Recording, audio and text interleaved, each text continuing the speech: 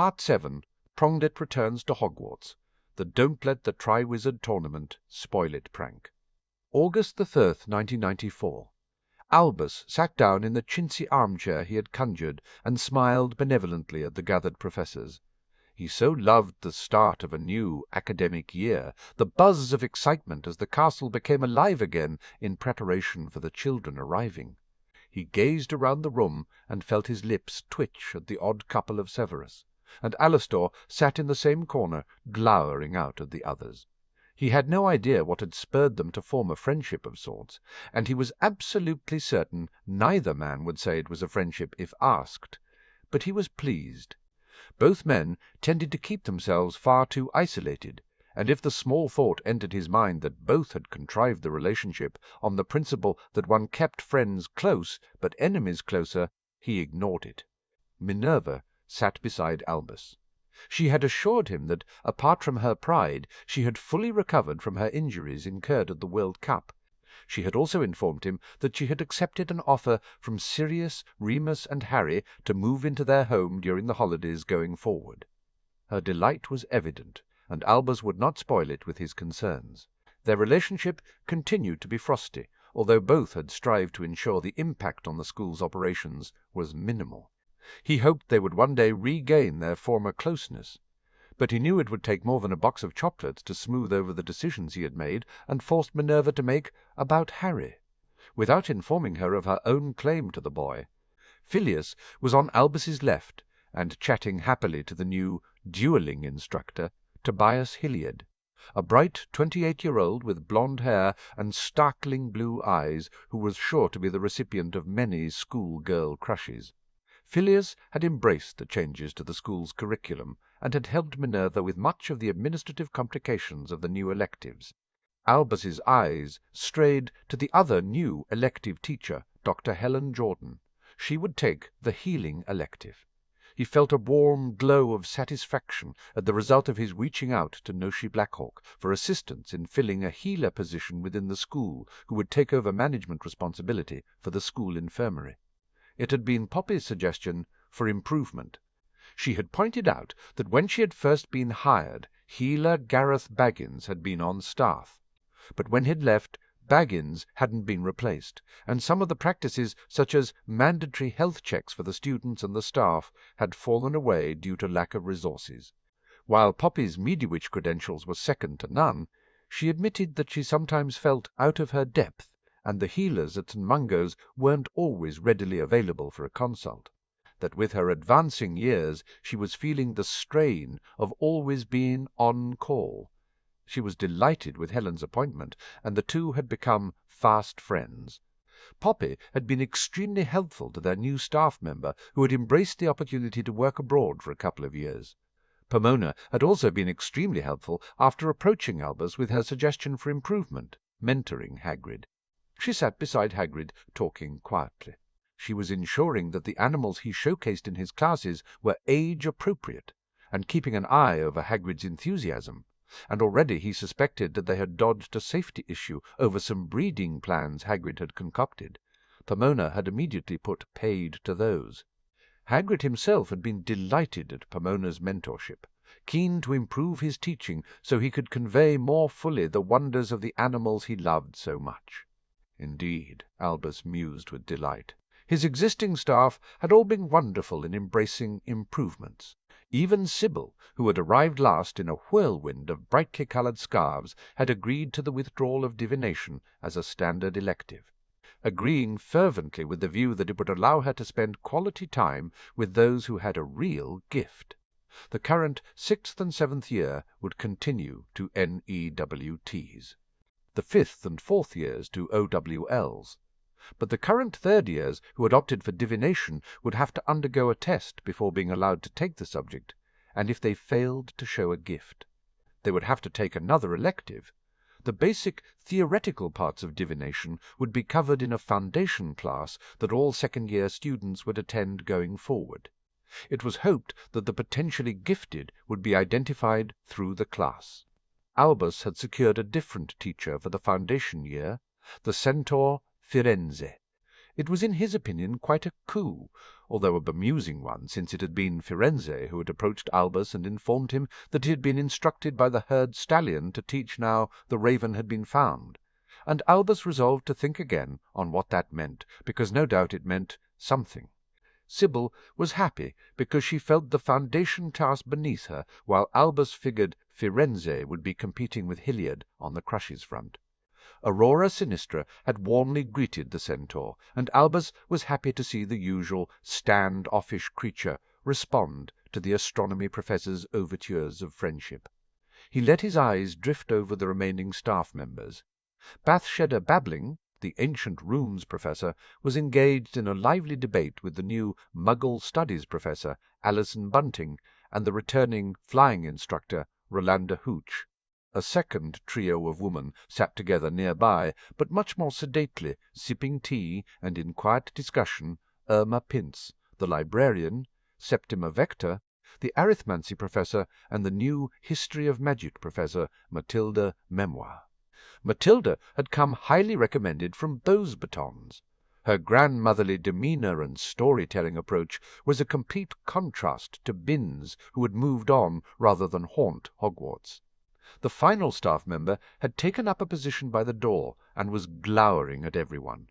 Argus remained firmly miserable, and Albus's remonstrations to him about his professional conduct and attitude with the students didn't seem to have made a dent.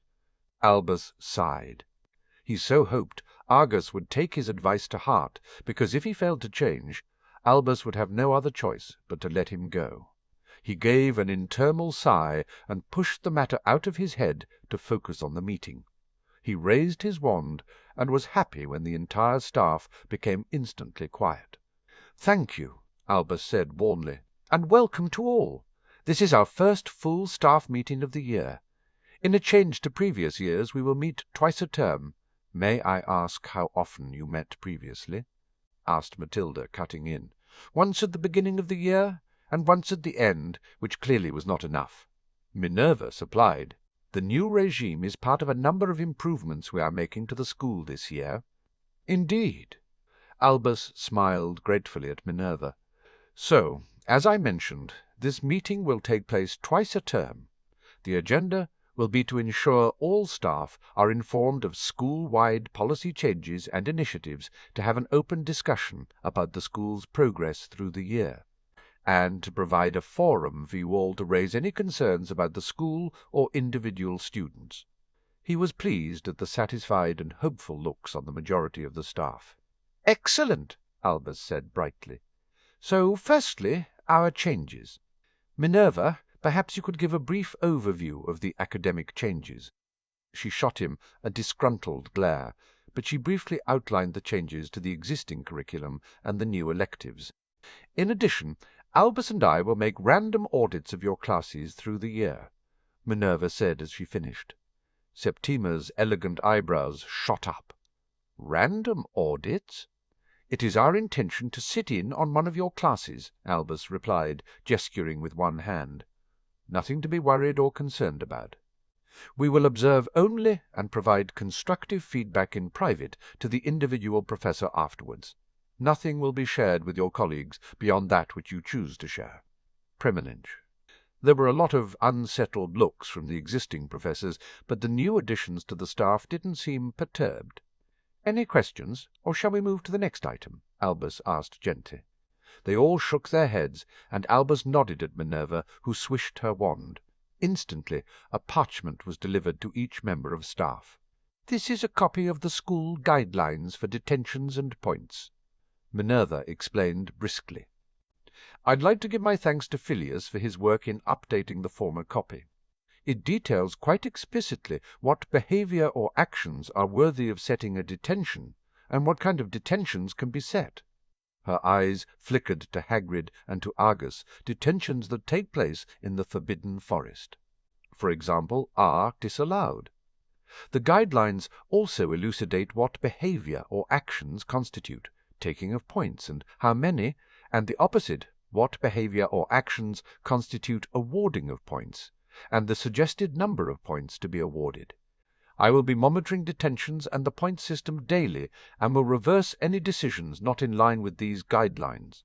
Phileas will act as my check in this matter and will monitor my performance." A stunned silence enveloped the staff room. "You are not seriously suggesting we comply to the letter of this?" Severus raised his parchment with disgust. "We are," Albus confirmed, "since it has been noted by our Board of Governors that our disciplinary policies have fallen into disrepair of late, and the staff's interpretation has not been equitable, leading to some students being punished for behavior, while others are not, some rewarded for behavior, while others are not. I do expect all of you to comply, and these are not new guidelines, as Minerva said. These are simply a revision of our existing guidelines." "Well, as someone new to teaching, I appreciate the guidance," Hilliard said cheerily. "This will come in very handy." He waved his parchment gaily and ignored Severus's sneer. "A copy of these guidelines will be posted in each common room," Phileas added. "The students will have full access and can appeal to their head of house for any unfair detentions or points, deductions as they could before. They will, however, run the risk of the punishment being doubled for any appeal that is found to be malicious or mischievous in nature." "If there are no further questions?" asked Albus gently. He didn't wait for the nods before he smiled and swished his own wand. A second piece of parchment appeared. "This is our new anti-bullying policy. I would thank Poppy for her input here." Poppy beamed proudly. "As per the discipline policy, all bullying behavior is strictly prohibited from name-calling to physical intimidation. Students may confide bullying in any member of staff with assurance of anonymity, and any medical treatment will also be provided under the same assurance. All reports should be forwarded to Dr. Jordan, who will lead a weekly review meeting with the heads of houses to determine the best way forward for the victim and the bully." Albus personally thought it was overkill, but Sirius's admonishments still rang in his ears. "Further," Albus continued gravely, "any reports of staff bullying the students will be dealt with most harshly. You will receive 1 verbal warning on a first offence, a written warning for a second, and a third will lead to automatic dismissal. Any physical harm to a student will bypass the warning system and lead to an automatic dismissal. There are obviously caveats for classes where injury may occur in the course of teaching. If any of you has concerns, please discuss them with me. You should also note," Minerva added, "that the warning system will also be used with students who are bullying.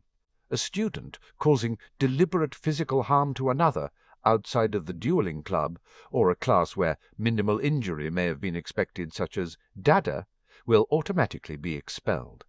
The Muggles, I believe, call this a no-tolerance policy. Again, the anti-bullying policy will be posted in the common rooms and outside the Great Hall to ensure the students' awareness." Albus added, "I would encourage the house heads to explain in face-to-face meetings within the first week of school." Minerva jumped in. "This way none of the students can claim that they missed being informed. While there will be some leeway during the first week as older students adjust to the new policy, there will be none beyond it." Phileas nodded happily. "An excellent idea, Minerva." "Excellent," parroted Severus. But Albus knew the head of Slytherin would keep his house informed. Severus might not like teaching, but he took his duties as head of house quite seriously. "We have one last policy change to cover. If you would, please, Alastor." Albus nodded at his old friend, who heaved a sigh and swished his wand, revealing a third parchment. "New security policy," Alastor said succinctly. "We patched some weak points around the forest and various passageways in and out of the castle. The wards have been updated to notify the headmaster if an animagus is on the grounds in addition to Minnie." "About time," Septima said briskly. "Additional security wards have been added to the infirmary stores and the potions stores. These can only be accessed by identified staff members. An automatic recall ward has been set in the library for overdue books or books restricted to the library." Alastor continued gruffly, "The wards on the broom store and Quidditch pitch are acceptable. Rolander looked vindicated, while Irma smiled pleasantly at Alastor, pleased at the addition of the new ward. Students will not be allowed out of the castle between the hours of 9 o'clock in the evening and 7 o'clock in the morning. Curfew for 1st through 3rd years is set to 9 o'clock. Curfew for 4th through 5th years is set to 10 o'clock, 6th and 7th to 11 o'clock. 5th year prefects will perform bed checks at 10 o'clock for the lower years. All missing students will be reported to the head of house. 4th through 7th years will not be given a bed time or a bed check as a privilege. Albus's lips twitched at Alastor's disgusted expression and Minerva's satisfied one. 6th and 7th year prefects will patrol the main corridors and areas between 8 and 10, Alastor said. This should enable them to be within their houses for curfew, with plenty of time to spare. Additional prefect duties will involve patrolling on the Hogwarts Express, monitoring their own year and one of the lower years at the house table during meals, providing assistance to any student during the Hogsmeade weekends outside of school grounds, and providing assistance to their head of house as needed in administrative or tutoring duties. The prefect's bath remains a privilege, and we have also established an inter-house prefect's common room near to the library. The head boy and head girl. This year's head boy is Robert Ogden, and the head girl is Natalie Warren. Minerva interrupted to announce, Mr. Ogden is a Hufflepuff, and Miss Warren is a Ravenclaw. As I was saying, Alastor threw Minerva a chiding look. They will have their own rooms and baths within their respective houses as a privilege. They will also have a study just down from the prefect common room. One of them will be expected to be present in that study between the hours of 7 and 8 in the evening to be available to students either for assistance in tutoring or to listen to student concerns. Their old duties remain, including assigning the prefect rota and managing the prefects, providing student feedback to the deputy headmistress, performing duties for the deputy headmistress as required, and representing the school when needed. They've received copies of the disciplinary guidelines, the anti-bullying policy, and this. He waved his parchment. They are expected to brief the prefects at a pre-journey meeting at 10:30 before the Hogwarts Express leaves King's Cross. The prefects have been notified of their earlier rendezvous time. Minerva jumped in. Alastor's magical eye whirled in her direction. Finally, staff have no curfew, although one was suggested. Severus snorted. Final patrols will be between 10 and 11:30 and cover the usual areas. A chorus of approval broke out at hearing that news. The old patrols had lasted until after midnight. While I will remain in charge of overall security, there will be a day-watch supervisor who will oversee breakfast and lunch and will generally make themselves available to the prefects if they require assistance through the day. There will also be a night-watch supervisor who will oversee the time from the beginning of dinner at 6 through to midnight. Rotas are at my discretion, and all staff will participate unless they have a signed note from Albus excluding them. They will be the first point of contact for any emergencies during that time. It's expected that in-house emergencies during the night will be dealt with by the house heads. New communication mirrors have been affixed within the common rooms and the living quarters of the house heads to allow the prefects to contact them in a timely way. However, 2 former colleagues of mine, Mary Hartley and Kenneth Day, will be patrolling Hogwarts as night security staff from midnight until 7. He grasped the parchment tighter and sighed. Hogsmeade weekends will continue every month during term time. 2 staff will be responsible for providing a point of contact for students within Hogsmeade itself. The day-watch supervisor will remain behind in Hogwarts. Alastor cleared his throat. We'll discuss staff presence during Yule and Easter another time, but otherwise the final thing to mention is the flu access. You've all got communication capability cleared for the flu in your quarters. I've shut down the common rooms, but they can be overridden by the house heads. However, the transportation facility is no longer under your control, and it is locked down. If you wish to have a visitor, I will facilitate flu access. Oh, that's rather an invasion of privacy, isn't it? Aurora complained. Albus noted that a number of the professors looked unhappy with the new rule. We can't have unknown people wandering around the castle. Alastor said bluntly. "You may think you're inviting a friend to have a drink or a meal in your quarters, but rumour has it there's an improved polyjuice potion about, and given the clear and present threat to Potter.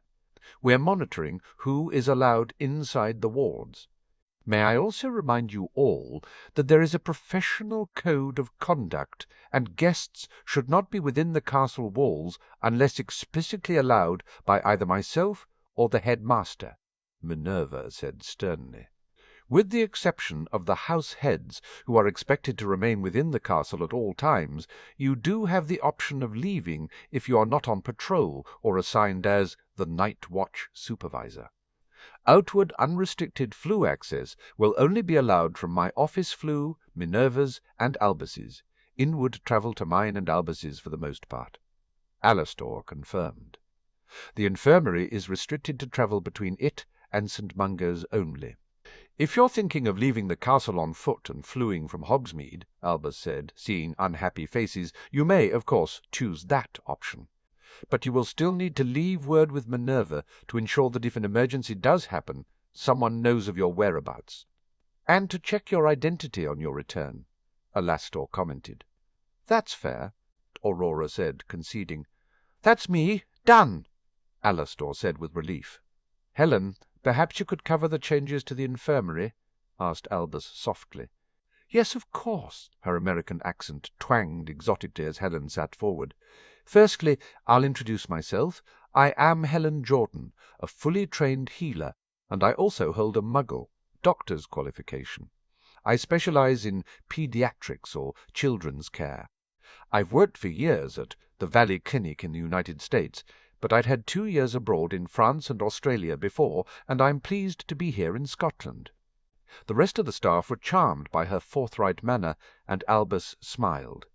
"I am now in charge of the infirmary, allowing Poppy to fully focus on her duties as the school mediwitch," Helen continued. "Poppy will continue to be the initial point of contact for first aid and triage. She will determine whether I am needed to provide addition treatments. I will handle ongoing treatments and check-ups where there is extensive damage. We will split night calls, probably taking alternate weeks. A schedule will be posted. Neither Poppy nor I will be unhappy if you make a mistake and contact the wrong person, but we would hope that you will endeavor to choose the right one, so we both have a chance of rest and a week of uninterrupted sleep." She paused and looked around the gathering. "Any questions so far?" Everybody shook their heads. "Okay, then. As of this term, we will revive the practice of mandatory annual school health checks for all students. A notice will be sent to parents and guardians during the first week.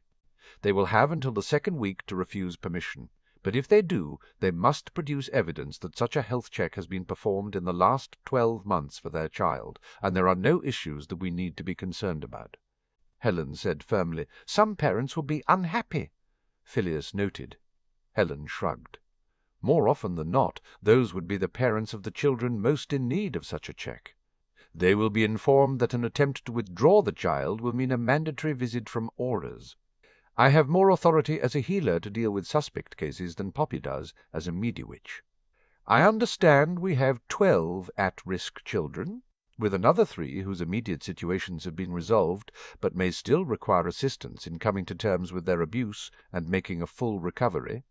Albus nodded gravely. "I'm afraid to say that we do.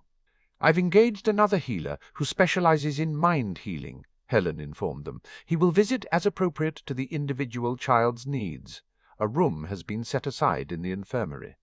Healer Alum will be arriving and departing through the infirmary flow in line with new security regulations." "Thank you, Helen," Albus said. "A couple of other things to mention," Helen said quickly. "1. If you wish for a full medical check-up in confidence as staff, you are entitled to ask for 1 and 2 after much discussion with the house elves. The menus have been revised to provide healthier options. I'd be interested in your feedback. And I'm done." She sat back and held up both her hands. "So, on to more pleasant things," Albus said briskly. "As you were all informed over the summer, the Triwizard Tournament will be hosted here at Hogwarts." He smiled out at his staff and was bemused when he took in the lack of enthusiasm. Come, come. This is marvellous news, and a wonderful honour for Hogwarts. Headmaster, as a historian, I am aware of the number of fatalities that have occurred in previous tournaments. What is being done to prevent a death occurring in this tournament? Matilda prompted. Albus beamed at her. Thank you for your very good question, Matilda. The tournament has been revised. Only those of age, by October the 31st, 17, will be allowed to enter. The tasks have been discussed and designed to be challenging with a hint of risk to the student, but no danger of imminent death. Additional security measures will be brought in during the tournament. I'm sure Alastor will brief us all at the relevant time. While I know it is an honour, Alison offered, I am concerned about whether we're going to get inundated with a large number of students from the other schools in our NEWT level classes. The delegations from Beauxbatons and Durmstrang will number 30 each, with 2 staff members in attendance, including the headmistress or headmaster. Madame Maxine has informed me that her students will not participate in Hogwarts's classes, as at least 5 of her likely students will be Vila or part Vila. Headmaster Karkaroff has also to date indicated a preference to school his own students, Albus explained. They will take meals with us, and will of course have access to our infirmary and library. I believe we're also setting aside a communal common room where all the schools can congregate. It will not be available to those below 6th year. Otherwise, I don't believe we will be that inconvenienced. Rolanda huffed. No, you're only growing amazed over the Quidditch pitch from the Easter holiday. The room erupted. Albus rapped the table sharply and brought order. Everyone, please! He glared at Rolanda, who glared back unrepentant. Some sacrifices will be made, and once the tournament is over, the pitch will be returned to its former glory. However, we will still have a Quidditch season, albeit compressed into the winter and spring terms. That's barely enough time, Minerva pointed out. We did discuss cancelling the Quidditch season altogether. Albus pointed out crisply. This was the compromise. Rolanda, tryouts will take place on the first weekend. The first match will be held in October, with another 2 matches held before the Christmas break in the usual slots. 1 match will play in February, 2 in March before the Easter break.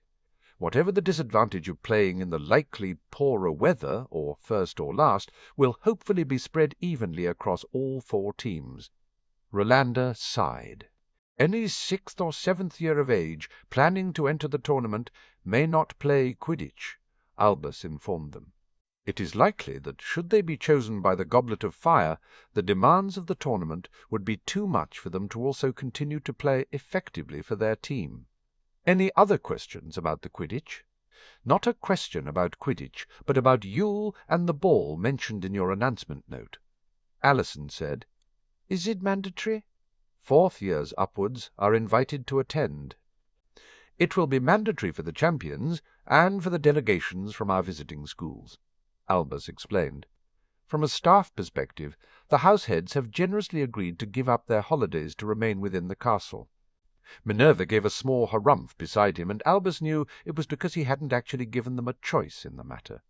Any other staff member would be welcome to remain for the ball, or to volunteer as a day or night watch supervisor during the period. I would ask you, let Minerva know by October the 31st what your individual plans will be, Albus said briskly. Would anybody else like to ask something? Albus, in light of the sanctioning of the duelling club, Professor Hilliard and I thought we might suggest a tri-school duelling competition. It would only involve those not chosen as champions, and be limited to the 6th and 7th years. Perhaps the Quidditch rule would also apply, Phileas said. Hilliard leaned forward eagerly. We're thinking a team of 4 from each school would take part. 3 rounds with the winner awarded a small cup or trophy. Oh, what an excellent idea, Albus said brightly. Please write up the proposal, and I will give it to the other heads immediately for consideration. There seems to be a lot focused on 6th and 7th years with this tournament, Headmaster, although admittedly the ball will be 4th years. And up, Bathsheba spoke up for the first time. However, I wonder, what about our younger years? An excellent point, Albus admitted. Perhaps I can prevail upon you all to think of some way we can make the tournament inclusive for our younger years, apart from their obvious role of spectators, and bring me some ideas." The staff exchanged looks amongst them. "Well, I believe we are now on the agenda item where I listen to any concerns you may have and open this up for discussion," Albus said. "I suggest we simply go around the room. Alastor, why don't you start?" "You know my thoughts already," Alastor said bluntly. "Cancel the tournament. The security exposure is enormous." Albus sighed and moved on. "Severus?" "I agree with my colleague. The tournament will be nothing but trouble," Severus said smoothly. "Your concerns are noted, but let's move on, shall we? Are there any other concerns besides the tournament?" "I do have one," Septima said when everyone else remained quiet. "The death threats against Harry Potter. The improved security is welcomed, but the attacks at the World Cup were frightening to read about. The suspect is an unknown Death Eater, using a reformed version of Polyjuice Potion to hide his identity, and he owns a house elf, which causes another set of issues." Alastor replied, "The house elves are taking care of the latter, and so long as the traffic in and out of the castle is monitored, we shouldn't have a problem." "Will Potter come on the express, or is Black making special provision for him?" asked Severus. "We are not releasing that information." Minerva glared at Severus. Septima cleared her throat. "What about the safety of the other students? If this madman decides to attack the boy on the train, others will be at risk. Surely it would be better for him to flew in, and for that to be released to the press." Albus noted there were a few nods of agreement around the room. "The safety of all the students remains a top priority. Lord Black and I are still finalizing the decision regarding Harry's travel." "It's good thing to question. We should all consider the safety and the security of the school every day," Alastor said bluntly. "If a colleague or a student starts to show unusual behavior, report it to myself or Minnie. Personally, I've been appalled at the security and safety deficits of previous years. I'd like to think we won't have these issues if we all practice constant vigilance." Albus smiled brightly at Alastor and ignored his ringing ears. "Well said. Are there any other concerns?" "No." His gaze swept around the room. "Then let's have supper and toast the beginning of another year." He decided to ignore the eye-rolling of the rest of the staff. "000, September the 1st, 1994.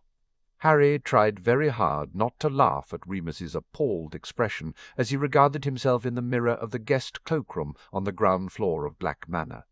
Sirius sniffed at him. "What? Why do I have to be the woman?" asked Remus bluntly, running his hand over the dress Sirius had hustled him into a mere 10 minutes before. "There are just so many comebacks to that Mooney, I can't settle on one." Sirius smirked at him. Remus glowered at Sirius.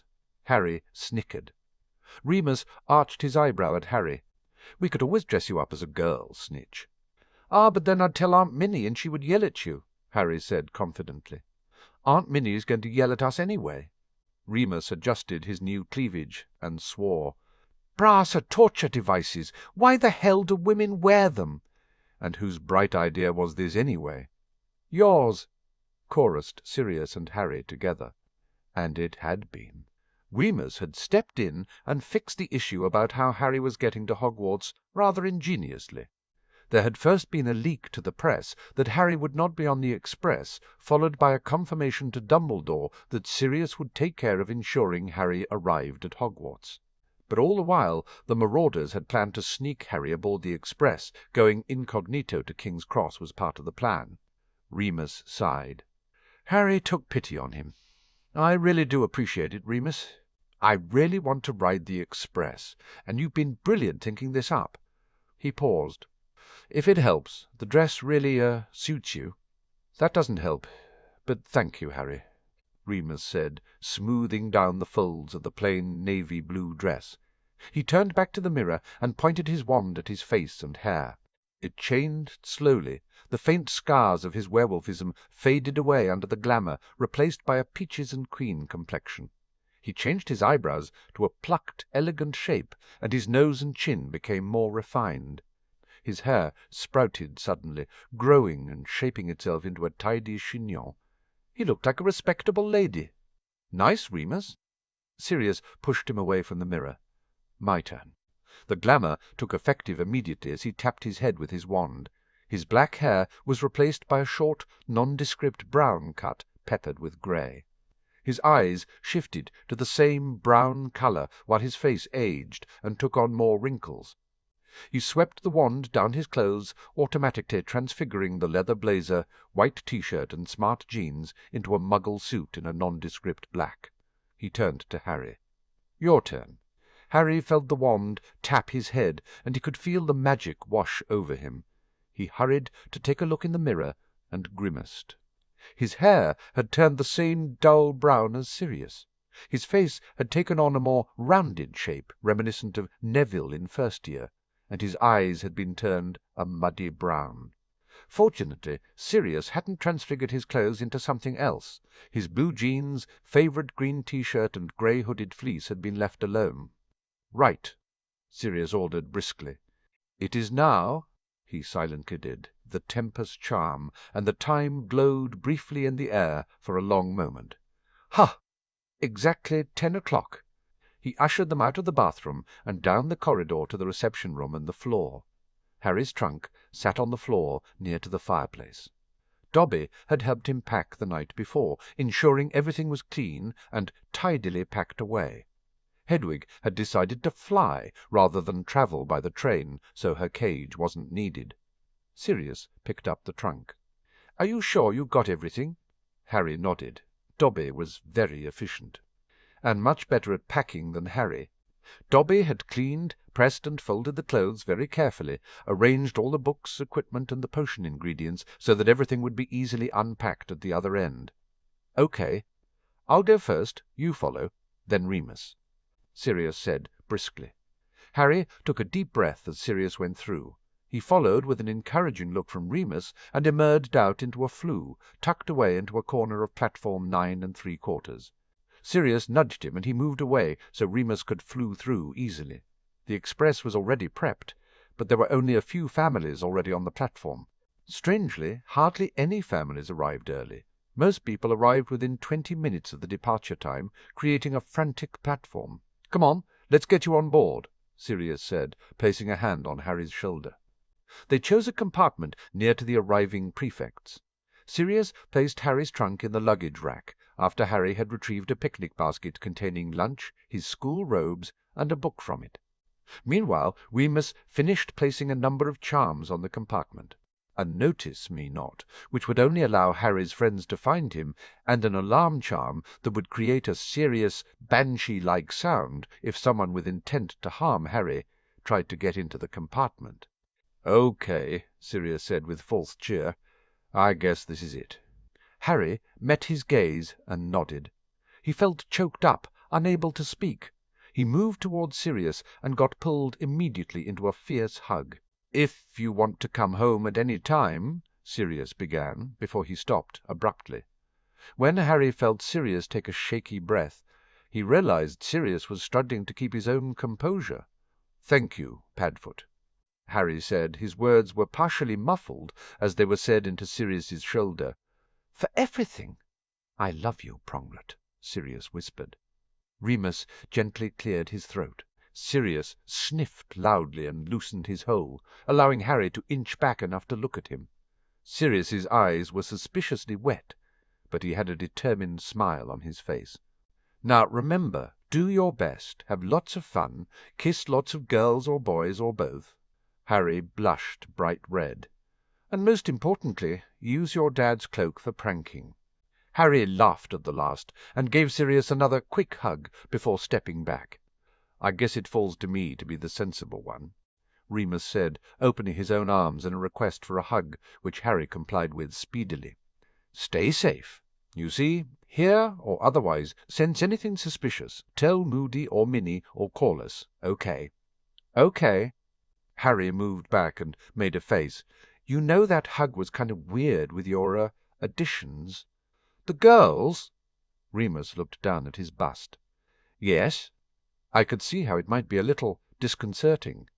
And on that disturbing note, Sirius reached over, pulled the blind down on the window, and tapped his wand on Harry's head, returning him to his usual form. All done. They all looked at each other. "Best summer ever," Harry declared softly. Sirius smiled. "Call me on the mirror once you're back in the dorm after the feast to let me know you're safe." "I will," Harry promised. "Okay," Sirius said firmly. "We're leaving." Neither he nor Remus moved. Harry rolled his eyes. "I'm going to be fine." Sirius sighed, gave him another gentle hug. "Be good, and if you can't be good, don't get caught." He dropped a kiss on the top of Harry's head, and when he stepped away from Harry, Remus caught Sirius's arm and gently dragged him out of the compartment, closing the door softly behind them. Harry threw himself at the nearest bench and worked on, not crying for a good minute. It was stupid, Harry thought miserably. He was going back to Hogwarts. He should be happy. But there was an ache in his chest, a desperate urge to pick up his trunk and leave, return home. Home. He had one now, and it was filled with love and banter and belonging. Finally, belonging. Merlin. But he missed Sirius already, Remus too. And Dobby. He blinked back tears and told himself to stop being a baby. He was 14, and this was his 4th year, and it wasn't as if he wasn't ever going to see them again. He was seeing them every Wednesday for his usual duelling lesson. He shouldn't be bawling his eyes out like a first year. There was a soft knock on the door, and Harry immediately stood drawing his wand. Hermione opened the door and smiled at him happily. "There you are!" Hermione shooed him back while she got her trunk into the compartment, and he sprang forward again to help her, levitating the trunk up to the rack and sheepishly musing he should have done the same with his own. "How did you know I was on the train?" asked Harry once. Hermione settled on the bench opposite him. "Dobby popped by and gave us a note from Sirius 10 minutes ago," Hermione explained. "We decided to flew instead of driving because I didn't like the idea of you sitting alone on the train for a whole hour by yourself, brooding." Harry frowned as he considered if he was totally predictable in his reactions. Hermione's eyes narrowed on him. "I figured that you would probably feel how I felt in first year." "How's that?" asked Harry, staring at the corner of the compartment. "Like you want to get off the train and go home," Hermione said bluntly. Harry's gaze jerked back to her. Hermione smiled self-deprecatingly. "I'd never been away from home before, and I was nervous, and I missed my parents as soon as I said good-bye to them, and I think I volunteered to go look for Trevor because it meant I had something to do, and I could just stop thinking about home so much." "But I'm not 11, and it's not like this is my first year," argued Harry. "You must think I'm pretty stupid to—" "Be homesick?" Hermione supplied. "Oh, Harry!" She dived across the compartment and hugged him before settling next to him, wrapping her arms around his right arm, snuggling into his side with her head on his shoulder. "This," she said a little hesitantly, "this is the first time you've really had, well, people to miss, isn't it?" Harry nodded, knowing she could feel the movement even if she couldn't see it. "Well, see, it's perfectly normal." Hermione squeezed his arm. For a while Harry soaked up her comforting empathy as outside of the train the platform started to fill with families dropping off students. "How?" Harry said eventually. "How did you cope with it?" "Honestly," Hermione answered, "I didn't at first. I cried myself to sleep every night for the first couple of months composing the letter I was going to write to my parents, begging them to let me come home." Harry felt incredibly guilty. He'd had no idea she'd felt that way. "And after that?" "I had you," Hermione said simply.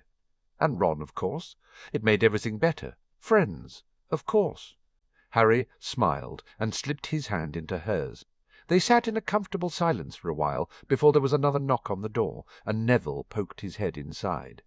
He grinned at the sight of them, and Harry blushed a little self-conscious that he had been caught holding Hermione's hand and cuddling with her.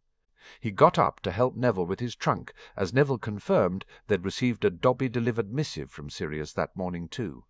Neville took the seat Hermione had vacated, and Harry slipped back into his own. Although there was an inch of distance between himself and Hermione that hadn't existed before Neville had entered, "I have to admit," Neville said brightly, "I'm looking forward to going back this year." "Yeah?" Harry smiled, pleased for his friend. Neville waved his new wand. "After all the tutoring and everything, I might even keep up in class." "I'm sure you will, Neville," Harry assured him sincerely. Neville wasn't a bad spellcaster, he just needed practice. "Maybe we can help each other outside of class. I can always do with help in herbology." "You're on?" Neville grinned. "That's a wonderful idea," Hermione said. "I have to admit, I just don't have a talent for the practical side of herbology." "Hermione, you get straight O's, so I think you might have some talent," Harry said dryly. Hermione blushed, but laughed along with Neville and Harry. "Where is Ron?" wondered Harry.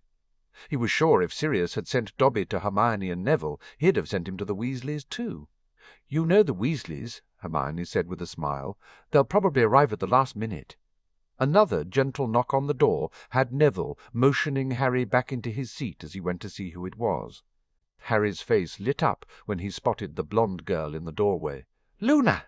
Come in," he said, unaware Hermione was gaping in surprise. "Hello, Harry. Did you know you have EBBs guarding your door?" Luna asked dreamily. "Remus put up some charms," Harry explained as he got up and helped Neville with Luna's trunk. "Do you know Neville? And Hermione? We've never been formally introduced," Luna said as she sat down next to Neville opposite Hermione. "I'm Luna Lovegood. Neville Longbottom." Neville smiled at her warmly. "Hermione Granger." Hermione gave her a small wave. "I thought your dad's article about Harry was the best of the three published." Luna's delight shone from her face and happy smile. "Thank you. He'll be pleased to hear that."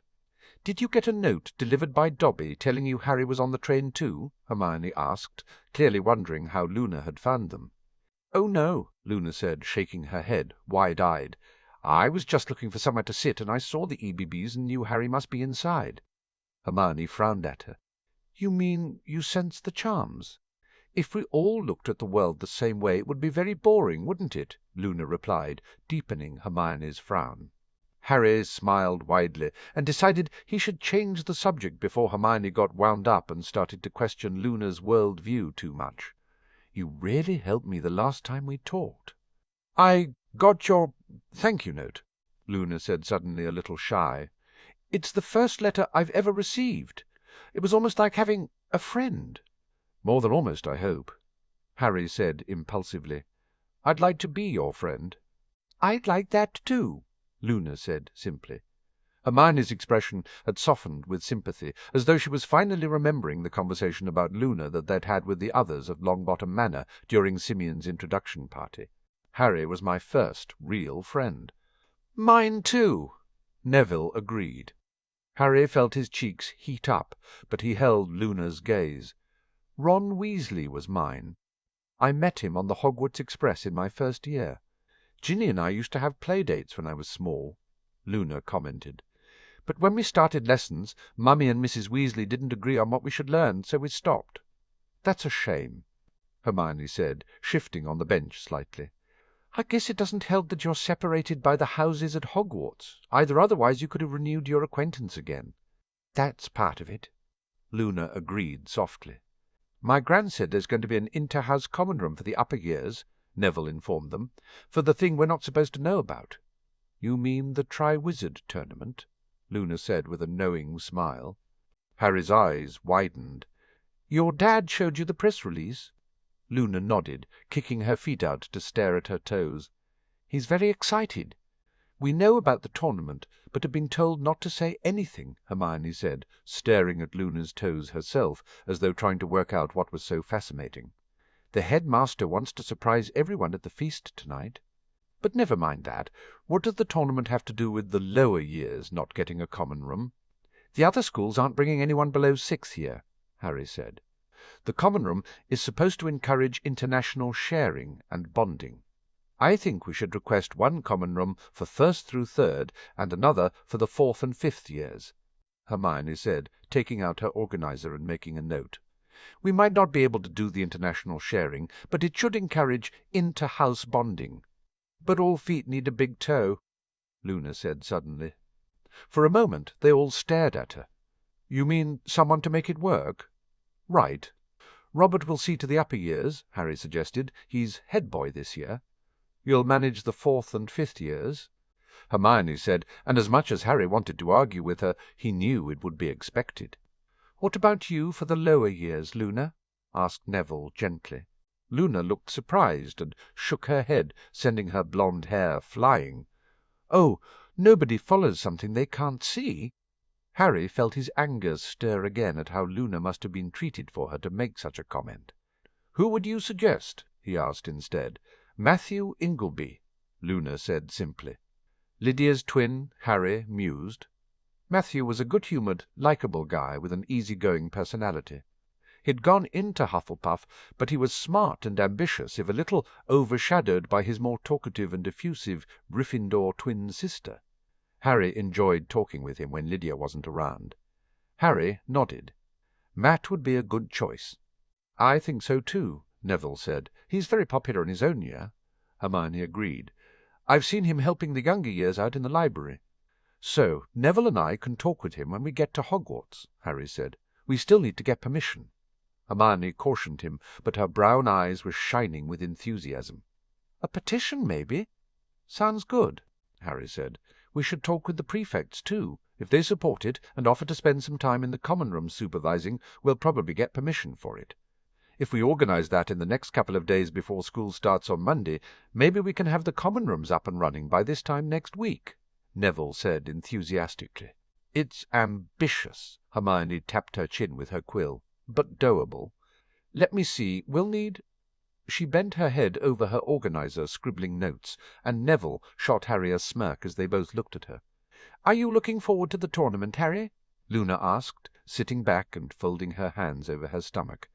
Harry lifted a shoulder in a half-hearted shrug. It might have been nice to have met some foreign students, but as the ones who are coming are all older than we are, I doubt they'll socialize with us much. I'm with Harry, Neville said. I'll go along to watch the tasks and cheer on the Hogwarts champion, but I'm not really that fussed about it. Hermione sniffed. Personally, I think the tournament's aims are good, but its record is very spotty. 2 of the champions died in the 3rd task last time. My daddy thinks it's a very bad idea, Luna agreed. One of the champions that died was his friend. Oh, how horrible, Hermione exclaimed, looking up. She frowned. Your dad went to Hogwarts, though, didn't he? I thought the 2 who died were from the other schools. Francine was friends with my mummy. She went to Beauxbatons instead of Hogwarts because Grandmère was French. Luna explained. Daddy lived next door to Mummy growing up, so he got to know her friends from school. Hermione finished. How awful that your dad and Mum had to go through something like that. Her gaze drifted to Harry, and he gave her a reassuring smile. Don't worry, Hermione, Harry said firmly. I have no intention of entering the tournament. Sirius says they're putting a whole heap of protections around the artifact, so it'll be impossible for someone underage to enter. It won't stop some people trying, Neville commented, raising his voice to be heard over the clamour of people shouting on the platform outside. Triwizard champions used to be able to write their own futures after winning. They had the pick of the available mastery slots and the open job positions. Then there's the fame and the money. Harry shrugged. I don't need any more fame, and I'm comfortable. I'm quite happy for someone else to go ahead and get the glory while I have a quiet year for once. He sighed. You know how I was thinking of Quidditch after school? Neville and Hermione nodded, while Luna looked on curiously.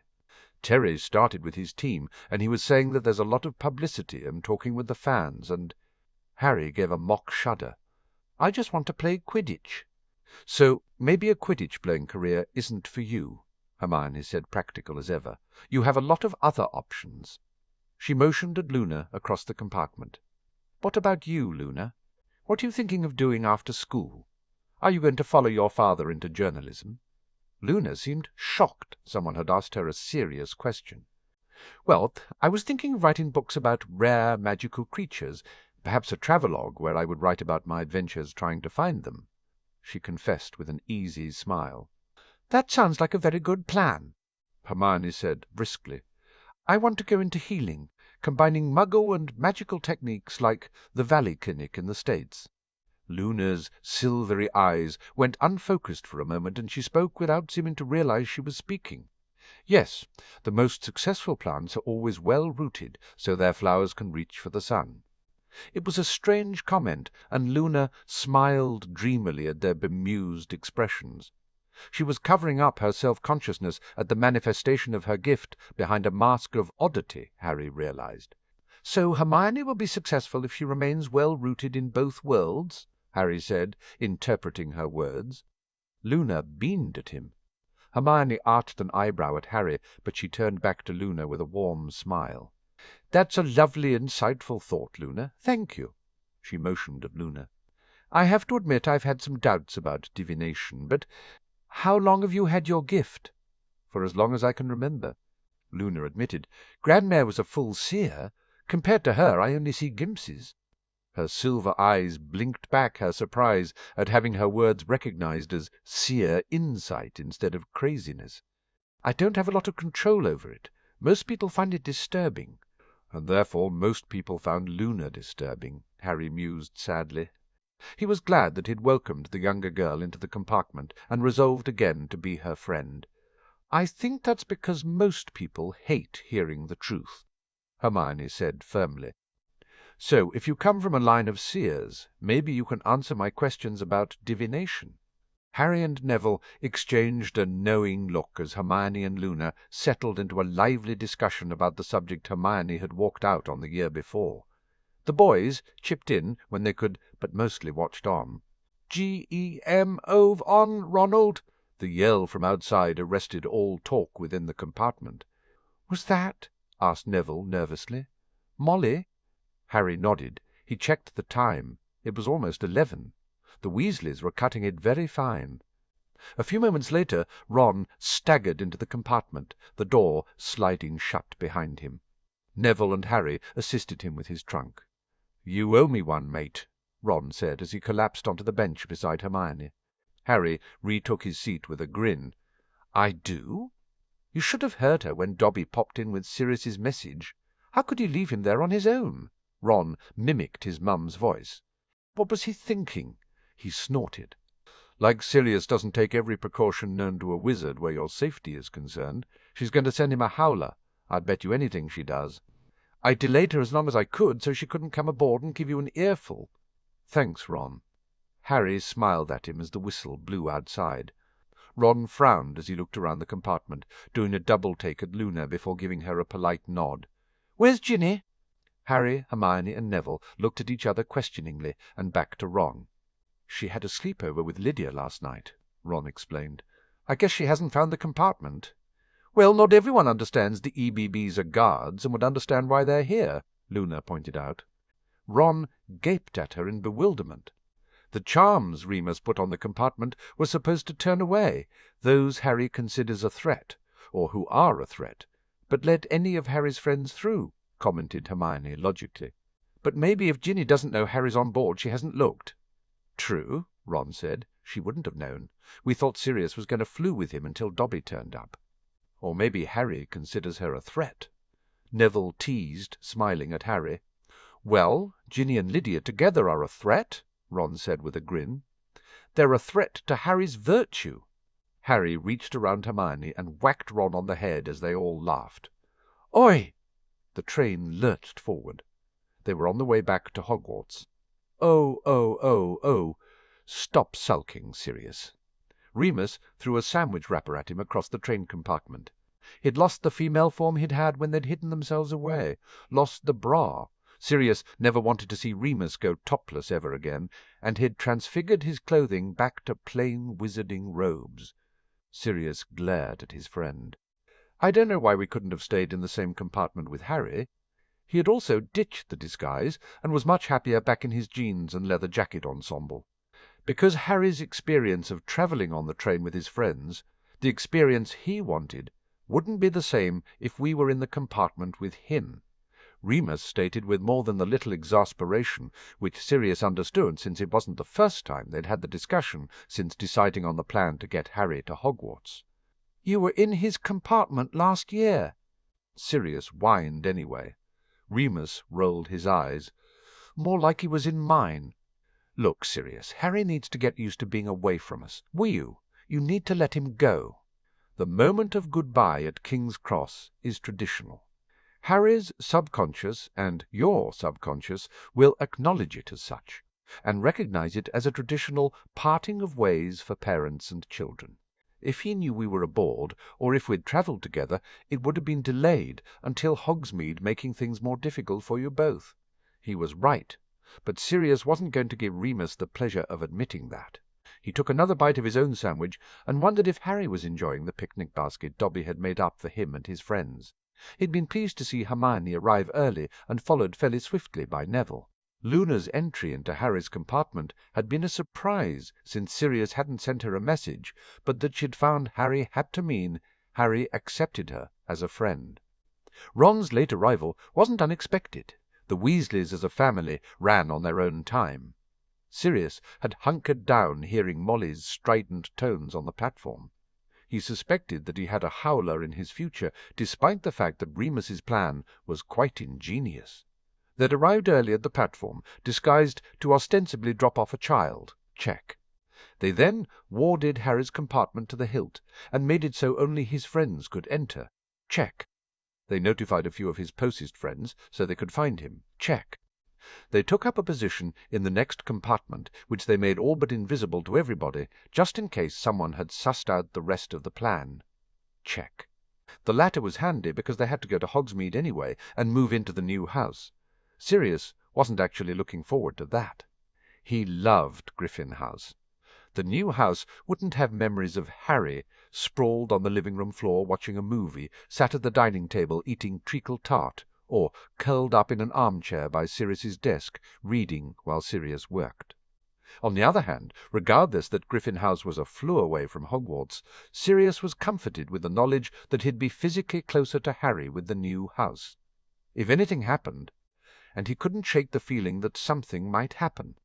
Noshi's warning kept ringing in his ears, how Harry would be injured and Sirius would take him back to Noshi to heal. No, it wasn't inevitable. Hadn't he and Noshi discussed how prophecies and visions might give the impression of things that really weren't what they seemed?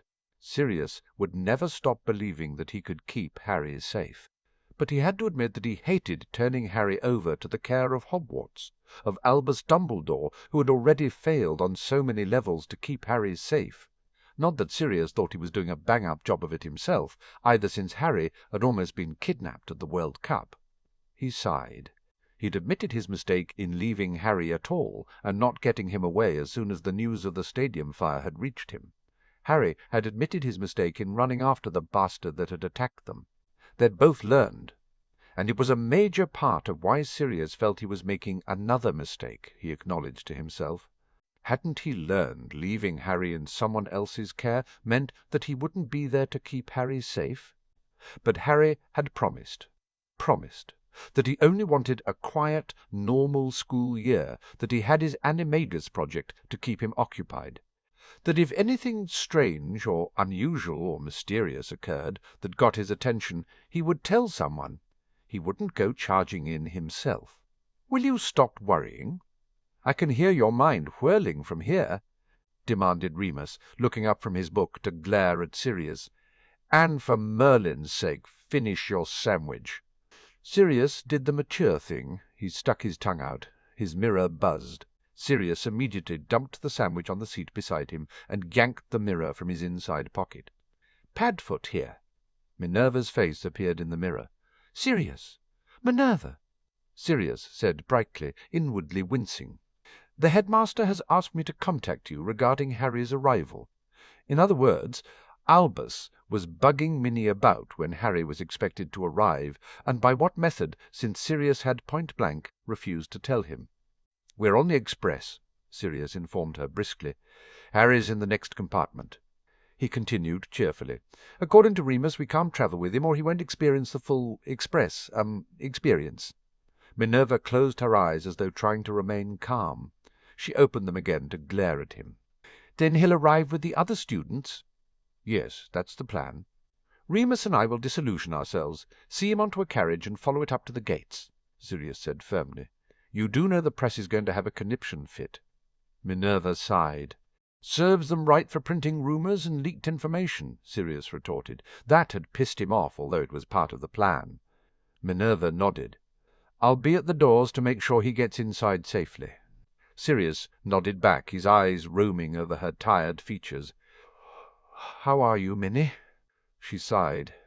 "I'm all recovered." Her features softened a touch, the stern lines easing. "Try not to worry, Sirius." The mirror went blank. Sirius tucked it back into his pocket. He picked up his sandwich and discarded it again. He shifted restlessly, an urge to sneak to the compartment next door and just check on his son.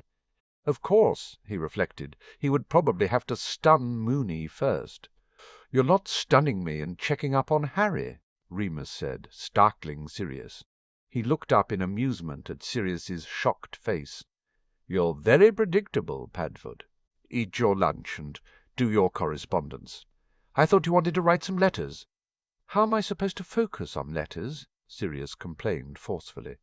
He got to his feet and paced. He hadn't felt so adrift since he'd lost Lily and James and Harry. He lurched to a stop. "It's like I've lost him again, Mooney." The wave of emotion, as he confessed the truth of the sick, aching feeling in his gut, had him immediately seeking a refuge, his usual refuge. He turned into Padfoot, slumped to the floor, and gave a miserable whine. Remus immediately set aside his book and dropped to the floor of the compartment.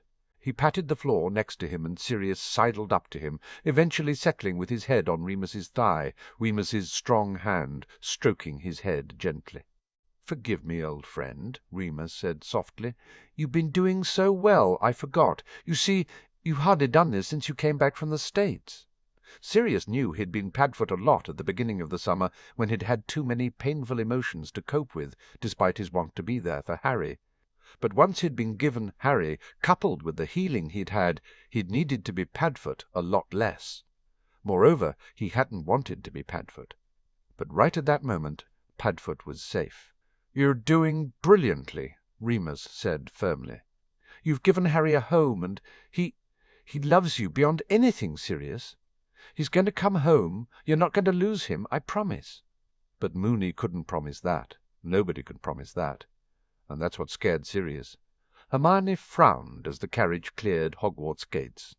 Harry had brightened up during the train journey to Hogwarts, but he had fallen quiet again when they'd arrived at Hogsmeade, and during the ride to the school he had been positively moping. She wound her arms back around Harry's left arm and gave him a sympathetic squeeze. Her eyes caught on the silvery gaze of Luna across from her, and Luna gave an imperceptible nod of pleased understanding at Hermione's action. Hermione had come to appreciate the quirky Ravenclaw during their time on the Express.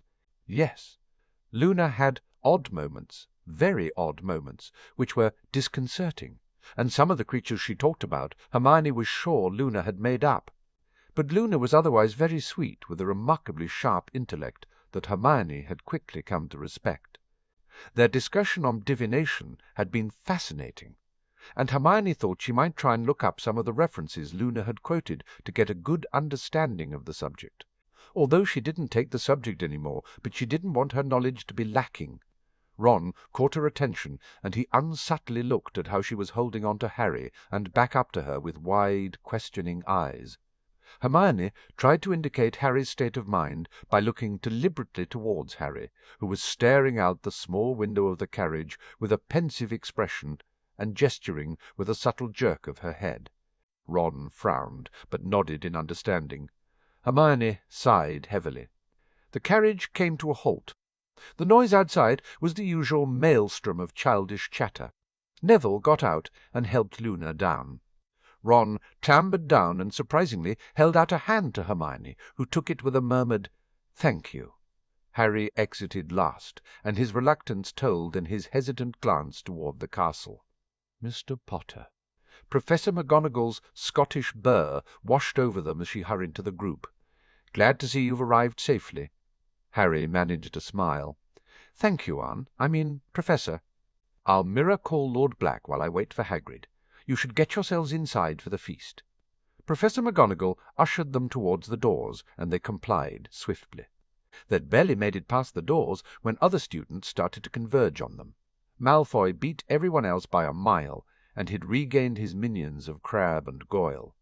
Weasley, Longbottom, Granger. Malfoy's eyes took in Luna, and a small frown appeared. Lovegood. He turned his gaze to Harry. "My father said you would arrive with everyone else," he proclaimed grandly. "I thought it best not to seek you out beforehand." "Thank you, Draco," Harry said dryly. "Did you have a good journey?" "Entertaining for the rest of us." "Not," said, falling into step beside Malfoy, Goyle dropping back to let him. "Parkinson has a plan to get her arrangement with Malfoy reinstated," he said in a stage whisper. Malfoy blushed bright red. "Thank you for sharing that with the world, Not." Not grinned at him. His dark eyes slid over Luna, sandwiched between Harry and Neville. He raised an eyebrow. "Protected?" Harry followed his gaze and nodded. The Slytherins peeled off as they crossed the threshold to the great hall. "Harry!" The girlish shriek had them all wincing. They turned to find Lydia and Ginny barreling towards them, along with another third-year girl, Jessica, who was Lydia's best friend. "Save me!" whispered Harry urgently. Hermione stifled a giggle and gave Harry a nod. "Harry," she raised her voice a touch, "why don't you and Neville escort Luna over to the Ravenclaw table? Ron and I will save us some seats." Harry shot her a grateful smile. Neville immediately offered his arm to Luna, and Harry hurried to follow his example. The young blonde girl gave a delighted smile and winked at Hermione as they led her away. Hermione saw Harry was aiming for Michael and Anthony. No doubt Luna would be given over to their care. Hermione pushed Ron towards the benches, but their progress was arrested by the arrival of Ron's sister and the two other girls. Hermione felt a surge of irritation with the youngest Weasley. She couldn't exactly blame Ginny for grasping the other's offers of friendship. Merlin knew she knew herself what it was like to go without close friends, but it made a mockery of Ginny's professed desire to seek a genuine friendship with Harry when she hung around with girls who so blatantly wanted the boy who lived, not Harry. "Who is that with Harry?" demanded Lydia. "Luna," replied Ginny absently, tucking a strand of red hair behind an ear. "We used to play together when we were small." "Luna? Who?" Lydia frowned. "Lovegood," Hermione supplied. "Is there something you wanted, Ginny, because we'd like to sit down?" Ginny flushed. "When did Harry arrive?" "He was on the train," Ron said, pushing past his sister to get to the table, where he slid onto the end of the bench near to the door. Hermione sat down next to him as he moved up a space, exchanging a quick look with him that confirmed Harry would take the seat in between them when he returned. "What do you mean he was on the train?" Ginny sat down opposite her brother, and her new friends quickly took the spots next to her. "Sirius put him on the train this morning and sent Dobby with a note to let us know so we could find him," Ron said succinctly. "You could have found me on the train and told me," Ginny argued fiercely. Ron shrugged. "Couldn't give Harry's position away, could I? It wouldn't have been safe, and Sirius would have had my head, not to mention Mum." Ginny opened her mouth and snapped it shut again, obviously realizing the validity of Ron's words. "Why is Looney with him?" Lydia asked snootily, casting a look back over her shoulder to where Harry and Neville were stood by the Ravenclaw table. Hermione pursed her lips disapprovingly. "Luna," she stressed the girl's name, "is Harry's friend." She shot a look at Ginny, who got her meaning immediately if the bright red blush was anything to go by. She ignored her own twinge of jealousy that Luna might fit Harry's criteria for a girlfriend, since it was clear that she saw him for himself and not for his titles. "Ron." Lavender took the seat next to Ron and smiled at him coquettishly as Parvati took the seat beside her. Hermione blinked. Had Lavender just batted her eyelashes at Ron? Lavender ran a hand over Ron's arm. "I love your new robes. Very stylish. Where did you go?" "This isn't Madame Malkin's work." Ron swallowed hard. Well, Bill has this mate, and... Oh, does he do women's clothing?" It was all Hermione could do not to start laughing herself, silly at the utter horror on Ron's face at the question. "No," Ron said immediately. "That's a shame." but he obviously does good work." Lavender smiled again. "You look smashing."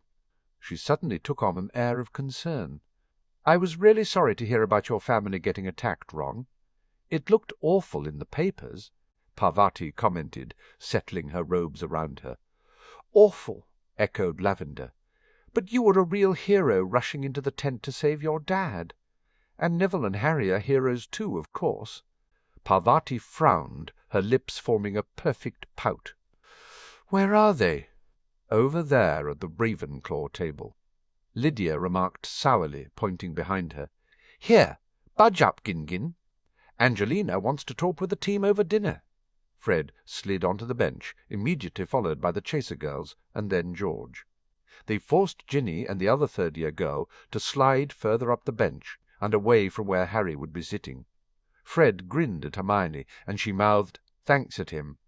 She craned her head to sneak a peek at Harry, who had been accosted on his way back to the Gryffindor table by some of the Potter Alliance heirs, including the new head boy. Neville had stayed with him. Ron followed her gaze and sighed. "They never give him a minute of peace, do they?" "Well, politically he is their leader," Hermione murmured unhappily, but she was in agreement with Ron. The Alliance members were great, but they needed to remember Harry was just Harry now. He was back at school. "Children!" Professor Dumbledore's voice rose above the babble and commanded silence. "Please take your seats. Our first years are awaiting their sorting, and I'm sure we are all hungry enough not to wish to delay our welcoming feast any longer than necessary." Everyone not seated immediately scattered for the tables. Harry slid in between Hermione and Ron as Neville took the seat Hermione had left at the end for him with a grateful smile. Hermione gave Harry a quick smile as the side door opened and Professor McGonagall led the first years in. They looked so small and scared. Hermione knew intellectually that she and her peers must have looked the same, but it seemed so unlikely.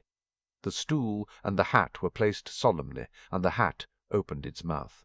"I am the sorting hat. Not a mat, a bat, a cat. I will sort you once tonight, making sure your home here's right. Those with cunning, Slytherin bound. Those with loyalty, Hufflepuff sound. The brave and noble Gryffindors be. Knowledge and witty, Ravenclaws, see? But the cunning need to watch for greed, and the loyal may hide a too trusting side. The brave always fall to the reckless call. Thinkers fail to look further than a book. But you are all these things, and our battle will be won only when this truth is known and Hogwarts stands as one." Hermione absorbed the words of the sorting song and sighed. It was paradoxical to harp on about sorting people by attributes one moment and to talk about unity in the next. Of course, their idea for an inter-house common room was the same foolishness in some respects, but maybe that was the hat's point, that they should try to see beyond the differences of their house placements and see the similarities of being Hogwarts's students. She politely clapped as the first student was sorted into Hufflepuff. Harry fidgeted beside her, and she heard Ron tell him in a loud whisper that the first years were midgets. Hermione shifted against the hard wooden bench and tried to keep her mind on the sorting. It was a traditional part of the school, she berated herself firmly. She should pay attention and be respectful. It was an effort. Ron continued his side whispers to Harry the entire time, despite her chiding looks, which were partially because she felt jealous that she couldn't be as sanguine as he in ignoring the sorting. Harry only came alive as a Michael Gilligan was sorted into Ravenclaw, clapping loudly and cheering. She remembered that the boy was the first recipient of the Lily Potter scholarship. The sorting hat finally finished, and the headmaster made his usual bizarre and eccentric welcome of odd words before food appeared. 10 minutes later, Harry sat beside her, poking at his chicken dinner without enthusiasm. "Eat, Harry." Hermione remonstrated in a whisper. "You can talk with Sirius as soon as the feast is over." "Luna said pudding would cheer me up," Harry muttered, pushing his chicken away and reaching for the treacle tart. "You're going to be starving by breakfast if that's the only thing you eat," Hermione pointed out, exasperated. "It's just sugar." "Save a slice for me." Ron said, waving a forkful of mashed potatoes. Hermione noticed Ron was eating much more neatly than ever before. She wondered if it was Andy's influence or the new robes Ron wore. Perhaps, she considered, having new things had increased his want to keep them nice, whereas he'd never had any respect for his second-hand things, not even his wand. Harry's plate consisted of a huge slice of treacle tart, a large blob of cream, and nothing else. But he was at least eating it. Hermione sighed. "So I wanted to talk to you about Quidditch, Harry." Angelina spoke up, gaining Harry's attention. "You're my seeker, right?" "I meant to say congrats at getting captain." Harry grinned. "And sure, if you'll have me." Angelina beamed with pride and rubbed the shiny badge that was pinned to her robes. "Course I'll have you. You're the best seeker here. We need a tryout, though. Apparently we're allowed a reserve for each position this year, and we need a keeper. Ron's going to try out for keeper," Harry said immediately, nudging Ron, who almost dropped his fork. "Yes, me." Ron managed to get out as Angelina pinned him with an interested stare. "Well, you're a Weasley, which is a good start." Angelina nodded sharply. "You been practicing? All summer?" Fred chimed in. "Him and Ginny," George added. Angelina peered down the line of her Quidditch team on their bench to the younger Weasley. "Chaser or seeker?" Ginny almost swallowed her tongue. She went bright red, but her chin was up. "Chaser? But I didn't think I'd get a place till next year." "Charlie helped us practice when he was over from Romania," Ron blurted out. Angelina smiled. "Well, tryouts are this weekend." "This weekend?" Ron went white under his freckles. Harry scooped up more tart. "Don't worry, Ron. We can have a practice session tomorrow evening." Ron calmed down a bit. "Can I come along, Harry?" "I'd like to get some more practice in, too," Ginny asked. Hermione's eyes snapped to Ginny, surprised she'd been brave enough to ask. Maybe her advice to Ginny for her to find something Ginny and Harry both liked as common ground was actually helping Ginny overcome her timidity where Harry was concerned. "Sure," Harry motioned at Angelina. "We could make it an official practice session for anyone wanting to try out, right?" Hermione bent her head to head her smile. Poor Ginny. Harry was either completely oblivious, or far too knowing for him to have suggested that. She was thinking oblivious. "Sounds good to me. I'll get the pitch book soon as dinner is finished." Angelina said, grinning, "I want that cup, Harry." "As long as you don't drag me out of bed at 5 o'clock in the morning like Oliver, I'll do my best," Harry countered, grinning back at her. Angelina gave a very unladylike snort. "No chance. And if you catch me making airy-fairy speeches to motivate you, you have my permission to douse me with cold water." "So," asked Fred. "How are you going?" continued George. "To motivate us?" Fred leered at her. "I vote for kissing," chorused the twins. Harry went red and almost choked on his tart. Hermione patted his back and handed him some pumpkin juice. Angelina snickered. "I'll consider it for Harry," she said with a wink at Harry, "but definitely not for you two." She laughed at the over-the-top, outraged expressions on the twins' faces. Hermione laughed along with the others, and tried to ignore the plummeting sensation in her tummy at the idea of Angelina kissing Harry. Angelina was very beautiful. This, Hermione reminded herself, was why she had originally decided looking at Harry as a potential boyfriend was a very bad idea. A clinking sound of a goblet drew their attention towards the headmaster. "Ah, thank you for letting me interrupt the end of your splendid meals." Professor Dumbledore smiled benevolently around the great hall. "I have some announcements." He presented the new members of staff, and everyone politely clapped. Hermione spotted Harry's wide smile at the announcement of the new healer. "Do you know her?" she whispered. "She was one of my healers at the Valley Clinic," Harry said. Hermione brightened. Perhaps she could go and talk to Dr. Jordan. It would be useful to get an idea of what she needed to do from someone who had already attained both a healing mastery and a doctor's qualification. There were yells of approval for Tobias Hilliard, and Hermione rolled her eyes at how Parvati and Lavender squealed. Great, she mused. No doubt she'd have to listen to endless rambling about Hilliard's eyes and his hair and his perfect duelling body. Not that she paid attention to that kind of thing herself. Lockhart prompted her conscience. She mentally stuck her fingers in her ears at the memory of liking that insufferable obliviating Pratt. She sighed. Now, some serious notices. Professor Dumbledore intoned, regaining her attention. We have a new security policy which does affect curfews. Please take a moment to read it, as it is there for your safety. It will be posted outside the Great Hall and in your common rooms. There is also a new anti-bullying policy, again posted in areas where you can read it, but the gist of it states that we will not tolerate any kind of bullying behavior. His surprisingly stern gaze swept over the student body.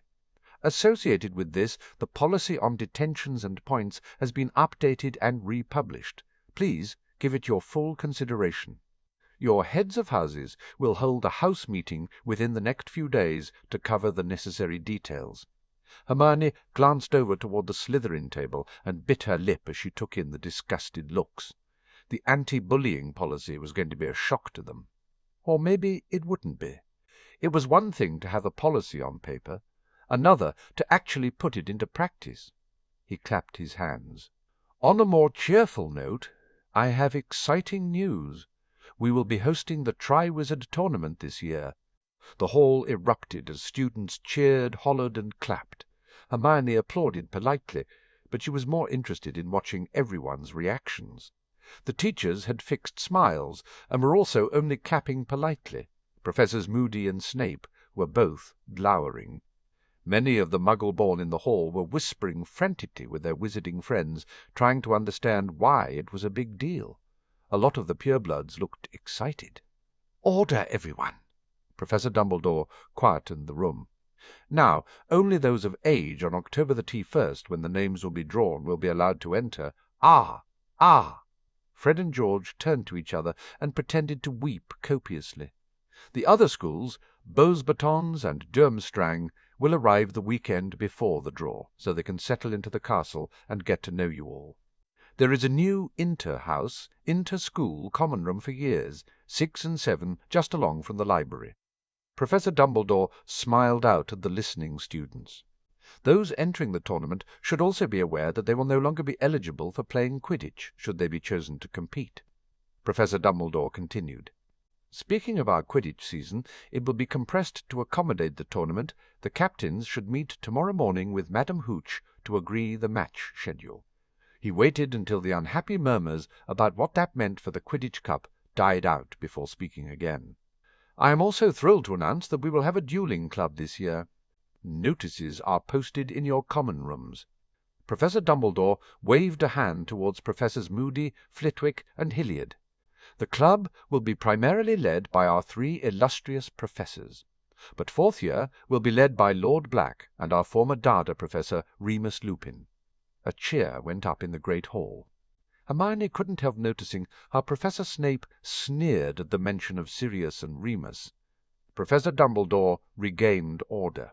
"Finally, I will remind all students that the Forbidden Forest remains forbidden to all, that items listed on the door of Mr. Filch's office remain banned, and that learning should always be fun, so let's sing." Hermione cringed and mouthed the words of the school song. Harry and Ron didn't even attempt it. As the song ended and the prefect stood to call together the students, Hermione climbed out of the bench and fell into step beside Harry, Ron, and Neville as they made their way to Gryffindor Tower. The 3 boys were talking about Quidditch, leaving Hermione alone with her thoughts. She was exhausted. She mused tiredly. Somehow the travelling to Hogwarts always left her tired and ready to climb into bed as soon as they got back to the tower. She almost stumbled through the portrait, but Ron reached out and steadied her. "See," Harry proclaimed with a smile. "You're a natural keeper. You caught Hermione."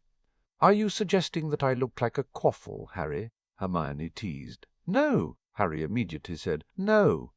That wasn't. He caught the glint of mischief in her eye, and Mock glared at her. "Funny? I thought so," Hermione said, satisfied. "Harry!" The twins descended on him. "A man! Our biggest fan? Our—" A sharp whistle broke through the chatter in the common room. They all turned to find Tanya Little, the seventh-year prefect, stood on a table. "Right, now I have your attention. Professor McGonagall has called a house meeting before breakfast tomorrow at 7 o'clock. Tanya whistled again as protests were shouted across the room. 7 o'clock, she said again. The Gryffindor lecture theatre will be opened up. This is on the floor below us. The staircases that usually lead to your dorms will also go down another flight tomorrow morning to lead you there. Any questions? No. Good. Hermione yanked her arm down and muttered under her breath. Why ask for questions if you weren't going to answer any? The students began to disperse, the fifth-year prefects leading the first years up to their dorms. Hermione covered her mouth with her hand as she yawned. "I'm off to bed," announced Harry, taking a step towards the stairs. Hermione gave him a knowing look. "Say hi to Sirius from me." Harry grinned at her and disappeared up the stairs. "See you in the morning," Ron shouted as he and Neville followed Harry. She shook her head, feeling the bounce of her frizzy brown hair, and made for her own dorm room. Lavender and Parvati were sprawled on Lavender's bed, gossiping. Hermione got her nightshirt and toiletry bag out of the trunk and made for the bathroom. A quick change of clothes and her nighttime routine completed, Hermione went back to the dorm room. She drew the curtains around her bed, set an alarm charm, and climbed under the covers gratefully. She closed her eyes and tried to block out the chatter of how good Ron's robes looked, how cute Neville was, how hot Harry looked. Dear Merlin! Was she going to have to put up with this prattle all year, Hermione thought. Although Harry really did look hot, it was her last thought as she slipped into sleep. Oh, oh, oh. September 4, the 1994. But thankfully Ron made this great save and Angelina put him on the team. Harry finished his tale of the tryouts, laughing. He was so pleased that Ron had made the team, he knew how important it was to Ron and his future aspirations. Sirius grinned at him through the mirror.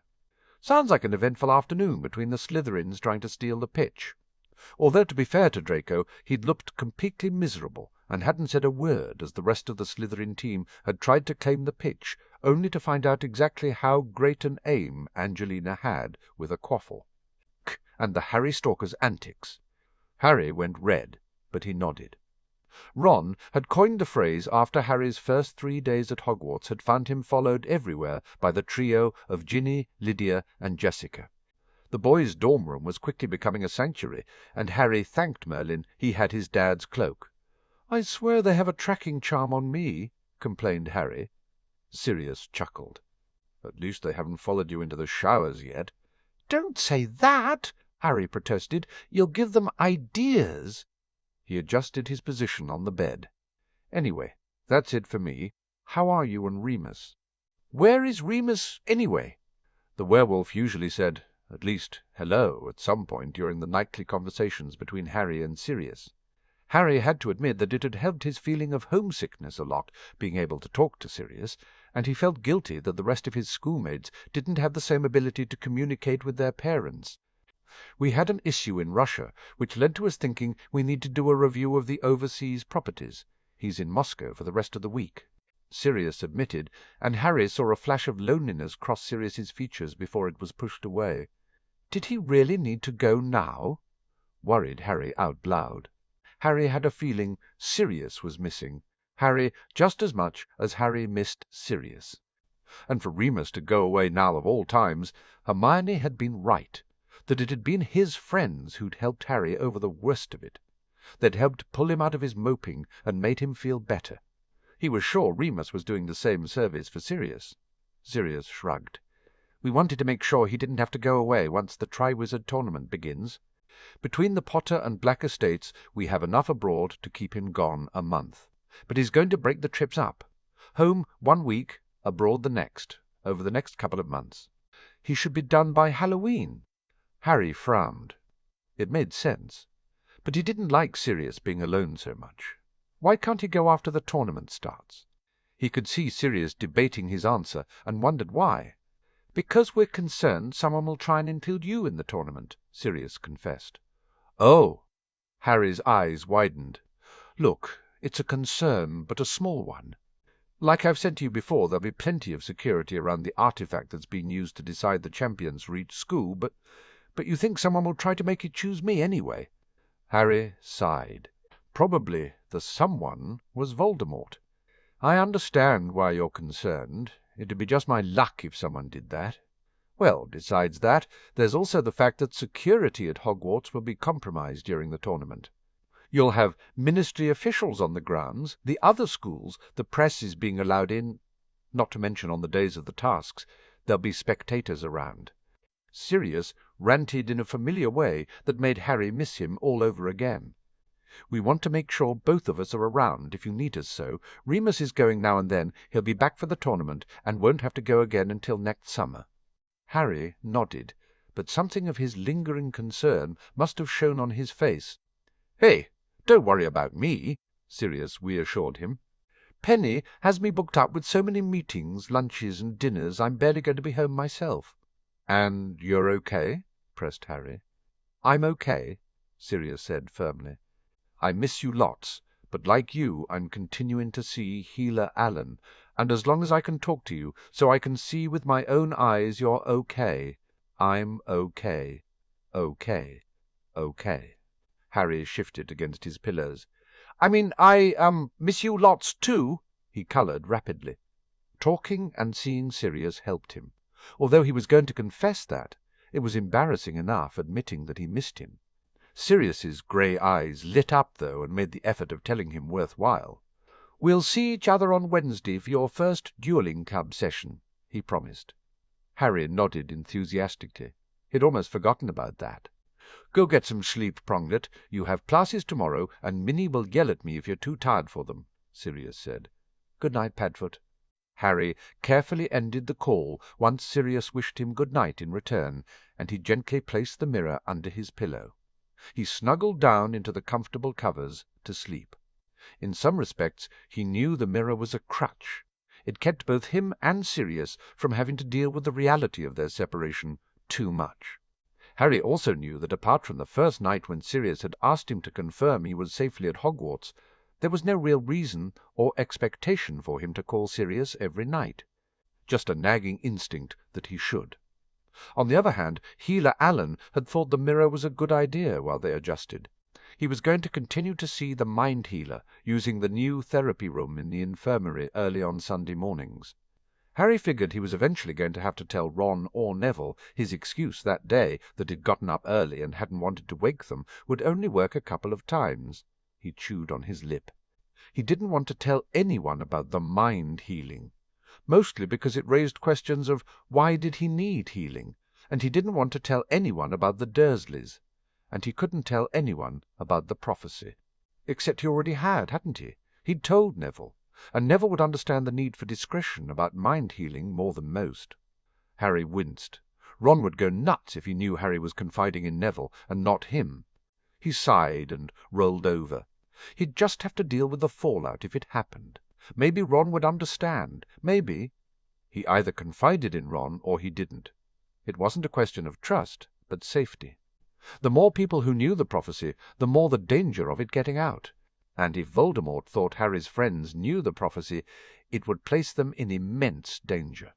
It was bad enough that he had told Neville, but Harry felt deep down that Neville needed to know, deserved to know, why Voldemort's supporters had targeted his family. He fell asleep, still turning the problem over in his head with no resolution. The first Monday dawned bright and early. Harry made it out of bed at 6. He did his yoga and tai chi by his bedside to the sound of his dorm mates snoring. It was strangely relaxing. He woke Ron and Neville before diving into the shower. Half an hour later he was dressed and waiting in the common room. Hermione clattered down the girls' staircase, looking slightly flustered. "Morning, Harry. Have you been up long? Are you worried about the results of the runes exam we had yesterday?" "I think I am. I don't think I really answered the essay question at all, and—" "You probably aced it, Hermione." Harry reassured her as he pulled her down to sit on the sofa and wait for Ron. Her brown eyes narrowed on him. "Why aren't you worried?" "I did my best," Harry said simply. and he was really not bothered about whether he skipped ahead to the 5th-year rooms class or stayed with the 4th year. It would be an achievement, but if it didn't happen, Harry was content to stay with his own year group. He just hoped that whatever happened, he and Hermione stayed together. Which probably meant that he should be rooting for good marks and progression, because there was no way Hermione hadn't gotten through to the 5th-year class. He poked her. "I know you did your best, so we'll find out this morning, and we get the reissued schedules if they're needed, yes?" Hermione nodded, her hair cascading over her shoulders. Ron and Neville joined them, and they all trooped out to breakfast. Harry decided on a bacon sandwich, and he assembled it as he watched Ron serve himself a full English. Neville had gone for poached eggs on toast, smothered in brown sauce. Hermione had porridge with a side of fruit. "Have to admit I was kind of expecting to see your stalkers by now," Ron admitted as he tucked in. Hermione hummed. "I think someone snuck into their dorm and cancelled their alarms." The 3 boys looked at her in shock. "I had nothing to do with it," Hermione said quickly. "I just overheard Parvati and Lavender giggling about it this morning." Harry shrugged and took a bite of his sandwich. He owed Parvati and Lavender a thank you. It was the first restful breakfast he'd had since he'd gotten back to Hogwarts. "I don't have the faintest what's gotten into Ginny, mate," Ron said somewhat apologetically. "I mean, I know she, liked you, but not your fault," Harry quickly said. "I think it's a mob mentality," Neville offered. "She's just going along with Lydia and Jessica. Well, mostly Lydia." He frowned. "I only hope they're being true friends to her and not just, using her to get to me," finished Harry grimly. It was a thought. "They'd better not, or I'll—" Ron searched for a suitable punishment. "I'll set Fred and George on them." "Set us on who?" asked the twins, joining them. Ron quickly explained, and the dark looks that the twins exchanged sent warning bells ringing for Harry. "Hey," he said firmly, "we don't know yet that they're doing anything other than being Ginny's friends. We should see how things turn out. If they are friends, that's a good thing for Ginny, isn't it?" The timing of the friendship was suspicious, though, and Harry was concerned even as he smoothed the older brother's ruffled feathers. "It is." Fred sighed heavily. "If they are her friends, for the right reasons," George slipped in. "It's a good thing," Fred completed. "How do we know?" demanded Ron, who looked very much like he was in favor of trapping the girls in a room and interrogating them. "We don't," George admitted. "Some things have to be worked out for themselves." George sighed unhappily. "Ginny has to be the one to decide whether they are her real friends or not. We'll just have to wait and see how it plays out, Gronikins." Fred didn't seem any happier about it than Ron, who sported a scowl that could have felled dragons. "Why can't she be friends with someone smart like Luna?" Hermione said as she placed her napkin down, finished with her breakfast. She loved the healthier options that the house elves had started to provide. Harry snagged an apple to make up for the bacon and rubbed it absently on his robes. Luna had slowly become part of their wider group. He knew the Ravenclaws in the Potter Alliance had befriended her and were looking out for her within their house.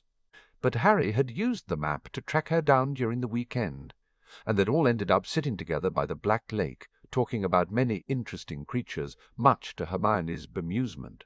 Hermione and Luna made an odd friendship, but they were solidly progressing in that direction.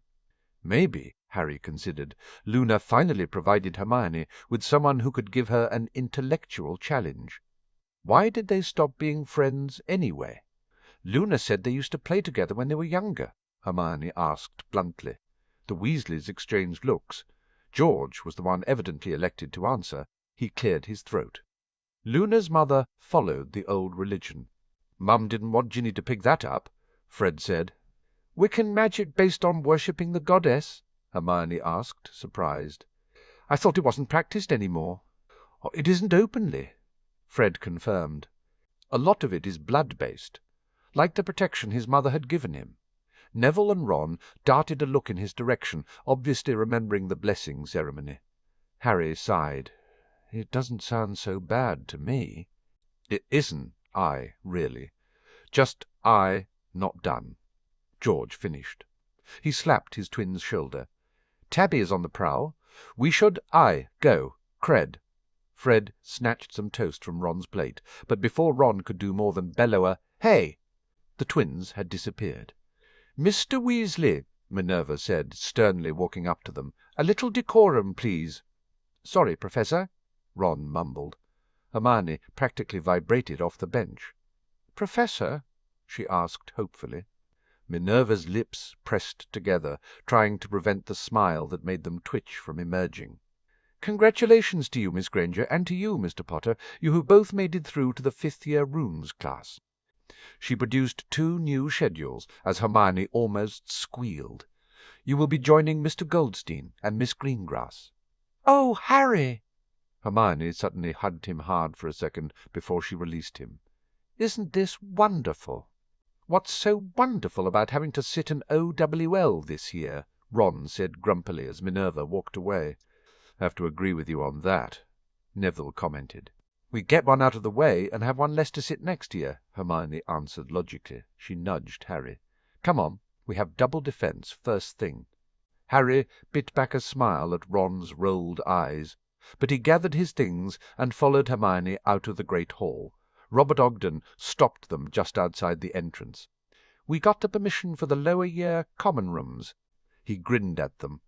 "Didn't think Dumbles would go for it, but he did. Must have been mentioning your name." He waved at Harry. "Find me in my office tonight, yeah? We can talk about how it'll work." He sped away. "Honestly, that Robert, he's the head boy. He should show some respect." Hermione remonstrated as Harry pushed her gently to get her walking forward again. "I don't know," Ron said, deliberately to wind her up. "I quite like the name Dumbles." "Ronald Weasley," Hermione began. "We're here," Harry said loudly. They split up, Neville sitting by Ron and Harry, sliding in beside Hermione. Professor Moody sat imposingly at the front of the defence classroom on the desk. Draco slid in just before the class was due to start, followed by Crabbe and Goyle. He gave a respectful nod to Harry before finding his seat.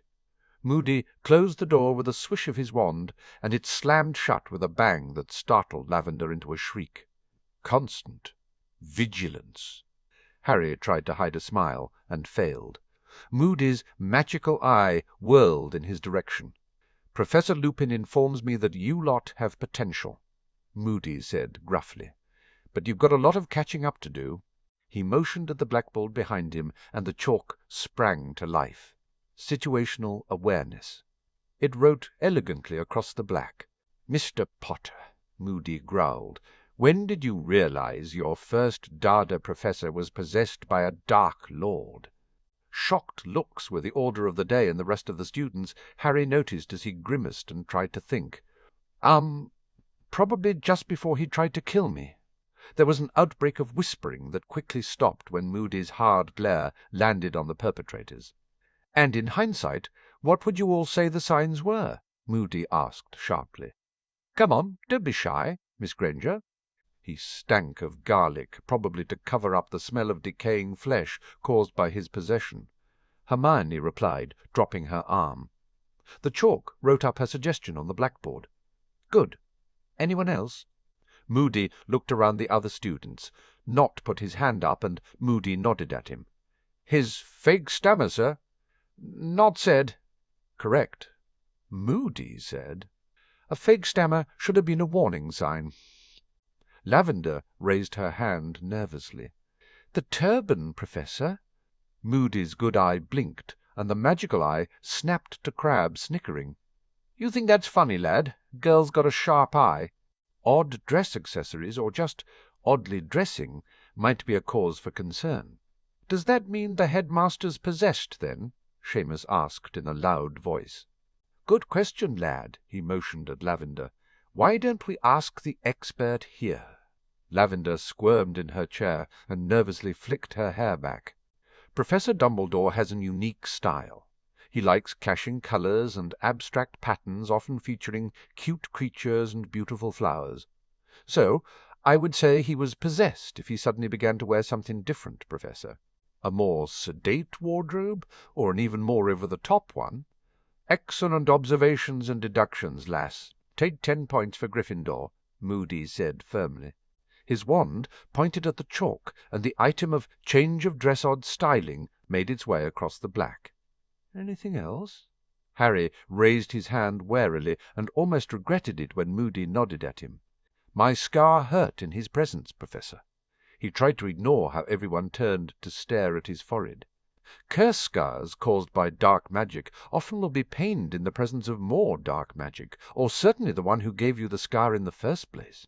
Moody agreed, as the chalk wrote it up on the board. "Course not everyone has useful scars like ours, Potter." There was a smattering of chuckles in the classroom.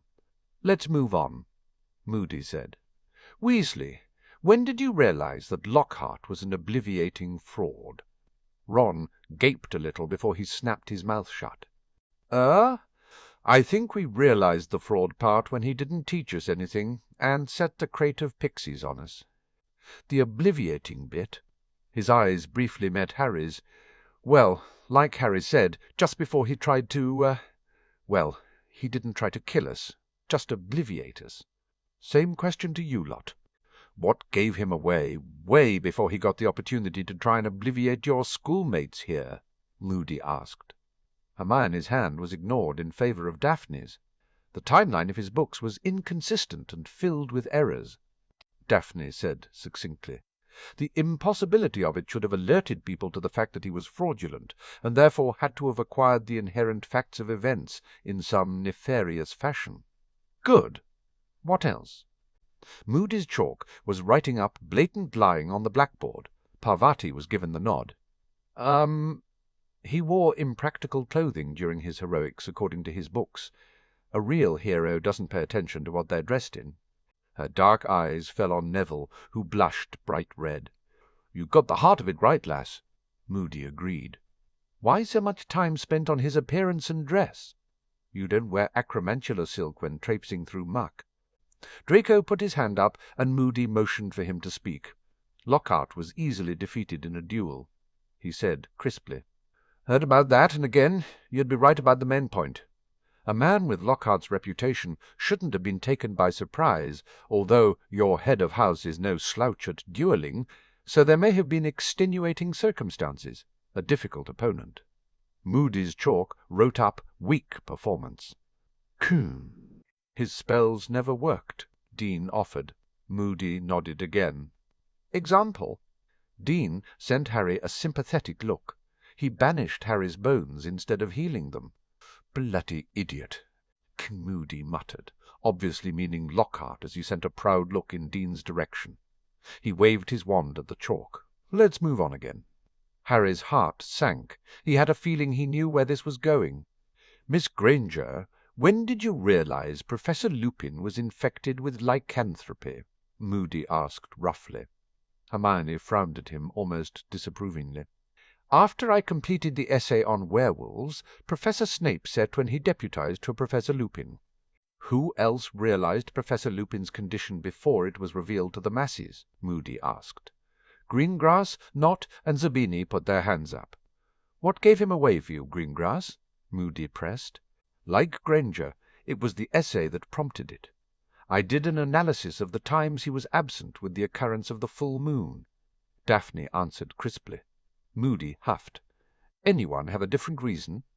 Zabini threw an apologetic look towards Harry, understanding that Harry was uncomfortable with the discussion revolving around someone he cared about. "I put it together during the boggart lesson when his boggart turned into the full moon. That, coupled with his distinctive scars, made me conclude he was likely a werewolf, or had been marked by one."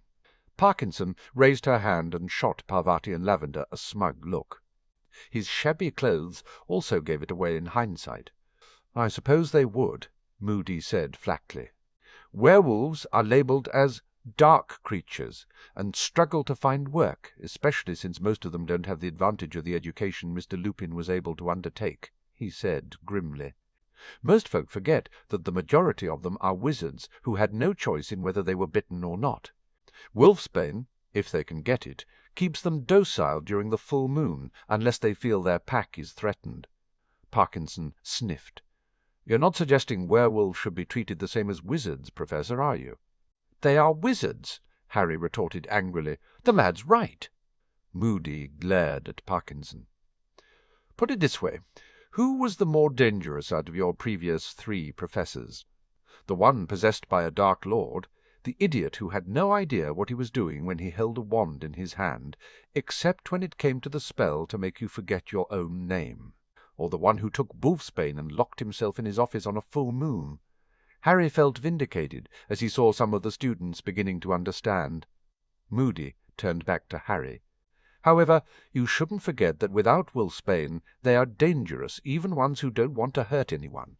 Defences? Silver weapon curse, Tracy Davies offered. Silver in general. Not added. Neville put his hand up. A plant called aconite. Yes, that's very poisonous to them, Moody agreed. Harry raised his hand. Being an animagus.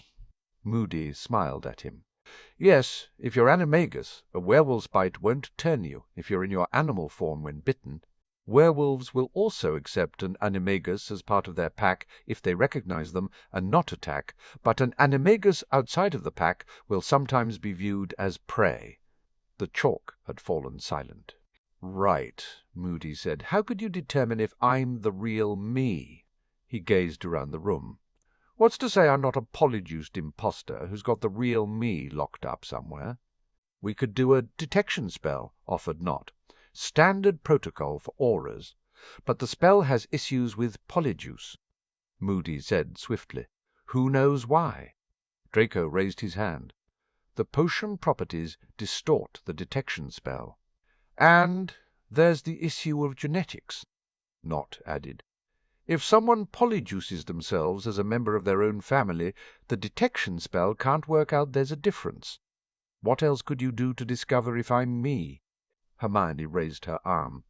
We could trap you into a room so you couldn't renew the polyjuice, as it has a limited working time. Good, although you may have to wait 24 hours to be certain there isn't an improved version the impostor is using. Moody gestured out at the students. Any other ideas? Blood identification. Zabini offered. Good, Moody agreed. A blood identification will reveal the real identity of someone, although you run into problems if the person being impersonated shares the same name with the person impersonating them. What else?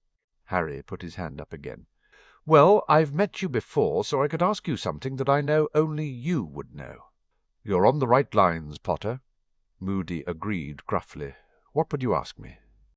Harry ran through various options and settled on something he hoped wasn't too embarrassing. What was the first story you told me about my dad? An all right choice, Potter. It's something personal, so a tick there. But I told you that story in front of Amelia Bones, so she would know you told me it, and might have informed our impostor, Moody said. What else might you ask me? Where was my wand the first time we met? Harry felt his cheeks heat up. Excellent choice, Moody said. And for the record, it was in your bedroom, but I won't say where in case you actually need to ask me in the future. Harry blushed. Daphne raised her hand. Wouldn't a code word be a better choice as confirmation? Moody nodded. If it's something you arranged beforehand because you have an expectation of someone trying to be an impostor, that's a grand idea. He pushed himself off the desk. Split into pairs, 1 Gryffindor, 1 Slytherin, a boy and a girl to each pair. We tend to see things differently.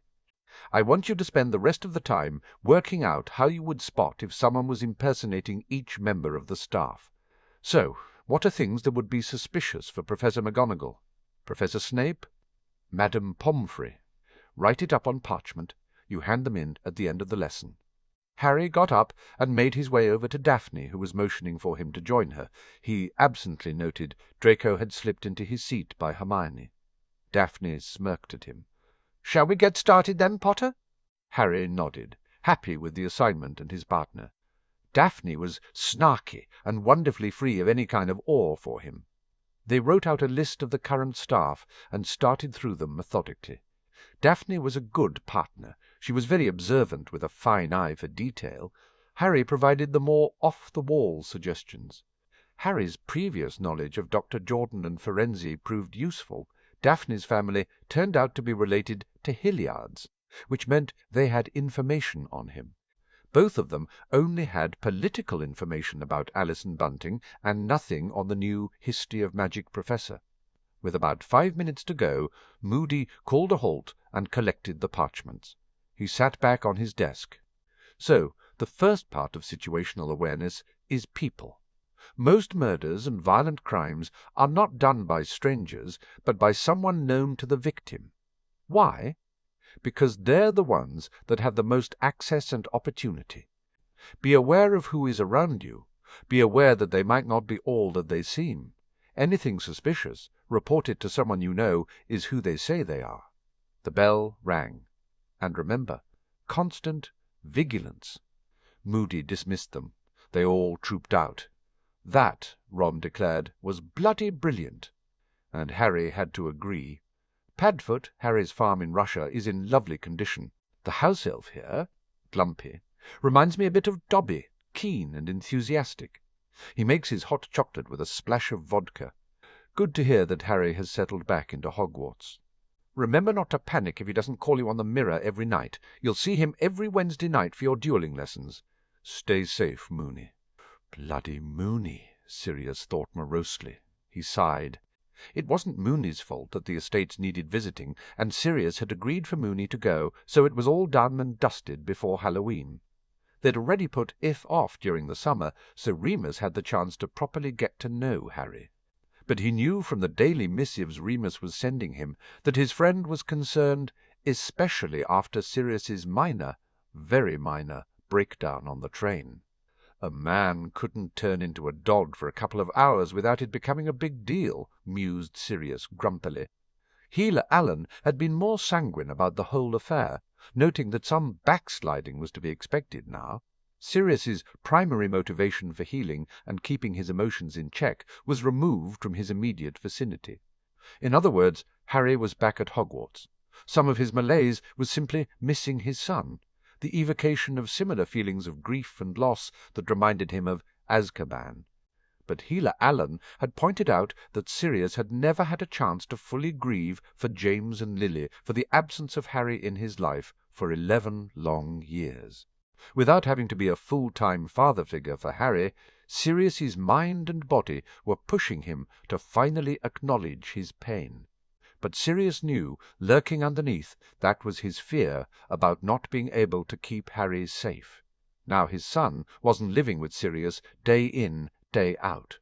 He knew some of that fear was rooted in his guilt over James and Lily, how he believed he had failed them in suggesting Peter.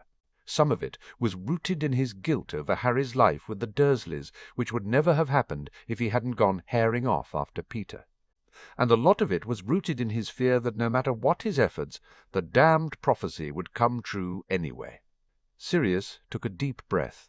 Fear about Harry's safety was rational.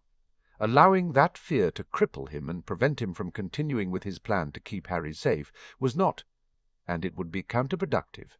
He had regular contact with Harry, and he was so relieved Harry was using the mirror every night, despite feeling that it was more for his benefit than for Harry's.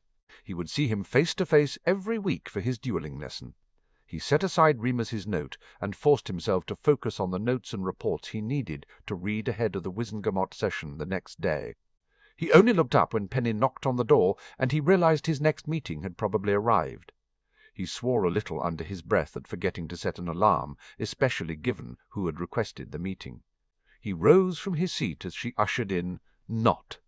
Sirius covered the formal greetings, called Creature for refreshments, and motioned towards the seating area.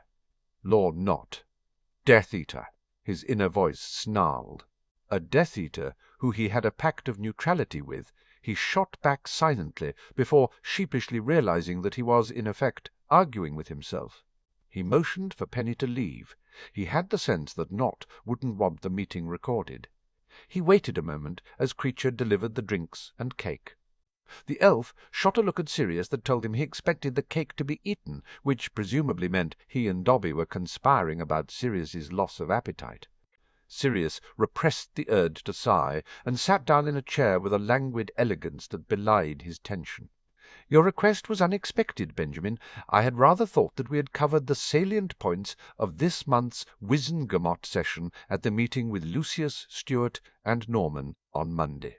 Apart from the détente agreed, the others had all agreed to abstain in the vote on the Muggle Affairs report, which recommended setting up the Department of Muggle Affairs. Nott smiled at him and took a sip of his coffee. "So we did. This is not about the Wizengamot session, but rather the matter of what took place at the World Cup." Sirius arched an eyebrow. "I wasn't aware there was anything for us to discuss." "Your heir protected mine," Nott said simply. Bugger." Sirius had hoped that Nott would not press the matter over whether there was a life debt between the houses. Although he noted with wry amusement, Nott was recognizing that there was a life debt between the heir of the House of Black and the House of Nott, not between the head of the House of Potter and the House of Nott, a subtle difference that highlighted Nott's politics. "I can understand that the Potter alliance does not wish to argue the matter," Nott said smoothly, "and indeed, given the oaths between those houses of support and protection, there is even a convincing case that a life debt between them doesn't exist. I would guess the House of Zabini is probably of a similar mind, since I'm certain an alliance of mutual aid and support will be announced tomorrow." Only years of pranking enabled Sirius to keep the information off his face. The alliances with the neutral houses would be announced at the session, but he was damned if he was going to confirm it to Nott ahead of time. Nott's lips twitched into a facsimile of a smile. "No such oaths exist between our houses. Your son was there as a guest of the House of Black," Sirius began, "albeit through the Malfoy family line. It was no more than my heir's duty to see to his safety, and I would counter that no such responsibility existed for the head of the House of Potter," Nott rejoined. Sirius was surprised Nott had countered with that. He'd hoped Nott's abhorrence to recognize Harry Potter's status had been a sign that he wouldn't be pushed into doing so. "The head of the House of Potter was the target of the attack," Sirius said firmly. "As he was the reason your heir was endangered. It is hardly the fault of the House of Potter that my heir was endangered because someone attempted to kidnap Lord Potter," Nott interrupted. "The only one who endangered my heir is the one who decided to attack. Lord Potter did nothing but defend my son. Regardless of your son's power, the shield he established and maintained could have caused magical exhaustion at risk to his life if the attack had lasted long enough. We both know it." Sirius stared at him hard. Nott was determined to have the life debt acknowledged. That much was clear. The question was why? He sipped his coffee, inhaling the rich aroma and letting the familiarity of it soothe him. "Let's say for a moment that as the regent of the House of Potter, I was inclined to accept such a debt exists between the houses. What would you propose as settlement?" Nott sat back and brushed imaginary lint from his robes. "The Weasley heir is in service to repay the life debt incurred in the saving of the Weasley girl. I would not consider a lesser proposition, since I am certain that I value my only son as much as the Weasleys value their only daughter." It was extremely difficult to keep his shock from showing. "You wish to swear your heir into the service of the House of Potter?" Why would not want to do that?" "I'd prefer to swear him to the service of the House of Black, but you made a valid point about the duty of a host," Nott said, with a sly look over his cup. Oh, Merlin, Nott was good. Sirius had to admire the man's Slytherin talents. If questioned by his pure-blood allies, Nott could legitimately claim he had been pushed by Sirius into accepting the debt was between Potter and Nott. Sirius wanted to pace, but pacing would give away his unease, and so he reached instead for the Battenberg cake Creature had left. He took a bite and thought over Nott's insistence and his proposal. Nott had declared a position of neutrality between the houses of Black and Nott with the détente. It could argue with Voldemort when he returned that neither he nor his son could raise a wand against Harry or Sirius. But it wouldn't stop Voldemort from demanding Nott's son be marked, as Nott was himself, from demanding that in all other respects the House of Nott side with Voldemort. True neutrality was something that Voldemort would not countenance from a man branded as his follower.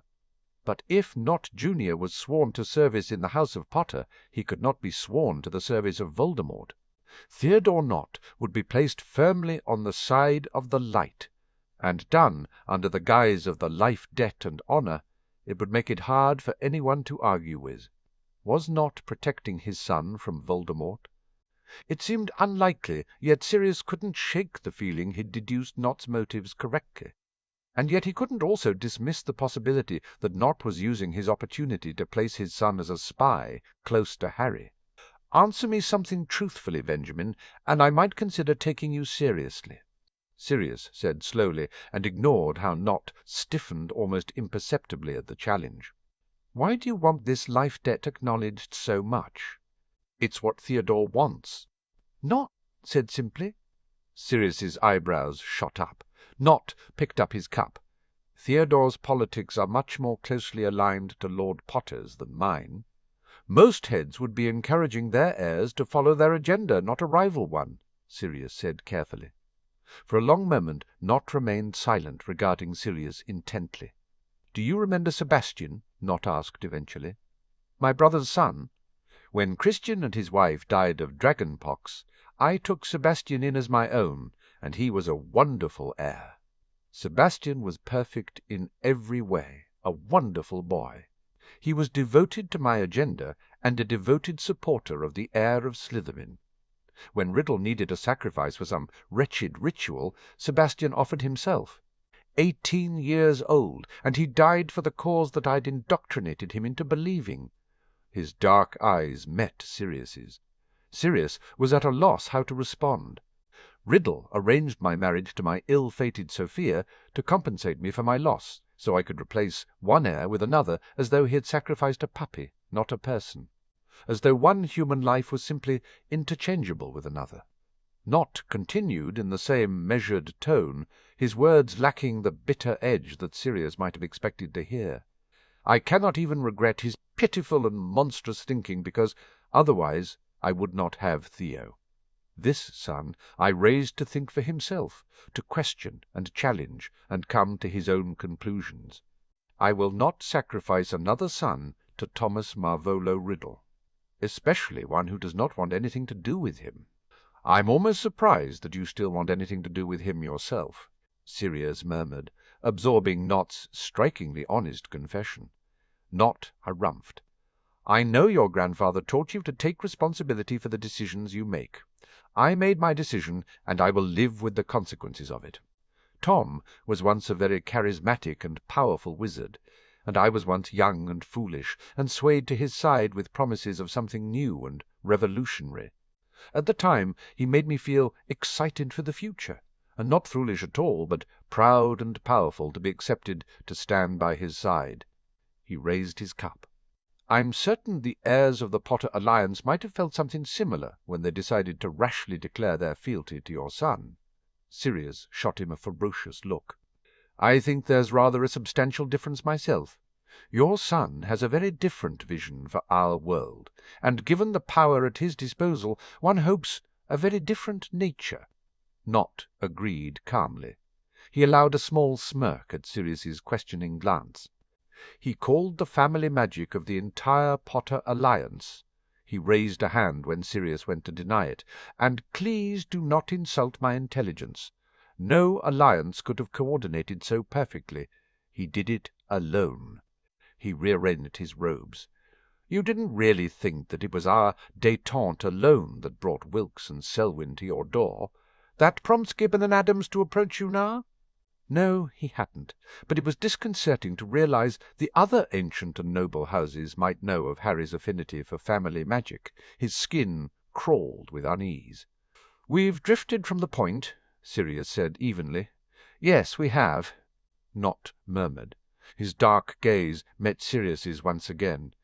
"Is it so hard to accept that you are not the only father who wants his son safe, Sirius?" Sirius inwardly sighed and stuffed the remaining Battenberg in his mouth while he considered his answer. He set the plate aside and swallowed the last of his coffee.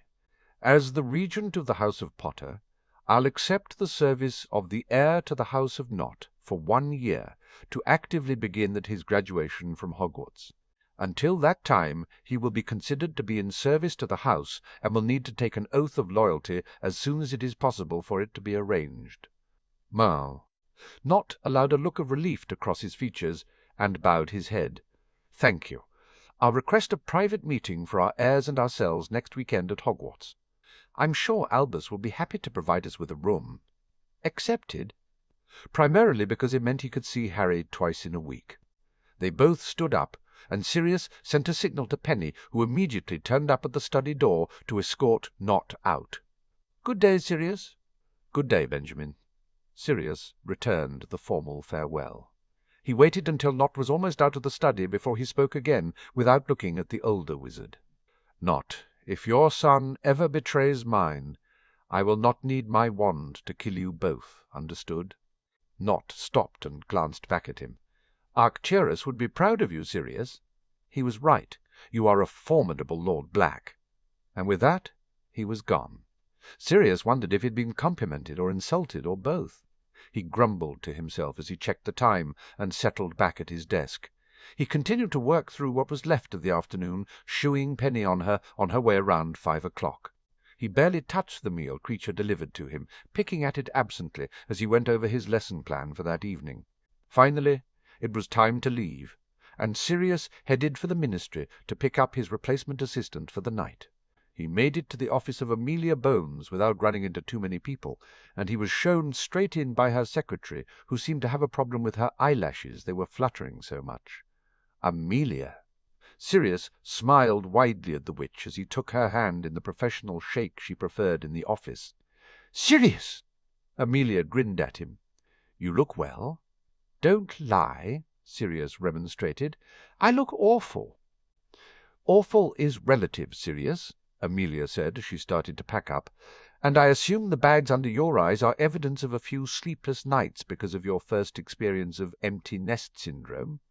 "I miss Harry madly," Sirius admitted, "and the new house doesn't feel right yet. How goes the tribunal preparation?" he asked, deliberately changing the subject.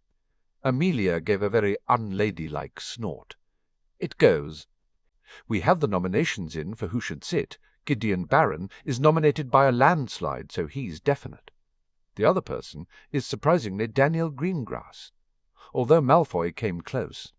Travers continues to say nothing, while the other three claim Imperious every time a guard speaks to them."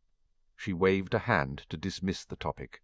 "Thank you for asking me along to substitute for Remus tonight, by the way." Sirius's eyes took on a mischievous glint. "Brian's not upset. I'm borrowing you, is he?" Amelia shot him a warning look, but answered anyway. "Brian thinks it's a splendid idea. I'm looking forward to duelling Harry." He grinned. "He might surprise you." She laughed heartily and ushered him out of her office, ignoring the jealous look cast her way by her secretary. "I'm looking forward to surprising Susan." There was a hint of evil in her grin as they made their way to the flue, discussing the plan for the duelling lesson. They arrived into Alastor Moody's flue. Moody was already there, wand poised as he cast detection spells on them before grunting and pointing at a piece of parchment. Amelia rolled her eyes, but pricked her thumb and placed her blood on the parchment. It immediately confirmed her identity. Sirius did the same before he turned and held his wand on Alastor. "Your code word, Alastor?" Sirius demanded. "Long John Silver," Moody replied gruffly with a nod of approval at Sirius's caution. Amelia sighed. "I wish this wasn't necessary. Until we catch the Prat with the improved polyjuice, everyone's going through it." Moody said firmly, "Constant vigilance. We should get to the dueling training room." Sirius excused them before Moody could get going, or Amelia got wound up by Moody's paranoia. The dueling training room was already filled with excited and chattering 14-year-olds. Pausing on the threshold, Sirius grimaced at the number, realizing all of the fourth year had turned out, despite the dueling club not being mandatory. "I thought you were a Gryffindor, Black." Amelia whispered in his ear and forcefully pushed him through the door. Harry spotted him immediately and hurried over to give a small bow. Andromeda's etiquette lessons had been well pressed into his head. Sirius reached out to take hold of his shoulder, wrestling back the urge to hug him half to death with the internal promise he'd do it at the end of the lesson when they'd gotten rid of an audience. He drank in the sight of Harry, warm, alive, and safe. "Auntie! Ooh!" Susan's shriek cut through the babble and helped to silence the room as she bounded across for a hug from her aunt. "Well done, Susan," Sirius said loudly, "for introducing the stand-in for Professor Lupin for tonight's dueling lesson, Director of Magical Law Enforcement, Amelia Bones." There was a round of applause as Susan gazed in stunned bewilderment at her aunt, who took a bow and grinned at the 4th years. Sirius whistled and gained everyone's attention. "For those of you who don't know me, I'm Sirius Black. I've been told that you have to call me Professor." He made a face which had a few of them chuckling. "Right. So this is how it's going to work normally. There will be a practice session in the first half where we show you a spell and you practice casting it with speed and accuracy. Then, in the second half, we'll invite those best performing to duel in a demonstration with the aim of using the spell they have been practicing. For today, though, we're going to practice some simple dueling spells to see where everyone's level is at.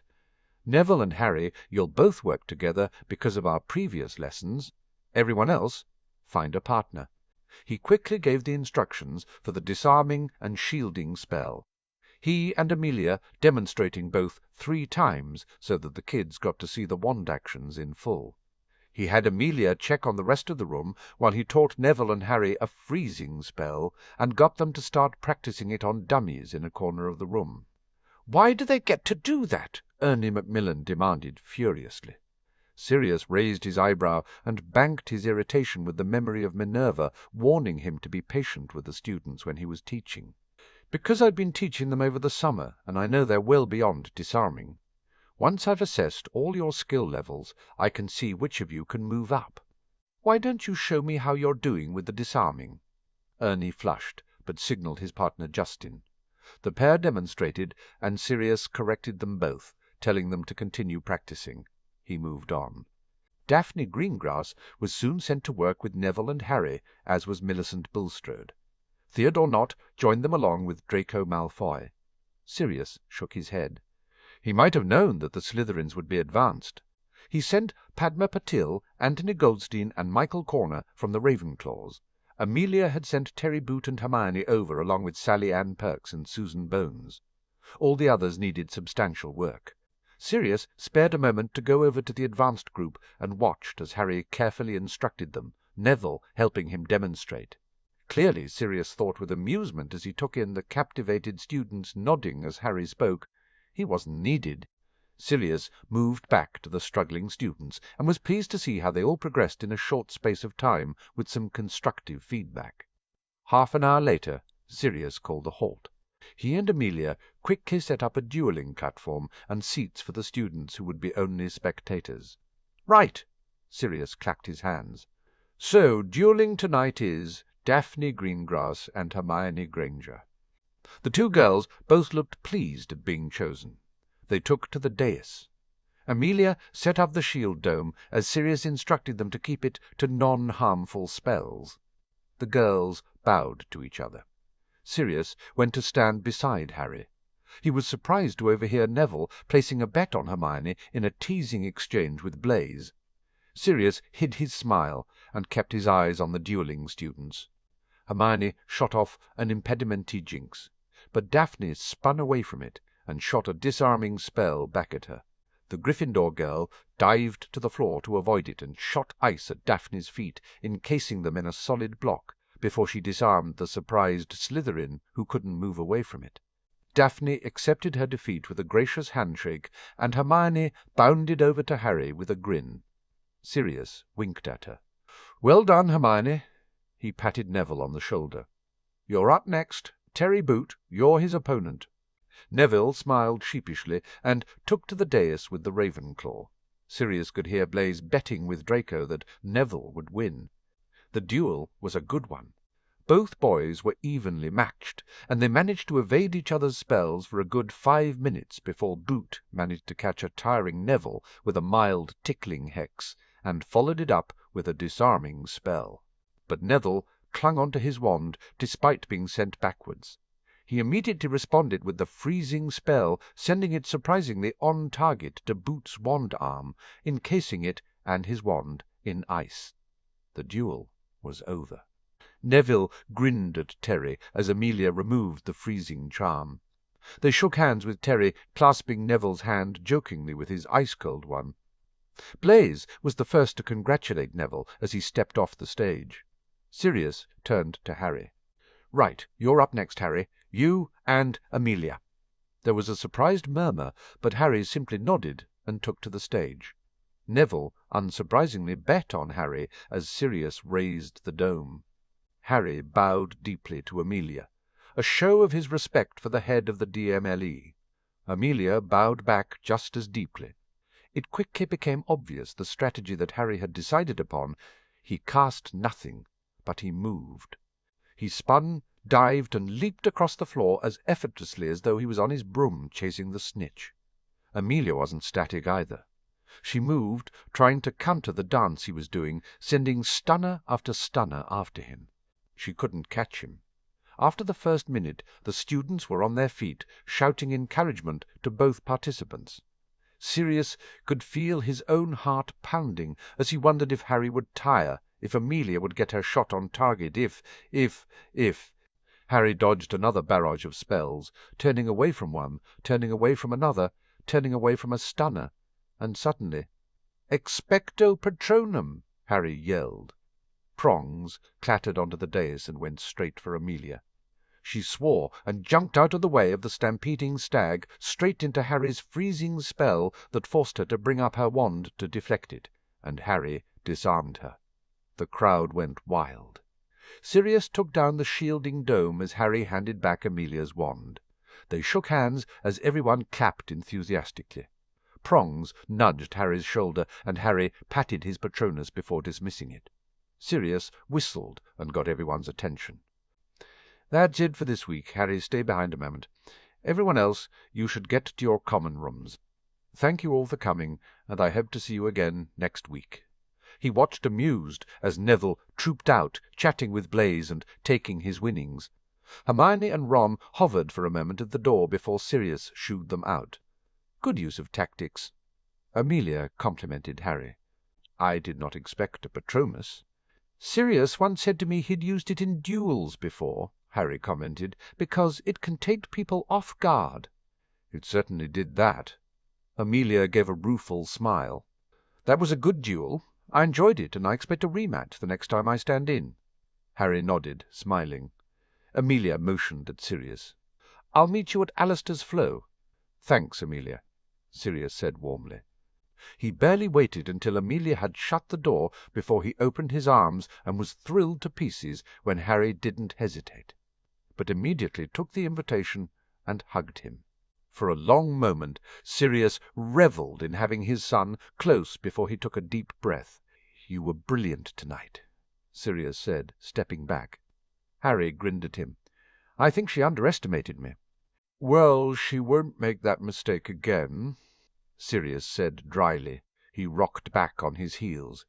"I do have something to tell you." He explained about Nott and the life debt. "What do you think?" he concluded. "I agree," Harry confirmed. "Theo's pretty decent. He really doesn't agree with his father's agenda." He frowned. "What are we going to get him to do as his service?" "We'll have that discussion nearer the time, I think," Sirius said. "There are plenty of things that would benefit from having another pair of hands." "Okay," Harry said, peering at him. "You look tired." "Not used to the bed in the new house yet," Sirius said lightly, not wanting to worry Harry with his sleeplessness. He threw an arm around his son's shoulders and urged him toward the door. "Come on, I'll walk to your dorm. So, any pranking yet?" Harry rolled his eyes. Fred and George managed to prank the Gryffindor 7th years red and gold all through dinner on Monday. "Ah, showing house loyalty," Sirius said, grinning. "A wonderful thing. They're planning to get them back," Harry commented with a shrug. "Angelina's already warned them if they put Fred and George out of action, she's not going to be pleased." "Encouraging creativity." "Excellent. She'll be a good captain," Sirius joked. And what about your lessons? How are they going?" "They're going," Harry said lightly and shrugged. I'm finding the practical side easy. The essays they've assigned us are quite difficult, though. What do you know of Chanka's charm theory?" They chatted absently as they walked, both confident of their direction after their years in the school. It seemed like no time at all before they were in front of the fat lady. The fat lady bristled angry at the sight of Sirius. "Why?" "You." Sirius shifted weight as he fidgeted at the sight of the irate portrait. "I've been found innocent. And may I offer my sincere apologies about attacking your portrait last year? I wasn't quite in my right mind." "You were never in your right mind, Sirius Black." Fat lady huffed. She glared at Harry. "He's not coming in, even if you know the password." "I should get back anyway," Sirius said. Harry's face fell. Sirius hugged him good-bye, and for the first time questioned whether it was a good idea for them to see each other every week. It was going to be even harder to let go and step away. No. It might be difficult, but it was better to see Harry every week than not to see him. Sirius dropped a kiss on Harry's head and eased back. "Not arranging with Albus for us to do the vow of loyalty at the weekend, so I'll see you then," Sirius said. "And you'll call me tomorrow?" pressed Harry. "I want to know what happens at the Wizengamot." "I'll call you," Sirius promised. He ruffled Harry's hair. "Go on. Inside." The fat lady grudgingly allowed Harry in after making him whisper the password. Sirius waved a final time to him as he disappeared behind the portrait. He made his way slowly back to Alastor's office, feeling an all-too-familiar ache of loneliness again. He found Alastor and Amelia sat drinking fire-whiskey and talking about the tribunals. "Want to join us?" Alastor raised his flask. Sirius shook his head. The mood he was in, he'd start and not stop, Sirius thought morosely. His father had been the same way, and he had no wish to tread that path. "I should get going. I have a stack of reading still to do for tomorrow." It was a lie, but a good one. Amelia nodded and downed her drink. "I should get going, too. Brian's expecting me for a late supper." She sighed. "And I have to fess up to being beaten by Harry. You've gotten slow behind a desk." Alastor informed her bluntly. "Time was you would never have been surprised by a 14-year-old. "Thank you for helping to heal my wounded ego, Alastor," Amelia said dryly. "That's Cutter's job." Alastor returned with a glint of mischief in his eye. "Mine's to keep you alive." The words gave away Moody's sense of responsibility to every one of the aurors and hit wizards he'd trained. Sirius felt comforted knowing Harry was being trained by Moody. Amelia frowned suddenly and reached into her robes, pulling out a communication mirror. Bones. "Director, it was Rufus who looked like the lion who'd just caught the antelope. Roe is singing like a songbird." "You'd better call his solicitor on record." Amelia sighed heavily. "I'm on my way." Sirius and Alastor said good-bye to her as she flew back to the ministry. Sirius didn't wait around. He said his own good-bye to Alastor and flew to the Hogsmeade home they'd named the schoolhouse, since they'd only ever used it when Harry was in school. Dobby popped in immediately. "Dobby has Harry Potter's Paddy's supper waiting." "I've eaten, Dobby, thank you." Creature informs Dobby that Paddy has not eaten. Dobby's ears flapped wildly. Harry Potter being's upset if he learns his Paddy not eating. "Well, who said house elves couldn't throw guilt trips?" Sirius mused as he was ushered to the table where a roast beef sandwich and a mug of tea awaited him. "You will be's eating and then going to bed," Dobby instructed fiercely. Sirius gave in and sat down. "So," he said to the hovering house elf, "do you want to hear about Master Harry Potter's fantastic duelling lesson?" Dobby smiled widely and waggled his ears. He climbed into an empty dining chair and looked expectantly at Sirius. And Sirius began talking in between bites of sandwich. The loneliness eked away in the company of the happy elf. Amelia wasn't happy. Janice Mickle had both gone missing the day before. Mickle was an unmarried pureblood who had been reported missing by St. Mungo's after she'd failed to attend a prenatal check-up, and they'd been unable to find her. Her mother had been hysterical when they'd told her but more about Mickle's unknown pregnancy than at her being missing in Amelia's opinion. The pregnant woman had been seen in the market-place just off Diagon Alley around 2 o'clock, but nothing after that. The speedy report of Mickle's absence was thanks to the cover story that Amelia and the War Council had worked out, namely a warning issued through the healer community that a Muggle serial killer was known to be targeting pregnant women, and for them to pass the warning along to all expectant parents and report any unusual absences immediately to the Aurors. It had been an attempt to prevent any pregnant witches from being harmed by Riddle, but clearly it had failed. Your thoughts? In the normal scheme of things, I would be inclined to think it the usual missing person situation, given the girl's situation, pregnant by a Muggle, unmarried, and her family likely to hit the roof when she confessed all. Rufus grimaced. However, with the intelligence we have of this ritual Riddle could be doing, I think it's likely Mickle is dead by now.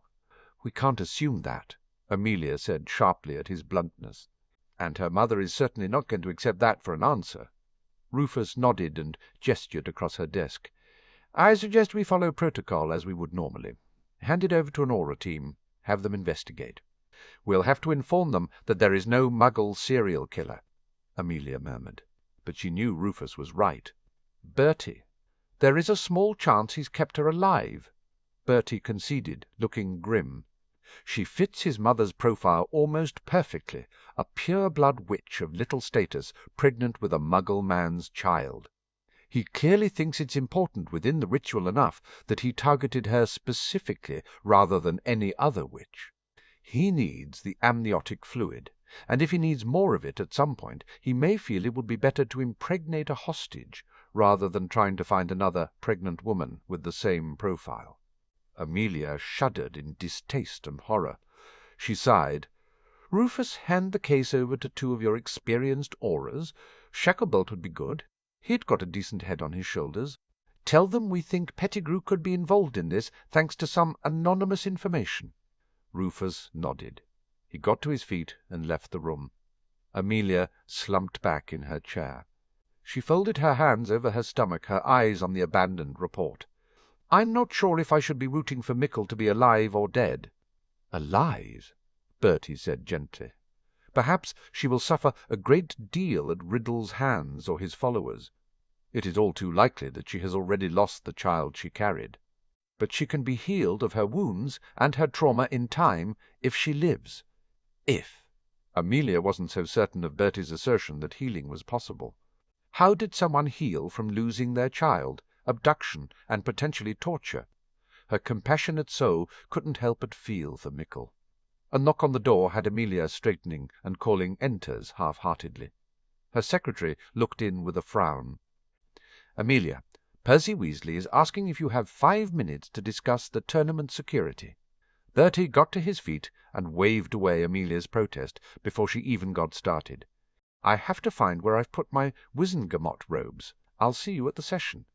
Amelia nodded at her secretary. Send Weasley in. Percy Weasley walked in with a layer of nerves visible under his show of confidence. He took the seat she offered with an insincere apology for disturbing her. She knew from the office scuttlebutt that he was a good worker, but rumour had it that his lips were firmly attached to Crouch's arse, and he had none of Arthur's likability. The news that he had worked the day after the World Cup rather than spend time with his injured family hadn't done him any favours. What's this about? She took the parchment he brandished with a raised eyebrow, put on her monocle, and read it with an increasing sense of disbelief. Which moron decided this was a good idea? Percy winced. I believe Mr. Bagman was initially responsible for the idea, but all parties were consulted before it was agreed during the final negotiations this summer. She was so hexing Bagman the next time she saw him, Amelia considered furiously as she reread the parchment. The Goblet of Fire would be removed from its secure vault in the Dom and displayed in the Ministry atrium before it would be delivered to Hogwarts for the initiation ceremony, which would then begin the 24 hours when contestants could enter. Bugger, bugger, bugger. As you know, Mr. Crouch has been on sick leave since the World Cup. He sent me the parchment as he had some concerns about the security that Mr. Bagman has been put in place," Percy began officiously. "Namely, that Bagman hasn't put any security in place," Amelia commented dryly. "Well, at least Barty was on the ball about something, despite his wizard's flu lingering like the smell of rancid fish. That would be the problem that Mr. Crouch has identified," Percy admitted. "His proposal is included." He pointed at the parchment.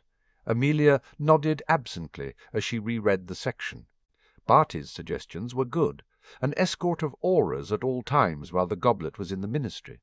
The goblet placed in a glass case for the showing to ensure it couldn't be tampered with. And for him to personally take the goblet to Hogwarts rather than Bagman. "Leave it with me," Amelia said. She'd have to confer with Rufus and probably the War Council for a wider view. The whole thing seemed to be a disaster waiting to happen in Amelia's book. They were trying to prevent situations where the goblet could be interfered with, and a public display was the exact opposite of what they were trying to achieve. Percy didn't seem to get the hint. He fidgeted in his chair. Mr. Crouch asked for an immediate response. "If Barty wants an immediate response, he can come back to work and arrange things himself," Amelia said brusquely. "I have a Wizengamot session and 4 tribunals to prepare for. Inform Barty he'll be informed of the security arrangements once I've had the chance to work them out with the relevant parties. Understood, Mr. Weasley?" Percy nodded quickly. "You're dismissed," Amelia stated bluntly. She shook her head at the departing figure of the young man and wondered whether she should have a word with Arthur. In her opinion, the head of the Weasley family was finally getting the acknowledgment he deserved, and he didn't need one of his sons messing that up by being a priggish ass. Her secretary gave her a 10-minute warning for the beginning of the Wizengamot, and Amelia quickly shrugged into her robes and gathered her files. She made it into the chamber with time to spare, and spent a few moments exchanging pleasantries with Arthur, while inwardly wondering how to bring up the matter of Percy to him. It didn't surprise her to see Sirius enter with Cornelius. It was a show of strength on Sirius's part, Amelia mused, the visible indicator of who was the power behind the minister. Cornelius didn't view it that way. He, positive, preened in the reflected power and glory of Lord Black. Sirius gave her and Arthur a warm smile of acknowledgment as he crossed the floor. He took the stairs to his seat, and Amelia watched, as not just the ancient and noble houses, but all of the houses who held Wizengamot seats rose as a mark of respect for him. Only sitting when he was seated. She almost laughed at Dumbledore's surprised expression as the chief warlock called for order and the chamber to be sealed. Clearly the old wizard hadn't surmised that one of the implications of Sirius's and Cornelius's power play against Voldemort in the Wizengamot would be a rise in power and status for the incumbent Lord Black, the regent of the House of Potter. Amelia shook her head and tried to get comfortable. It was going to be a long session. The clerk, Dullard, got to his feet and cleared his throat as he got to the first item on the agenda and announced Lord Black. The alliance with Zabini wasn't a surprise, Amelia noted. Nora, who looked a million galleons in new dress robes purposely designed for the cover of the Daily Prophet, was smugly assured in her response to confirm the alliance. She no doubt considered it a step towards getting Sirius into bed or into marriage, whichever came first. Amelia figured Sirius was too focused on Harry and the situation with Voldemort to consider any kind of romantic liaison, and that Nora was likely to be very disappointed. The black détentés with Gibbon, Selwyn, and Wilkes raised eyebrows, and Amelia kept her eyes pinned to the minor houses of the Pure Blood Alliance she anticipated most would be signed up by the October session. Dullard moved on. Bunting's proxy was named Longbottom, announced a similar mutual aid and support alliance with Zabini Livingston, formally announced his heir, and, finally, it was back to Sirius, but this time in his role as the regent of the House of Potter. Sirius rose from his seat and smiled sharply. The House of Potter is pleased to announce the addition of the following members to the Potter Political Alliance. The ancient and noble houses of Cavendish, Greengrass, Goldstein, Rickett, Smith, and including the House of Zabini and the order houses of Ample, Belby, Brocklehurst, Bunting, Carter, Davidson, Farley, Higgs, Livingston McNeill, Samson Toke, and Warren. Amelia looked around as the rest of the Potter Alliance rose, as the new Alliance members stood up to be counted, as the heirs of age and present made their way to the floor. "Who speaks for these houses?" Sirius asked. Daniel Greengrass straightened his shoulders. "I, the head of the House of Greengrass, speak for these houses." "Who speaks for these heirs?" Sirius asked. It was 22-year-old Simon Cavendish who took the step forward as the eldest of the heirs present. "I, the heir of the House of Cavendish, speak for the heirs." His blue eyes seemed calm and his voice assured. The vows began, and once again the magic stirring in the air disconcerted Amelia. She had assumed Harry's presence, and the presence of the totems of his family magic had been the cause the last time. But as the vows progressed to Sirius's vow of acceptance, the air was thick with magic once more. "I, Sirius Orion, Black Regent and son of the House of Potter, head of the House of Black, accept your oath of allegiance on behalf of Harry James Potter, head of the House of Potter, heir of the House of Black, and offer to you the protection and sanctuary of the House of Potter, his wand and his magic in your defence to lead you with fairness and honour. So have I sworn, so mote it be." A griffin's cry screamed through the air, and there was a rush of wind across the chamber, causing more than one member to shriek. Amelia wasn't entirely surprised to see the Potter Griffin and the Black Snake take form, sitting in the Potter chair as though they were both meant to be there. An instant later the rest of the totems of the ancient and noble houses in the Alliance coalesced next to the heads of the houses. Sirius seemed unperturbed, even if Amelia liked to think she knew him better than to accept his lack of reaction at face value. He continued onwards as if nothing of note was taking place, turning to take the heir oaths. Amelia glanced at Cavendish and wondered whether the heirs would also swear fealty. She didn't have to wait long to find out, as Cavendish gave a cheeky grin, but answered in the usual manner rather than following Neville Longbottom's reply. Sirius nodded gravely, not visibly disappointed at any rate, and made the vow of acceptance with solemnity. The totems responded again with a fierce cry of approval, and disappeared, except the griffin, which waited to exchange a mutual bow of heads with Sirius before dissipating like a golden mist. Amelia wasn't surprised as the Wizengamot descended into chaos again. She looked up to her younger brother, and Richard gave a shaky nod. Their discussion after the August session echoed in Amelia's head.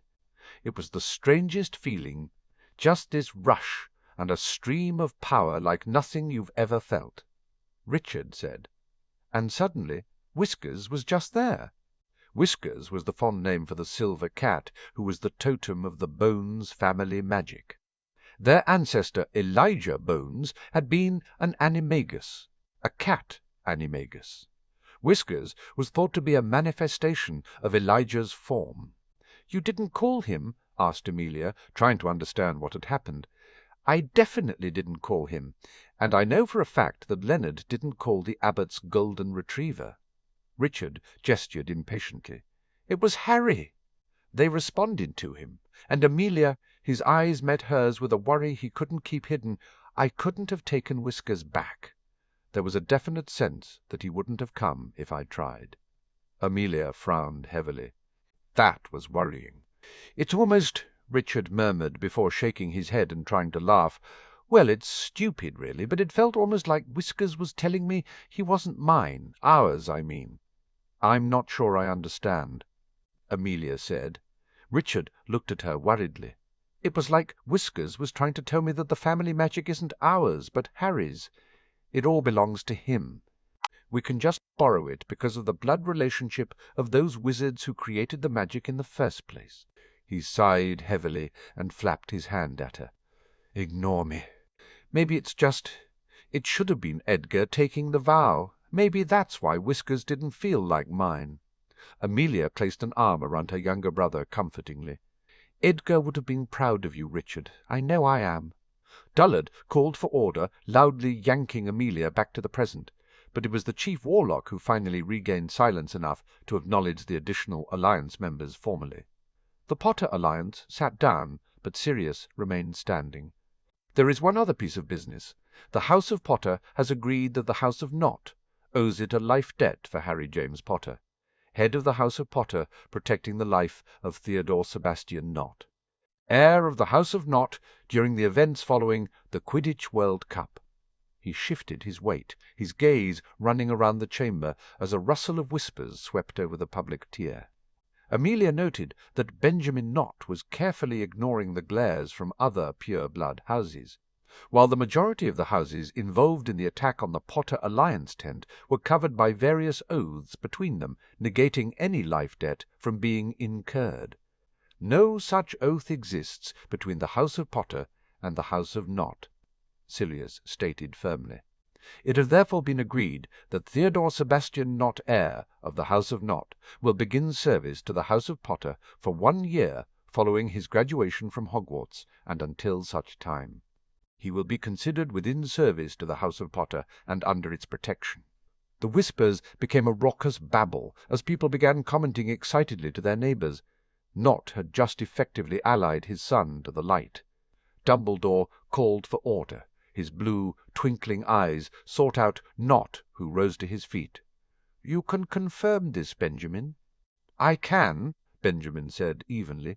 "The heir of Nott is now in service to the House of Potter to satisfy our honour in acknowledgment for the life debt incurred between us." "Clever, clever Benjamin," Amelia mused with reluctant admiration. There was no way he could have allied with the House of Potter or Black without fully renouncing his position with Voldemort.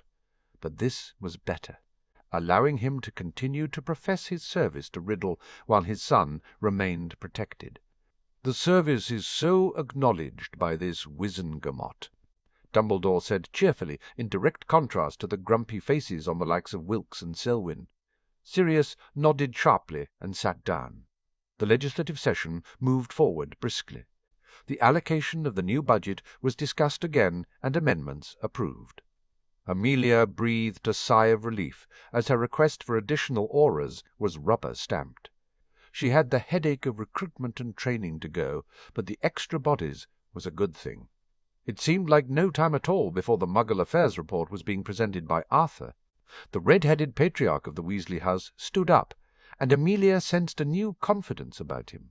Being attacked at the World Cup had roused his inner Gryffindor, she realized. "You've all seen the report, so I will not repeat it verbatim," Arthur began. "Rather, I will focus on the main findings." He cast a look around the chamber. Finding 1. The Muggles' technology is well advanced from our records. 3 technologies in particular are a threat to us. The first is this. He waved his wand, and a projected image filled the floor of the chamber. A small box with a lens appeared. Camera technology is something we share with the Muggles, but theirs has taken a different route to our own, Arthur said. This camera records events constantly, allowing them to be replayed in actual time at a later date. Many of these cameras are affixed to Muggle streets, especially in areas such as shopping precincts, for example. Imagine, if you will, that a wizard performs magic on a Muggle in a Muggle street at night. A team of our auras appear out of nowhere to deal with the situation, obliviate the Muggle, but do not see or understand the threat of the hidden camera, and leave it. Unfortunately, the entire thing is caught on camera and replayed, so breaking the statute of secrecy. Whispers filled the chamber. Here is our second threat. It was a box with a thin board attached that had blocks with the alphabet written on them like an old Muggle typewriter. Amelia frowned as she recalled the device from Arthur's report. "This is a computer. It is linked via Muggle communication technology to all other computers with a simple command." Arthur continued. "Simultaneous communication with something they call the World Wide Web. Pictures may be uploaded and viewed all across the world. Imagine that a picture of the night I have just described is uploaded onto this device and shared. Not only would our world be revealed here in Britain, but all across the globe. The Muggles believe this technology will only increase in popularity and improve." The projection changed to one of a long, pointed device. "This is a missile. It carries with it an explosive bomb known as a nuclear weapon, Arthur explained solemnly. It can be fired from land in one country, or from a Muggle flying machine targeting another country with specific coordinates. On exploding, it will destroy all life in the impact zone. He straightened. The Muggles have already used this on themselves during their last World War. They killed over 100,000 of their own kind. There was a stunned and appalled silence. We have no defense against this weapon, or against many of the other weapons they have developed, or the other technologies that I have shared with you, Arthur said. That must change. We must protect the Statute of Secrecy and find a way to defend ourselves against the Muggle technology. He dismissed the projection. To that end, the Muggle Affairs Committee is proposing a new Department of Muggle Affairs. It will have three main objectives. Firstly, to establish better relations with the Muggle government to ensure their scientific and technological knowledge is shared, that they work with us in protecting our secret. Secondly, a Muggle Research Department will be set up jointly with the Department of Mysteries to document Muggle technology and find ways to counter it. And thirdly, a Muggle Law Enforcement Task Force is to be set up in conjunction with the DMLE to focus on dealing with all aspects of Muggle and wizard policing issues, including the misuse of Muggle artifacts. The budget projections for the next year are in your reports, including startup costs. I seek permission today to progress in the setup of the department.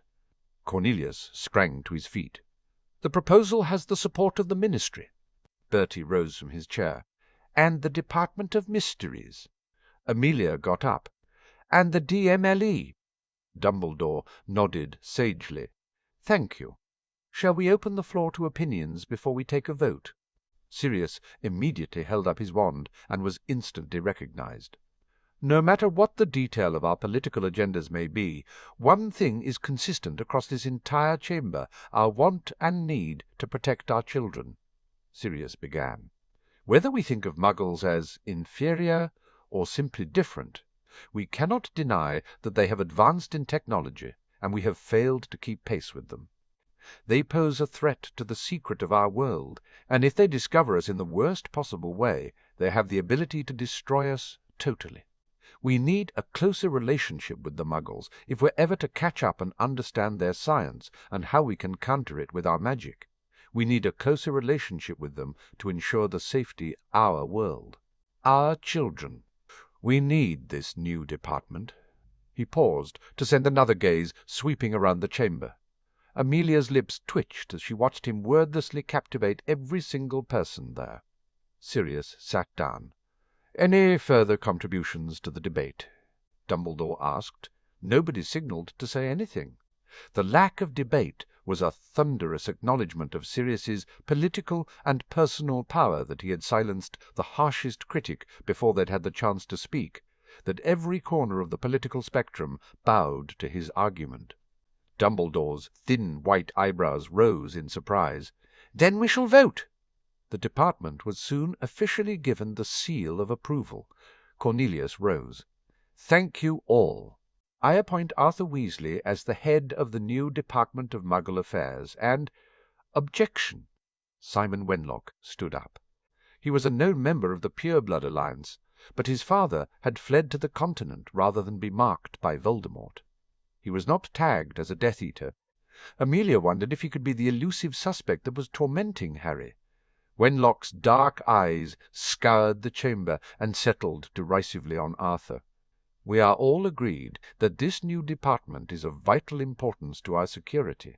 Are we prepared to risk that by giving its leadership to a wizard who is known for his love of Muggles?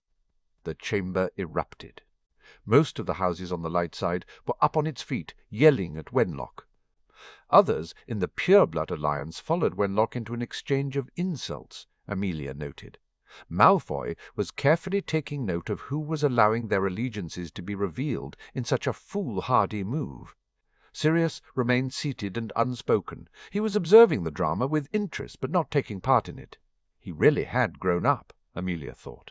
The stories of his time as a hit wizard often spoke of someone hot-headed and reckless. Eventually, Dumbledore had to create a small bang to regain order. "Please," Dumbledore said forcefully, "we are all adults here. I should not have to step in as though I was standing in the great hall at Hogwarts and faced with unruly children." The sharp words were a mark of how annoyed Dumbledore was. It took a lot to irritate him. Cornelius stood up. "With the permission of the Chief Warlock, I believe I have the right of reply to Lord Wenlock's objection." Dumbledore nodded. Cornelius threw Wenlock a disgusted look. "It is the Minister's prerogative to assign the heads of department. Arthur Weasley is one of the most honourable men it has been my pleasure to work with. He has led the committee which produced the recommendation for the department, and has the most knowledge of the issues and concerns. He has also begun to build relationships with our Muggle counterparts, and is well liked by them. He has remained steadfast despite being the target of hatred and violence. No one should question his integrity." "You may trust him, but I do not," Wenlock argued back. "His insistence on loving Muggles will doom us. If you show such poor judgment in your appointments, perhaps it is time the Wizengamot should choose the heads of department." Griselda Marchbanks stormed to her feet again. "Pish and tosh nonsense. Lord Wenlock, you are a moron of the highest order." Dullard sprang up. "Lady Marchbanks, I could declare a duel for your insult." Wenlock snarled across the expanse of the chamber. "And I could declare one for your insult to my honour." Arthur's quiet assertion arrested the rising chatter. Wenlock stared at Arthur along with most of the rest of the Wizengamot. Arthur glared right back at him, his shoulders straight, his chin up, and a glint in his suddenly steely blue eyes that would have had his family running for cover. He rarely lost his temper. But when he did, do not mistake the fact that the seat I hold in this body is ministerial to mean that I do not know the traditions associated with my ancient and noble house, Wenlock, Arthur stated forcefully. "You're right in that I do like Muggles. I have a lot of respect for their intelligence and creativity." "Rightly so, given what we have uncovered. And you're right that I would hope one day we could live in a world where we don't have to hide, and we could live peacefully together." He held up a hand as Wenlock went to interrupt. Amelia looked on in pleasure as Arthur continued. "But that day is not today. That day may not happen in my lifetime. Right now, our concern is to build a foundation of trust and cooperation so that we may be safe and secure, so that our children may be safe and secure." He looked in disgust at Wenlock. "I have 7 children. How dare you insinuate that I would ever place their safety and security at risk?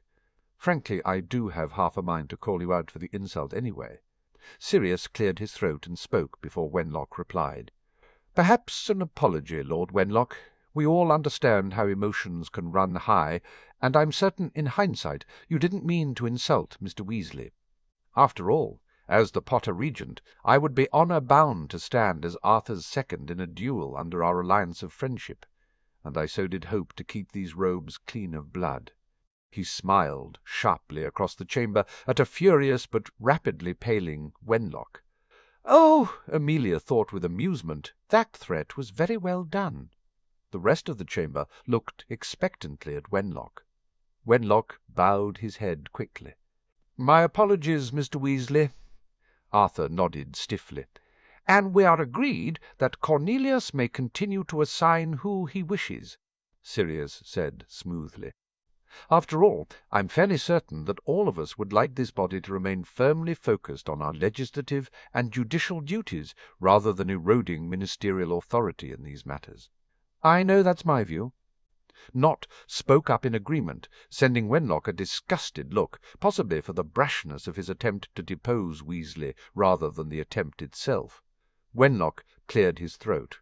"I remove my objection entirely."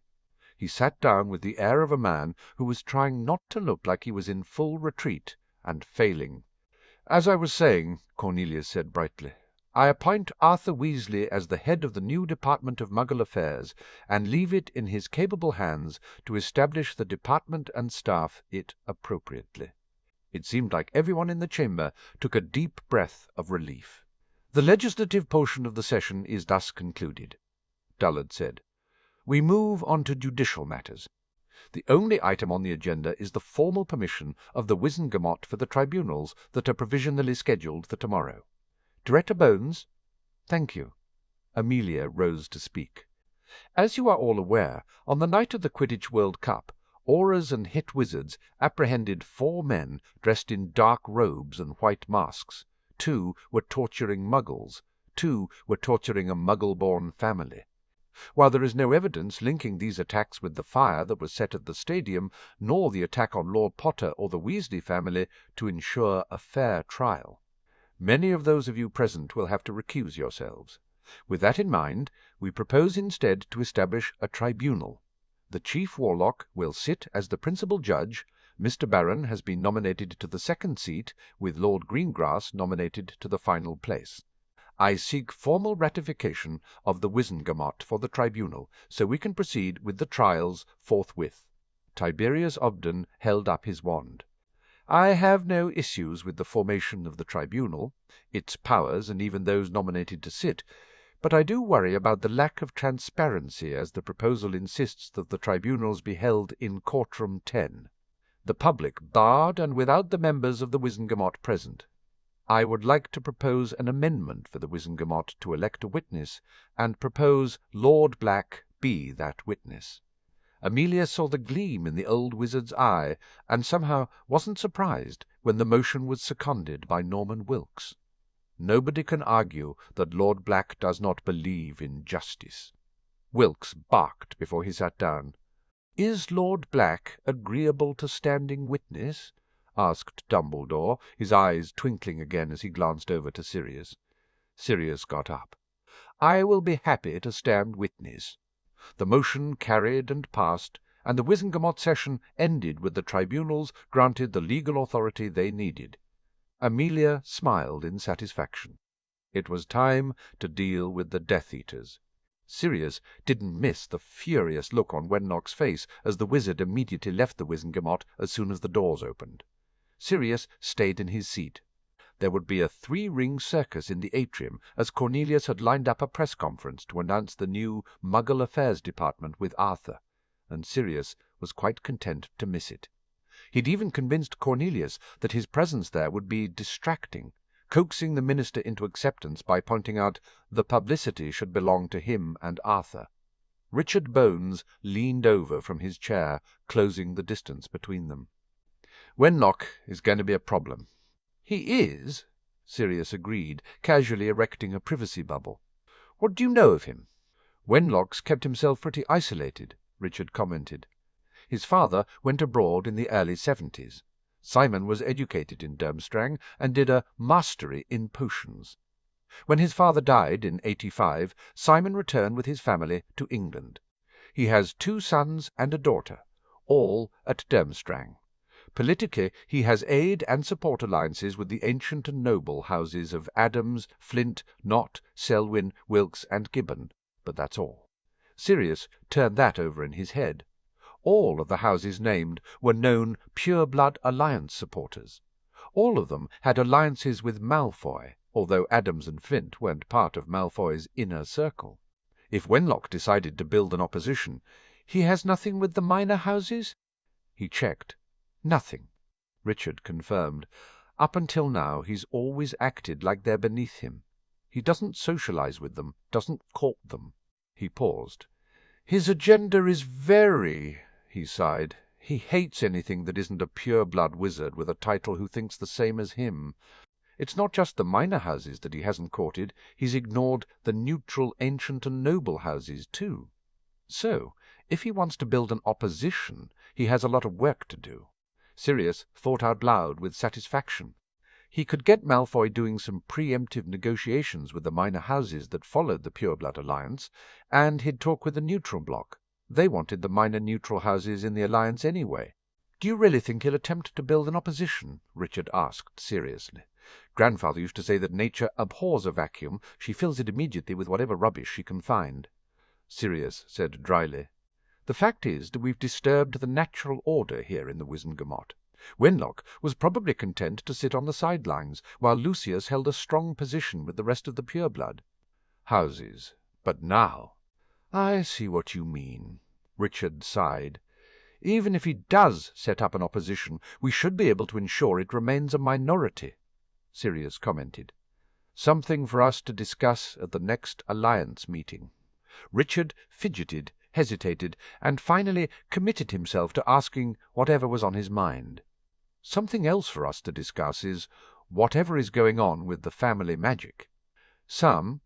He thanked Merlin he'd had plenty of practice at keeping a straight face during all his years of pranking. Oh? The Griffin and the Snake showing up in the Potter seat as though they're substituting for Harry. All of our family magic responding to the call of the House of Potter, Richard said dryly. Need I go on? Sirius shook his head. His heart was pounding in fear that they knew, that everyone knew about Harry's affinity with family magic. I realize there are secrets, Richard said hesitantly, but the ancient and noble houses of the Alliance deserve an explanation for why our family magic is suddenly responding to someone else. He gestured and looked away to watch the crowds slipping out of the doors. I thought it was me, the last time. The magic took a long time to accept me when I did the ritual. I thought it might be because I was never supposed to sit in this chair, never thought it would be me. Merlin knows Edgar was twice as powerful as I am, and Amelia could best him in a duel easily. It wasn't until I spoke with Leonard and Augusta that I realized they'd felt the same, like Harry had more of a right to the magic than any of us, that it wants Harry more than any of us. He turned, and his honest brown gaze met Sirius's guarded grey eyes. We're allies, Sirius. Trust us. Sirius nodded slowly, his heartbeat slowing as Richard's sincerity sank into him. Richard was right. They needed to trust their allies, otherwise they wouldn't be allies for very long. We'll arrange something. Richard nodded. It's probably safe to make a move now. He was right. There were very few left in the chamber. The press conference was probably over, and Sirius would be able to sneak out around the crowds flowing through the atrium. They stood, and Sirius dispelled the privacy bubble with a thoughtless show of the small amount of wandless magic he could do. By the way, Susan wrote to us about the duel Harry won against Amelia, Richard said cheerfully. Amelia underestimated Harry. Sirius said with a smile as he remembered the duel. She won't make the same mistake again, but he'll be ready for it. He could easily be a dueling champion, Richard commented as they made their way out of the chamber. Is he planning to enter any tournaments? He's more focused on Quidditch, Sirius replied. Takes after James that way. He doesn't really like dueling for all that he's good at it. Amelia loved dueling, Richard commented. It's just as well she was his opponent and not me. I would have lasted a minute if he managed to defeat her as easily as Susan made out. Maybe you underestimate yourself, Richard, Sirius said seriously. Whether you ever thought you'd be the head of house or not, the ring wouldn't have accepted you if it didn't find you worthy. He brought them to a gentle halt in the middle of the corridor. I never expected to sit in my seat either. Richard gave a grateful nod, and they started walking again.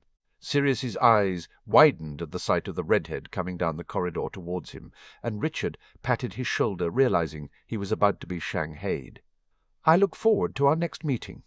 Thanks, Richard, Sirius said absently as they drew level with Bill.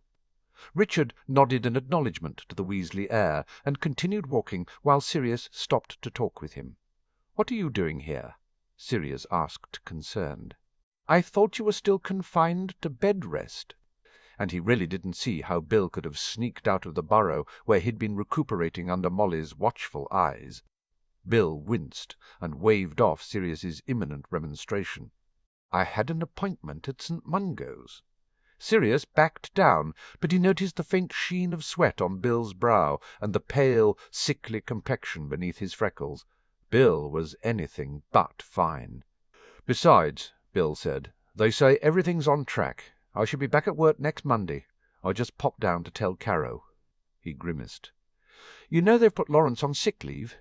Yeah, Sirius nodded. He's refused to take any more of the potions Snape created for him. Since the third member of the treasure team had purposefully put on a cursed ring to activate the resurrection stone to see his dead daughter, Sirius wasn't surprised. He fully believed that the dead held more attraction to Lawrence than the living. If it wasn't for Harry and Remus, Sirius has a horrible feeling he could relate more than what was considered nominally healthy. They think he won't see you, Bill continued sadly before taking a deep breath and shaking his head. Sorry, I think the recent brush with death myself has gotten me maudlin. I think you've earned the right to be a little maudlin, Sirius said gratefully. Come on, let's go find your dad. How'd it go? Bill asked eagerly. I tried to make it over from the hospital in time to see him, but they'd closed the doors by the time I arrived. Sirius happily informed him of the Wizengamot session as they made their way to Arthur's office, but waited until they were actually in the office and private before explaining about Wenlock and the potential duel of honour that was narrowly avoided. Bill blinked in shock as he sank into the visitor chair with visible relief. My dad almost called out, Lord Wenlock? I swear, Sirius said, holding up a hand as he perched on the desk, if the moron had said one more thing, I think your dad would have done it. The door opened, and Arthur walked in, pausing as he realized he had guests before breaking out into a wide, if worried, smile at the sight of his son. Bill, what are doing here? Arthur asked, pulling his eldest in for a quick hug. Does your mother know? I had a check-up with the healers. Bill forestalled the question, putting his hand up. And everything's fine. I'll go back to work on Monday. Arthur made a considering sound and peered at his son as if to verify that the healers had the right of it. I shouldn't think they said to do anything strenuous, though. You still look a little peaky. Bill squirmed under his father's intent regard. Well, they did say to take it easy, which probably meant they'd told Bill to sit behind a desk for a week at least, Sirius thought with amusement. So you'll take it easy, Sirius instructed. And his work was done. One Bill delivered to Arthur intact. He slid off the desk. Arthur smiled at him as though anticipating his exit. I haven't had a chance to thank you yet for your support with Wenlock.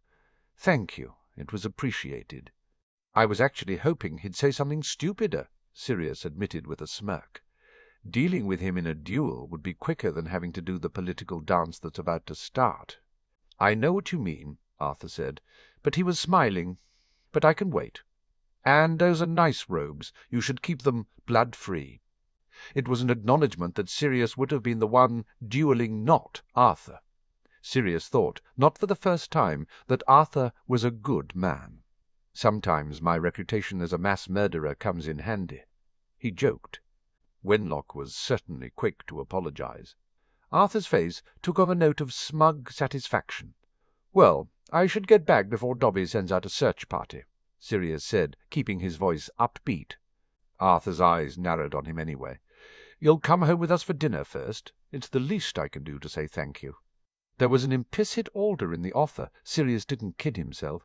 His heart ached a little to realize that the look Arthur was levelling at Sirius wasn't too far off the way Arthur had looked at Bill earlier, as though Sirius was a son and Arthur was a concerned father. Only Charlotte had ever looked at him like that before. I'd give in before he flew calls Mum to argue about it until you give in anyway, Bill said cheerfully, breaking the moment. Sirius shot him a grateful look and nodded at Arthur. I would appreciate dinner, thank you. Within moments they were back at the Burrow. Molly didn't bat an eyelid at Sirius's presence, only checked with Arthur if they knew if Percy was coming home, and Arthur murmured something about Percy working late. She ushered Sirius into a seat at the table, handed a decent bottle of wine to Arthur to open, and asked after Harry and Remus. Sirius spent most of the very delicious meal of pork chops, mashed potatoes with roast vegetables, and a divine cider sauce, talking about the kids and the duelling lesson with Amelia. He wasn't immune to the fact that Molly soaked up every word, and while Arthur was less obvious, it was clear that he missed his children.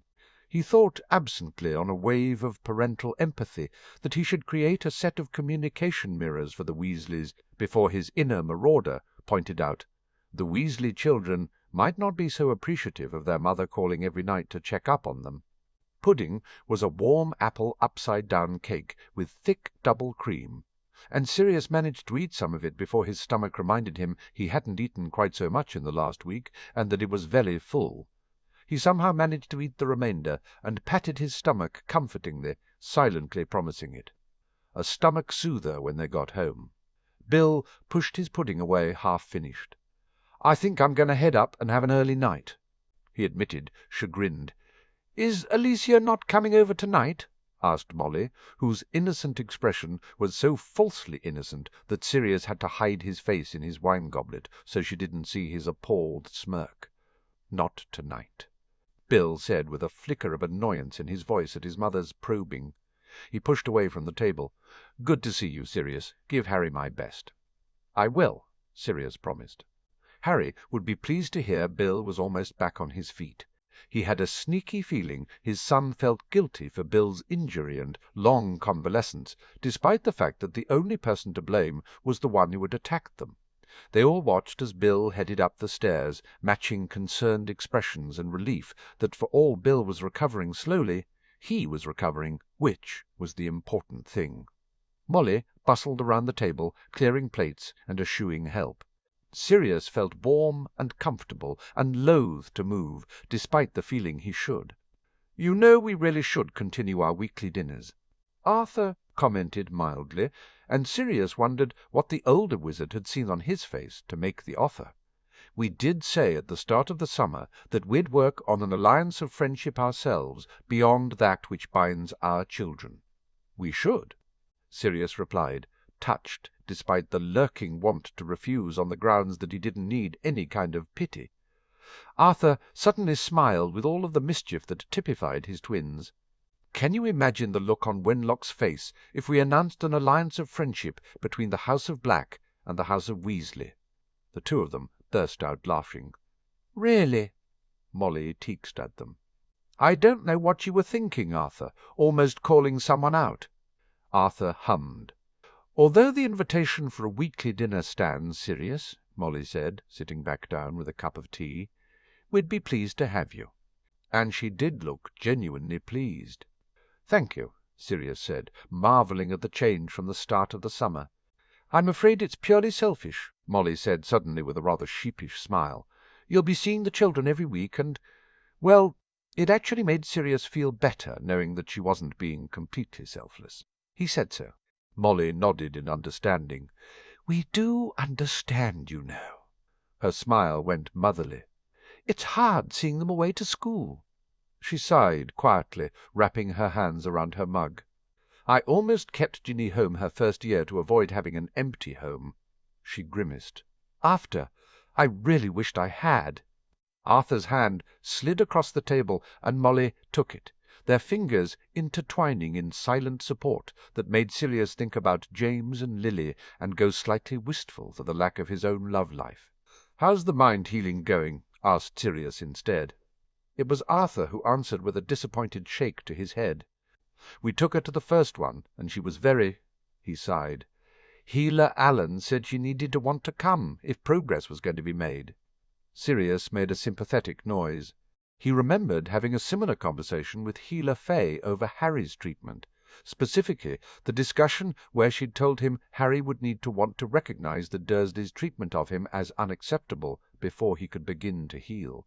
Frustration hadn't even begun to cover how he felt. "So no more mind healing until she asks?" summarized Sirius. Molly nodded. "Maybe it'll be fine. She seems to have made some new friends this year, even if they are a little boy obsessed for my liking. Ma—" And he so wasn't going to be the one to tell Molly Harry's theory that Lydia and Jessica had befriended Ginny to get to the boy who lived. Sirius made a non-committal noise and smoothed a hand down the front of his robes. "Well, I should make a move. Thank you so much for your hospitality, Arthur and Molly." "Same day next week?" asked Arthur pointedly.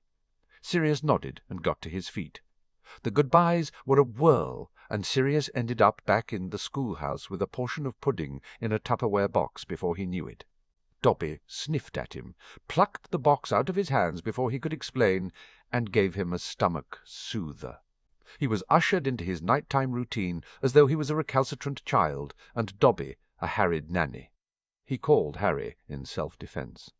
Their chat soothed him more than the potion, and he fell asleep with Harry's discussion about his first fifth-year runes class drifting through his head. The next morning, after a breakfast that would go easy on his stomach, a surprisingly light oatmeal with wonderfully syrupy strawberries, and a worrying message from Amelia about needing to talk with him about a missing pregnant woman, because it might mean Voldemort was definitely set on the ritual. Sirius set off to the tribunals. Courtroom 10 was quite imposing, but then it was meant to be. It was a courtroom. There was a chair for the accused, stands for the prosecution and the defence, and tiers of seating that would normally be filled by the Wizengamot. Sirius was the first one there. He looked around the empty room and shrugged. He slid into the black seat and opened the Daily Prophet. The headline story was the new Department of Muggle Affairs. There was a good picture of Cornelius and Arthur standing side by side on the podium, shaking hands and looking suitably serious. His eyebrows rose as he read the article. Rita's words ended up mostly positive towards having the new department and the direction of ministerial policy, but rather lukewarm about the appointment of Arthur. Wenlock's challenge had been included as a side story. Another problem to solve, mused Sirius. The publicity over the summer had been very positive for himself and Harry, but he was all too aware that journalists, and Rita in particular, would be circling for blood in the water. It wasn't quite so much fun putting someone on a pedestal if they didn't fall from it, or someone didn't pull them down. He watched as the prosecution arrived, Amelia with an old female aura, with steel-blue hair, who looked like a contemporary of Moody's. Rufus hovered in the background. Cornelius wandered in and started talking with Amelia, probably a last-minute plea to be the one to prosecute. But Amelia was shaking her head and looking determined. The defence advocates started to arrive. Rowles was first. Herman Gelding, a solicitor with dark, slicked-back hair and a bulbous nose that looked purple from Sirius's vantage point. Johnsons and McNairs came together, Giles Dotts and Clements Collingworth of Dotts and Collingworth. They were a small firm, but represented many of the pure-blood minor houses. Both were brown-haired and indistinguishable. Travis's advocate arrived last, Barry Bootle. He was polished in his appearance, perfect blonde hair, classically handsome features, good physique, adorned in quality robes. He had been one of Regulus's friends. Sirius's hand clenched on the newspaper, and he carefully smoothed it flat again. Regulus had come to his senses and done the right thing in the end, even if there had been a moment where he had tried to kill Sirius, with Barry Bootle standing right beside him, both of them trying to earn their Death Eater's stripes. One day Sirius would take Creature and go back to where Regulus had found the locket and find his body. He would bury his brother. He shivered, suddenly cold, and the world started to blur at the edges as his mind slipped into a memory. James, dead on the floor, Lily, dead in front of the crib, Harry crying and bloody, Hagrid holding Harry and telling Sirius he had his orders, Peter defiant and yelling something, the blast and shock shuddering through him. I said, "Get those Dementors out of here now." Amelia's voice cut through the fog, and Sirius came back to himself abruptly. He was curled up, hands over his head, rocking. He stopped and took a deep breath. He shivered violently. "Sirius!" Amelia was suddenly beside him. She held something out, and he took it automatically, recognizing the scent of chocolate. He stuffed it into his mouth. "They're gone," Amelia said, as though Sirius, regaining his senses, hadn't already told him that. "I'm so sorry." Cornelius was wringing his hands together. "I arranged. I thought it was best to have extra security, and I didn't think—" "That's right!" Amelia snarled at him before she caught herself. "But we will talk about this later, Minister." Her eyes went pointedly to the gawping defence advocates. Cornelius nodded unhappily. "Sirius, I'm fine, Cornelius," Sirius said briskly. "I just wasn't prepared for them." He attempted a smile. "A cup of hot chocolate wouldn't go amiss, though." Cornelius's assistant took off immediately to go get it. "My sincere apologies, Sirius," Cornelius said again. Amelia handed Sirius another chunk of chocolate, and he put it in his mouth, letting the sweetness melt on his tongue. He swallowed and motioned back at her table. "You should get back to what you were doing," Sirius said firmly. "I'm fine." He wasn't. Too cold, and the ache in his limbs went all the way to the bone. But he wasn't going to give Bootle any more ammunition. He was already betting that the fact that he'd had a bad reaction to the Dementors would make the Prophet's headlines the next day. Amelia's eyes were filled with nothing but understanding, though. She handed him the rest of her chocolate and went back to work, Cornelius following after Sirius had reassured him again that it was fine. 5 minutes later, Cornelius's bright-eyed assistant, Marty, Sirius struggled to remember the name, brought him the hot chocolate, and Sirius held it close, inhaling the warmth and scent as he staved off the urge to turn into Padfoot. The arrival of the judges, Albus, Gideon, and Daniel helped. Albus hurried over. "My dear boy, I heard what happened. Are you all right?" "Fine." Sirius lied, uncomfortable more with the knowledge that his reaction had already made the gossip tree within the ministry he was so going to kill Monty on his way out. Just could have done without the trip back down memory lane. He pressed his lips together. "Ignore me, Albus. I'll be fine. Just get this done." "Drink your chocolate, Sirius," Albus said gently before he moved away. Almost unwillingly, Sirius followed the instruction. The hot chocolate was still hot. Murphy had obviously got him a charmed mug when he'd gotten it for him and told the rest of the building about Sirius's unfortunate reaction to Dementors. Seeing Albus reminded Sirius that at some point he needed to talk with his former headmaster about the Elder Wand. The Hallows had to be the powers mentioned, because Sirius was never going to believe that Harry needed to sacrifice his own life to get rid of Voldemort. Didn't the line "neither can live while the other survives" suggest that the survivor would live once it was all over? He slurped down the rest of the chocolate and watched as the mug automatically refilled. Okay, Sirius thought, bemused. Perhaps he'd hold off on killing Murray. Everything suddenly came to order. The courtroom door banged shut. A rather cowed Cornelius took a seat by Amelia. The scribe, a young, harried-looking administrator with bright yellow hair that had to have come from a potion, slipped into position, and Albus asked if everyone was ready.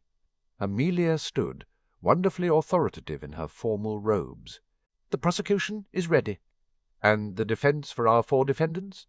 Albus's gaze strayed to the 4 advocates. There was a chorus of confirmations. Then Bootle stepped forward. "I would like to make an objection on the record about the presence of Lord Black." Sirius wasn't surprised. Albus blinked.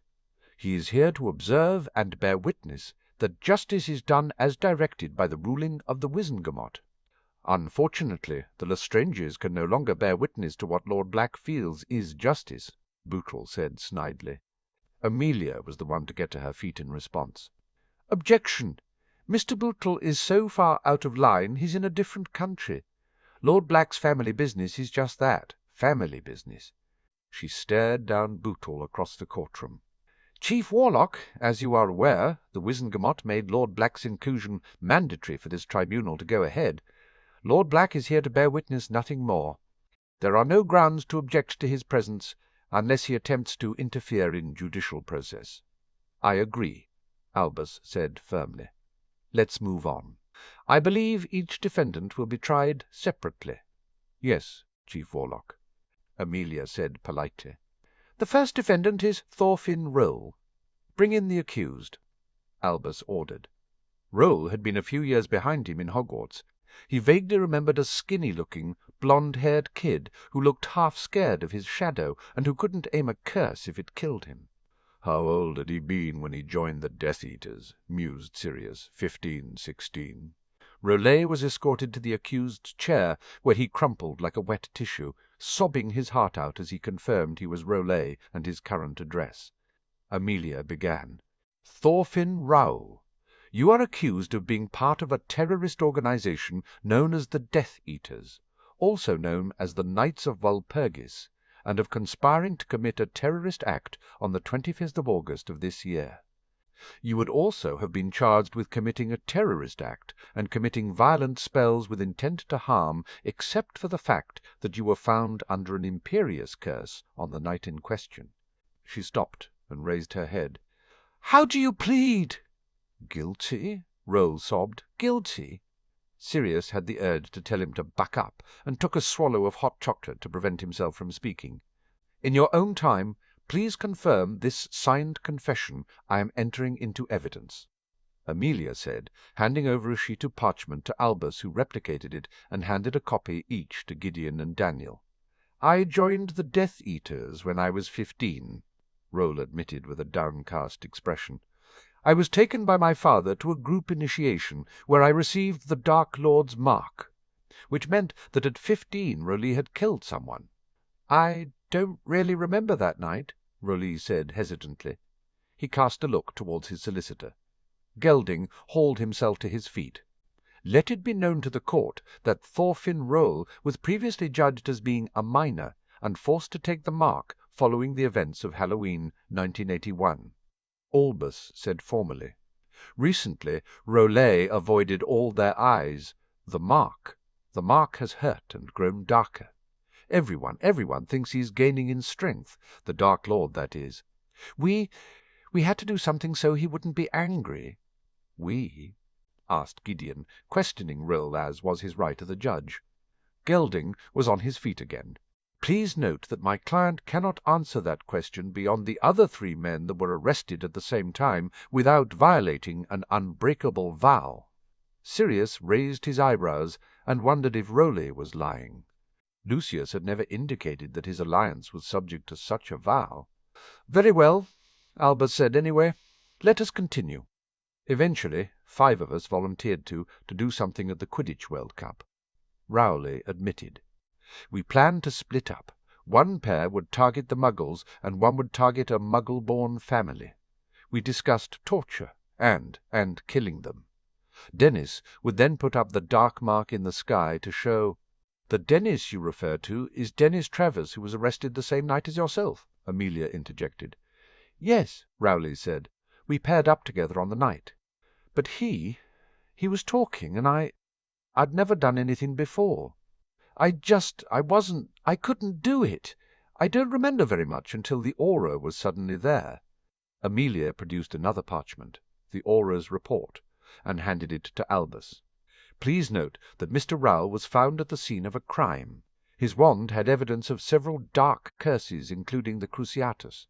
He was, however, under the Imperious curse himself, which was broken when Mr. Travers was stunned by myself." "Objection!" Bootle got to his feet. "My client is not here to defend himself from such a charge." "I was under the impression that was why you had to be present," Amelia pointed out. "For the record, I wasn't aware that I had actually made any kind of charge against your client." She pinned him with a stern gaze. "Yet—" Sirius hid his snort in his mug of chocolate. "You implied—" Bootle began. "I merely related a fact." Mr. Rowell regained his senses at the point where Mr. Travers was stunned. Amelia said dryly.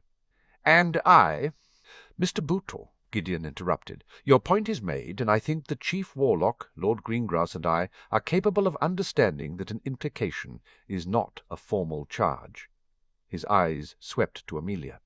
"And we are also capable of separating implications from actual evidence. I suggest we move on." Amelia nodded briskly. "Mr. Rowe, you mentioned that you were paired with Mr. Travers, who formed the other pair." "Arnold Judson and Walden McNair," Roll stuttered out. "Objection!" Dotts and Collingworth were on their feet. "Sit down, gentlemen," Gideon said firmly. "You have no cause to object to an identification, and you can challenge in cross-examination." Amelia looked as pleased as Punch as she sat down. "Mr. Gelding, your defence may begin," Albus instructed. "Mr. Rowe," Gelding began gently, "why did you volunteer to take part in demonstrating loyalty to the Dark Lord?" "My father—" Rowley swallowed hard. "My father failed a mission once back then." His stricken face looked up suddenly. "The Dark Lord killed my mother to teach my father a lesson. When the mark grew dark, I was scared. I have a wife and a son. I thought if we were to prove ourselves to the Dark Lord, if I could prove my loyalty, then perhaps my family, they wouldn't pay for my sin." Sirius winced. It was hard not to feel sympathetic. "On the night of the World Cup, Mr. Rowell, why did you change your mind?" Elding said softly. "The family that Dennis picked out." Roll blinked hard against another onslaught of tears. "The boy, "The boy is the same age as mine, and Dennis wanted," he said. "We had to kill him. I couldn't. A child. He was just a child." "Objection," Bootle said again. Gideon stared him down, visibly perplexed. "On what grounds?" Bootle shifted his weight. "This is hearsay against my client, which we will get to when we get to your client," Daniel pointed out. "As Gideon has already said in much politer terms, we are not idiots. Sit down." Bootle shot him a furious look, but sat. Gelding cleared his throat. "After the suggestion was made, what did you do?" "Refuse to go through with it," Rowler said clearly. "But then I don't understand what happened, because I was suddenly standing in front of the tent, and the boy—" He choked and had to take a breath. "The boy was on the ground in front of me, and my wand was pointing at him, and the Aurors were there yelling at me to drop my wand." Gelding nodded and produced a parchment that went to the 3 judges. "You will see from this independent healer's report of the night my client was arrested that he was suffering from the after-effects of the Imperious curse." He turned back to Raoul. "Do you regret your actions?" "Yes," Raoul stated baldly. "I regret ever agreeing to take part in it. I should have stayed out of it." Gelding tapped the table in front of him. "The defence rests, gentlemen." Albus thanked him. "Mr. Dots, do you wish to cross-examine on any part to do with your client?" Dots leaped to his feet. "Without wishing to strain the vow you took, how can you be sure that those who volunteered on the same day that you did, Mr. Rowell, continued to be the same individuals involved with the unfortunate events on the night of the 25th of August?" Rowley looked at him confused. "You mean, apart from them getting arrested?" Dots had walked into that one, Sirius thought, amused. "Exactly," Dots said, brazening it out. "Did you speak to Mr. Jugson at all between the meeting where there was an agreement something should take place in the World Cup?" "No, I only met with Dennis," admitted Roll, who continued to look confused. "And on the night of the World Cup, did you speak to Mr. Jugson then?" Dots persisted. "I think so." Rowell's uncertainty bled from his every pore. "Why only think so, Mr. Rowell? Shouldn't you know who you spoke to?" Dots asked. "We were all wearing masks," Rowler said defensively. Dots grinned in satisfaction. "Thank you, Mr. Rowe." Collingworth asked the same questions, and Sirius decided their defence was going to be lousy if they were going for a... They didn't really do it tactic when they'd been caught red-handed. Sirius shifted in his seat as Bootle stood up and declined to question Rowell with a sneer at the quivering wreck in the defendant's chair. Albus nodded. "Do either of my fellow judges have anything they would like to ask the defendant?" Gideon and Daniel shook their heads. "Then, as the defendant has pled guilty, my fellow judges and I will deliberate the sentence." Albus raised a powerful privacy bubble which obscured the judges from watching eyes as well as listening ears. It was an impressive bit of magic. Sirius felt himself being watched, and turned with a frown to see Bootle glaring at him. He glared back and was happy to see Bootle drop his gaze. The deliberation didn't take long. Albus dropped the privacy bubble and turned to Roll with a compassionate, grandfatherly expression. "Mr. Roll, you have pled guilty and confessed to conspiring to commit a terrorist act and being part of a terrorist organization. The last war took many lives, and we cannot allow this terrorism to take hold again. As a society, we cannot tolerate such outright attacks on our government and the peace so many fought so hard to achieve. Yet your defense has offered some mitigation for both charges, and you have expressed regret. Keeping this in mind, this tribunal sentences you to 10 years' imprisonment in Azkaban's minimum security wing," Albus said gravely. Rowley burst into noisy tears as the Aurors were ordered to take him from the courtroom. Sirius knew he would have been tempted to sentence Rowley much more harshly, but he was satisfied, and certainly judicial process had been followed. The next prisoner was brought in. Arnold Jugson showed none of the hysterics of Rowe. Instead, he remained stoically grim-faced through the confirmation of identity. Amelia's prosecution was swift. She called Wood to testify that he had arrested both Jugson and McNair at the World Cup. and submitted the forensic tests of both wands and the Muggle victims which supported the written statements from Harry and Ron and their accounts of coming across two robed and masked figures torturing Muggles. It was at that point that Dots got to his feet and objected to the absence of Harry and Ron. Sirius noticed the surreptitious look his way that the solicitor threw him and figured he was expected to leap to his feet and protest loudly at the idea of having Harry testify, voiding the trial with his non-sanctioned interference.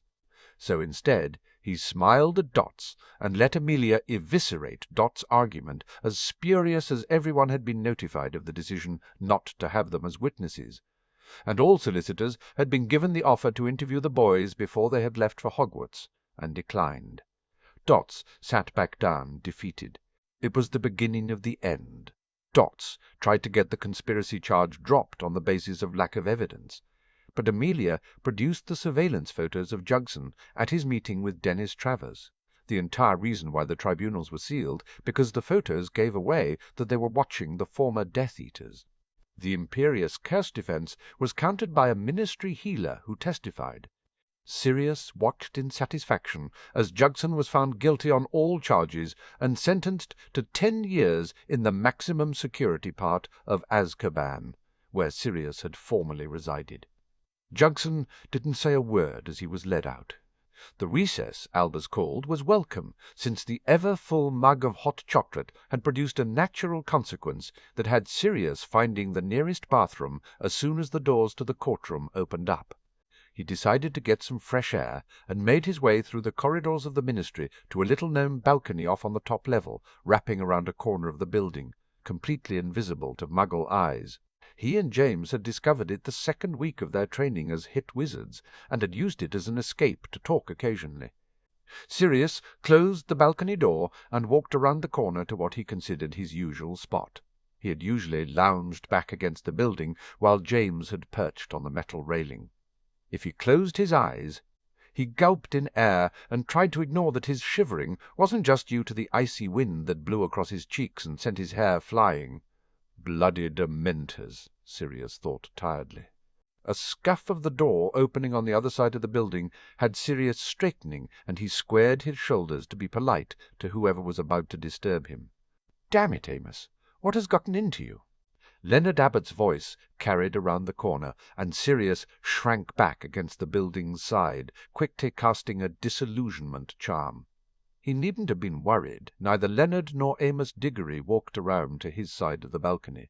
"Are you trying to get arrested?" Leonard continued harshly.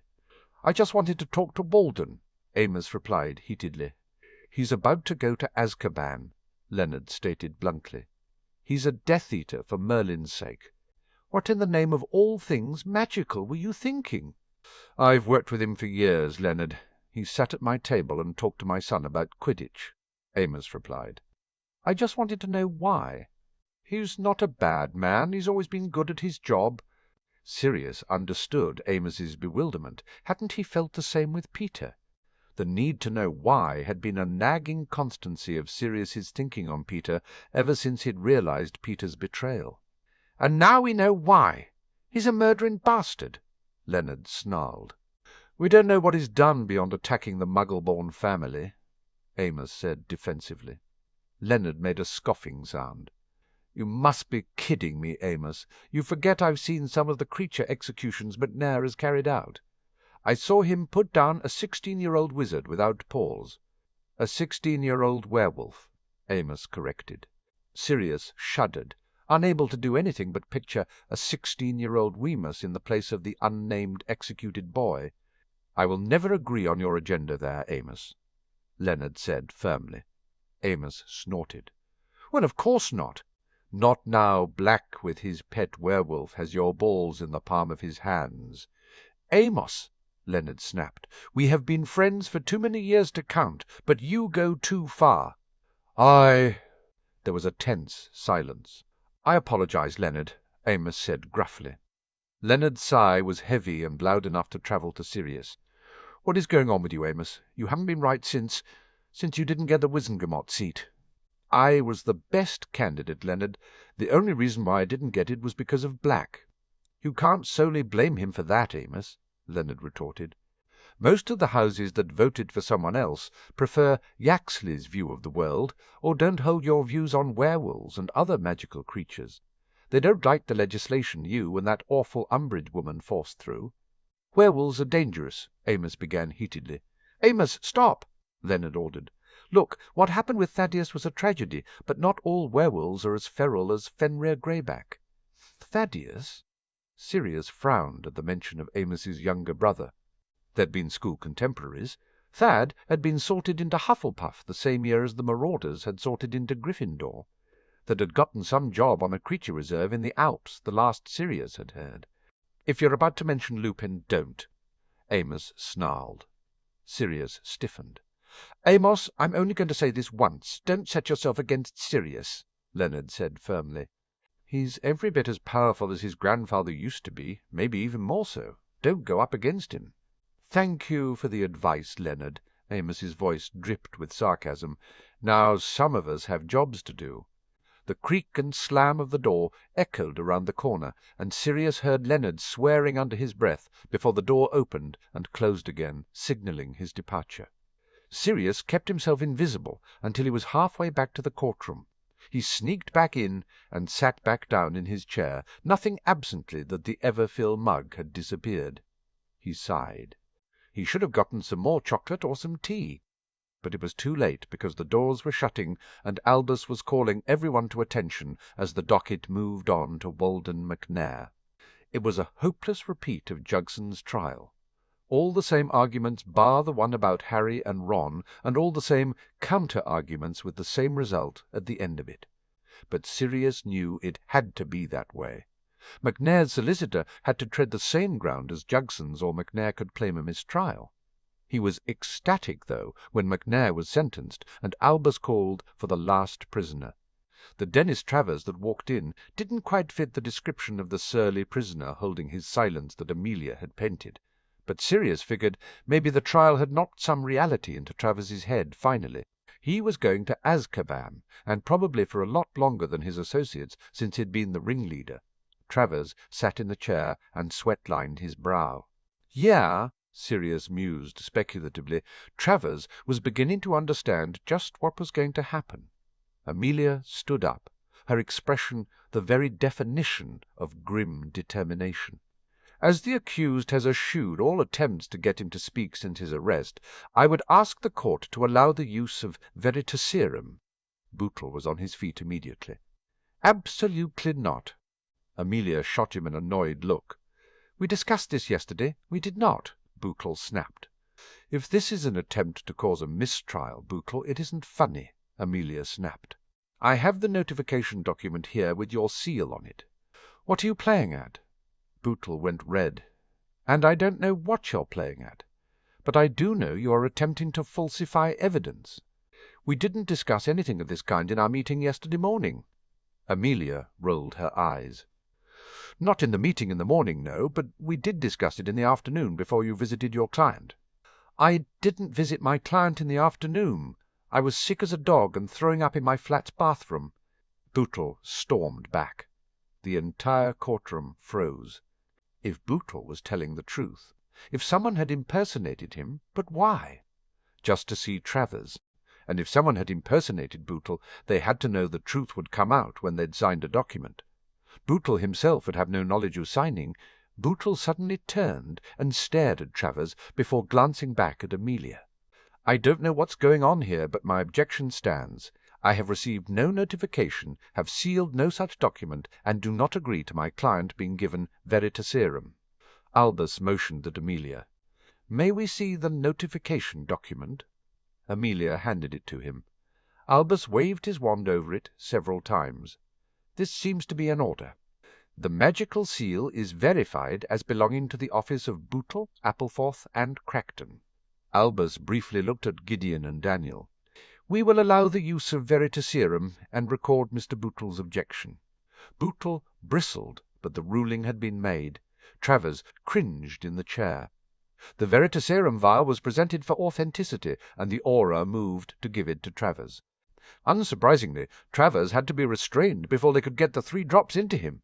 They all waited with bated breath for the few moments that were needed for it to take effect. Amelia moved into position. "What is your name?" "No, no, no!" Travers squirmed in his seat, tears streaming down his face in his effort to resist the truth serum. "No, what is your name?" asked Amelia more insistently. "Call Colin Basil Summers."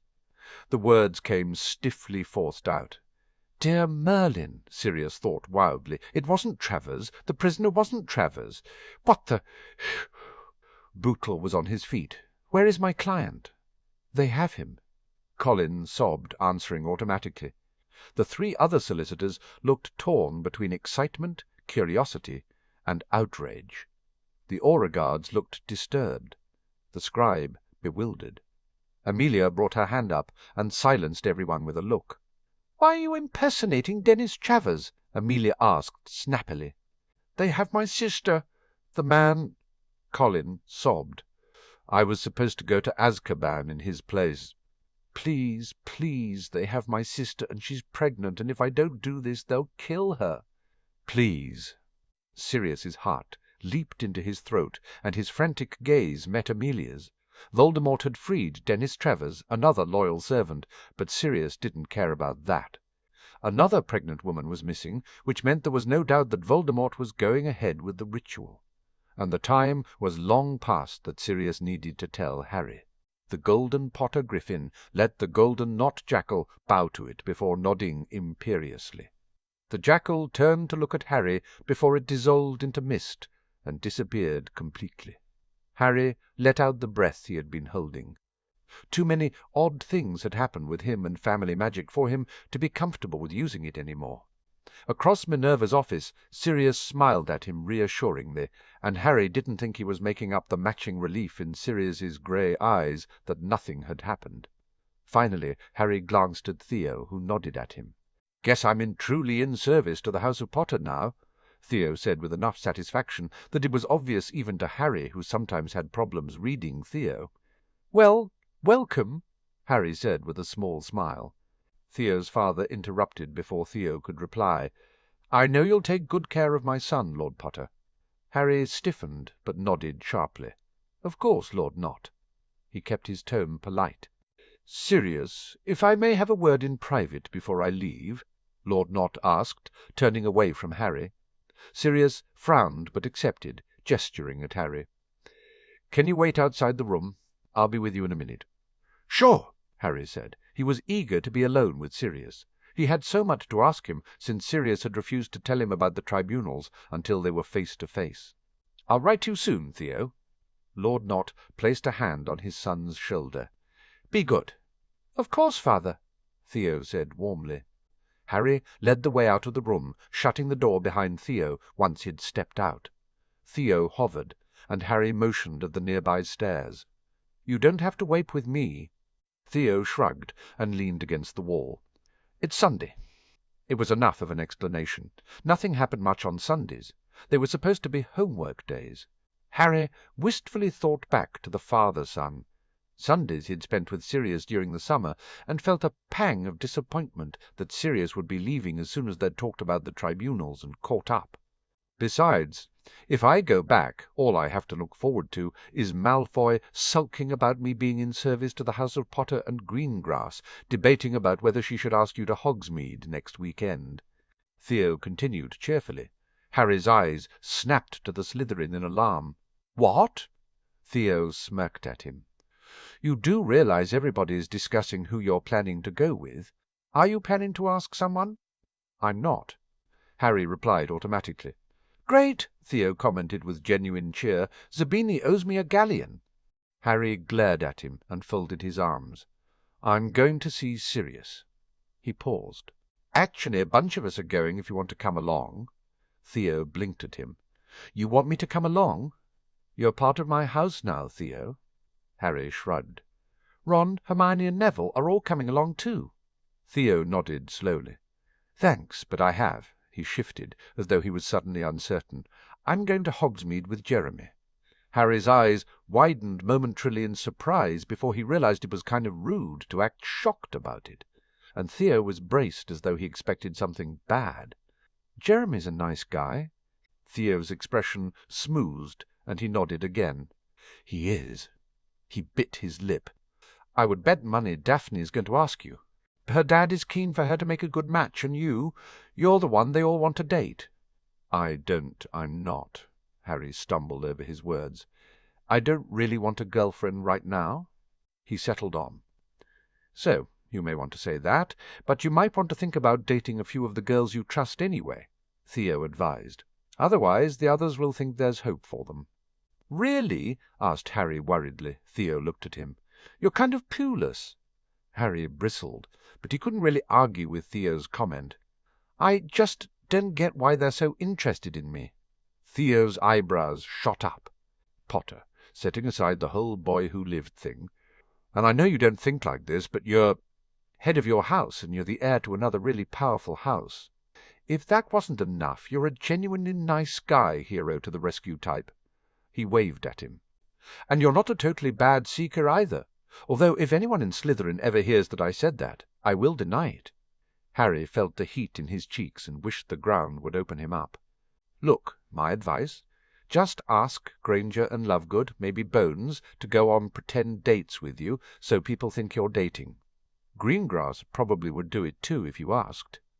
I don't think she's interested in you so much as she's interested in keeping her dad off her back about making an appropriate match," Theo said. Harry frowned. He disliked the idea, but he guessed it might work to deflect attention from his non-dating and complete inexperience. He'd talked to his friends about Theo's idea.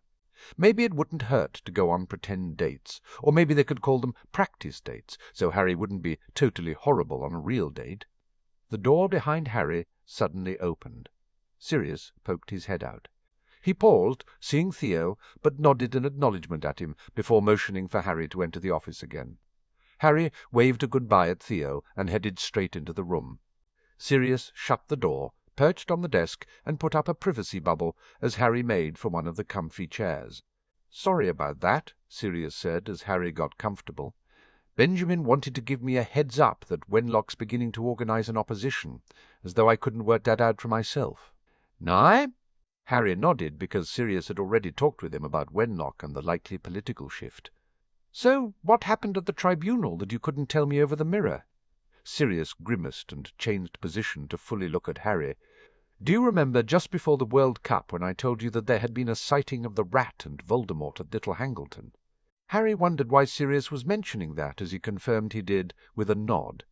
"While they were there, they took the bones of Thomas Riddle, Tom's dad," checked Harry, surprised. "Tom's dad," Sirius repeated. "Bertie and Albus suggested that it pointed at a specific ritual to create a body for Voldemort, one that involves the bones of his father and 2 other ingredients." Harry felt a sinking sensation in his stomach. "Why do I think I don't want to know what the other ingredients are?" "One of them has to be taken from an enemy," Sirius said gravely. "Me," Harry surmised immediately. Sirius expelled a harsh breath. "We think so," he sighed. "The ritual is very long and very involved, but the final part requires something from an enemy who has been in fear of his life, and tested for the majority of the 9 months prior to the eve of the summer solstice, which is when the end of the ritual has to take place." Harry felt his heart beating faster. "Is that why, with the death threats and the kidnapping attempt?" Sirius nodded. "We think that it was a pre-emptive attempt, and that entering you into the Triwizard Tournament is likely to be the actual goal. The tournament holds all the right conditions to prepare you for the ritual without them doing anything else." Harry wet his lips.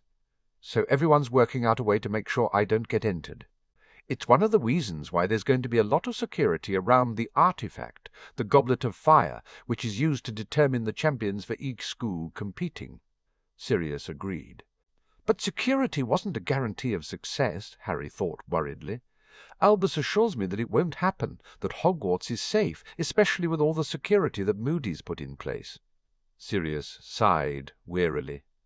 "But, well, we all know how safe you've been here at Hogwarts in the last few years." Harry bit his lip at Sirius's scathing tone, knowing it wasn't really directed at him, but feeling guilty anyway. But then another thought intruded, and he frowned. "Wait. You said Peter and Voldemort picked up the bones when they went to Little Hangleton, which meant that Sirius had known about the ritual and everything and not told him. Hurt shot through Harry like a knife. Sirius met his eyes without hesitation. Yes, I made the decision not to tell you about the ritual back then. Harry surged to his feet, not sure what he was doing or wanted, but not content to sit any more. Sirius slid off the desk to stand in front of him. Are you willing to listen to my reasons? Harry folded his arms over his chest and nodded jerkily. We didn't know if the ritual was going to happen, whether Bertie's and Albus's suspicion of what the bones meant actually was true. There are a number of rituals that use bones of forefathers, not just this one. And yes, it was the most probable, but it wasn't certain. Sirius began. I didn't want to tell you something that wasn't certain, especially as you'd received the death threat on your birthday and had enough to worry about between that and the prophecy. And now? Harry asked sharply. The bones need to seep in amniotic fluid. That's the fluid that's... I know, Harry said, blushing. Right, Sirius said hastily. And so Amelia had the DMLE put an alert out to healers, requesting they warn all pregnant women that there could be a threat to them. But Amelia found out one pregnant woman was missing on Thursday, and at the tribunal we discovered a second pregnant woman had gone missing. He paused. The brother of one of the missing women was discovered impersonating Dennis Travers at the tribunal. Travers is missing. Oh! Harry lowered his gaze as he absorbed what Sirius had told him. He understood in some ways why Sirius hadn't told him, and why he was now being told, since it was a certainty that the ritual was going to happen. But I could have handled it, he said out loud. I'm not a kid. And you're not an adult either, Sirius shot back. He held up a hand when Harry went to argue. There is a reason why you're called a teenager, Harry. He shifted as he took a breath. Admittedly, you've been through a lot more than most teenagers, and you have a lot more responsibility than the vast majority of your peers, all of which you handle brilliantly most of the time. He caught Harry's gaze again. But I'm not going to apologize for acting like a parent and deciding that my 14-year-old son doesn't need to worry about something that I know will do nothing but worry him, until it's absolutely necessary to tell him. Harry shuffled a little under Sirius's understanding but unapologetic regard. He sighed. I already have Professor Dumbledore keeping secrets, and now it feels like you're keeping secrets too. And... He shrugged, unable to properly put into words what he meant. Sirius took a step forward and tugged Harry into a hug. Harry went a little stiffly, but he wasn't immune to Sirius's caring, and he slowly put his arms his father and sank into the comfort. I know it feels like people are keeping secrets from you, and well, Albus is at least until he and I have our little chat about the matter.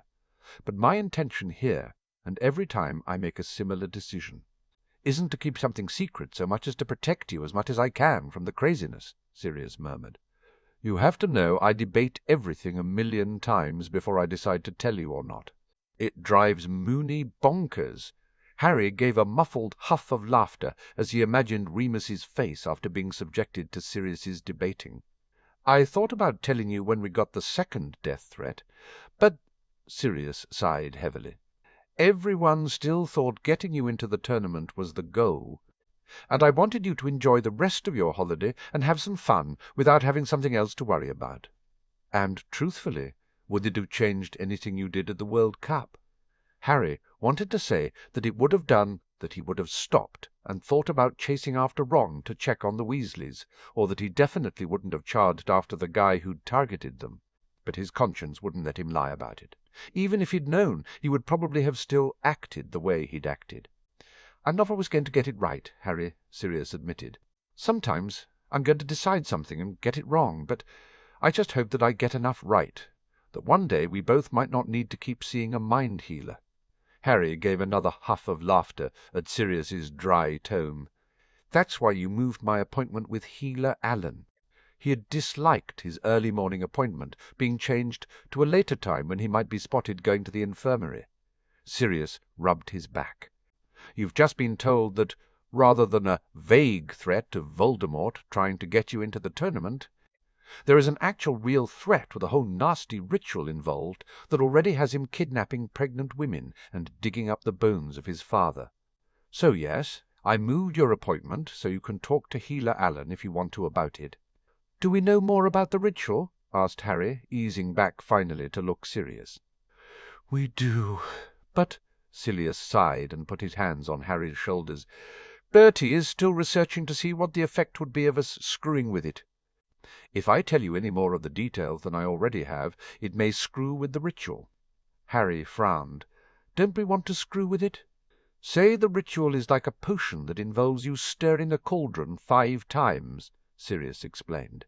"So you know you need to stir 5 times, but you purposefully think you can screw up Voldemort's plans by stirring 3 times, or 2 times.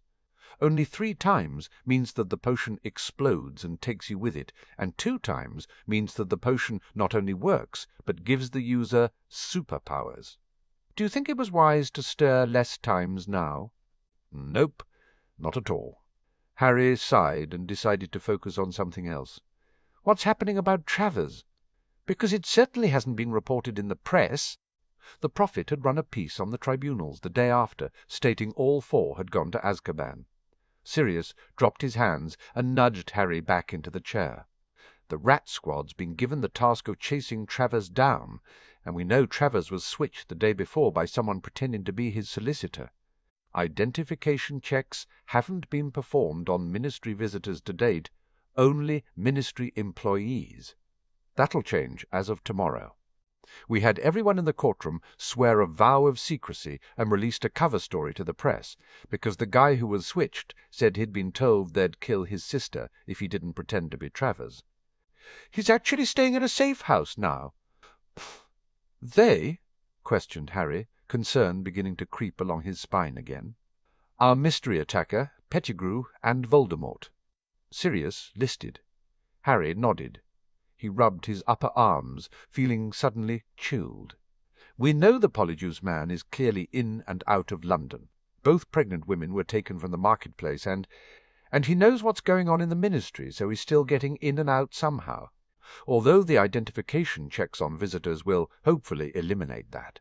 He picked Travers, who is the only one who didn't denounce Voldemort or say something to the Aurors. We think Voldemort and Pettigrew are hiding out in the countryside somewhere remote where they can keep the women locked up.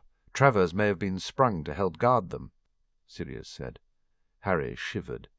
It didn't sound very positive. "Amelia is doing all she can," Sirius said.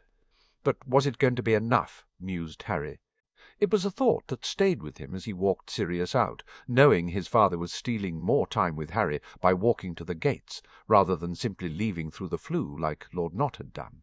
By the time Sirius had hugged him near to the end of the path, it was almost time for his rescheduled healer appointment, and Harry made his way to the infirmary as soon as he got inside the castle, managing to avoid being seen by taking a short-cut that he'd found on the Marauder's map the year before. The room set aside for mind-healing was warm and cosy, a small office with comfortable chairs at one end, next to a hearth and a table set up with therapy activities at the other. Harry greeted Healer Allen quietly as he entered and took a seat. He really didn't want to talk. He'd barely had time to think about what Sirius had told him. The greying older wizard watched him with kind brown eyes. "Would you like to draw this morning rather than talk?" he asked gently. Harry poked the floor with the toe of his shoe and nodded. He made his way over to the table and picked up a sketch-pad and pencil. His drawings weren't that good, but the process of focusing on trying to get the lines on the paper right let his head clear, his thoughts drifting over everything Sirius had told him. When he finally came back to himself, the paper was filled with a remarkable resemblance to a certain artifact in his past. "May I see what you've drawn, Harry?" Healer Allen asked. Harry walked over and gave him the sketch. He sat and burrowed into the cosy chair opposite the healer. "Would you tell me about the drawing?"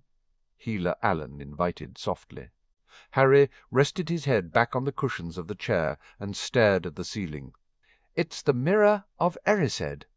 "What do you think prompted you to draw it?" Harry sighed. "What do you think prompted me to draw it? Healer Allen hummed in agreement, ignoring Harry's surliness, because it was fairly obvious that Voldemort, threatening his life, was the easy connection between what Sirius had told him and the mirror. "All my first year here, Voldemort tried to kill me," Harry said out loud. And now he's doing it again." Healer Allen stated gently. "What did you see in the mirror when you looked the first time?" "My parents," Harry said with a lump in his throat. It always hurt to think about the nights he'd spent in front of the mirror just looking. What do you think you'd see now? It was a good question, though Harry had taken aback a bit. He'd wanted so desperately to have a family back then, and his parents had been mythical creatures that he wished would ride to the rescue and save him from the Dursleys. But he hadn't known about Padfoot then, or Moony, hadn't realized his stern head of house had once changed his nappy and babysat him when he'd been a few months old. Harry didn't yearn for his parents any more, and, while he was sad about that, he knew it was because Padfoot loved him, and Padfoot was who his parents had wanted to take care of him. He had a family. He might wish occasionally that his parents were alive to be part of it, but he loved Padfoot. But despite the fact that he had a family now, one thing hadn't changed. "I want to be able to have a life without thinking about Voldemort, without him trying to kill me," Harry said out loud. He shifted position to look at Healer Allen. "Every time something good happens to me, he's there screwing it all up again. Neither can live while the other survives. It feels inevitable." Harry said slowly. "The prophecy?" prompted Healer Allen. "Like, I can't stop it, and I can't get what I want until he vanquished Voldemort for good, with some power that Harry didn't even know about, but which might or might not be the Hallows, or might not be the family magic. And everything had a price," Harry thought again tiredly. "The prophecy didn't actually say he would live in the aftermath. Wasn't that part of the reason why he'd drawn the mirror? Because in the end the mirror had been destroyed. And what you want is to live without Voldemort constantly threatening you. And the people he loved because his parents had died to protect him from Voldemort, and he didn't want that to happen to Padfoot. And Padfoot would do it. He'd step in front of Harry to protect him, and Harry couldn't bear the thought of losing Padfoot. The session ended, and Harry made his way back to Gryffindor Tower with his thoughts still churning. He walked through the portrait and into the common room, and paused when the conversation stopped dead at his arrival. He felt his cheeks heat a touch, but there was nobody who he knew to explain what he had supposedly done to become the centre of gossip. So he quickly strode across to the staircase and went up to the dorm, trying to convince himself he wasn't really running away from the strangeness in the common room. He came to a halt just inside the dorm room at the sight of Hermione and Neville in front of Harry's trunk, carefully repacking it, Dean and Seamus hovering beside them and occasionally handing them something. "I can't believe Ron did that," Hermione complained. "He had no right to just—" "What's going on?" Harry asked bluntly. All four of them froze. It was almost comical. Dean looked at Seamus, who looked at Neville, who looked at Hermione, who sighed and closed her eyes. Dean pushed Seamus towards the door. We have that, yes, that thing," Seamus said emphatically. He pushed the bundle he was holding, Harry's spare robes, into Hermione's arms, and dragged Dean the rest of the way, past Harry, out of the room, and down the stairs. Harry folded his arms and stared at Hermione and Neville. "Okay," Hermione began, "but you have to promise me you won't freak out. You know you saying that kind of makes me want to freak out," Harry said. Hermione glared at him. Harry waved a hand at her. "So Ron thought you'd come straight back to the tower after the loyalty vow with Nott." Hermione started to explain. "And when you didn't, he started to think maybe Lord Nott had done something. Or Theo had done something, or—" She gestured weakly in Harry's direction. Someone had done something. Harry walked over to them and sat down on the bed. Ron getting worried wasn't unusual. "I guess he took my trunk apart, trying to find the map, then." He pointed at the parchment by Hermione's knee. "So he could find me?" Hermione and Neville nodded. "And he realized I was in the infirmary." Harry continued and sighed, falling back on his bed with a groan.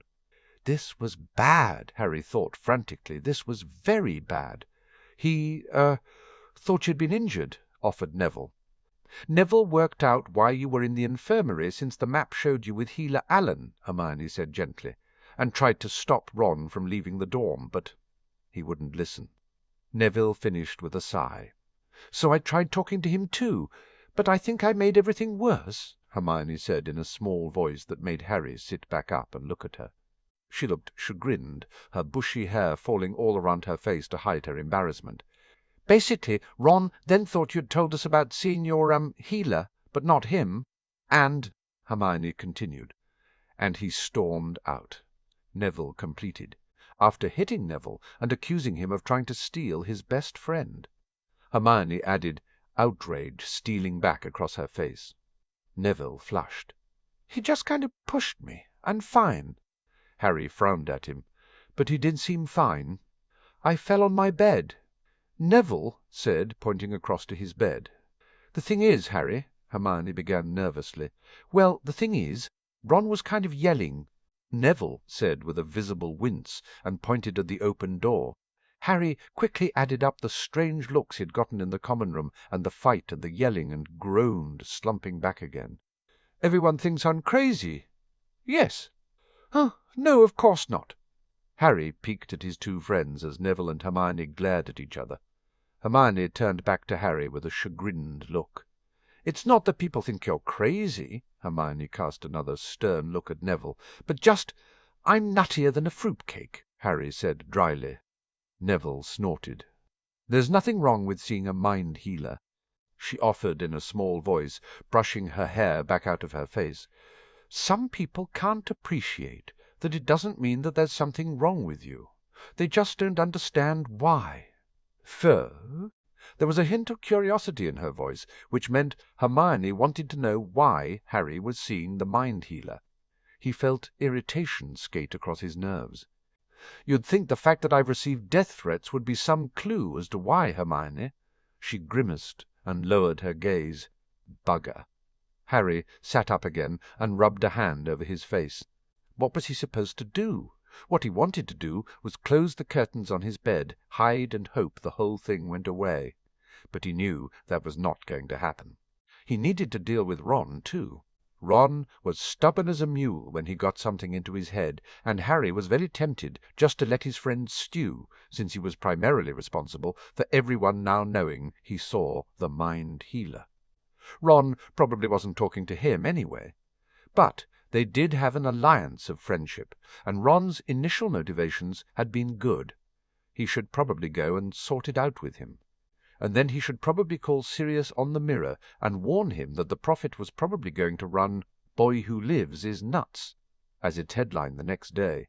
He gestured at the Marauder's map, and it flew into his hand. He didn't see Hermione's and Neville's awe at the display of wandless magic as he unthinkingly released his wand to tap the parchment and give the password. He quickly spotted Ron down by the Quidditch pitch. Harry sighed and shut the parchment down, tossing it back into his trunk.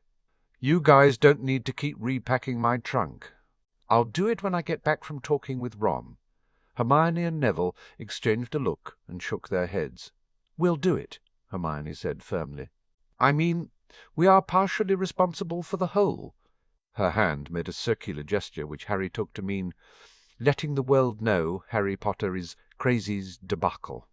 Harry shuffled off the bed and out of the door. He flushed brightly as everyone stopped talking again as he walked through the common room. He hurried out and down the stairs. He was halfway to the Quidditch pitch when he ran into Draco, Crabbe, and Goyle.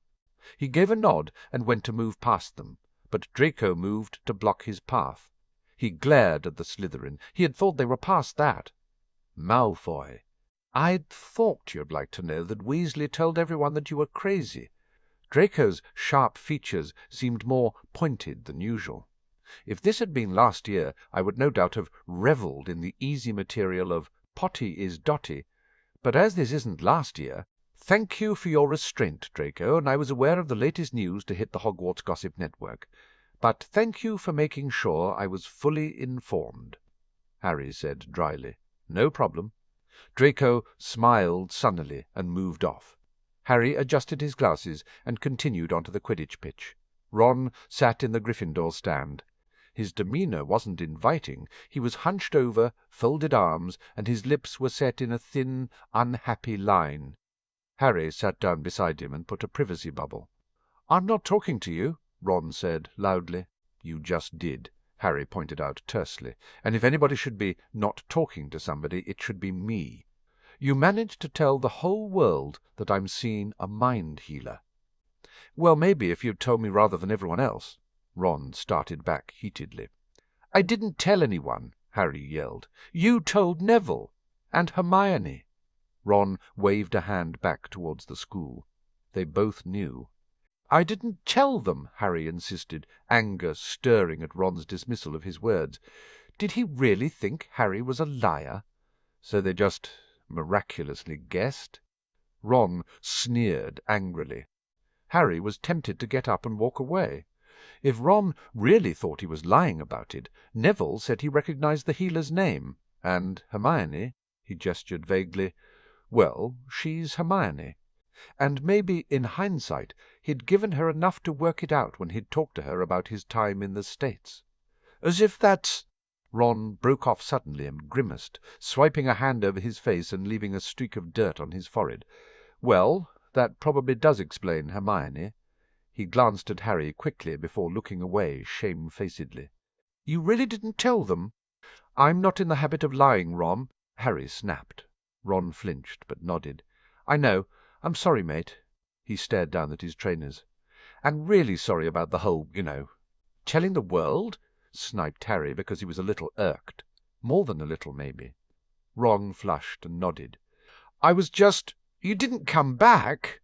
"And Moody said to watch for strange behaviour, and Sirius is the closest person to you, so if you were going to be kidnapped by anyone—" "I get it, Ron." Harry sighed and pushed his glasses up his nose. "I thought about telling you last week about, Healer Allen, because I knew I was going to need cover eventually, but I hadn't gotten round to deciding about it because, I didn't really want to have to tell anyone. And then Sirius changed my appointment time today because he thought I would need to speak to Healer Allen afterwards, and—" He shrugged. "Did. Why did you need to, Ron trailed off at Harry's raised eyebrows, and he flushed brightly as he registered just how personal his question was. "Sorry," he muttered. Harry relented with a sigh. "They've got some credible information which they think means Voldemort is going to get me into the Tri-Wizard tournament as part of some ritual to give him a body." Ron grimaced and pulled at his laces. "That's pretty crappy. Sorry, mate." He paused again. "So, that's the reason, then." It was hard to keep hold of his want to keep it all secret when he heard the concern in Ron's voice. His best friend wasn't asking to satisfy his curiosity, but because he was worried about Harry. And thinking about it, Hermione had probably asked for the same reason. Harry kept his eyes on the opposite stand as he lifted one shoulder in a gesture meant to convey it didn't matter.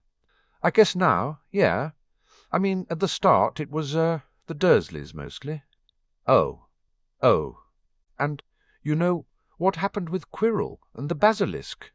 Harry continued. He made a weak hand gesture. "Then, this summer, just other stuff, and now this." "Ginny refused to see the mind healer," Ron replied. Harry knew it wasn't as much of a non sequitur as others might think. Ron usually had a point to his tangents. Mum and Dad dragged her to one, but she didn't want to go. Ron sighed. "I offered, to go with her. I mean, sometimes I dream the Pratt actually obliviated us and Ginny died, so, I thought maybe it wouldn't hurt for me to go too." Harry nudged his shoulder, unable to talk, because that right there was why Ron was his best mate. Because Ron was the type of friend who would confide his own deeply hidden secret thought about needing a mind healer just to make Harry feel better about seeing one. "She told me no." Ron shrugged as though it didn't matter, but Harry knew better. "I was going to ask you to talk to her about it, see if you could change her mind about going, but then, well, she turned all stalkerish, and—" He blew out an exasperated breath. "I don't know what's with her, but it wouldn't be fair to you to ask so." "I can still try," offered Harry, although the idea of talking with Ginny was excruciatingly painful. Or maybe the fact that she knows I'm seeing one will get her to go to one too. Ron winced again. Yeah, I'm really sorry about that. Harry sighed. It probably would have gotten out anyway. It's not like people don't follow me around constantly. He shivered as a harsh gust of wind slapped over the stands. Come on. Let's go inside and see if we can get lunch from the kitchen. Yeah? Ron stood up eagerly. We can get Hermione to come along too. You're just hoping it'll get you out of her? I told you so, lecture which it won't. Harry got to his feet and poked Ron as he laughed in agreement. You owe Neville an apology too. The look was fleeting, just a twist of lips and a glower that shimmied through Ron's expressive eyes for a moment. But Harry caught it. He grabbed hold of Ron and pulled him to a stop as he made to leave. "Okay, what was that?" demanded Harry. Ron shuffled his feet and avoided Harry's gaze. "It's nothing." Harry rolled his eyes, pulled Ron back down so they were sitting again, and glared at him. Ron huffed out a breath and folded his arms across his chest. Why is Neville always hanging around with us now? It wasn't as though he hadn't known the discussion was going to happen at some point, Harry told himself as he wrestled with his irritation at Ron's jealousy. Why is it a problem? Harry asked bluntly. Neville's a good guy and he's a good friend. I know, but... Ron frowned heavily and averted his gaze from Harry's hard glare. Look, I know it's stupid, but I liked it when it was just you, me, and Hermione. Now there's all these other people, including Neville, and... He shrugged again. Harry guessed at what Ron didn't say, that he didn't want to share Harry and maybe even Hermione with other people. Those other people are not going away, Ron, Harry pointed out crisply. I have alliances and responsibilities and you're my best friend, and that's never going to change. He saw Ron's face brighten. But I also like having more friends than just you, me and Hermione. He sensed Ron's confusion. At the beginning of the summer, I was thinking about how we stopped talking to Hermione over the firebolt, you remember? Harry said. Ron nodded. And I thought if you and I had fallen out, who would I have spent time with? Hermione, sure, but who else? I realized I'd kind of hidden behind you and Hermione because of all the Boy Who Lived stuff, Harry admitted. So there wouldn't have been anybody else because I didn't know anybody else. Except Neville, Ron muttered. Not really, Harry said simply. Neither of us have paid much attention to Neville these last couple of years, which was pretty bad of us when you think about it, because we had each other. But who has Neville had? He's never said anything but, it can't have been great us and Dean and Seamus ignoring him all the time. Not all the time, Ron said defensively. Most of the time, Harry insisted. He looked away into the distant sky. I sometimes think it could so easily have been me who ended up without a close friend in our dorm.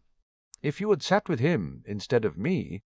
Weird, mate, Ron commented, since I sometimes think it could have been me, you know, not having a friend, if you and Neville had grown up together like you were supposed to. Harry nodded at him, sensing Ron was finally getting it. Right, but we didn't grow up together, and you sat with me, so it's Neville on his own, and... He sighed. Neville doesn't deserve that when we can all be friends. I understand, I guess, Ron sighed heavily. I hate the godbrother stuff you two go on about it. You're my best friend. I am, Harry agreed fervently. But Neville's mum and my mum were best friends. His dad and my dad were like brothers. If Neville's parents hadn't been attacked, I would have grown up with Neville as my brother. So I'm not going to ignore that we were supposed to be family. He stopped Ron with a look when he went to argue. You have your family, Ron. You have your brothers and Ginny. I'm happy to share them with you, Ron said quickly. And I really appreciate the sentiment, but you can't, not really. They're yours, Harry pointed out. And you don't get what it's like to not have them, Ron. Not to have them or your parents. You've never had to open presents at Christmas and know there isn't one from your parents. And seriously, I hope you never do. He waited a beat. But Neville knows what that feels like, so if he and I can be family for each other, well, I think that's what our parents wanted. Ron nodded slowly and heaved another sigh. I've been a bit of a prat, haven't I? Yeah, but you're my Pratt, Harry said with a small smile. Come on, it's lunchtime. I'm voting we eat in the kitchen so I can avoid the masses and everyone thinking I'm crazy. On the plus side, I haven't seen any stalkers yet. Wrong offered cheerfully as they started the climb back down the stands. Harry brightened. That was true. Nobody had stalked him at all when he'd left the tower. Maybe his craziness would put off the horde of girls wondering if he was going to date them. Maybe every cloud did have a silver lining. Oh, oh, oh. As they stepped into Albus's office at Hogwarts, Sirius considered again whether he should have had Albus stay back in Black Manor after the War Council for their discussion. It might have been better to have talked to him about the whole problematic issue of Albus keeping secrets on Sirius's home ground and with the officialdom of the War Council providing a backdrop. But Sirius figured he could sneak a visit to Harry on his way out of the school. And in truth, he wasn't too intimidated by the headmaster's office he found himself in. Fawkes cried out a greeting and swooped over as Sirius took his seat. Sirius patted him and accepted Albus's offer of refreshments. A house elf popped in immediately with a pot of tea and some English muffins. Albus played mum and poured the tea, handing over the delicate china cup with an openly curious expression. "I have to admit that I thought you might want to talk to me about the fallout from the discovery of Harry's mind healing. I was impressed that you managed to keep it out of the Prophet except for some minor hints in Miss Skeeter's article." I, or rather Brian, reminded the editor that Harry is a minor, and any details about his medical treatment appearing in a newspaper would definitely result in legal action, Sirius said. When Harry alerted me to the potential problem yesterday, he mentioned that everyone was staring at him. Well, it is not the first time he's been the centre of attention, Albus allowed, although in this instance I believe our new bullying policy has made it difficult for anyone to be deliberately cruel to him. He smiled briefly, his eyes twinkling. That, and the fact that Mr. Malfoy, and possibly much of the student body, is attempting to remain within Harry's good graces, thanks to the political power he now knows he wields. Sirius hummed in agreement. On a positive note, Dr. Jordan reports that 5 other students have requested mind healing since the news leaked of Harry's treatment, Albus commented. How many of them require it? Asked Sirius dryly. Albus beamed at him. 3 of the 5. Sirius nodded slowly. Well, at least some good had come of it. On a serious note, Harry has quietly let it be known that the mind healing is primarily to do with the death threats. Albus continued. I believe that has been accepted as an understandable reason why a caring parent has insisted upon him seeing a mind healer. Clever little raven, Sirius thought admiringly. Harry had indicated he had come up with a plan when they'd talked. Blaming his getting treatment on Sirius was a good way to go. I have to admit I continue to have my doubts that his knowing about the ritual is a good thing, Albus said. The comment arrested Sirius's attention, the implicit criticism tensing Sirius's gut. He picked up his tea and took a sip to calm himself.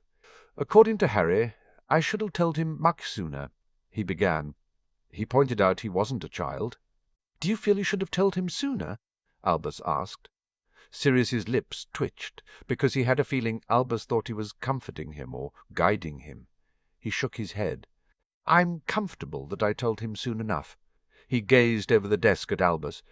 But this conversation does segue nicely into what I actually wanted to talk to you about in the first place. Oh? It wasn't very often that Albus Dumbledore looked confused, and the Marauder part of Sirius took pride in the achievement, although the adult part of his brain, the part that sounded remarkably like Remus, remonstrated with him lightly that he needed to focus. He ran over the strategy he and Remus had discussed again in his head. It was a good strategy. It would work to get through to Albus. Sirius was sure of it. Sirius sipped his tea and set it aside. Why haven't you offered to tell me the details of the prophecy yet, Albus? Albus paused mid-chew of his English muffin, and he finished rapidly, patting his mouth with a bright green napkin that matched his robes. Do you really need to know the details of the prophecy? I'm not sure, Sirius lied lightly. Do I? The older wizard picked up his tea and sipped it, evidently disconcerted by Sirius's request and playing for time. "After all, Albus," Sirius pointed out dryly, "it's rather hard to make that determination when I don't know the details." "Sirius, did you tell James?" asked Sirius sharply. "How about Lily?" His grey eyes darkened at Albus's chagrined face. "Did they know the details of why their son was targeted? Why they were in danger?" Albus paled, and his gaze jerked away from Sirius. Fawkes gave a mournful trill. "I did not tell them the specifics," Albus admitted when Sirius refused to fill the silence. "I told them that there was a prophecy that related to Harry or Neville, that either boy could be the one to vanquish Voldemort, that there was more, but that what I had told them was as much as Voldemort himself knew." He raised his eyes. "It was a war, and I could not risk even them knowing more than that." Sirius sighed heavily and clasped his hands on his lap. "And now? The risk of Voldemort finding out," Albus began. "Do you honestly believe that I would tell Voldemort anything if he captured me?" Sirius asked incredulously. "He is a Master Leglimens," Albus countered, "and my head is protected." Sirius shot back. "It is not an acceptable risk." "That isn't your decision to make this time round, Albus." Sirius snorted. "It's arguable whether it was your decision alone to make back then." They both looked at each other. The fire crackled, breaking the tense silence. Albus sat back, defeated. "I can show you the memory of the prophecy in a Pensieve. Will that be acceptable?" Sirius sighed. "The one with the power to vanquish the Dark Lord approaches, born to those who have thrice defied him, born as the 7th month dies." Albus's eyes widened comically fast. "And the Dark Lord will mark him as his equal, but he will have power the Dark Lord knows not. And either must die at the hand of the other, for neither can live while the other survives." Sirius completed. "How did—" Albus began, before he stopped and closed his eyes. "There is only one way that you could have listened to the prophecy." "Yes," Sirius said simply. "Harry knows?" Albus's eyes reopened to look sorrowfully at Sirius. "He knows," Sirius confirmed. "Voldemort, W. Harry is trained in octomancy and has additional protection thanks to his family rings. Besides, if Voldemort is close enough to Harry to read the entire prophecy out of his head, then it's likely to be the culmination of the prophecy, one way or another." Sirius argued. "The only other people who know are Remus and Bertie, both of whom also have mental protection." Albus drew in a sharp breath and exhaled loudly. "I still cannot agree with your decision to allow Harry to hear the prophecy, Sirius. He should not have to bear such a burden at his age." Sirius raised an eyebrow. "You don't have to agree, since it was my decision to make," he said firmly. "But let me ask you this. Before my escape from Azkaban, when were you intending to tell him, Albus?" He shifted forward as Albus's gaze fell once again to his desk. "I know he asked you why Voldemort was after him at the end of his first year. I know you had a second opportunity to tell him at the end of his second year when he fought the basilisk. You could have even told him during his 3rd year, had you taken the time to explain to him why everyone thought Sirius Black wanted to kill him. He was too young. At 11, I perhaps would have agreed with you. At 12, having faced Voldemort twice in as many years, he deserved to know why in general terms at the very least. Certainly, at 13, and with the knowledge that a mass murderer was supposedly wanting to kill him, he definitely deserved to know why, even if you didn't tell him the exact words of the prophecy." Sirius argued. Albus shook his head stubbornly. "Harry's right, Albus," Sirius continued. "He's not a child, and the events of his time in the wizarding world to date have eroded any sense of his having a normal childhood." He stared down Albus. "He saw a man burn and die under his hand. He killed a monster, and almost died himself in the effort. He confronted the man who handed him and his parents to Voldemort. As much as I hate that these things happened to him, they did, and because of that, he is not a child." "He is not an adult, either," Albus countered, his hands holding tightly to the edge of his desk. "No, he isn't," Sirius agreed, his own argument to Harry echoing in his head, "and accepting that perhaps it was your decision to make prior to my being awarded guardianship officially, as I've already said. What Harry should and should not know is not your decision to make now. It's mine. I also recall a promise to help him that you made at the start of the summer, Albus. Keeping him in the dark doesn't help him. You have to see that." "So?" He could see that his words were impacting the older wizard to some degree. There was a flush of embarrassment, perhaps even shame, across Albus's cheeks, along with a muscle twitching in his jaw. A strange tension in his body as he absorbed the point Sirius was making. "Setting Harry aside," Sirius pressed on, "I am an adult. It is certainly not your place to decide what I should know or should not know when it pertains to my son, and given my current position. What I should or should not know when it pertains to the war effort." Albus sat back, defeated. He nodded slowly. I confess that I had not considered my silence about the prophecy in the light of our changed positions. He made a small teasking sound. "I forget that I am part of a team?" suggested Sirius, when Albus failed to complete his sentence. Albus gave a huff of what might have been agreement. Sirius took a deep breath. "Let's talk about the prophecy. You've had longer to think about the wording, to try and understand what it means. I'd like to know your view." He was almost amused that Albus seemed surprised that Sirius wanted his input. Sirius reached for his tea and indicated the abandoned muffin in front of Albus. Albus took the hint and started to eat again, chewing slowly and evidently thinking about what he was going to say. Obviously, the first part indicates that a vanquisher approaches and provides the clue to their identity. Albus began. "I considered many different variations of what the words meant, the seventh month, those who thrice defied, and so on. But at the end of July it was clear that Harry and Neville were the candidates, with Harry as the younger possibly being the one. Only Voldemort had to mark one as an equal," Sirius said. "He did not know that part of the prophecy, of course, otherwise it may have deterred him from going after either of them. But he marked Harry as an equal the moment he chose to eliminate Harry as the potential threat, to make Harry the sacrifice for his next Horcrux." Albus agreed, rubbing his fingers on the napkin and picking up his tea. "And he chose not the pure-blood child, but the one that shared a Muggle heritage, even if for Harry it was once removed. So he chose the one who most closely resembled him, a half-blood, because he believed they were the more likely threat." Sirius mused out loud. "Exactly," Albus confirmed, wrapping his hands around the teacup. "I suppose others might point at the literal scar that Harry received, but for me it was the moment the choice was made that marked Harry. His life would never be the same, regardless of the outcome of that night. No. I also believe that night at Godric's Hollow was never meant to be the moment of prophecy, of vanquishing, but the moment of marking," Albus continued. "Tom stood in front of Harry that night, believing he would eliminate his prophesied vanquisher, and instead created him, literally making Harry his equal in the accidental transference of a shard of his soul." "True. And you believe the vanquishing that day wasn't the prophesied vanquishing?"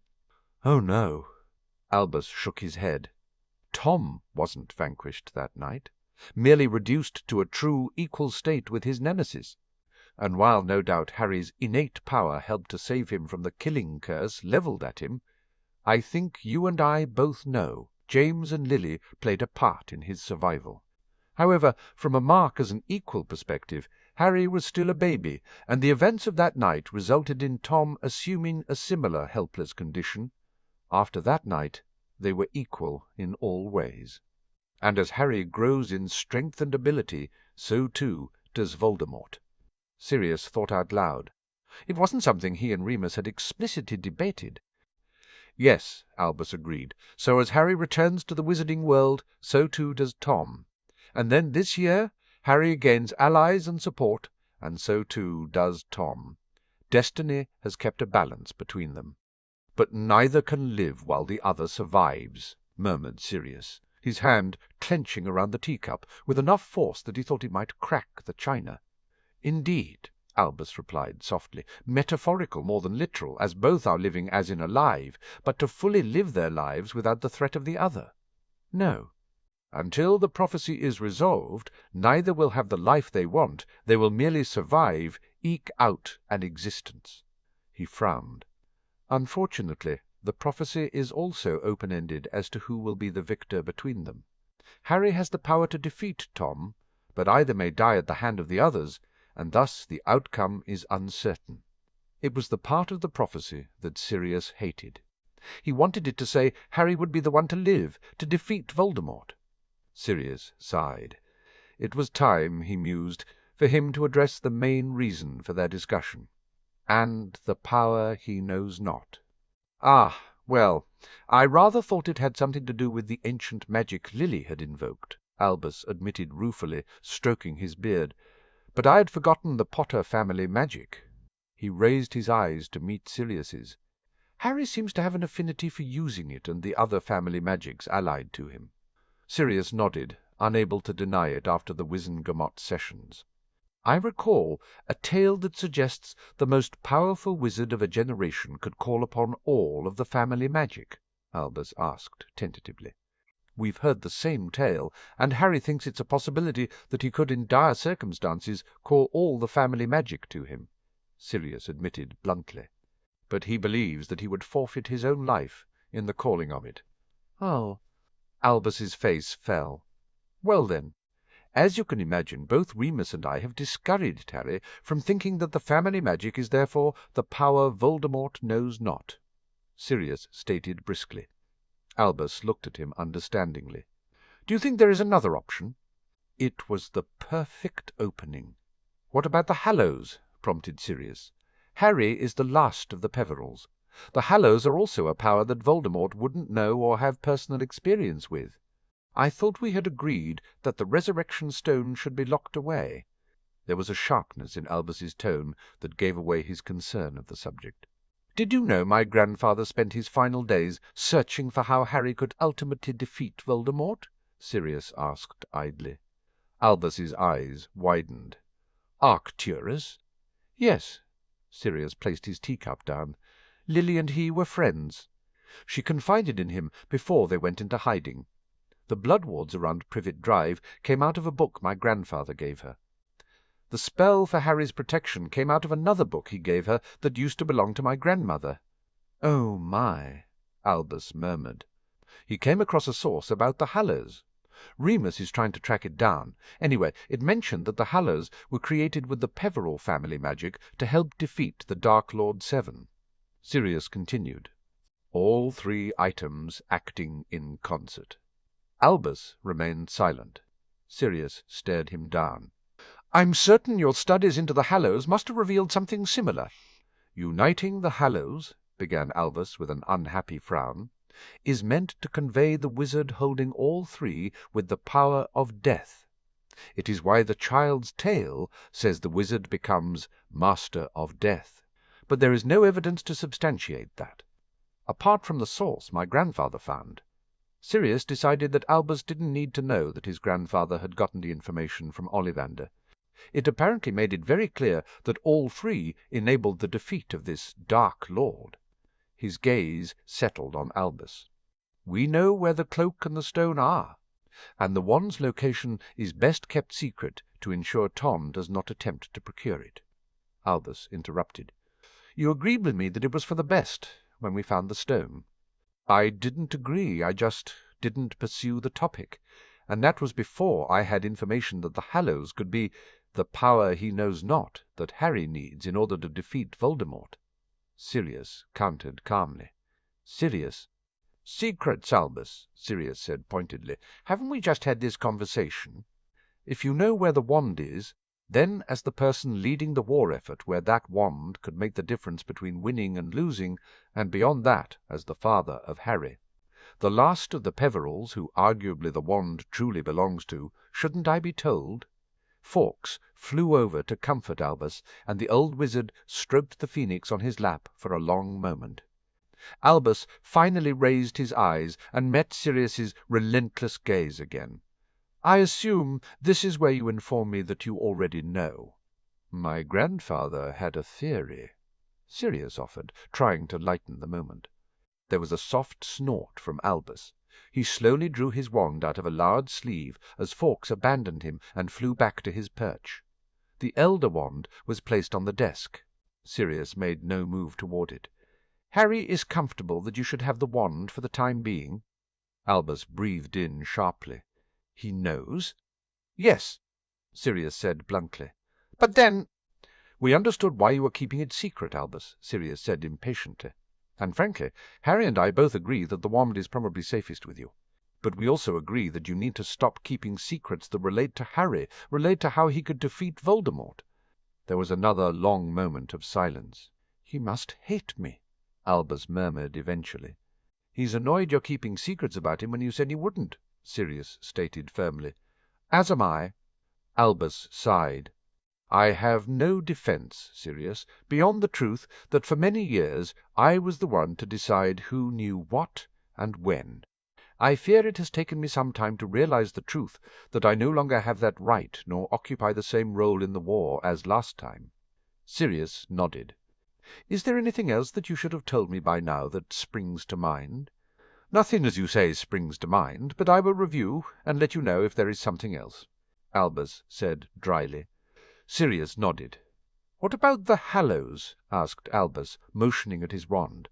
"Or was that merely an example to prove your point?" "I wish they were just an example, but no," Sirius said, rubbing his hand over his chin. He sighed.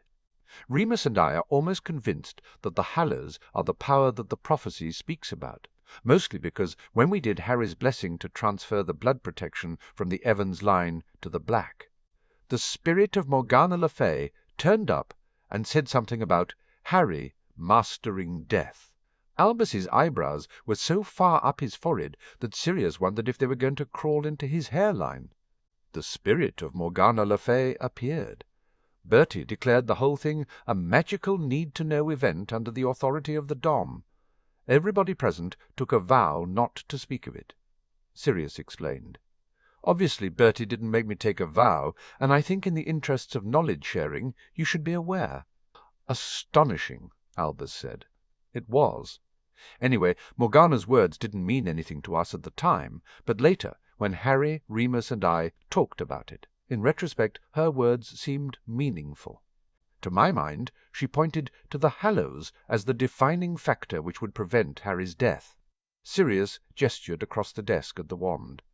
"However, Remus and I believe we need to track the original source material that my grandfather discovered down and see exactly how all three Hallows are meant to work in concert before Harry takes ownership of all three." Albus nodded. "A sensible approach." His lips twisted. "I will review my own research. It has been some years, but I may be able to find something." Sirius smoothed down the front of his robes. "That would be helpful." He stood up. "I should get home." "For what it is worth, Sirius, I am sorry," Albus said contritely. "I think you owe that apology to Harry," Sirius replied. Albus's blue eyes dimmed, and he gave a brief nod. "The password to the Gryffindor common room is Moonflower." Sirius inclined his head in acknowledgment of Albus's guess at where Sirius was headed, and left the headmaster's office. He immediately made for the tower. He was almost there when he turned a corner and spotted Snape heading in his direction. He had to restrain his urge to dive into an alcove and pretend he wasn't there. Instead, he steeled himself and carried on walking. Snape sneered as they drew level. Black! Snape!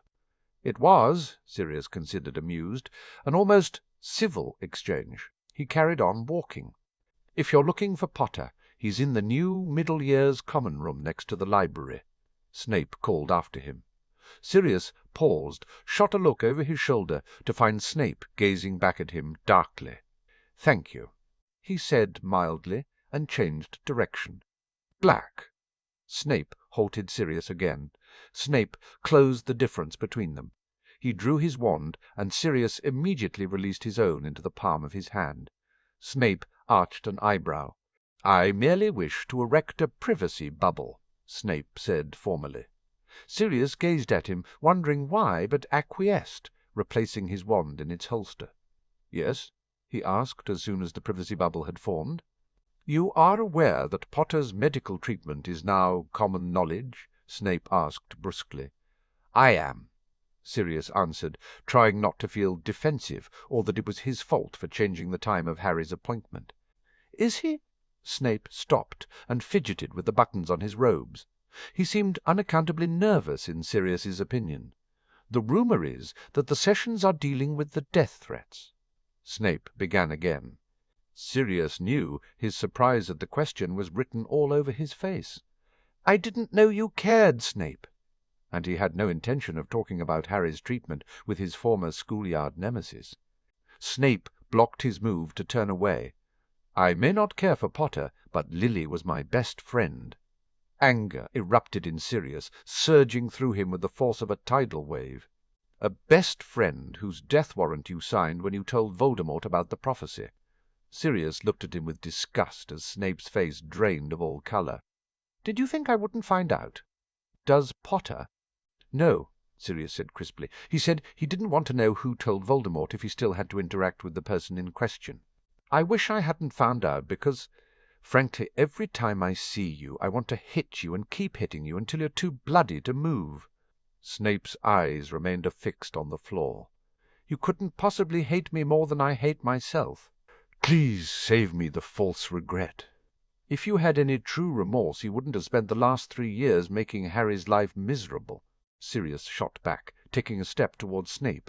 "He is Lily's son.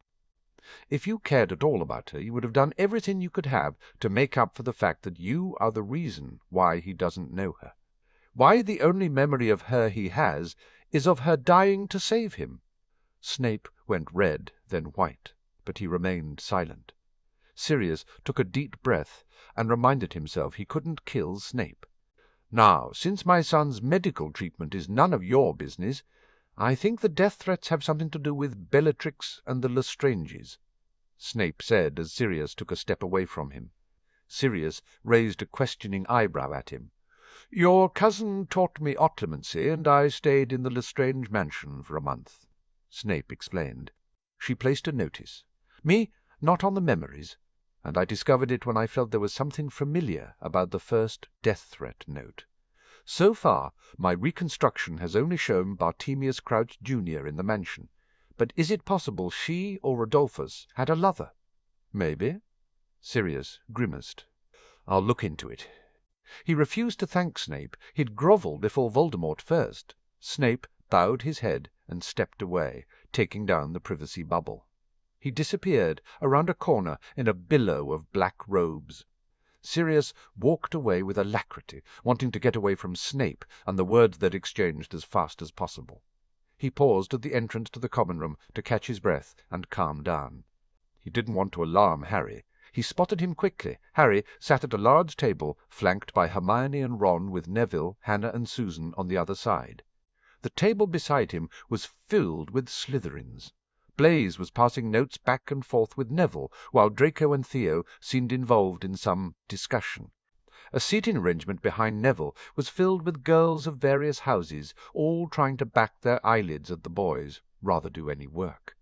Sirius wandered in and pulled up a spare chair to budge in between Harry and Ron. "Well, this is very industrious." "I know," Ron said sorrowfully, casting a look at Hermione, who sniffed and carried on reading. "Getting your homework out of the way is good practice, Ron, especially now you have Quidditch."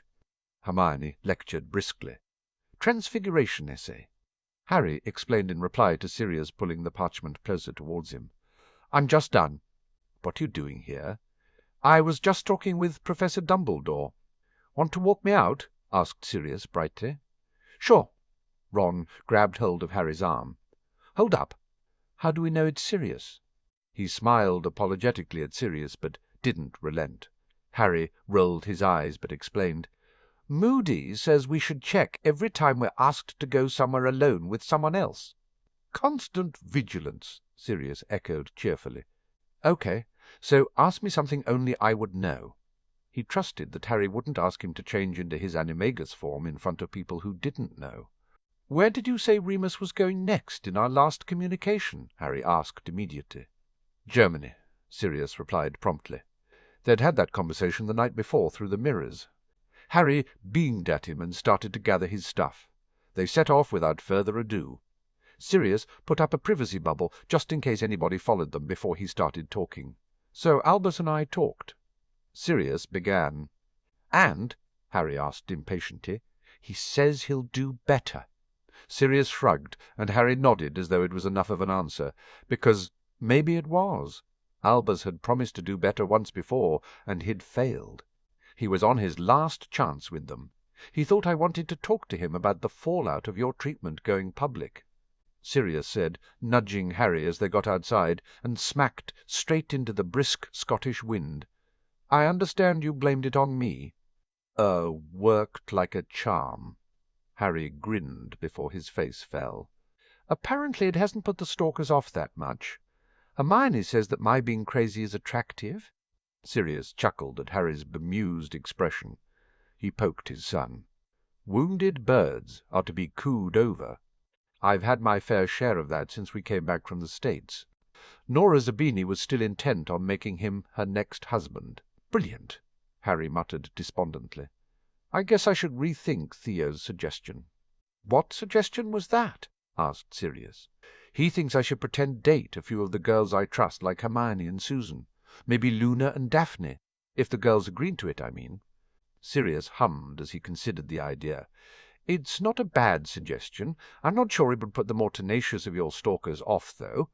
"It could be good practice, though, right?" Harry replied. "If I'm pretending to date, then I'd have to go on dates, so practice." "You make it sound like Quidditch," Sirius teased. Harry grimaced. "Quidditch is a lot easier than girls." "That's true enough." Sirius slung an arm around him. "I think if the girls know up front and agree, then I say go for it. Practice never hurt anyone. But I don't think it'll solve the stalker issue entirely. If they haven't been put off by your apparent craziness, I don't think competition is going to do it." "I know," said Harry morosely. He gave a deep sigh and pushed his hands into his pockets. "You managed to stop the Prophet from printing anything." "Well, Brian did," Sirius admitted. "Skeeter still managed to get a few comments into her latest article about the continuing lack of progress on the death threats about what a toll it must take on you, so we'll keep an eye on her." Harry nodded. "There's no news at all about the death threats?" "No, although—" Sirius made a face. "I encountered Snape in the corridor on my way to find you, and he mentioned something he remembered which might give Amelia another avenue to explore." "Wow," said Harry. "I'm impressed. You and Snape talked, and nobody was hexed." Sirius laughed. "It was a close-run thing. Your potions lessons going okay?" Harry shrugged. "He hasn't taken any points, or put us in detention for breathing so, mostly. I preferred Madame Longley, and, thanks to her, I understand why things need to be stirred or crushed or whatever, so he hasn't marked me lower than acceptable this year." He bit his lip. Sirius frowned. "But something is up with the lessons?" "Not potions, so much as transfiguration, charms, and dada," Harry confessed with a sigh. The practical stuff is too easy. I mean, with all the practice I did for controlling my power during the summer, I get whatever exercise is set first, go and—" He coloured a little. "I usually help the others, and the professors have started to give me more advanced stuff, but it's awkward." "And boring for Harry to feel unchallenged," Sirius concluded. "What about the theory side?" "Some of it's difficult, stuff I haven't covered before, but some of it is easier," Harry said. "I know it's early days, but I've gotten outstanding on my essays so far." He looked embarrassed. "That's wonderful, Harry." Sirius stopped their progress towards the gates. "I'm very proud of you." He pulled Harry in for a quick hug before he eased back, set his hands on Harry's shoulders, and watched amused as Harry rolled his eyes. But he could see how Harry glowed with his praise, and it warmed Sirius from the inside out. "Do you want me to speak to Minnie about your classes? Work something out to challenge you more?" Harry stilled under Sirius's hands as he considered the idea before he shook his head. Maybe it'll get better. The professors are giving me other things to do so. Not yet." "We'll give it a month," Sirius said firmly. "If you're still finding things too easy, we'll talk with Minnie then. Agreed?" The look of relief on Harry's face spoke volumes, and Sirius gave him another quick hug. "Right." Sirius cast his eyes up to the sky and the light drizzle that had started. "You run back to the school. I'll watch from here before I head home." It was Harry's turn to hug him briefly, hard and tight. Sirius cast an umbrella charm to keep the rain off while he watched Harry run back up the path. It was getting easier to say goodbye to Harry, Sirius realized.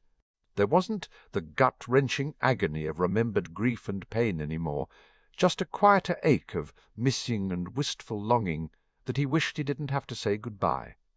A want to be with his son, mitigated by the knowledge that Harry's education at Hogwarts was important, both for his socialization and his independence. And Sirius was doing the right thing as a parent, letting him go. It concerned him, though, that Harry wasn't being challenged educationally any more. They should have expected it, Sirius considered wryly. After the lessons during the summer, they should have realized Harry's power increase, and his abilities would place him ahead of his peers and the usual fourth-year classes. Still, he'd promised Harry that they'd give it a month to see if it improved, and he'd keep his word. Harry wouldn't want special treatment, but if it was necessary, it was necessary. He couldn't see Albus having a problem with coming up with an individual learning plan for Harry. The old coot would probably be delighted. Sirius sighed as Harry disappeared into the school, safe and sound, and finally headed home. 23rd October, 1994. "You know you don't have to come to the game if you don't want to. Ron and I won't mind, will we?"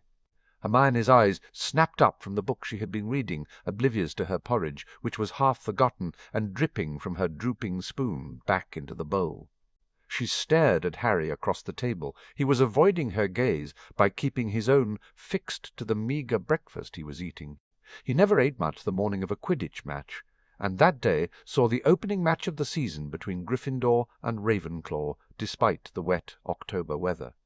Next to him, Ron was staring at his own plate of food with unusual reluctance. He jerked suddenly, as though Harry had kicked him under the table, and nodded. "Yeah, it's fine." Ron agreed hastily. "Of course I'm coming to the match," Hermione said briskly. "I wouldn't miss Ron's first game for anything." Ron paled under his freckles. "Right, my first game." He placed a hand on his stomach. "You know, I think there's something wrong with the sausage." Harry raised his eyes and rolled them expressively as he pushed a glass of pumpkin juice towards Ron. "There's nothing wrong with the sausage." "You haven't eaten any of it," Ron retorted. "Neither have you," Harry pointed out. The sausage sat on Ron's plate as untouched as the bacon, fried potatoes, and beans next to it. "Have some toast, Ron," Hermione said sympathetically. "You need to eat something." Ron gingerly picked up a slice, slathered it with butter, and started nibbling on it.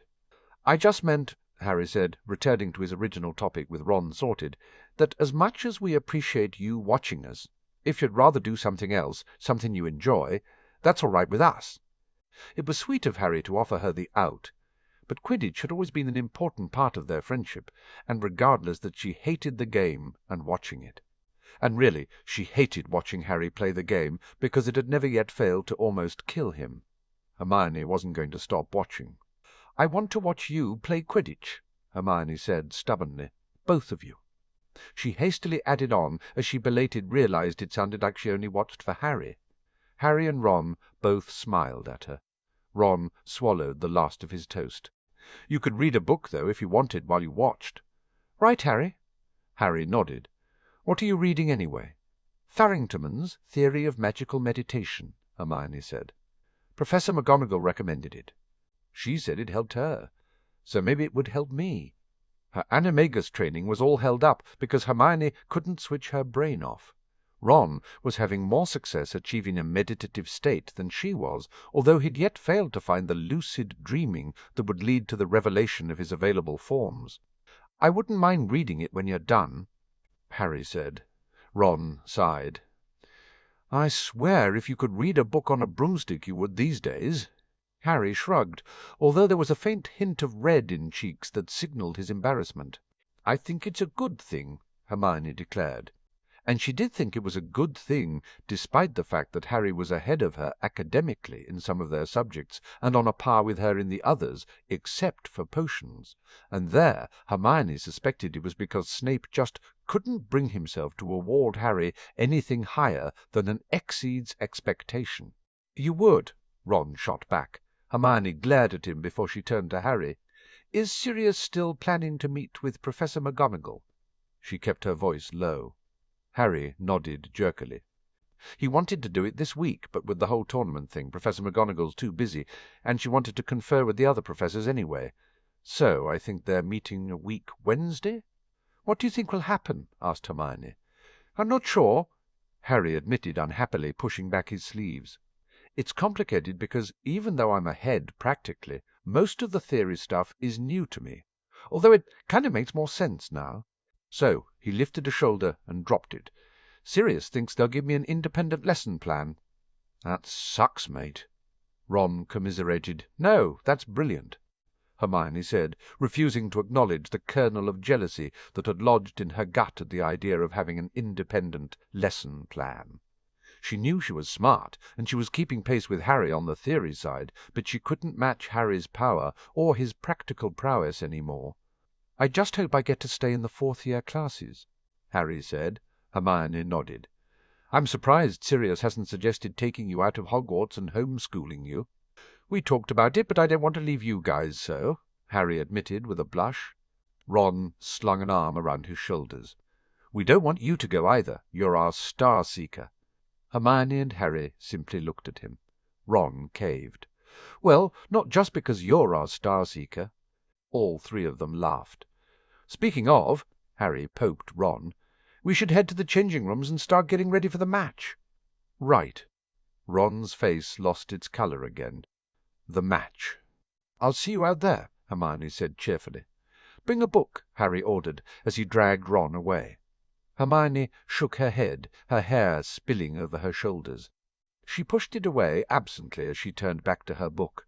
"Gathering May's theory of the active mind would be better." Luna slipped into the seat next to Hermione and started helping herself to the remaining platters of breakfast.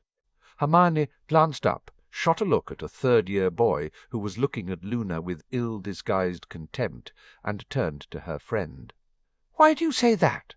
"Your mind is too busy for the exercises that Farrington recommends," Luna said serenely, tucking into an enormous stack of pancakes that she had liberally drizzled in syrup. "You'll go mad thinking of nothing." "But isn't that the point of meditation?" questioned Hermione.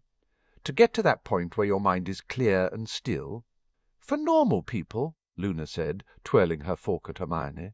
"But you're not normal." "To make your mind happy it needs to be busy. It's not going to be happy if you make it shut up, and that means it won't give you what you want." Hermione sighed and closed her book. She had a feeling Luna was right. "Are you planning on going to the Quidditch match?" Luna cocked her head as though listening to something. "No, but you are." "I am," agreed Hermione morosely, because she was a good friend who would go and support her friends even if they said she didn't have to be there. "Where's Neville?" asked Luna brightly. "He and Hannah are on a practice breakfast date," Hermione explained with a small grimace. She had actually been in favour of the idea when Harry had raised it. Theo's original suggestion of fake dating was pragmatic and useful for giving Harry some needed cover, especially when the revelation of his sessions with the mind healer increased his attractiveness rather than diminished it. The fact that it would also provide some practice at dating was also a practical advantage that Hermione appreciated. Maybe a part of her had been disappointed that Harry would only want to date her as practice and to avoid his stalkers, but Hermione wasn't above taking what she could get. A date with Harry was still a date with Harry, but unfortunately Hannah and Susan had been overheard by Ernie and Justin, who had talked with Terry and Michael, who'd been overheard by Lisa and Padma, and within a day the whole of the fourth year knew about it. A day later the whole school knew about it. Practice dating was suddenly all the rage except with the person who it had originally been intended for, Harry. And, well, Hermione. Nobody had asked her to go on a practice date, especially not Harry. She tried hard not to feel discouraged by that.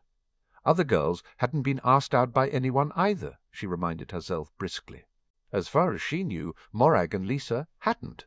And Harry wasn't the only boy who was shying away from the whole thing. Ron had so far ignored all the hints Lavender had dropped in his path. Hermione was waiting for her just to jump him. And Draco had avoided Pansy like she was the carrier of some fatal plague. "Isn't this the third practice date Neville and Hannah have had?" hummed Luna with an innocent expression that was completely faked. Hermione smiled. "Fourth, if you include the last Hogsmeade weekend." Neville and Hannah had gone to browse the shops, just the two of them, while Susan had ended up tagging along with the original Gryffindor trio to see Sirius at the schoolhouse, where Dobby had plied them all with cookies and hot chocolate. "Do you think they'll still call it practising when they get married?" choked Luna. Hermione chuckled, her mood lightening. "It's a possibility." And it was a possibility Neville and Hannah seemed really happy together, and their families both approved of the Fledving relationship. She decided to change the subject. "So what are you up to today?" "Charms essay," Luna said happily, finishing her pancakes. "I'm going to spend the day in the library." Tactically it was a good move, since most of the rest of the school would be at the Quidditch match. Hermione checked her watch and sighed. "I'll walk with you and pick up that book you recommended. You really think it'll make a difference?" "I think you'll see what you need to see when you need to see it," Luna said matter-of-factly. "But the book couldn't hurt." They chatted all the way to the library. The book turned out to be a hefty volume, and Hermione tucked it in her satchel under the watchful eyes of Madame Pince. She said good-bye to Luna and raced to the tower to get her outdoor cloak. She was surging down the steps of the Gryffindor girls' stairwell when she heard crying in the third-year dormitory. She paused, torn between the urge to get to the match and the sense of obligation to check. Nobody was injured or truly upset. She hovered for a long moment on the landing before she sighed and tapped on the door. There was no answer, but Hermione pushed the door open and peered into the room. It was empty save for Ginny curled up on her bed, crying. "Ginny!" Hermione hurried over to the younger girl. "Are you okay?" Ginny hunched away from the touch of Hermione's hand on her shoulder. "I'm fine." Hermione debated whether to leave the younger girl to it, but Ginny was clearly not fine, and Hermione's compassion stirred. She sat down tentatively next to Ginny, ignoring the vibe of "leave me alone" emanating from Ginny in waves. "What's happened?" asked Hermione softly. "You wouldn't understand," Ginny sobbed, not looking at her. Hermione resisted the urge to sigh. "I understand you were supposed to be pitch side as a reserve for the team, so I'm assuming something happened to stop that." Ginny swiped a hand at her face and nodded. "What happened?" Hermione pressed with a sinking sensation that whatever it was, she wasn't going to like it. "You're going to yell at me like Angelina did." Ginny said simply, sniffling. Hermione stayed silent and waited her out. "It was stupid," Ginny admitted. "I mean, I know it was stupid, but Lydia and Jessica wouldn't stop asking, And?" prompted Hermione impatiently, although truthfully she could see where Ginny's confession was heading. "I let them into the changing rooms," Ginny blurted out, wiping her hand over her wet cheeks. "Of course she had. There are separate areas, aren't there?" Hermione asked. "What did they think they were going to see?" "It works like the stairs here," Ginny exclaimed with a huff. "The boys can't get into the girls' changing rooms, but the girls can get into the boys'." Hermione sighed heavily and pinched the brow of her nose. "You tried to sneak Lydia and Jessica into the boys' changing room." "We didn't actually see anything," Ginny complained with a sniff. "Fred spotted us, and George chased us out." She gave a hitching little sob. Angelina went ballistic. Completely understandable, Hermione thought dryly. She would have gone ballistic in Angelina's place. "She told me that I was banned from playing as reserve today, and Ginny started crying again. "She's going to talk to me later about my place on the team. She's going to drop me. I know she is." If Angelina did, Hermione wouldn't blame her. Ginny's lack of regard for all the boys' privacy was appalling. "She'll give you a second chance," Hermione said to Ginny confidently. "You made a mistake, but as long as you sincerely apologize and don't even think of doing it again, it'll be fine." At least Hermione thought Angelina would be okay with it, although if she had any hint that Ginny's interest in Quidditch was primarily to get closer to Harry, she'd probably not give Ginny a second chance. It could be worse, Hermione reminded herself. Ginny hadn't followed Romilda Vane's example and headed to a mind healer to have something in common with Harry, although after the events in the Chamber of Secrets with the basilisk, Ginny really did need to see one in everyone's opinion except for Ginny's, it seemed. And Ginny was genuinely interested in Quidditch beyond Harry. "Harry hates me," Ginny sobbed. Hermione rolled her eyes. "Harry doesn't hate you. He barely talks to me," Ginny argued angrily. "He avoids me." "You and your friends are basically stalking him everywhere," Hermione retorted. Ginny turned over and glared at her. "We do not stalk him. Ginny, you've just tried to get you and your friends into the boys' changing rooms to spy on him," Hermione pointed out. "You're hardly in a position to argue the matter." She held up a hand. "Do you remember our conversation at the end of the last school year? If you want to be Harry's friend, then you need to start acting like his friend and not some obsessed girl who doesn't know he wouldn't appreciate being gawked at in the changing rooms." "You don't understand," Ginny snapped, her eyes flashing stormily at Hermione. "It's all right for you. You share classes with him, and you're always with him." "That's an exaggeration, and you're the one he's most likely to ask on a practice date." Ginny brushed away another set of angry tears. "Or a real date. Everyone says so." Hermione's heart started to race at that. What did Ginny mean? Did everyone know Hermione liked Harry? And why was everyone, the mythical everyone, so sure Harry would date her? Did they think he liked her? A flicker of hope sprung up before Hermione could stop it. She ruthlessly suppressed it again.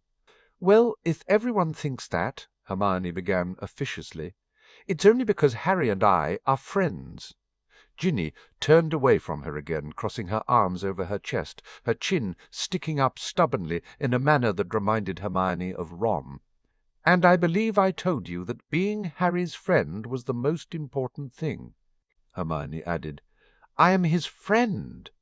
Do you really think that sneaking Lydia and Jessica into the changing rooms to spy on Harry is an act of a friend?" Hermione shot back. "Lydia and Jessica asked me to help them. What was I supposed to say? They're my friends." And that was more evidence that the two girls who had befriended Ginny hadn't really befriended her at all. Hermione felt for the younger girl. "No would have been a start," Hermione said sternly. "If that's the kind of things they ask you to do, maybe they aren't your friends." She glanced around the empty dorm. "Where are Lydia and Jessica anyway?" "At the game," Ginny said. Which just proved the point, Hermione thought. "I'm going to head there now," Hermione stated firmly. "Would you like to come with me?" Ginny threw her a disbelieving look before she shuffled off her bed hurriedly and stormed off to the bathroom, slamming the door behind her. "I'll take that as a no, then," Hermione said to the empty room. She threw on her cloak and made for the pitch. The stands were already heaving with people, the game already begun when Hermione made her way towards a waving Neville. He made Parvati budge up so Hermione could sit next to him in the seat he had ostensibly saved for her. She waved to Sirius, who was seated next to Professor McGonagall in the teachers' section, and he waved back at her.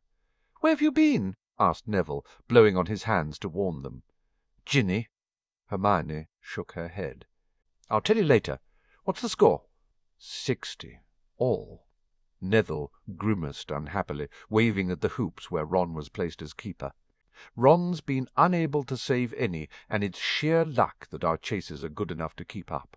He motioned to the other side of the pitch where Harry was helping to distract the Ravenclaw chasers, dogged by the Ravenclaw seeker, Cho Chang.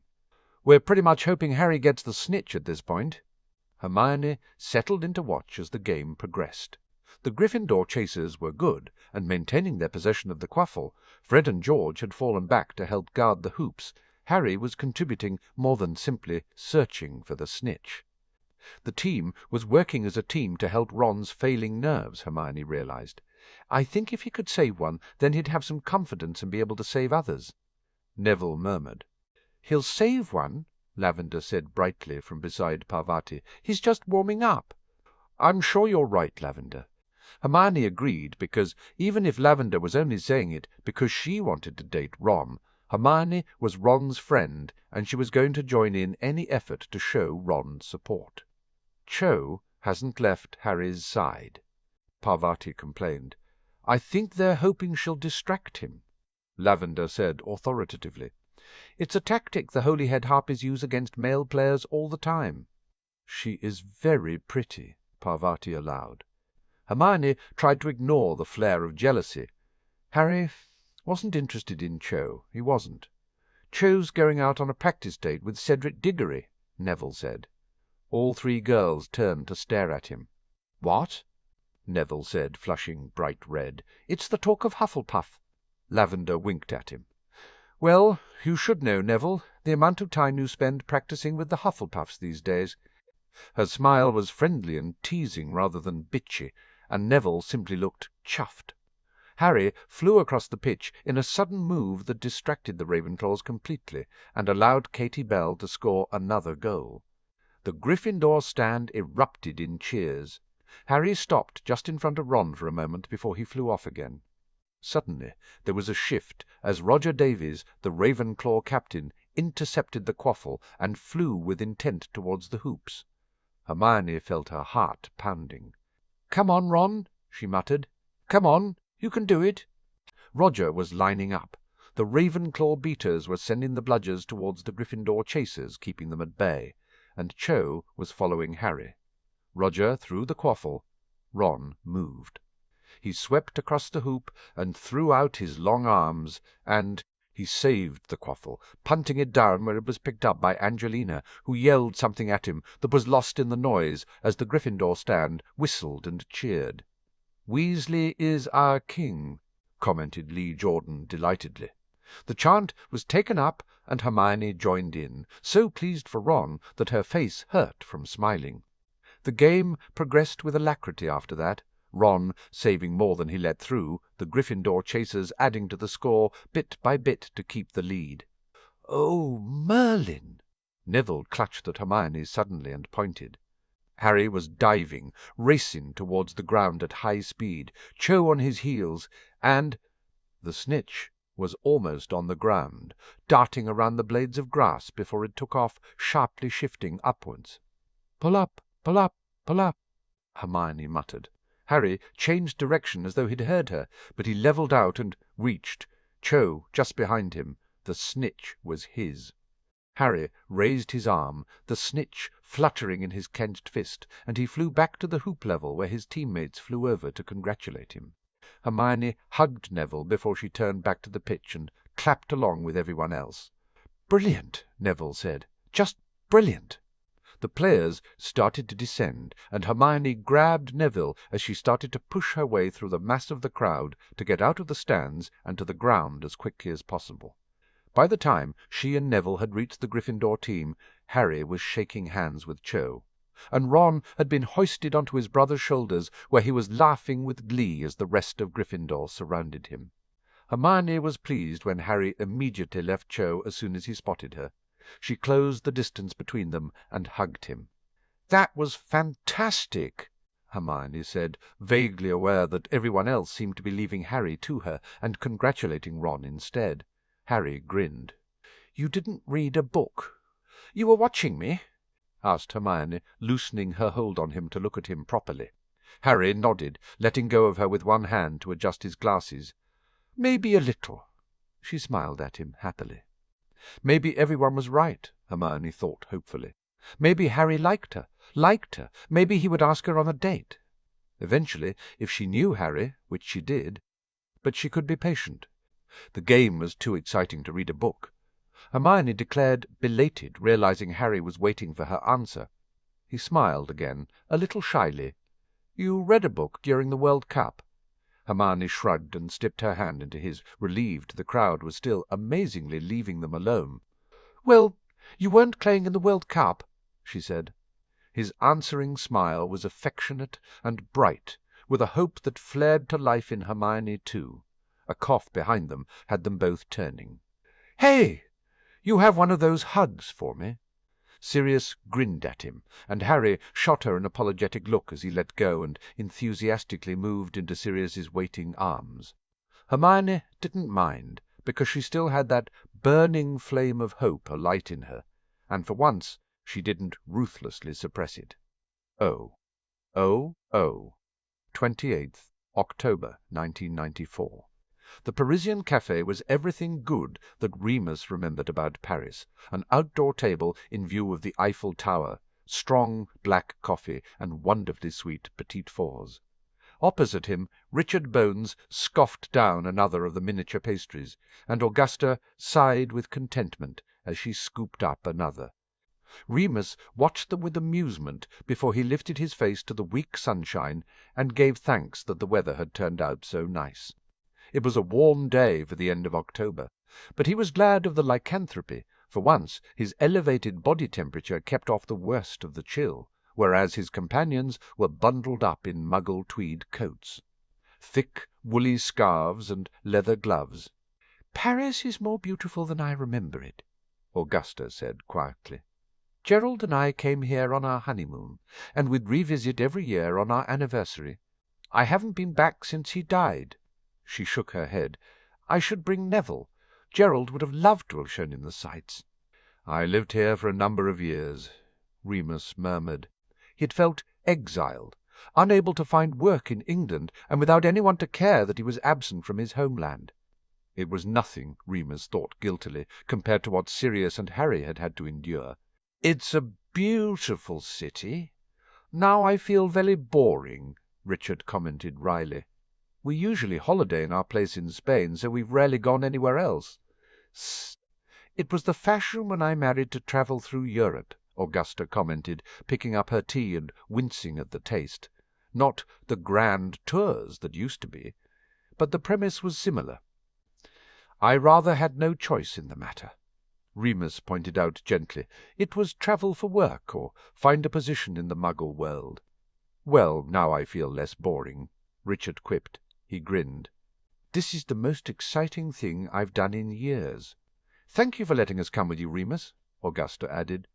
Remus didn't think he'd had much choice in the matter. He remembered all too well the Potter Alliance meeting with only the ancient and noble houses, where Sirius had spilled the beans on the issue of Harry's affinity with the family magic. And so, after discovering my grandfather's research into it, we think that the origin story he found probably has the best explanation for why Harry can access your family magic. He's the most powerful wizard of his generation." Sirius sat back in his chair at the head of the Black Manor dining table. The afternoon tea spread was half diminished, most of the gathered allies tucking in before Sirius had begun to speak. Remus observed who looked disturbed, and who seemed more accepting around the table from his position at Sirius's left-hand side. They'd all had to take an unbreakable vow not to speak of anything revealed at the meeting with anyone outside of the meeting before Sirius would let them attend, despite their existing oaths to the House of Potter, or not. Augusta, on Sirius's right, nodded sharply. "Well, I think I can speak for most of us here when I say we can understand your reticence in sharing this before now." Daniel Greengrass cleared his throat. There was a half-eaten and completely forgotten scone on the plate in front of him. "How powerful is Harry?" "As powerful as Voldemort," Sirius stated simply. Some of the allies flinched at the mention of the evil wizard. "Or Albus, if you would prefer that comparison," Sirius added smoothly. Daniel leaned forward. "Everybody here knows that Voldemort is around in some form, thanks to you, Sirius, and the return of the Potter Alliance." He nodded in Augusta's direction, acknowledging her part in constructing the alliance. "We all also know there is a plan that you and the Ministry, the Dom and the DMLE, are pursuing to deal with him once and for all, although we don't know the detail of it. Helping you by creating a strong Wizengamot politically is one of the reasons I know I agreed to the alliance." "Me too," Albert Goldstein added. Everyone else around the table nodded. "And," Daniel said, I think there are many of us who regret that last time we allowed Voldemort to gain the power he did, and to have become so complacent in the years since that we accepted his former cohorts and supporters gaining as much political ground as they did. I think these things are partly why we all joined the Alliance, Griselda Marchbanks muttered. We feel we are at least doing something to defeat the bastard now. Importantly, Daniel stressed, his brown eyes gleaming with a surprising amount of passion, we all feel that this time, no matter that it is Harry's banner we are gathering around, that we are not leaving a child to deal with Voldemort this time. What I think Dan is trying to say, Albert interjected dryly, is that we understand why you haven't said anything about Harry's power before now, why you're keeping it quiet as much as possible. If you know whose continued existence was publicly known and Harry's power was also known, it would be far too easy for everyone to simply turn to your boy as the answer to you know who. Sirius nodded gravely, and while Remus couldn't see relief anywhere on Sirius's face, he knew his friend well enough to know Sirius felt relief at Albert's admission. That has been a concern. He sighed. Frankly, it is still a concern, because evidently Harry's affinity with the family magic is gaining notice. He waved at Richard Bones.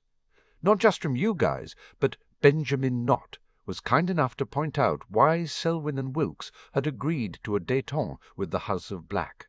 It's rather hard for it not to gain notice when the totems keep showing up for Wizengamot sessions, Richard said dryly. Here, Griselda said.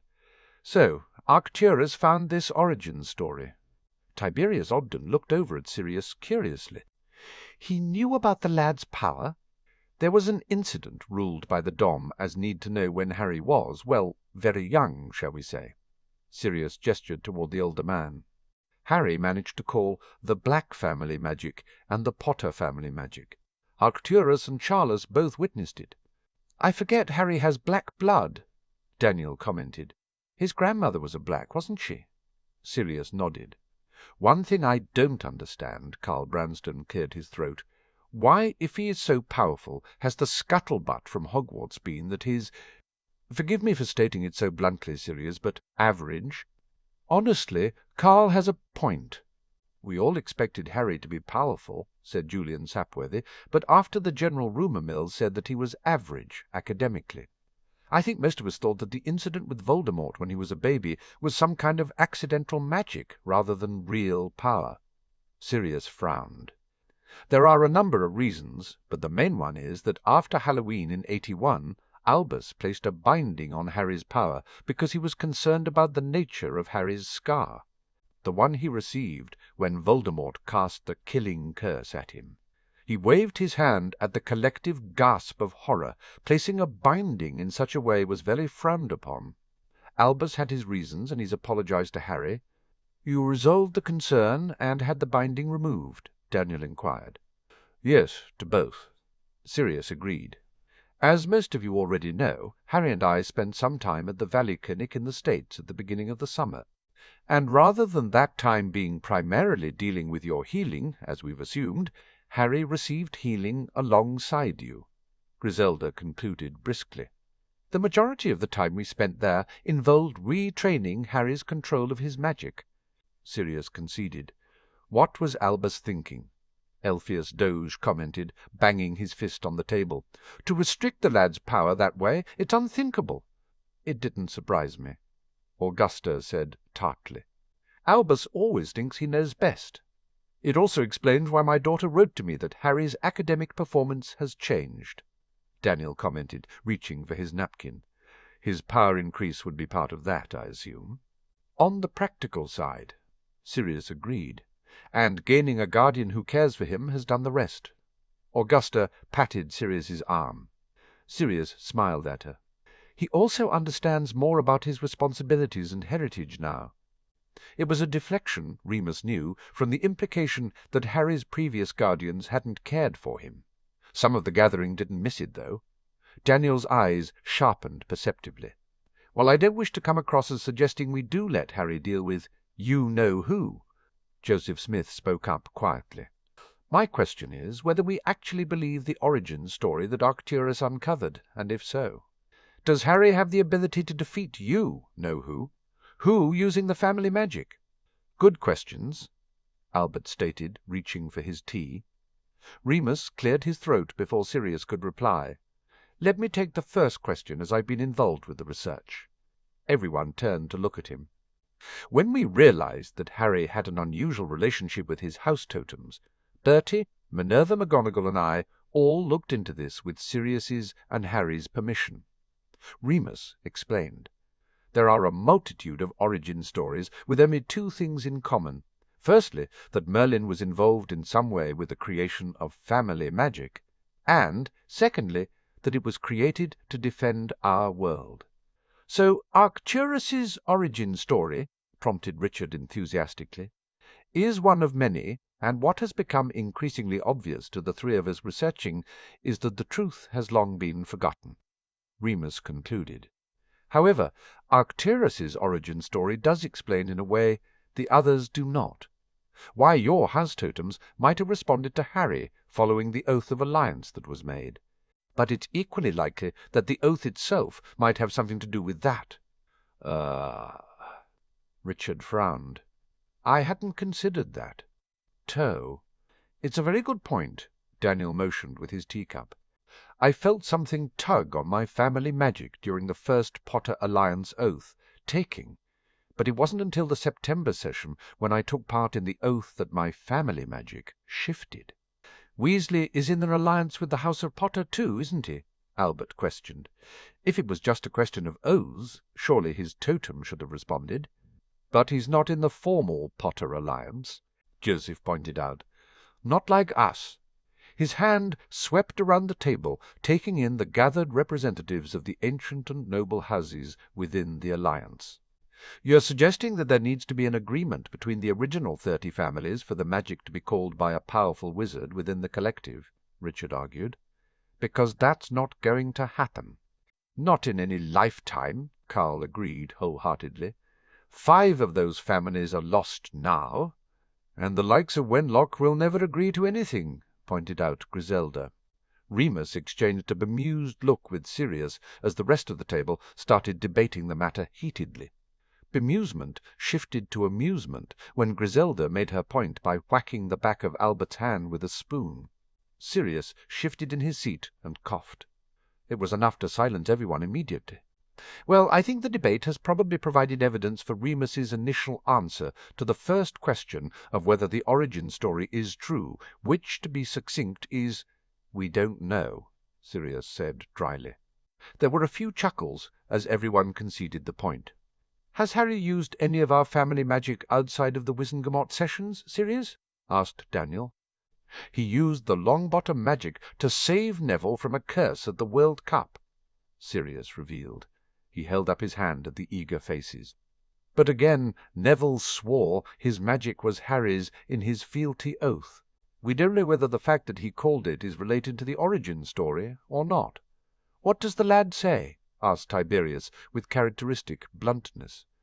Remus could see from the tension in Sirius's face that he was debating whether to answer honestly or not. Sirius sighed heavily and reached for his abandoned coffee. "Harry said that when he went to protect Neville using our family magic, the Longbottom Bear was just there waiting for him, that he just knew he could call it." "And what does he say about calling the rest of the magic?" pressed Tiberius. Sirius shifted in his seat. "He has the sense that he could call it all if the situation was bad enough, but it would have to be very, very bad." His lips thinned. "He also thinks that in such a circumstance he would pay for calling it with his own life and magic. He wouldn't survive it." The revelation sobered the group. "And that answers the second question," Albert muttered quietly. "But he could use it to defeat you-know-who." Carl sighed at Sirius's hard look. "I'm sorry, Sirius. I'm not suggesting that we ask that of him." "Good, because that will only be happening over my dead body," Sirius snapped. "I can't blame you, Sirius, and, well, after that ill-considered remark it's even more understandable to me why you wanted to keep this quiet," Griselda said, glaring at Carl herself. Carl held up his hands. "For the record, I don't believe asking a 14-year-old boy to sacrifice himself is the answer to getting rid of Voldemort. I happen to very much agree with Daniel's comments from earlier that our apathy last time was disgraceful, and one of the reasons why I joined this alliance was to do my part this time in defeating you-know-who. For what it's worth, I don't think further research will help in this matter of the family magic." Tiberius's fist banged sharply on the top of the table, punctuating his point. "I'm inclined to go with the lad's view of what he can and cannot call the price he feels he would pay for using it." Sirius glanced at Remus. Remus sighed. "Unfortunately, we agree with you." Daniel motioned across the table. "I think we all know there is a lot you can't share with us about the official plan beyond the political side, but I'm assuming other avenues of defeating Voldemort are being pursued?" "Yes," Sirius confirmed briskly. "So, we know what's going on with the family magic, and know it's probably not the answer," Albert stated clearly. "We're also assured you are working on other measures. Is there anything you need from us beyond political support? Because suddenly, I don't think I'm doing enough." "I echo Albert here," Richard said. "Knowing that our families might have been chosen by Merlin to help defend the wizarding world, I'm not sure just sitting back and providing political support is enough anymore." "Me either," Daniel said with a sigh. "I'm old," Alpheus said bluntly, "but I also feel the same." A chorus of agreement rang out. I gave Jeremy hell over the fealty, but perhaps we should take an oath ourselves." Carl said, "I don't think that's necessary." Sirius held up his hands. "Honestly, while we are honoured by the fealty of your heirs, we would never have asked for it. So it's great that you feel that way, but truly political support is what we most need from you." "I'm afraid from an age perspective it's probably all you'll get from me," Griselda remarked. "I won't last long in a duel these days." "There's also the question of too many people knowing too much." Sirius sighed. "As much as I hate keeping secrets from allies and friends, there's a necessity, or rather a balance, to be kept between us knowing too much or too little, especially when you have an evil wizard tormenting your son." Daniel finished with a sharp nod. "We understand." Remus was reminded he'd been present for Travers not being Travers in the courtroom. Daniel motioned around the table. "Perhaps there's a compromise. You delegate more of the political side to us. Wenlock is building his opposition. We can help there." "Damn right we can," Griselda remarked, her eyes shining with glee. "And we can help formulate and get the legislation organized." Leonard Abbot said loudly above the clamour of agreement, "You remain the leader and in charge, but let the rest of us do the legwork." "I agree," Augusta said, turning to Sirius, "and you should let us help you with research. You don't necessarily need to disclose why you need something researched. We can simply research any given topic without you having to explain it." "I would be up for that," Richard said. "Any help you need to protect Harry," Carl offered. "You only have to ask." Everyone turned to look at the head of the table. "What say you, Sirius?" Augusta asked with a smirk. "Will you accept our help?" Sirius's expression melted into one of confidence, complete with a marauderish smirk, and Remus knew his friend was already plotting how to work all the ancient and noble houses present, offering additional and unconditional help to his advantage, just as Arcturus had taught him. "How can I possibly say no?" And so Sirius hadn't said no. Which was how Remus found himself a month later in Paris, with Richard and Augusta, tracking down the Lumière source Ollivander had mentioned in Arcturus's memory. It had worked out, though, since the rare antiquities dealer Remus had found had insisted on dealing with the head of a house, not with a lowly steward. Unsurprisingly, Sirius had no intentions of leaving England with the Triwizard Tournament only a couple of days away.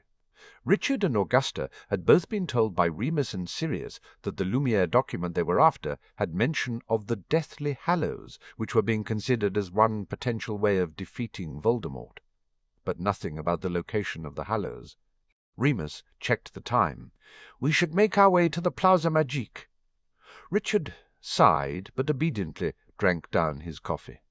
Augusta left the remainder of her tea, a sign that she hadn't enjoyed the taste at all. The entrance to the plaza wasn't far from the café. A small bar provided a cover in much the same way the Leaky Cauldron did for Diagon Alley.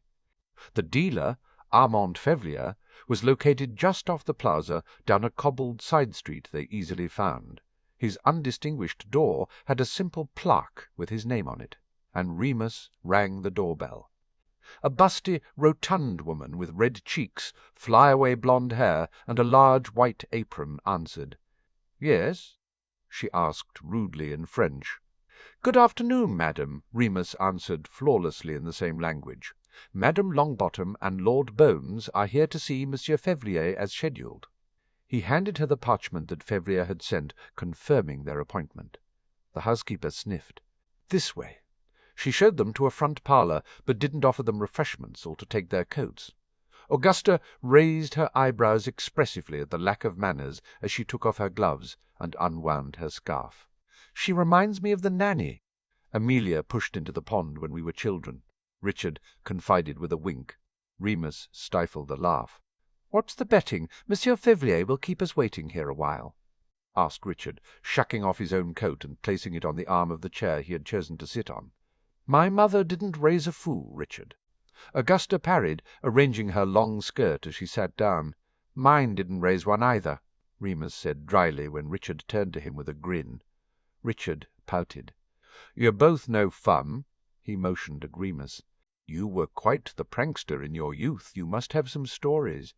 Remus grinned back at him and began a tale of how the Marauders had turned the Dada classroom into a tropical jungle during their 4th year.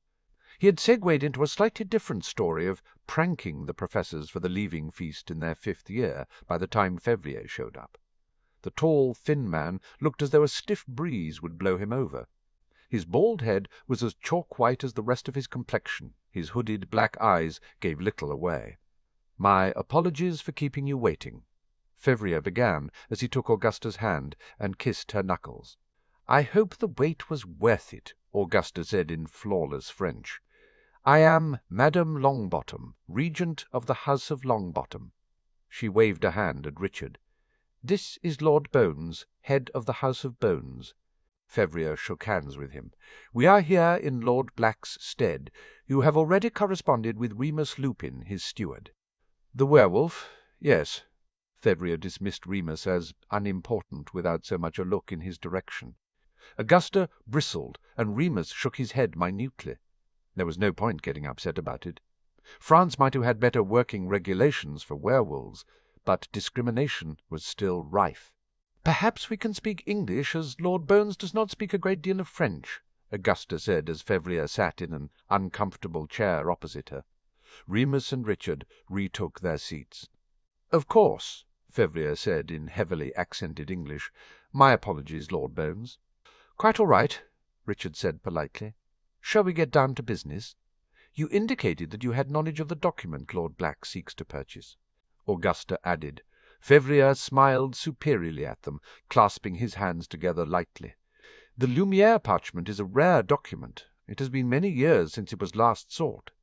"Lord Black has an interest in rare things," Augusta said. Fevrier tilted his head. "Do not think me an idiot, madam. I am well aware of why Lord Black would be interested in this parchment." He smiled again. "His ward is the last of the Peverills. None." Augusta smiled sharply in return. "Then you need no explanation as to why Lord Black is keen to secure this document for Lord Potter's family vault." "And perhaps to learn of the secrets of the Hallows, n'est-ce pas?" Fevrier rejoined, not losing his smile in the face of Augusta's lack of reaction. It was Richard who chuckled wryly. "I'm fairly sure that Sirius knows that learning the secrets of the Hallows is pointless unless he finds out where they are." He grinned at Fevrier. "I don't suppose you have any leads on where the Hallows might be?" "They are rare antiquities, after all." Fevrier hung on to his smile, but only just. "I suspect that Lord Black may know more than you think." "I'm certain he does," Richard agreed happily, "but why he wants the document isn't pertinent to our discussion. You either have information for us, or you don't. If you have it, we'll pay a fair price, as already agreed. If you don't, then you have wasted our time and yours." It was the first time Remus had heard an underlying hint of steel in Richard's voice. Augusta sent Richard a look of approval. "Very well," Fevrier conceded. "There are 3 known copies of the Lumière document. The original resides in the French Ministry of Magic, within the archives, as it was seized during the Revolution from the king." He gave a small shrug. "It will not be easy to locate, given the state of the archives." "Qui au?" "The other copies?" prompted Augusta impatiently. "The second copy, a duplicate of the first, is held by Lumière's remaining descendant, Vivienne Verte." Fevrier waved a hand in an expressive gesture. "Vivienne is part Wieler. She lives in a protected enclave in Alsace. She has allowed no one to see the document in over 50 years." Protected enclaves meant that a Wieler would be required to make contact. Remus struggled to think of a Wieler that they knew well enough to entrust with such a task, and came up empty. "The last copy is a translation from the original Latin into Italian, and is owned by the Italian wand-maker Cavietti. He once tried to sell it to me some years ago, but we disagreed on the price." Fevrier's long fingers tapped the arm of his chair. Richard and Remus exchanged a look. "Can you provide proof of Cavietti's document?" Richard asked. Fevrier huffed. "Do any of you speak Italian?" Remus did, but he wasn't about to tell Fevrier that. He shook his head along with Richard and Augusta. "I have a memory of his showing me the document in Rome when we met last," Fevrier said. "I am uncertain whether it would be useful to show it to you, as you do not speak the language." "Is there a moment where the document is shown?" asked Remus. "Italian is close to Latin. We should be able to make out enough of the written version to make a determination." For a long moment Fevrier looked as though he was going to ignore the question as Remus had asked it, but when Richard stared at the dealer pointedly, Fevrier nodded. Richard waved his hand. "Bring on the memory, then." "I agree," Augusta concurred. The dealer regarded them thoughtfully and unfolded himself from the chair. A pensieve was produced in short order, and they all entered along with the dealer. The memory began with Fevrier at the door of Cavietti's shop being greeted by the wand-maker himself. Cavietti was a short, stout man with black, greased-back hair and a small handle-bar moustache. He wore simple, plain robes. As he led Fevrier through the shop, Remus noted it was surprisingly minimalistic, with only a small counter, a waiting area, and a room where matches between customers and wands were evidently made. The back room was equally tidy. A large workbench took up the centre, with cabinets filled with materials covering all the walls. A door to the side led to a storage room, which was where Remus assumed Cavietti kept his wands. The memory showed a framed parchment covered in a cloth lying on the workbench. Cavietti stopped in front of it. "Here it is," Cavietti said in Italian. "Memory." Fevrier nodded. "Let me see it, then." The cloth was removed. Remus stared at the parchment eagerly. The seal at the bottom looked authentic. "This is very clever, no?" Fevrier said. "Just enough of the original translated to be believable, but not enough to give away the secrets contained within that document.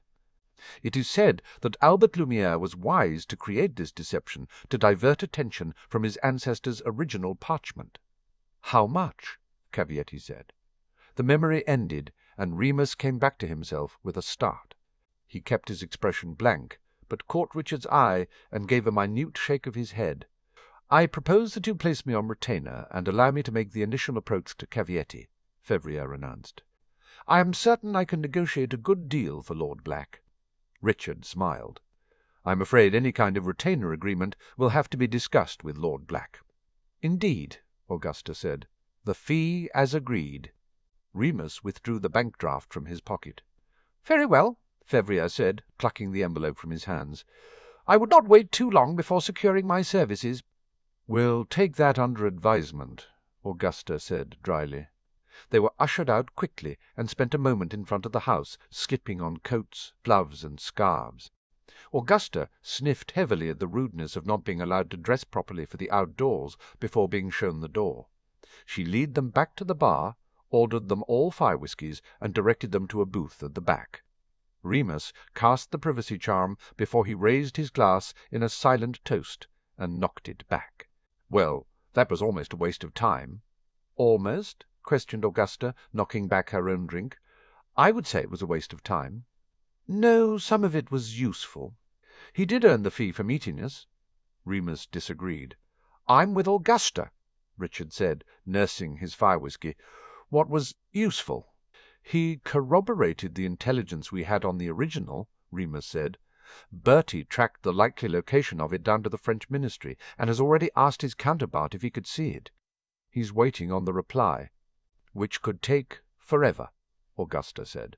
Exactly, Remus said, but that Fevrier confirmed it was with the French ministry, confirms that Bertie's tracking is probably on target, Richard said with a smile. And I assume the other useful information is Vivian Verte? Yes, Remus said. Minerva suggested a while ago that we track down Lumiere's family. She managed to find a genealogy book that listed Madame Verte as the last living descendant. He sighed. But we were unable to locate her.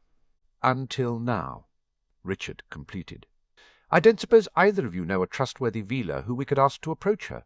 Remus asked hopefully. I'm afraid I don't know any Vila, Augusta said. I recall Dorea had a pen pal for a number of years, a Marguerite Limoni.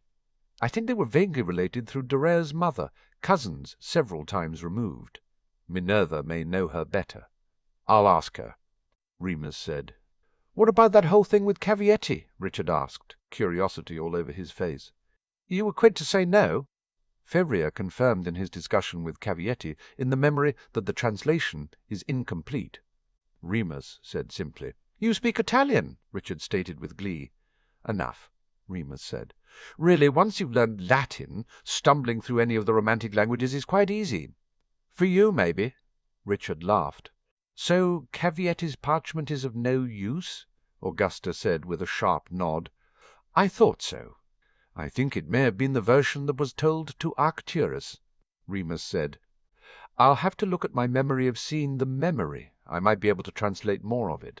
Certainly what I did translate in my brief glance indicates it could be Arcturus's original source. Well, not a waste of time, then, Richard said, raising his glass. What are you going to do with Fevrier? He's a character, isn't he? Remus murmured. A rude and untrustworthy one.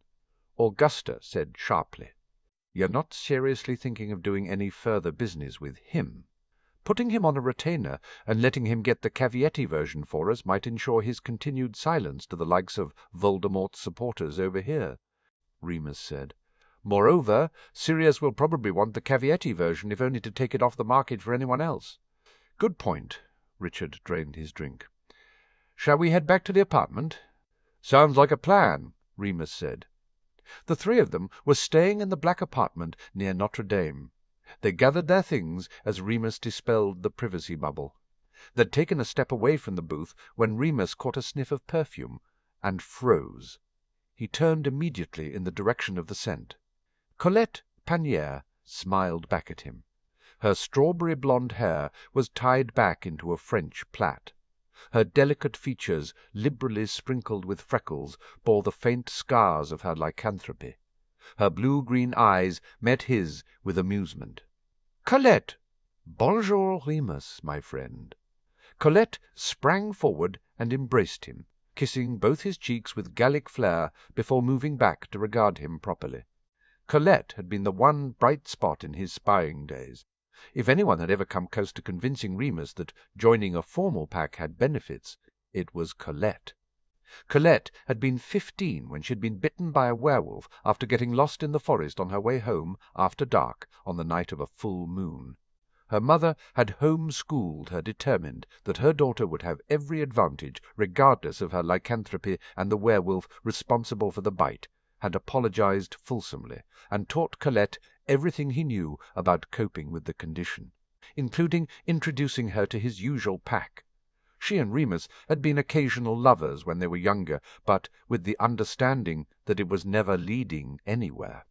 Remus drank in the sight of her. Augusta coughed delicately. "Forgive me," Remus said, hastily turning to introduce Colette to Augusta and Richard. Colette wrapped her arm around Remus's. "You will forgive me if I steal Remus from you for a few hours. We have so much to talk about." "My brothers are keen to talk with you again." And that was enough to start a flurry of nerves within Remus's gut, because the only brothers Colette had were part of the pack she ran with. Richard evidently guessed enough from Remus's sharp look to be concerned. Remus! Remus took a breath. If the pack wanted to talk with him, he should probably at least listen to what they wanted to say.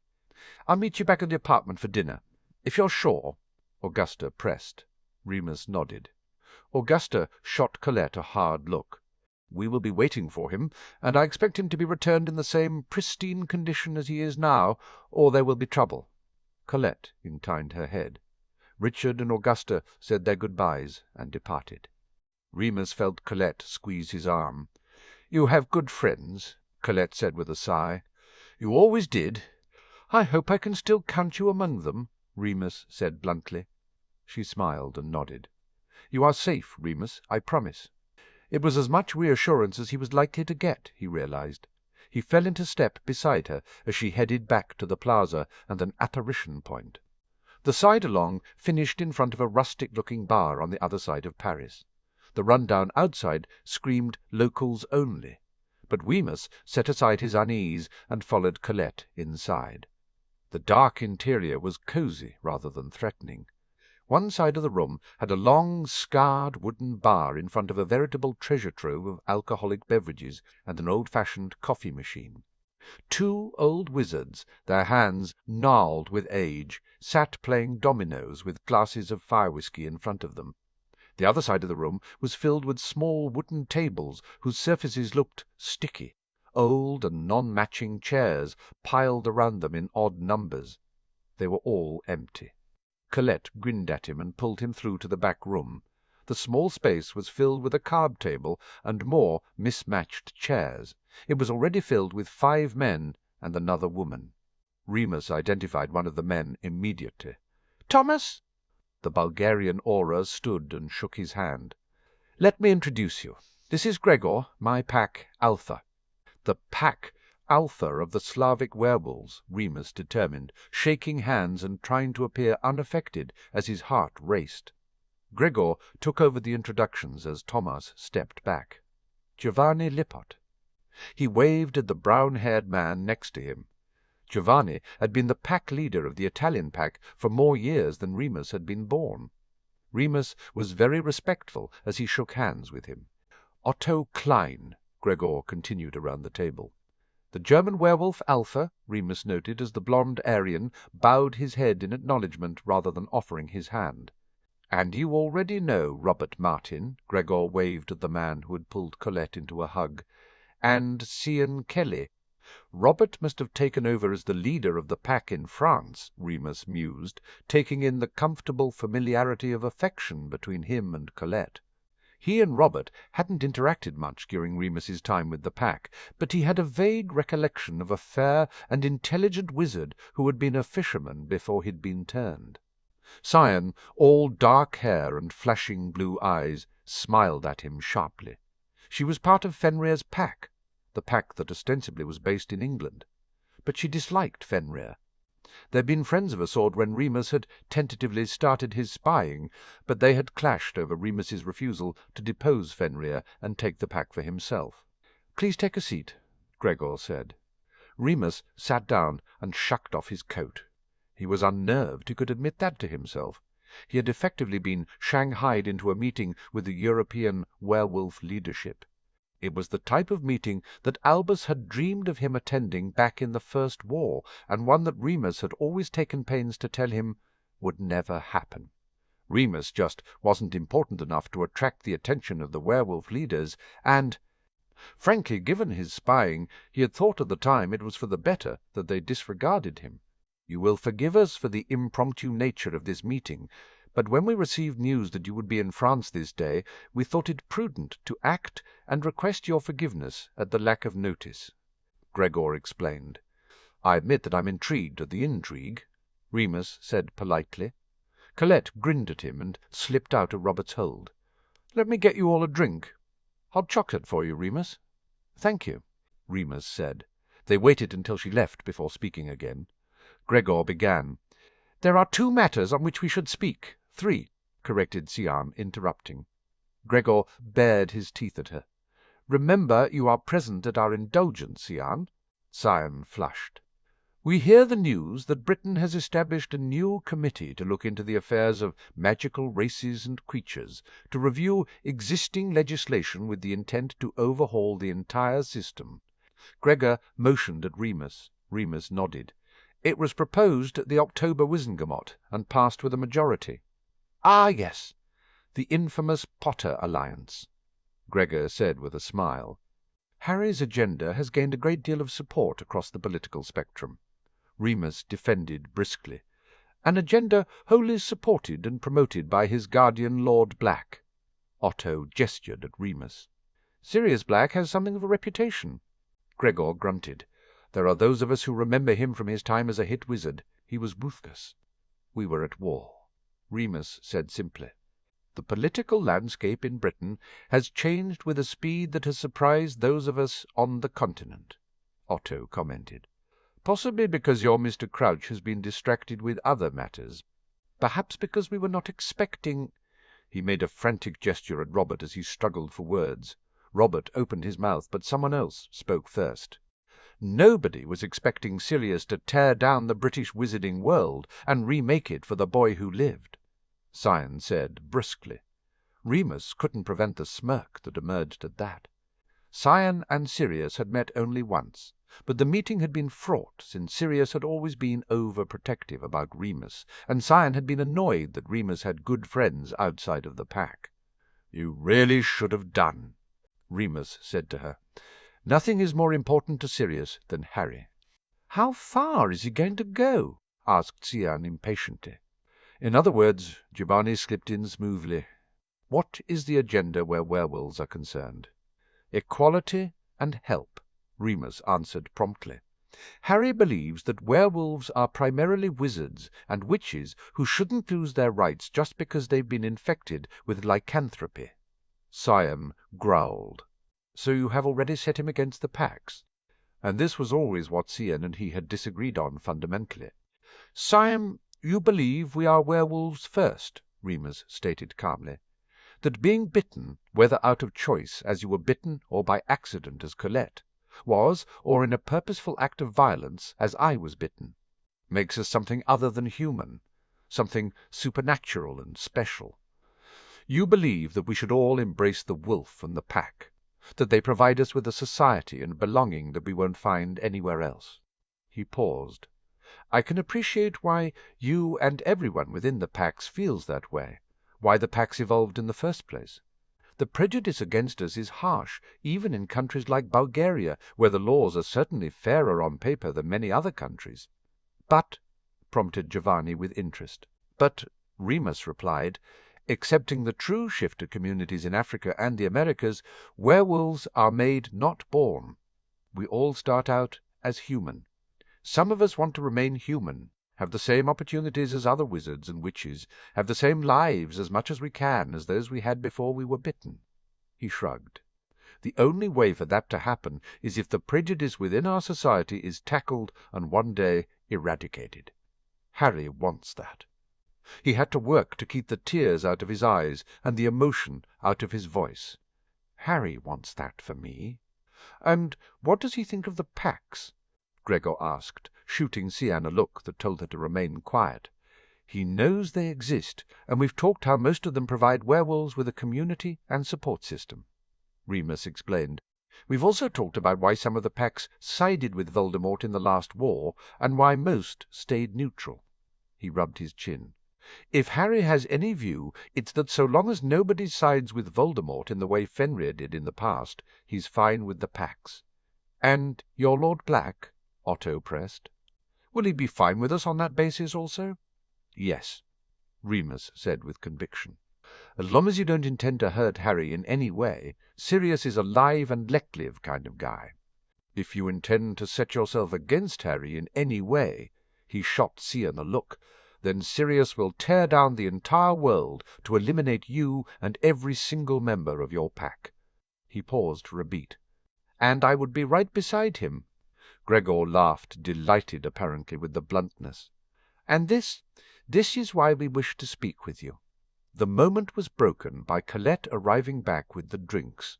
espresso coffee for Otto, Giovanni, and Robert, a bottled beer for Cian, a glass with clear liquid that Remus decided was probably vodka for Gregor, and hot chocolate for himself. Cian huffed out an exasperated breath as she gestured with her beer at him. Sirius hated the Pax. Sirius hated my spying on the Pax and putting myself at risk, Remus corrected. He also hated that some werewolves did side with Voldemort and went around terrorizing people. You could have stopped that if you'd challenged Fenrir for the pack, Cian declared. We're not getting into that argument again, Remus said firmly. I am not an alpha. The others around the table exchanged amused looks. My dear Remus, Gregor said with laughter, colouring his words, you would not be sat at this table if you were not an alpha. Oh. Remus had no idea what to say to that. Thomas informed me that you do not think as a wolf, Gregor continued, and thus you do not see that you are the most powerful wolf in your country. You occupy a place of authority within society. You can influence those who are reshaping the laws and public opinion. Within the pack you have created for yourself. You are the only true wolf, and therefore the alpha. If you declared your pack open to others, others would flock to join you. Otto picked up where Gregor stopped. This actually is the second thing we wish to speak to you about. Remus felt breathless and wondered if it was shock or panic. He took a long sip of comforting hot chocolate. And the third reason is the reason why Cian is here, because the majority of Fenrir's pack no longer wishes to follow him, Robert said. Cian glared at him, but nodded as she turned to Remus.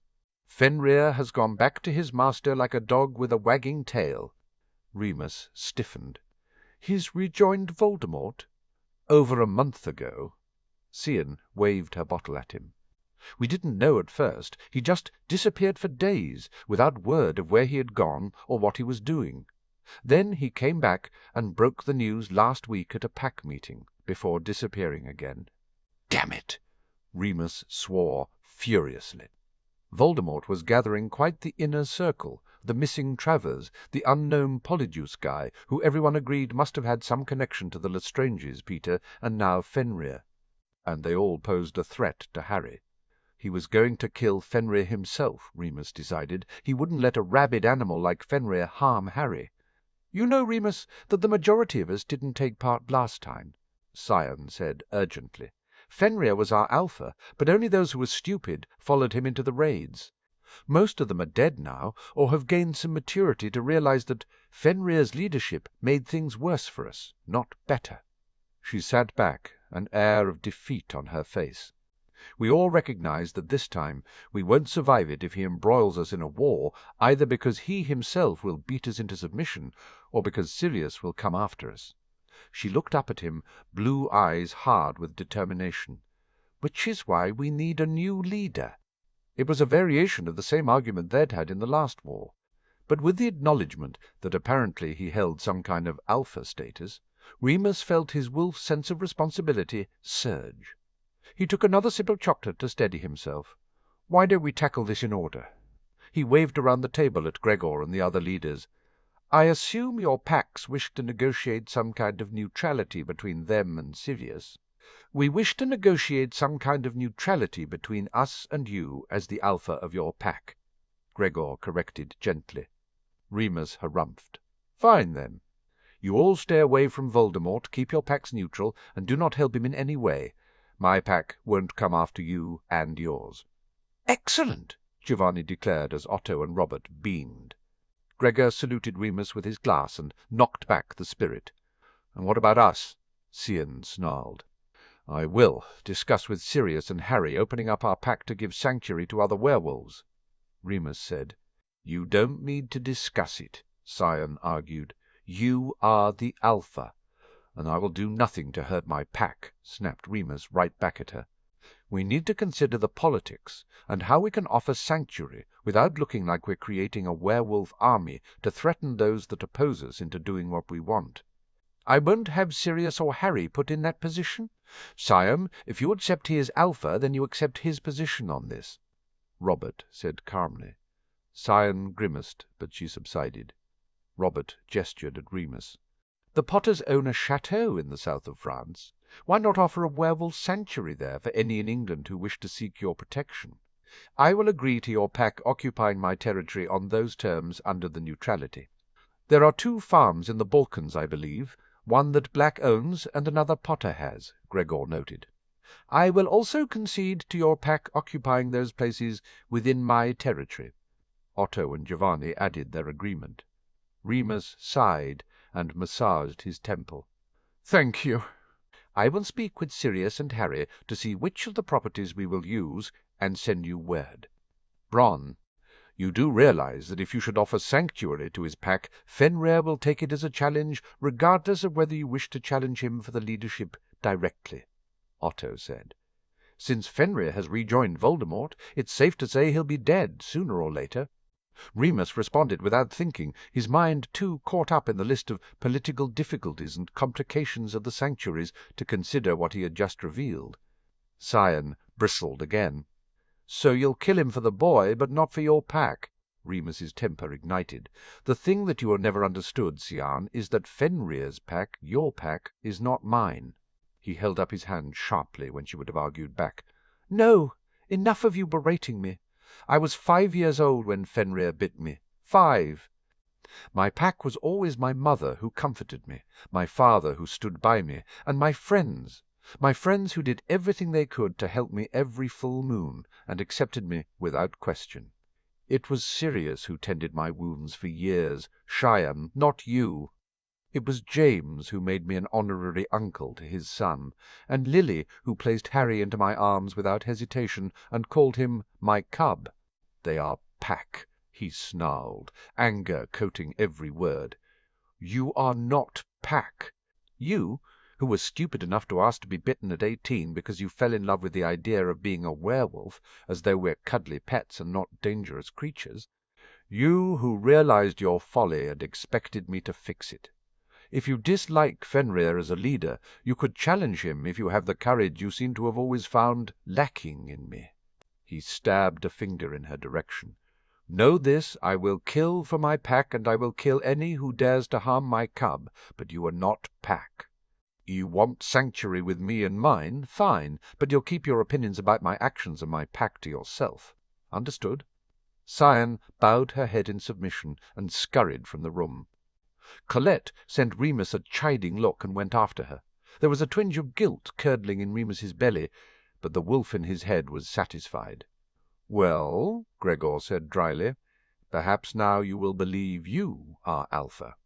Remus stared at him for a moment before he burst out laughing. "A round of drinks. We should celebrate," Gregor said with a grin.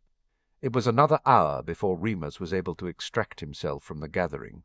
A somewhat abashed Cyan had turned up with Colette midway through. She had joined in the discussion on how they were going to get word into Fenrir's pack of the sanctuary sites.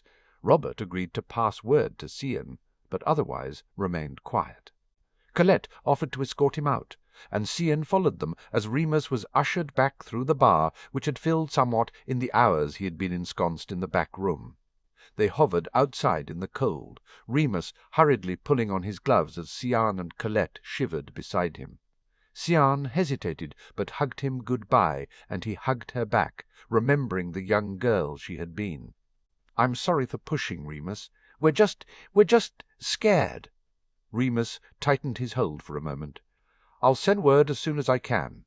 Sian nodded. She moved out of his arms and hurried back into the warmth of the bar.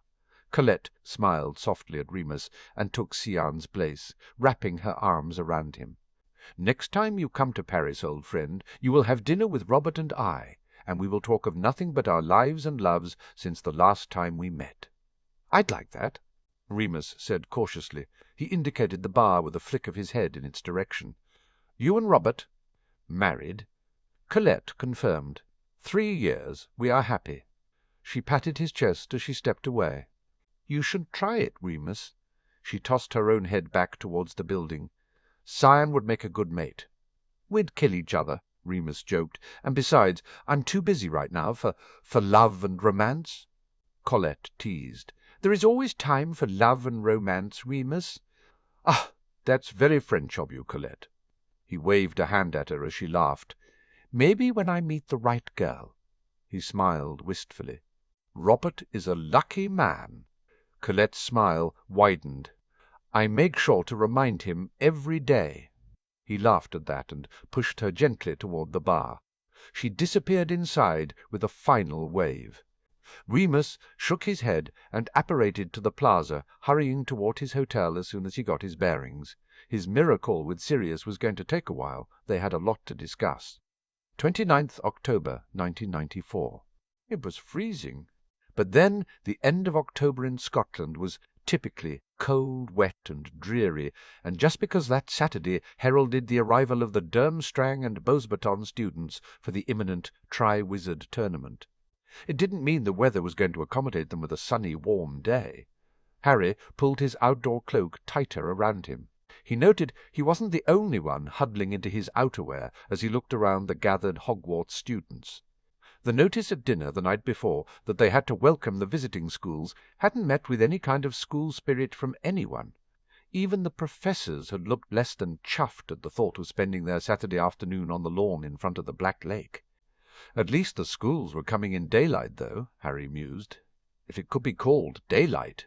He squinted up at the grey, overcast sky. "Do we really have to be out here?" moaned Ron beside him. "Oh, for—" Hermione tapped them both with her wand as she muttered the spell, and instantly Harry felt warmer. She grinned at him. Her brown eyes sparkled, and Harry found himself smiling back at her. "Thanks," he said, nudging her. Hermione nudged him back. "You're welcome." Harry tore his eyes away from her with difficulty but determination. He was almost certain that Hermione liked him. There had been the hug after the Quidditch match, a lot more touching in the last week since the match. She smiled at him a lot. It all agreed with the signs of attraction that had been mentioned by his dad in the memory of the talk. He had concluded somewhere around the time that practice dating suddenly became the thing to do for the rest of Hogwarts, that he really liked Hermione. He liked her smile, her eyes. He liked holding hands with her. He liked being well read enough in their subjects so that he could debate with her and see her come alive with animation, hands flying in descriptive ways as she made her point. He wondered at odd times what it would be like to kiss her. He felt the blush rise on his cheeks as he thought about that again. He had also decided that he liked Hermione too much to ask her on a practice date. He wanted a real date. There were only two things stopping him from asking her: the Tri-Wizard tournament and Ron. Harry glanced over at his red-headed friend. Ron's jealousy about Neville joining their group had abated since the start of school. Some of it was that Harry and Ron got to spend time together alone during Quidditch practice, and it was clearly best mates alone time that Ron valued. Some of it was that Blaise and Neville had developed a friendship that meant Neville paired himself with the Slytherin more often than not in class. And finally, Neville had dived into practice dating with full enthusiasm, spending a lot of time with Hannah, and Harry cast a quick look toward where Neville stood, chatting away to her. It all meant Ron couldn't exactly complain that Neville was bogarting Harry or trying to steal him away. Ron had also warmed up to the idea of being friendlier to Neville, and had even attempted to inveigle Neville into chess matches, which were very amusing to watch because Neville turned out to be much better at chess than Harry. What concerned Harry was whether Ron would be okay with Harry dating Hermione. He didn't think Ron liked Hermione that way, or thought of her as a potential girlfriend, but he wanted to check his assumption with Ron personally, along with getting Ron's permission to change the dynamic of the friendship the trio shared, because if Harry and Hermione dated, it would change things. Harry wasn't naive to that. Not that either Harry or Hermione would drop Ron, but they would naturally spend more time together without Ron, or at least Harry thought they would when he let himself dream what it would be like. Really, Harry had been hoping that Ron would have asked Lavender on a date, because it was so obvious that she was interested that even Harry had figured it out and provided Harry with room to date himself. There was also the added issue that if things didn't work out, he didn't want to think that way, but he knew it was something he and Hermione should talk about. Maybe, Harry mused, they could make some kind of promise that they would stay friends. He probably, from a protocol perspective, should talk to Sirius and confirm that the head of the House of Black was all right with his heir courting a daughter of the house, and that just made his head hurt, and made him a little nauseous. But Sirius would be fine, Harry thought candidly. In fact, he'd probably be delighted at Harry's choice. He'd have all the planned discussions after the tournament opening and the selection of the champions, Harry determined, his mind drifting to the uppermost reason why he hadn't asked Hermione on a date. If he was placed into the tournament somehow, he'd be in danger, and he didn't want to put Hermione in the position of being with someone who was in danger any more than he already was. He just hoped the security measures were going to be enough. He glanced over at the professors, where a disgruntled Moody was glaring at Bartemius Crouch Senior. "What's up?" Ron asked, following his gaze. "Just thinking about the security for the tournament," Harry murmured. Ron's eyes widened briefly before he nodded in understanding. "Moody doesn't look happy," Sirius said. Crouch insisted that he do the identity checks for the incoming students and professors. Harry explained, rubbing his gloved hands together for extra warmth. "Because of diplomatic regulations, the checks are only to be performed once, and after that can't be repeated." "I can't see Professor Moody being happy with that," Hermione commented. "According to Sirius, he blew his top." Harry shook his head. "I don't trust Crouch. I wish he was still at home with the flu." "Percy'll be pleased he's back," Ron snorted. "Pompous ass." "Ron!" remonstrated Hermione. "What?" Ron argued. "You can't deny Percy is a pompous ass, and he's only gotten worse since he became chief suck-up to Crouch. You read his last letter to me instructing me on proper etiquette because I was friends with a lord. Like Harry's ever going to insist I bow to him every day." "I don't know, Ron," teased Harry. "It is quite tempting." "Oi!" Ron poked him. Hermione chided them both for their antics, but sighed and nodded. "Honestly, I don't know how Penny puts up with him." "Oh, look!" The cry came from the press corps, which was situated on the far side of the grass. Harry believed they were probably the second reason why Moody was unhappy. He strained to see what it was that had got them excited, and saw something in the sky. "It's a gigantic bird!" screamed one girl in the front. "It's a dragon!" yelled another. "No," Hermione whispered in Harry's ear, "it's Superman." Harry laughed and didn't protest as she tucked her arm around his. He smiled at her instead. Eventually the flying object got close enough that they could see it was an enormous blue and gold carriage being pulled by a dozen giant horses with wings. "Oh, aren't they beautiful?" simpered Lavender on the other side of Ron. "Big," Ron declared. "They look bigger than the elephants I've seen," Hermione added, something that was verified a moment later as the horses and carriage landed with a thump. A boy jumped out of the carriage and arranged a set of gold steps. As soon as they were in place, a woman, almost as large as one of the horses, emerged. She was large, olive in complexion, with dark hair tied back. She reminded Harry of the pictures of traditional Italian women he'd seen somewhere, only much, much, much, much bigger, almost Hagrid-sized, he realized. Dumbledore immediately moved forward to greet her. "Madame Maxime Dumbledore." Madame Maxime extended her hand, and Dumbledore kissed it. Their conversational tone lowered, and Harry struggled to make out the words through the noise of the wind and the distance. He thought they were talking about the horses, but since he'd also thought he'd overheard the word whiskey, maybe he was wrong. He focused instead on the gathering students pouring out of the carriage.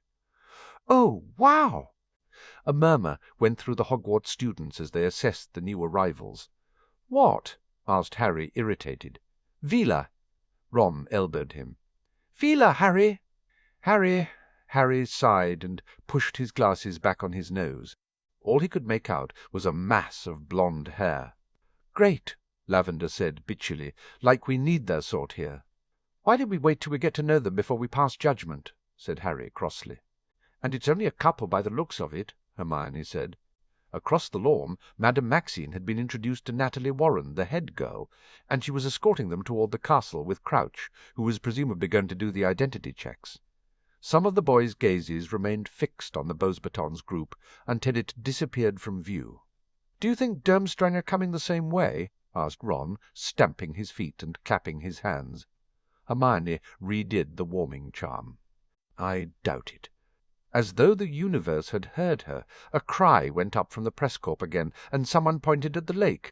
A mast slowly rose from the silvery water, and before long an old-fashioned wooden ship emerged that reminded Harry of the pictures he'd seen in pirate books he'd read in primary school.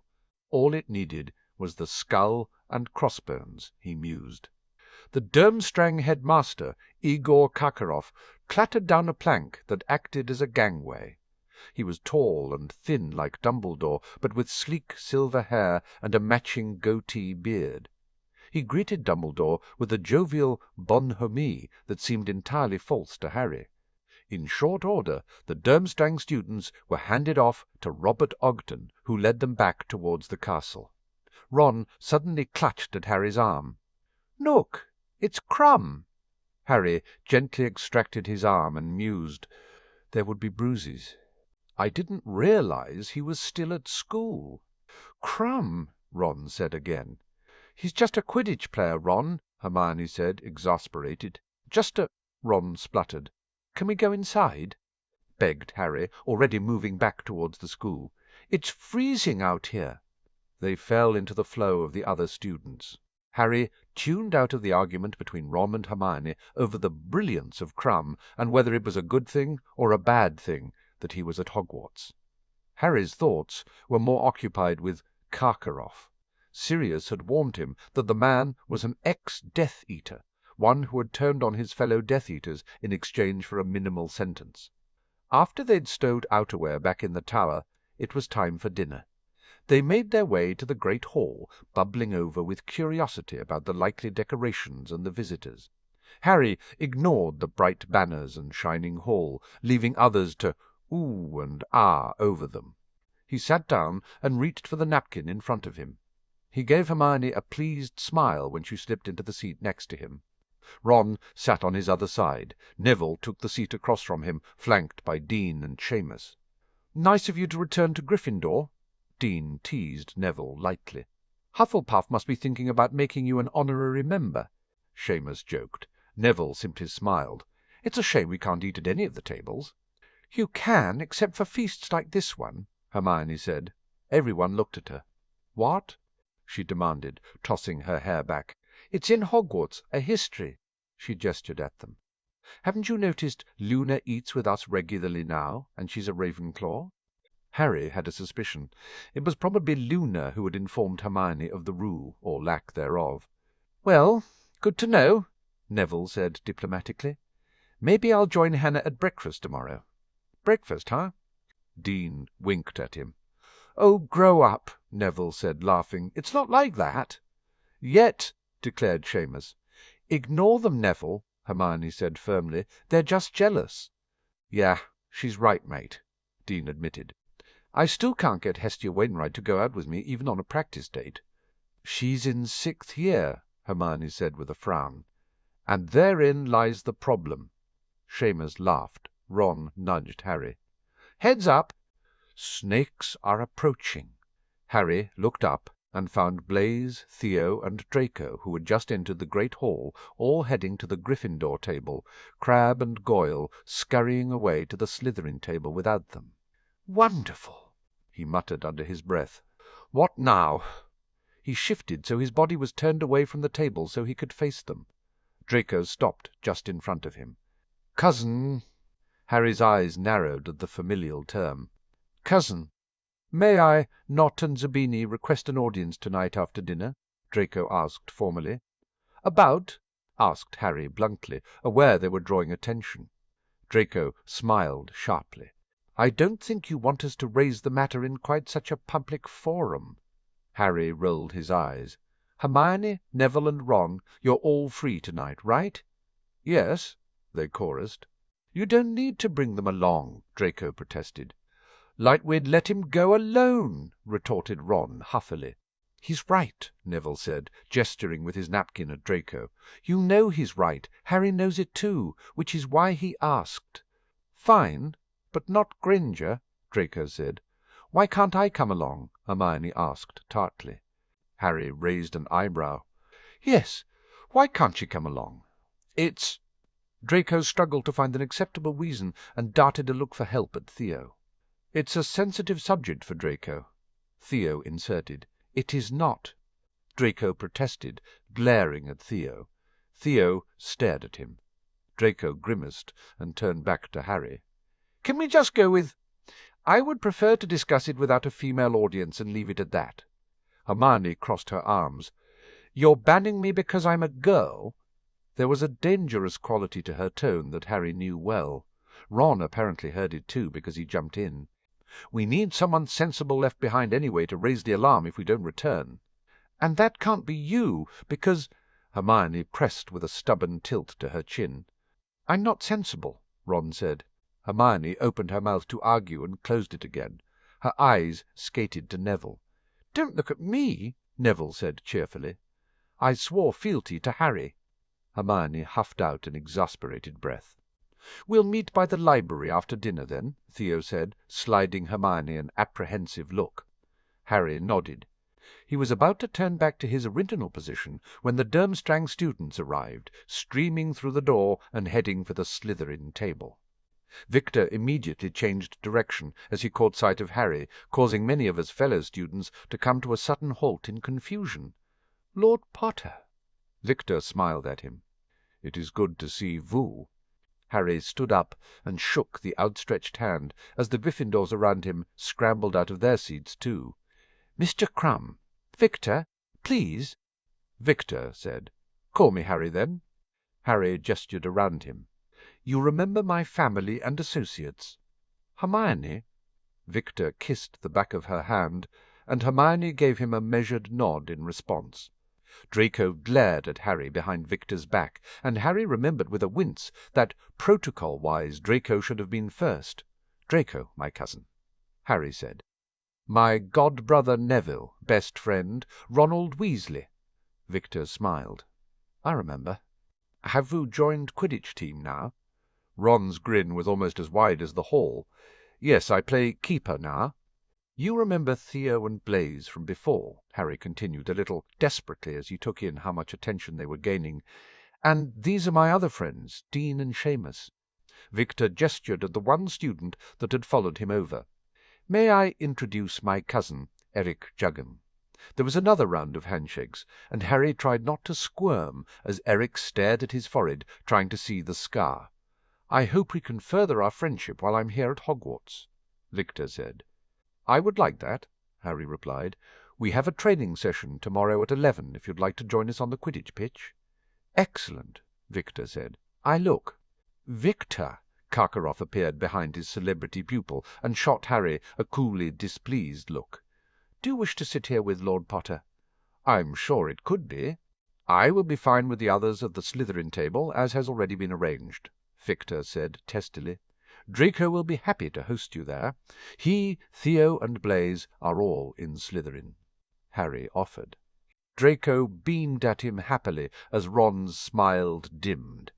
"I would be delighted." Victor nodded. "My thanks, Lord Potter.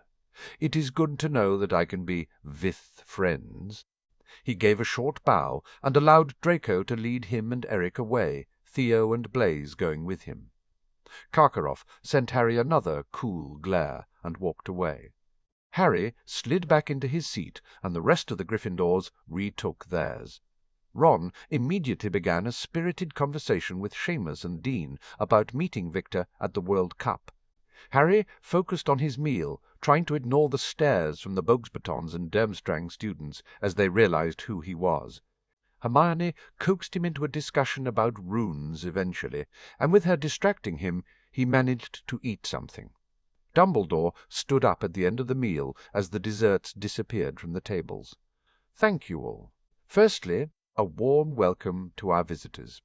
We hope you have a marvelous time here at Hogwarts. Please do take advantage of the inter-school common room available near the library. Part of what we hope to accomplish is to build lasting ties and friendships among us all." He smiled at them. "Now, on to the matter of the Triwizard Tournament. Tomorrow, after being displayed in the atrium of the Ministry of Magic, the artifact that will be used to select the champions the Goblet of Fire will be brought to Hogwarts by Mr. Crouch, the head of the Department of International Cooperation." There was a polite round of applause. "We will formally open the tournament at that point, and request eligible students of age enter their names if they wish to be considered for selection as a champion. I will reiterate to you all that such an undertaking is a serious matter. The goblet will enact a formal binding on each champion, which essentially creates a magical contract, so please do not enter if you are not certain of your courage and ability to face the 3 tremendous tasks that will constitute the tournament itself." He smiled benevolently around the hall. "And now, I believe we should all enjoy the rest of the evening." Harry remained seated until the Beauxbatons and the Durmstrang students had gone. He didn't catch sight of Draco, but figured he should show up for the meeting. Hermione walked with them, claiming she wanted to spend time in the common room. She slowed as they neared it, and saw the Slytherins already waiting for them. "I don't understand why I can't come along." "Me either. But look at this way," said Harry. "We're even-numbered, and have you as our secret backup weapon if it turns out they've got something other than talking planned." He waved a hand. "Well, less with the secret, but, you know." "I know." She gave a long, suffering sigh. "If you're not back in an hour, I will come look for you." Harry nodded, and they took the last steps that drew them level with Draco. Hermione gave a wave and disappeared into the common room. "Finally," Draco complained. "Where are we doing this?" asked Neville. "There's an empty classroom up by the data room," Blaise suggested. Ron motioned for him to lead the way. 5 minutes later, Harry sat on the professor's desk at the front of the classroom, with Ron and Neville flanking him. The Slytherins sat across from him, perched on the first row of student desks. At Draco's request, Harry erected a privacy bubble. "So, what is this about?" asked Harry impatiently. Draco cleared his throat. "Due to current gossip in the school, it's come to our attention that you might be thinking of making a move which will not enhance our political alliances in the House of Black, but may instead hamper your ability to extend and grow the alliances which we already have, and possibly prevent us from cultivating new ones." Harry blinked at his former rival, and wondered if that had made sense to anybody.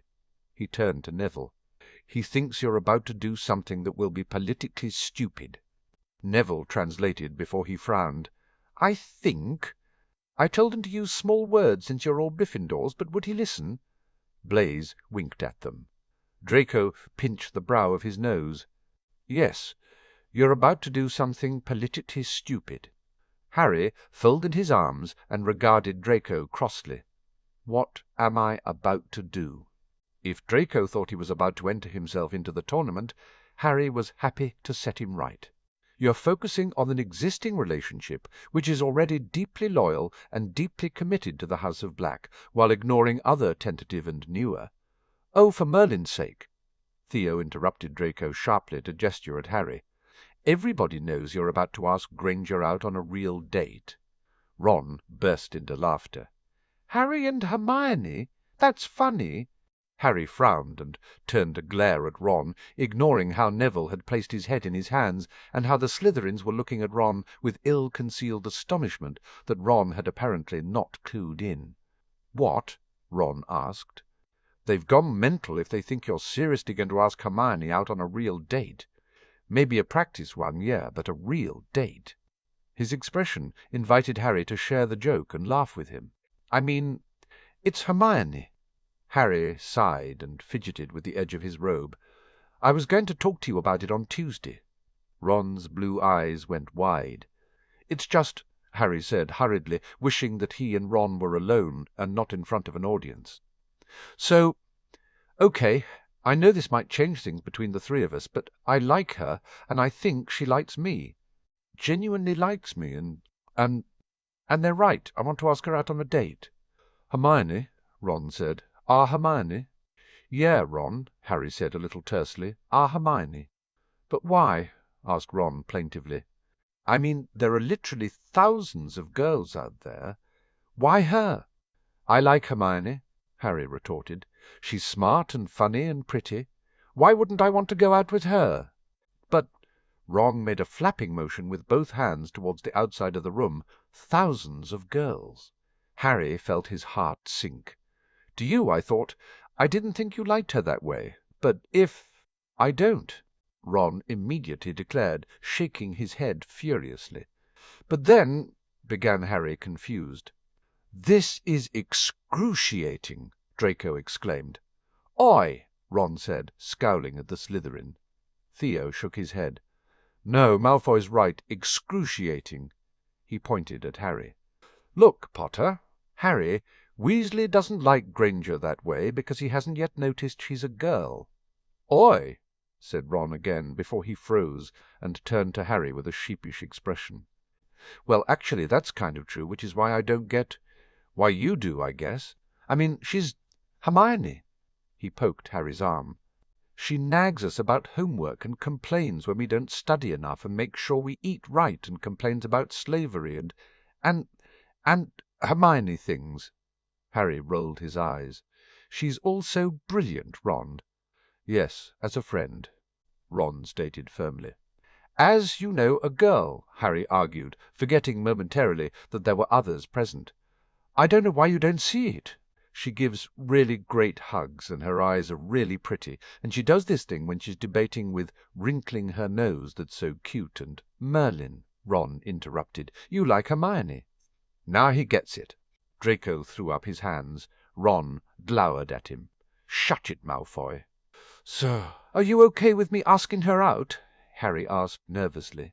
"I mean, you and I would still spend time together, and we'd still spend time all of us as friends. It's just, you'd be dating Hermione, and she would be dating you," Ron completed, a small frown on his face that Harry knew meant he was unhappy. "Well, she still has to say yes when I ask her," Harry said, trying not to show how uncertain he was that she was going to say yes. "Like she's going to say no," scoffed Draco. They all looked at him. "What?" Draco said, flinging his hands out. "It's perfectly obvious to anyone with eyes and a modicum of sense," he threw Ron a sneering look, "that Granger is going to say yes." He made another flappy hand gesture. "Which is why, getting back to the point of this meeting, you shouldn't ask her—" "Huh?" asked Ron, patently as bewildered as Harry felt. "Why shouldn't Harry ask Hermione out if he wants to?" Ron snapped at the blonde Slytherin. He turned back to Harry. "You go for it, mate." "No," Draco said, standing up. "He can't go for it." He waved a hand at the door. Not with Granger, anyway. Harry felt his anger start to stir. "Just where do you get off telling Harry who he can go for it with?" Ron retorted furiously, always quicker to anger than Harry. "I'm a member of the House of Black." Draco said, just as snootily as he'd always proclaimed to be a Malfoy, "I'm perfectly entitled to raise my concerns with the heir." "But he's the heir," declared Ron. "He outranks you." Harry glanced at Neville, who sent him. I knew this was going to disintegrate into a Ron and Draco shouting match look of sympathy. Harry sighed and stood up, which immediately brought a halt to the shouting match. "Right," Harry said, irritated. "Someone— not you, Malfoy," he stopped Draco with a look, "is going to explain why I shouldn't ask Hermione out." "Politics," Blaise said succinctly in an altogether too cheerful voice. "Look," Theo held his hands up in a placating gesture, "you're the head of your house, the heir of another. Hermione is a member of the House of Black. She's completely loyal to you already, and is never going to be anything other than an ally for you." "And this is bad for Harry. How?" demanded Ron crossly. "It takes him off the market," Blaise said bluntly. "In trying to finesse a closer relationship with some of the other important families, it would be good if Harry was available." Theo expanded. He met Harry's furious gaze. "If you dated a few eligible girls, it would do wonders to help foster goodwill and bring people into your corner. Keeping people thinking you're available is a good way to draw them in." "Girls want to go out with you, Potter," Draco drawled. "Why is a mystery, but it presents an opportunity." "Which is lost if you take up with Granger," Blaise added. Everyone will consider you naive because you focused on your inner circle, and there'll be resentment and hurt feelings among the other girls." He caught Neville's disapproving glare and sighed. "Don't look at me like that. You know I'm right." Harry cast a questioning glance in Neville's direction. Neville grimaced and nodded. "They have a point." He shot the Slytherins another disapproving look. "Although how they've made it is not exactly brilliant, and hasn't considered everything." Harry pressed his lips together. "Well?" he asked impatiently, because he knew Neville would be honest with him. "If you date Hermione, it takes you off the market," Neville explained. "They're right about that." "Even I get that," Harry muttered. He wasn't quite that dense. "Right," Neville said hurriedly. "What you're missing is that currently within the many, many admirers you have, there are a number of girls who would like to date you because it would benefit them politically, all from prestigious families. All who are in families where an alliance would be useful and advantageous to your houses, either Black or Potter." His expression turned considering. "I'm guessing that as it's this lot who've raised the issue, probably more advantageous to Black, probably pure blood and traditional families." Theo nodded, while Draco made a huffing sound and crossed his arms. Blaise grinned at him. "A date with you?" Neville raised his hand, preventing Harry from protesting. "Just one date with any of these girls or boys even will make them feel special, and their families will rethink their position on you. It'll make you and your agenda more accessible. It gives them hope that if they agree a political alliance that, with continued exposure, they'll have the opportunity to influence you. It also does give you and Sirius an angle to get closer to them and influence them, bring others over to us." "Mine." Harry's jaw tightened with anger with every word Neville said, especially as he could see Theo nodding along in the background. Maybe, in hindsight, Theo had had another motive in suggesting the practice dating thing, he mused. "If you do go out with Hermione, then some of those families will probably think that you've decided against them already, especially as Hermione is a Muggle-born. They'll resent you for not providing them with the opportunity to court you and believe you entrenched in your position, and therefore determine that you're not worthy of spending the time trying to get you into any kind of alliance with them," Neville continued. Harry slumped back against the desk, took off his glasses and pressed the heels of his hands to his eyes. "We're not saying you should never date Granger," Theo offered apologetically. "Just give us the opportunity to take advantage of your bachelor status first," Stokoe said, almost soothingly. Harry looked up at that with a frown.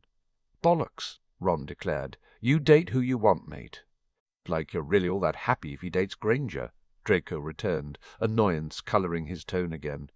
"I am," Ron protested. "And—" "Okay," Harry knew Ron was lying with that one. "You so are not." Draco pointed at him victoriously. "You're going to hate them being lovey-dovey around you, snogging all the time and making kissy faces." Ron flushed, and his eyes darted to Harry with a faint air of regret. "It's just—" "I know, Ron, it would probably be uncomfortable at first," Harry admitted, "but can you honestly see Hermione and me snogging in front of you all the time? We wouldn't, you know that." He nudged Ron's shoulder. "Besides, who's to say you don't go out with someone yourself? Like Lavender." "Well, I guess," Ron conceded, glared again at Draco. "So I'm going to go with the notion that you still want to date Granger, Potter," Blaise commented, idly picking off lint from his robes. "Yes, I still want to date Gran, Hermione," Harry retorted. He folded his arms and tried hard to see past the knee-jerk reaction of them simply doing this to annoy him. He could believe that of Draco, maybe of Blaise, but not really of Theo. And Neville had pretty much confirmed that there was a real issue under the posturing. "Okay, so thank you for bringing this to my attention," Harry said formally, and his words caused everyone to shift position, realizing that the discussion part of the meeting was definitely over, "and I appreciate your concern. However, I think the head of the House of Black has already made his position on this quite clear when he declared that we can find our own life partners." He looked at Draco. "If he wanted us to broker alliance deals in that way, you'd still be arranged with Pansy Parkinson instead of being free to choose who you wish." Draco winced. "Good point." Blaze declared with a grin, ignoring the sneer Draco cast in his direction. "An interesting point," Theo said suddenly, standing and staring at Draco with a renewed spark in his eye. "Why are you looking at me like that?" Draco demanded. Neville's face brightened with realization. "Of course!" Draco's head snapped to him. "What?" "We need a single unattached male associated with the House of Black to offer up for potential future alliances," Theo pointed at him. "We have you." "Me?" Draco whirled around to glower at Theo. "You," Theo confirmed. "I'm not being pimped out like some cheap floozy," Draco snarled. Harry raised an eyebrow and folded his arms over his chest. "So it's all right if I'm pimped out, but not you." "He has a point," Ron said cheerfully. Draco sent him a disgruntled look. "Actually, it's a much more believable move to offer up Malfoy," Neville said calmly. "You're a pureblood, traditional, and much closer to their politics. You have the whole 'I know your ways best, but I'm subject to primacies' thing to placate them with, and yet you can still get them close to Harry and Sirius for potential influencing purposes." He made a circular gesture. "Nobody is going to believe I'm close enough with Potter with our history for it to be believable." Draco pointed out derisively. "So, spend an hour every Sunday together discussing house business or debating politics or something that you can both say you were ordered to do to build a closer relationship," Blaze suggested. "Somewhere public but private, like the new common room. You can also always say that a date comes with at least an introduction to Harry," Neville added. "Your idea may have some merit." Draco allowed and sneaked a look towards Harry. "If it gets me out of dating a whole bunch of girls who just see me as a meal ticket, I'm all for it," Harry said. Not that he looked forward to the whole spending an hour thing, but maybe it would be useful, if for no other reason, to quiz Draco on how the things Sirius was putting in place were going down with the pure-blood families in Slytherin. "On the plus side," Theo said to Draco, "if you're dating a whole bunch of other girls, Pansy may actually get the message that you're not with her anymore." "I was never with her to start with," Draco said tersely. He took a moment to think it over, his jaw working as he reviewed the idea. "You'll owe me, Potter." "I don't owe you anything," Harry rejoined briskly.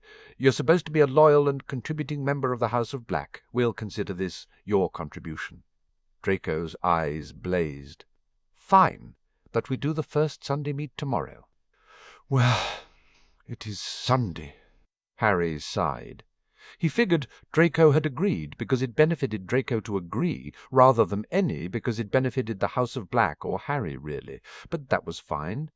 At least he knew where he stood with Draco. "Speaking of which," Ron said suddenly, "why Tuesday?" "What?" asked Draco, bewildered, turning to stare at Ron like he thought the Gryffindor was crazy.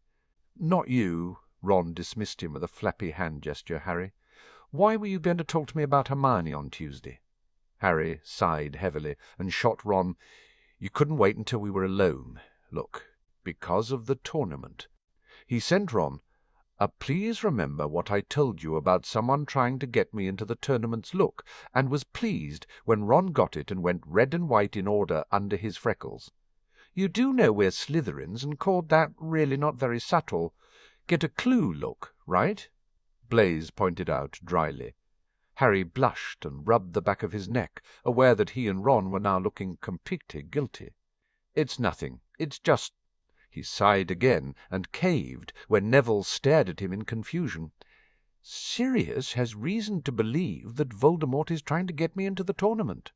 Everyone fell silent for a long moment as they absorbed that. "Well, it will be an easy way to kill you without him lifting a finger or whatever he has as a finger these days," Draco said bluntly.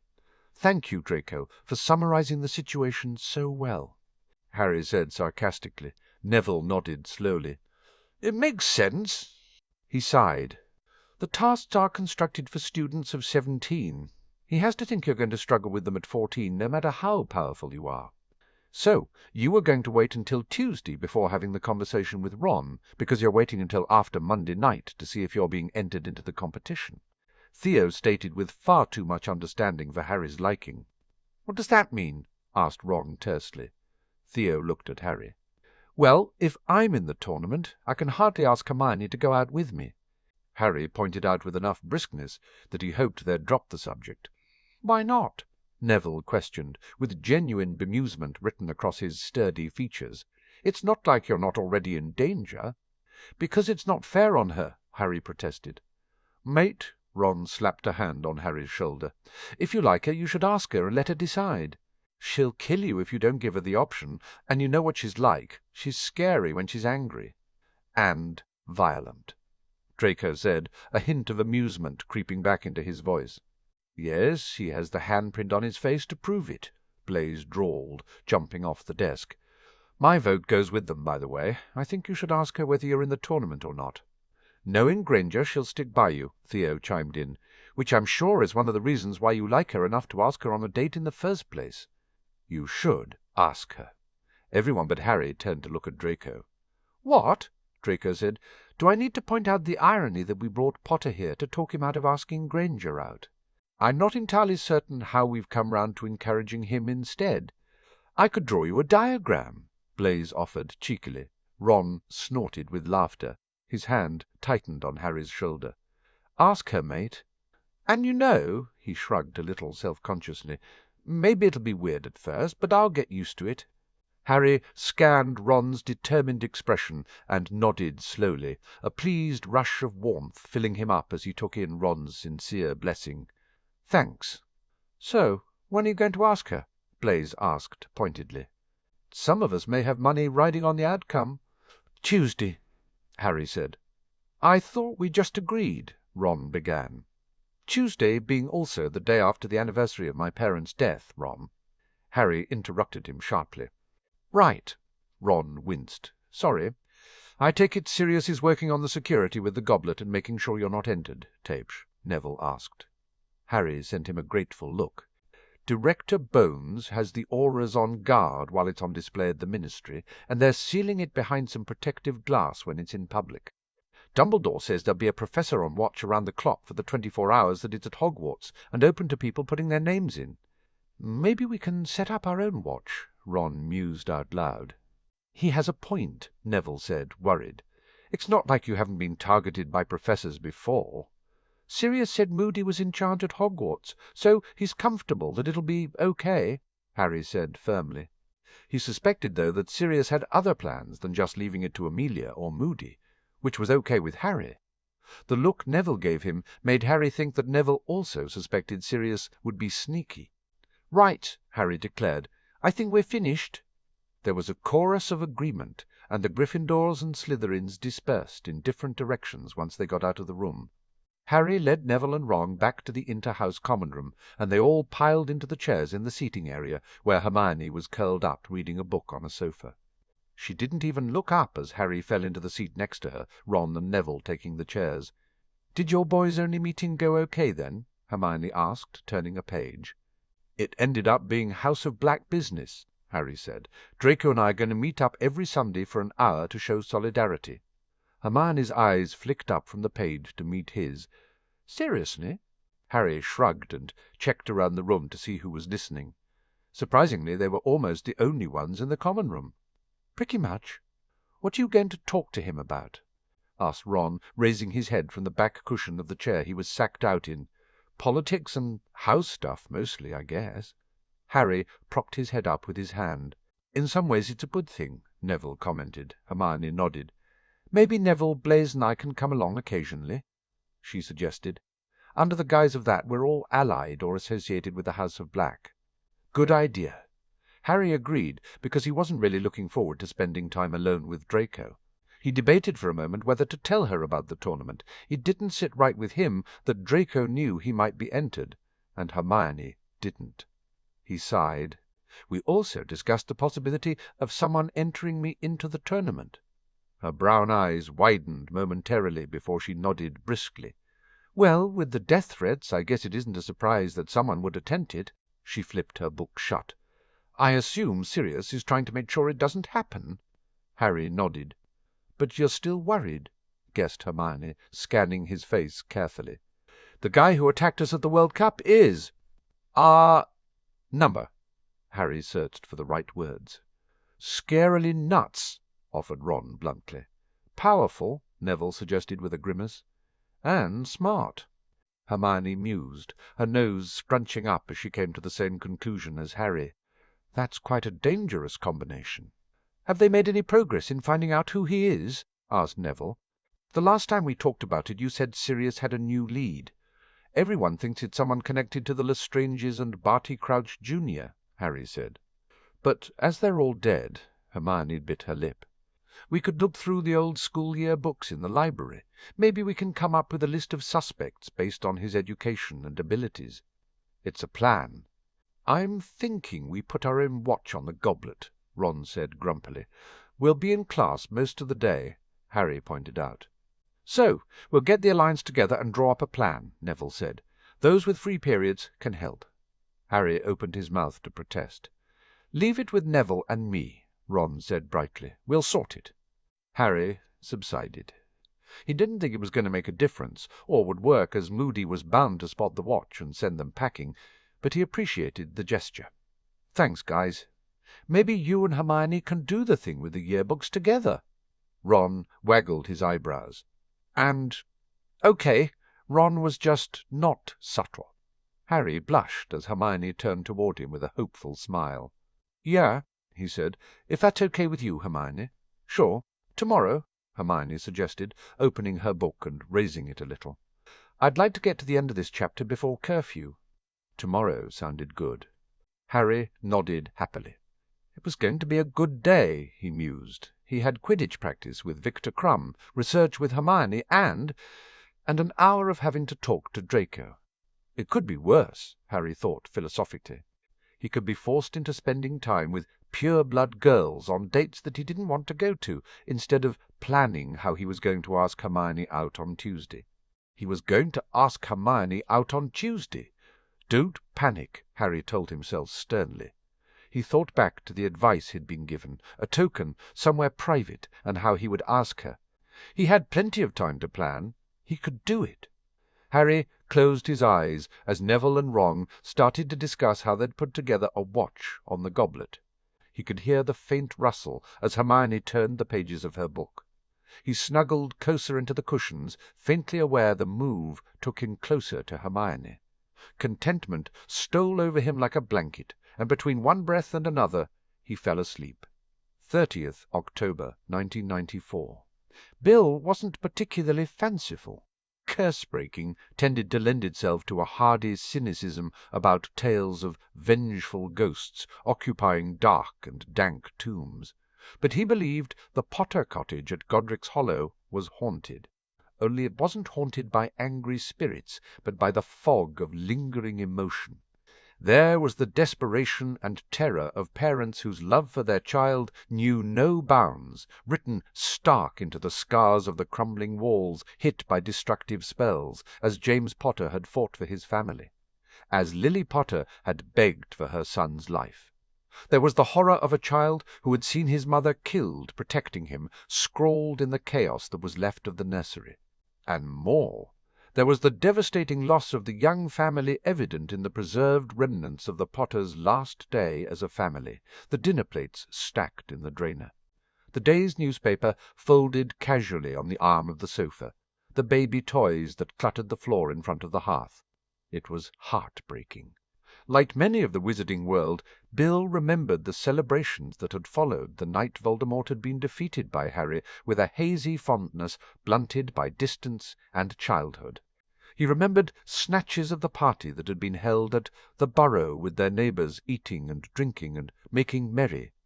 The childish certainty that something fundamental about the world had changed, and the adults were happy.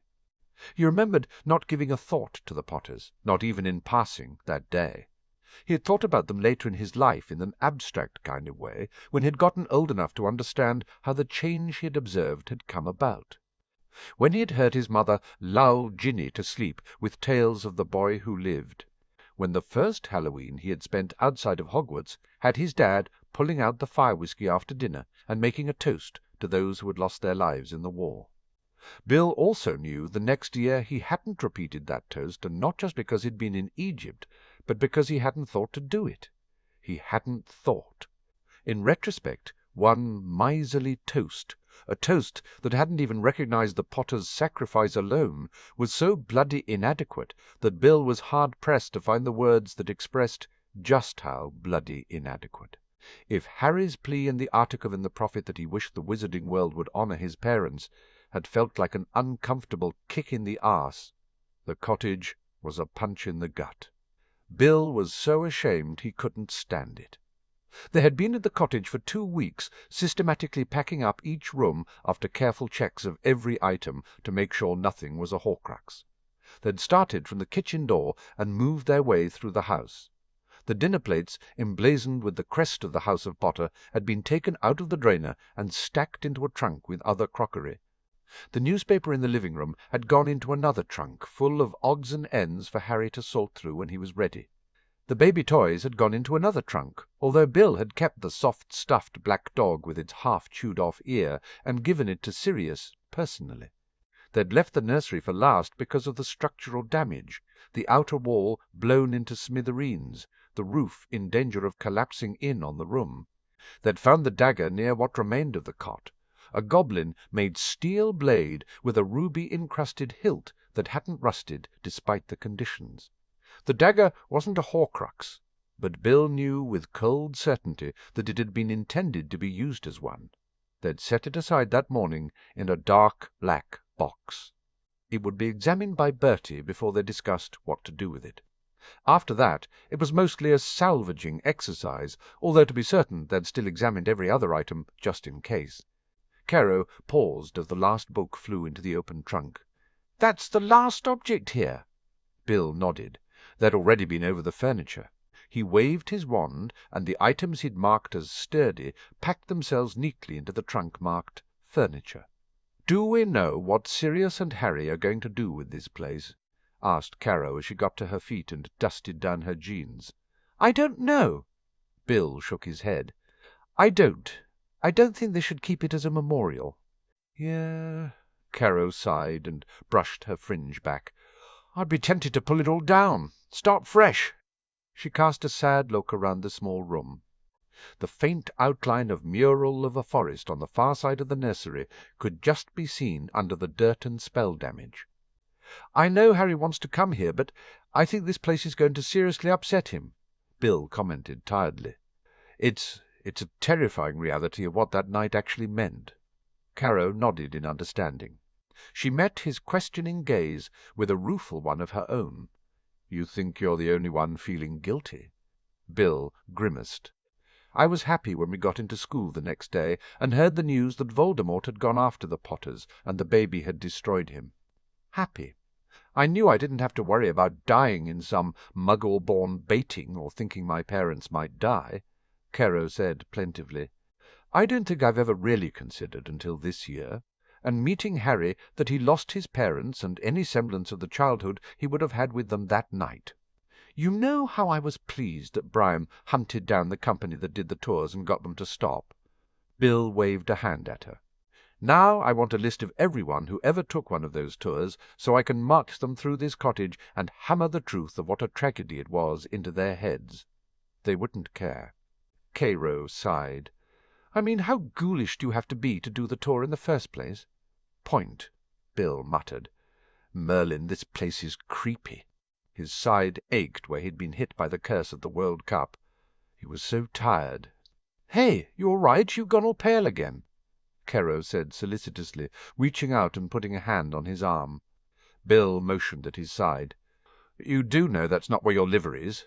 Caro asked dryly. "Alicia would hug me," Bill complained teasingly, folding his arms and pouting. "Alicia is your girlfriend." Caro pointed out and raised an eyebrow when Bill winced at the term. "She has to hug you." She tilted her head and looked very much like her animagus version for a moment as she regarded him with interest. So what was with the face? "What face?" Bill said, tapping the trunk so they were easy to carry. A featherlight charm took care of the weight. He scanned the nursery for anything they might have left. "Oh, you do not get to do that," Caro declared, wagging her finger at him. "What was with the face?" Bill regarded her thoughtfully. Kara's expression was light-hearted, but her eyes were serious, and there was real concern in them. They'd gotten closer since Lawrence had been declared sick, true work partners. He liked her, but more importantly, he respected her opinion. "You know my mother?" Bill began. Cairo smiled. "You mean the force of nature that would only ever allow me 5-minute visits with you when you were recovering." "That mother?" Bill's lips twitched. "That's the one. She's kind of—" he made a whirly gesture that tried to encapsulate. "She's gone nuts about my relationship with Alicia and is already planning a wedding, and I'm nowhere near ready for marriage. And I like Alicia, but I don't know if I like her that much, or really if she likes me that much, although she did save my life." "Ah," Caro said, translating the vagueness with superhuman speed. "So your mother's taking it all too seriously and you're confused. What does Alicia say?" "I don't know," Bill admitted sheepishly. "I haven't actually talked about it with Alicia." Caro stared at him with the same pitying look that Bill believed girls gave guys the world over, the one that said, "You're a man, I suppose you can't help being this stupid." "I should talk with Alicia," Bill said. She patted his arm. "Good call. Come on." She started towards the door. "We should pack it up and head home." Bill nodded. "I'll take the trunks to Sirius." He waved his wand, and the trunks obediently floated behind him in an orderly fashion. "I'll take the dagger to Bertie," Caro said. "Say hi to Sirius for me. I thought you liked Remus." Bill said, confused. "I'm waiting for Harry to grow up." Caro joked. They exited the cottage and said good-bye at the door.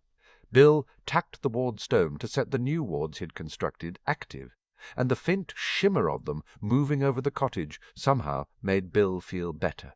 He apparated home to London Street and took the flue to Black Manor, carefully ensuring the trunks went ahead of him.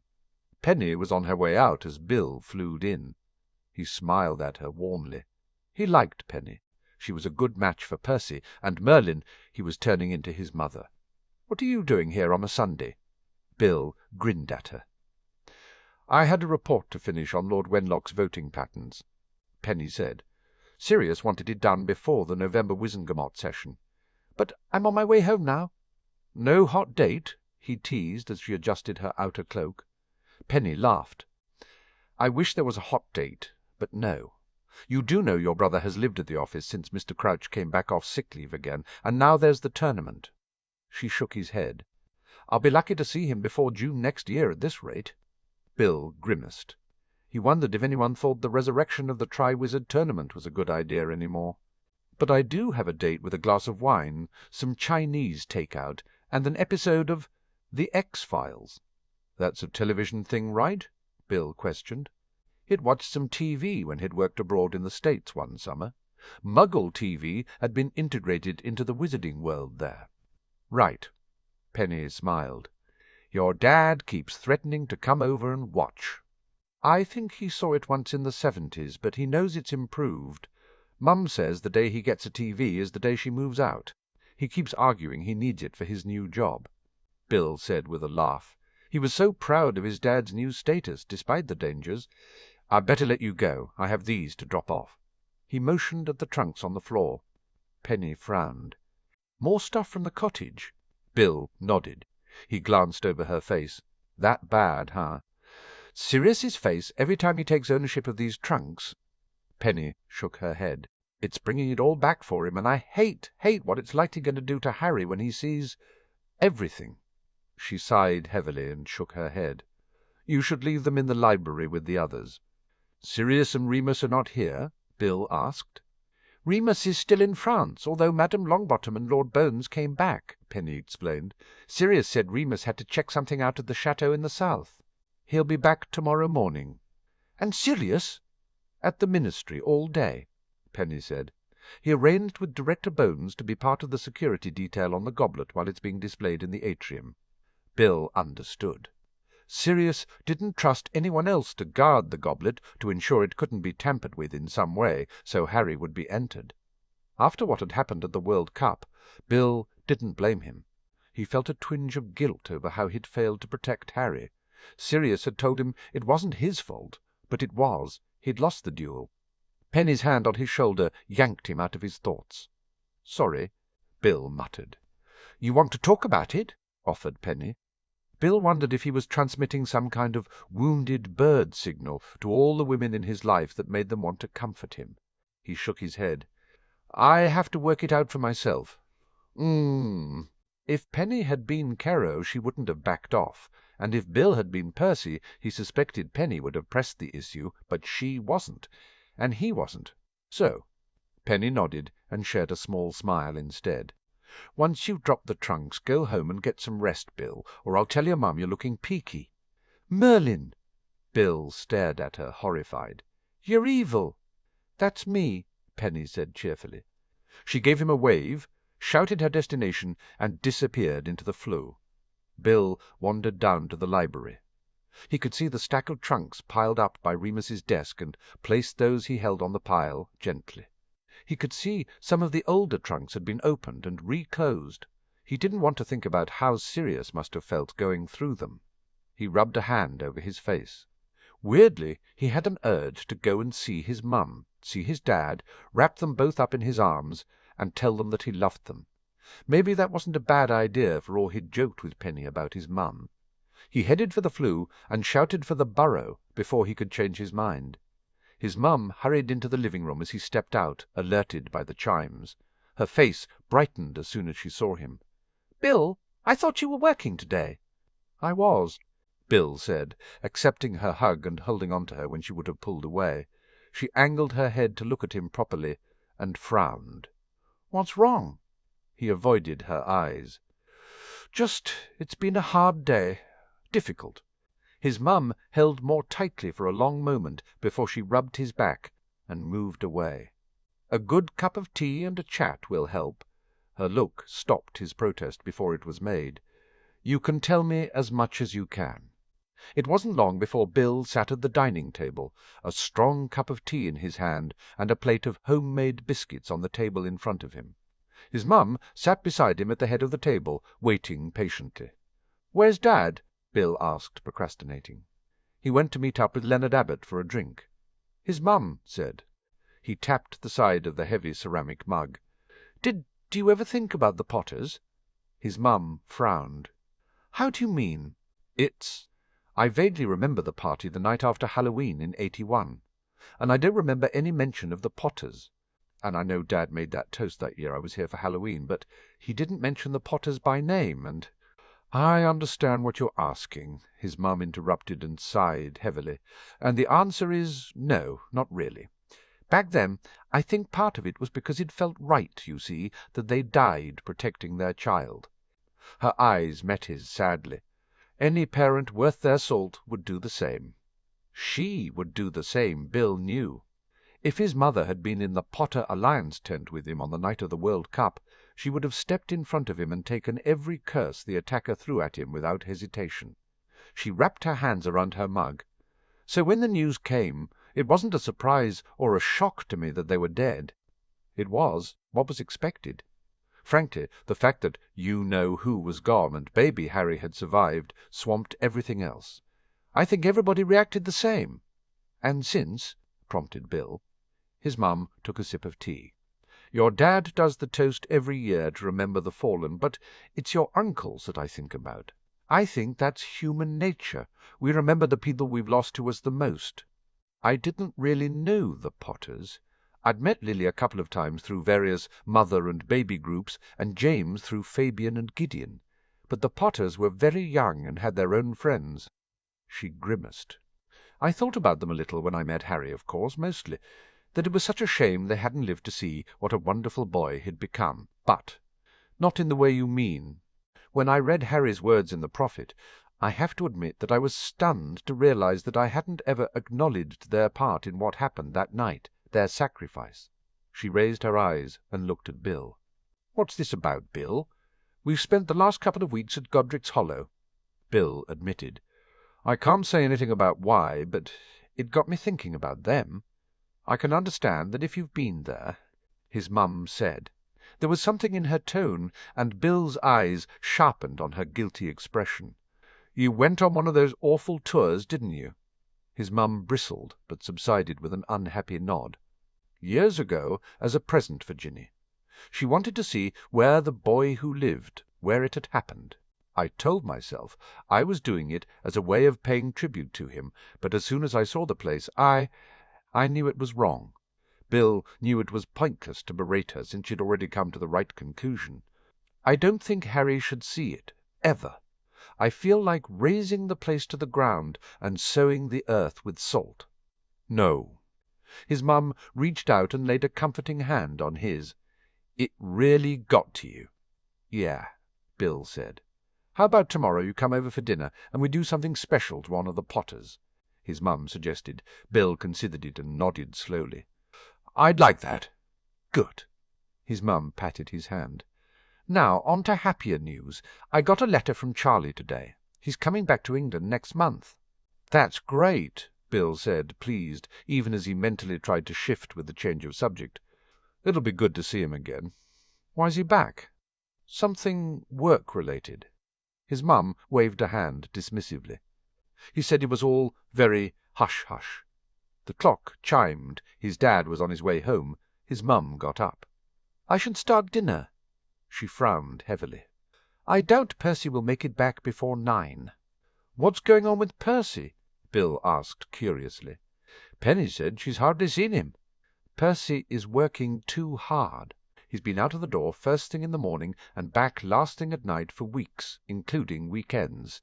His mum said briskly, If you ask me, Barty Crouch is taking advantage, but Percy won't listen to any of us. Not even Dad? Bill asked half-teasingly. He told your father that it wasn't any of his business. Bill stared at her as she turned away in mortification of having blurted out something he realized his parents had clearly meant to keep from the rest of the family. He did what? His mum stopped bustling around the kitchen and looked at him, shamefaced. Your dad didn't want the rest of you knowing he and Percy are not getting along. She must have spotted his intent to head straight over to the ministry and yell at his brother because her face changed to her. I am your mother, and this is serious, look. Your dad's decision, Bill, and you will abide by it. Bill squirmed in his chair, but she was right. He needed to respect his dad's decision. Percy's just going through a phase right now, Bill. His mum nodded as though she was willing herself to believe it through force of will alone. Are you staying for dinner? Sure, Bill said, because he might not be able to talk to Percy, but he could hang around and see if his dad wanted a friendly ear. His mum beamed at him. She paused beside him and dropped a kiss the top of his head. You're a good boy, Bill. Bill felt his cheeks heat, and he hid his face in his mug, but he was glad he'd made the decision to visit. And maybe in honouring the Potters, maybe he should honour his own parents and the sacrifices that they had made, too. Oh, is that who I think it is? Bertie asked in a low voice as he moved to stand beside Amelia in her hiding spot by the large fern by the elevators in the atrium. Amelia's lips twitched. I have no idea to whom you are referring, Bertie.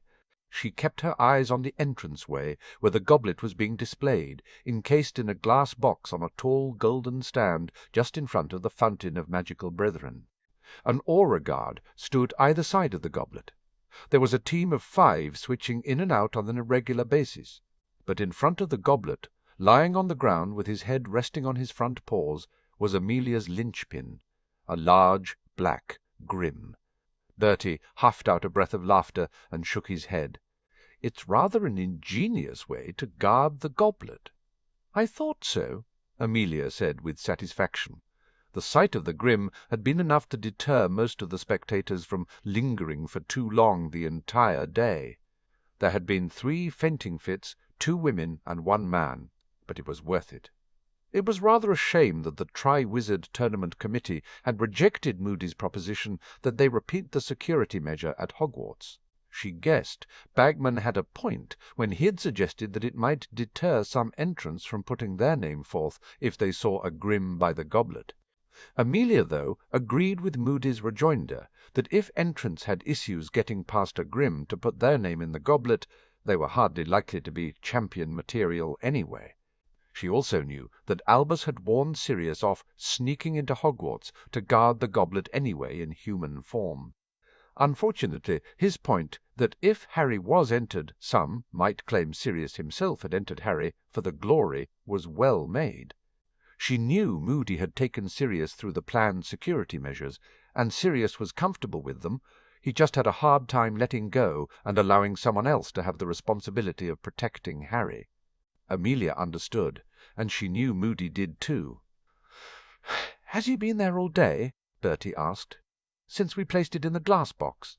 Amelia said dryly, "You should have seen people fleeing in terror." "You sound far too amused about people fleeing in terror to be the director of the DMLE," Bertie said, his own voice filled with laughter. Amelia snorted. She glanced at him curiously. "What are you doing here on a Sunday?" Bertie grimaced and waved a wand to form a privacy bubble. "Caro and Bill have finished their examination. Caro dropped off the item we think was the one that was meant to be used. They found it near what remained of the cot. I have it locked up downstairs now." "Is it?" Amelia asked hesitantly. "No," Bertie shook his head. "The tests show it's clean." He sighed. "It's a priceless heirloom and historical artifact, and I want to throw it into a furnace anyway." Amelia nodded. It was by the cot. The thought of it made her shudder. How close had Riddle come that night to true immortality? If it hadn't been for Harry, the cot. Bertie shook his head. "It's been hard on them going through that house." "Will they be ready to start at Hogwarts tomorrow, or do they need a break?" Amelia asked bluntly. "They'll be ready." Bertie sighed. Caro said that Harry was right, that the wizarding world should have honoured his parents, and it is a crime we ignored their part in all this, their sacrifice. "They're not the only ones whose sacrifices have been ignored." Amelia's eyes strayed to the grim. "Indeed not," Bertie murmured. Amelia straightened at the sight of Bartemius Crouch striding out of the elevators towards the goblet, Percy Weasley following in his wake like a baby duckling following after its mamma. Bertie dismantled the privacy bubble hurriedly, and Amelia set off to intercept her former boss. Merlin. But Crouch was being more of a bastard than ever since his second return to work after the flu, she mused. He'd always been a stuffed shirt with a fierce ambition and a rather narrow view of things, but he'd been forgiven that because as the director of the DMLE during the war he'd been ferocious in going after Death Eaters. His reputation had suffered when it had been discovered his son was a Death Eater. It had certainly lost him his coveted ambition of minister, and while Barty had rebuilt his reputation somewhat in the years since, the admission that he had helped imprison an innocent man had tarnished him again. Perhaps that was at the heart of his antipathy towards Sirius, Amelia thought. Her eyes slid to Percy. Why he had decided to attach himself to Crouch was a mystery to her. She had the sense that he and Arthur had fallen out. Neither had been seen in the other's company for days.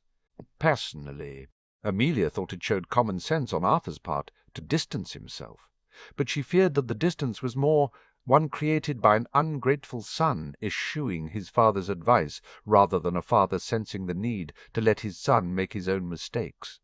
Barty. Amelia caught him as he got to the goblet. "It's time for it to be transported to Hogwarts," Barty said impatiently, straightening his already pristinely straight robes. Amelia nodded at Aura Pollock. "Fetch the box." The Grim got to its feet and stretched. On the far side of the atrium someone shrieked. Barty stared at it with distaste. "Should that beast be loose?" Amelia placed a hand on the Grim's head. "Snuffles is fine." "Snuffles?" Aura Tonks chuckled, and Amelia shot her a look. She sobered quickly. "Sorry, ma'am." "As you were, Tonks." Amelia wondered for a moment if Tonks actually knew it was Sirius. She was under the impression that not many actually knew Sirius was an animagus. It had certainly been a surprise to her when Sirius had come to her with the idea and a belated request to have his animagus registration done and sealed as confidential under the DMLE authority. Pollock arrived back with the box, and Amelia tapped the glass in specific places to get it to release without setting off the wards she had cast earlier. She carefully picked up the goblet with its everlasting blue flames and placed it gently into the box Pollock held open. She closed the box.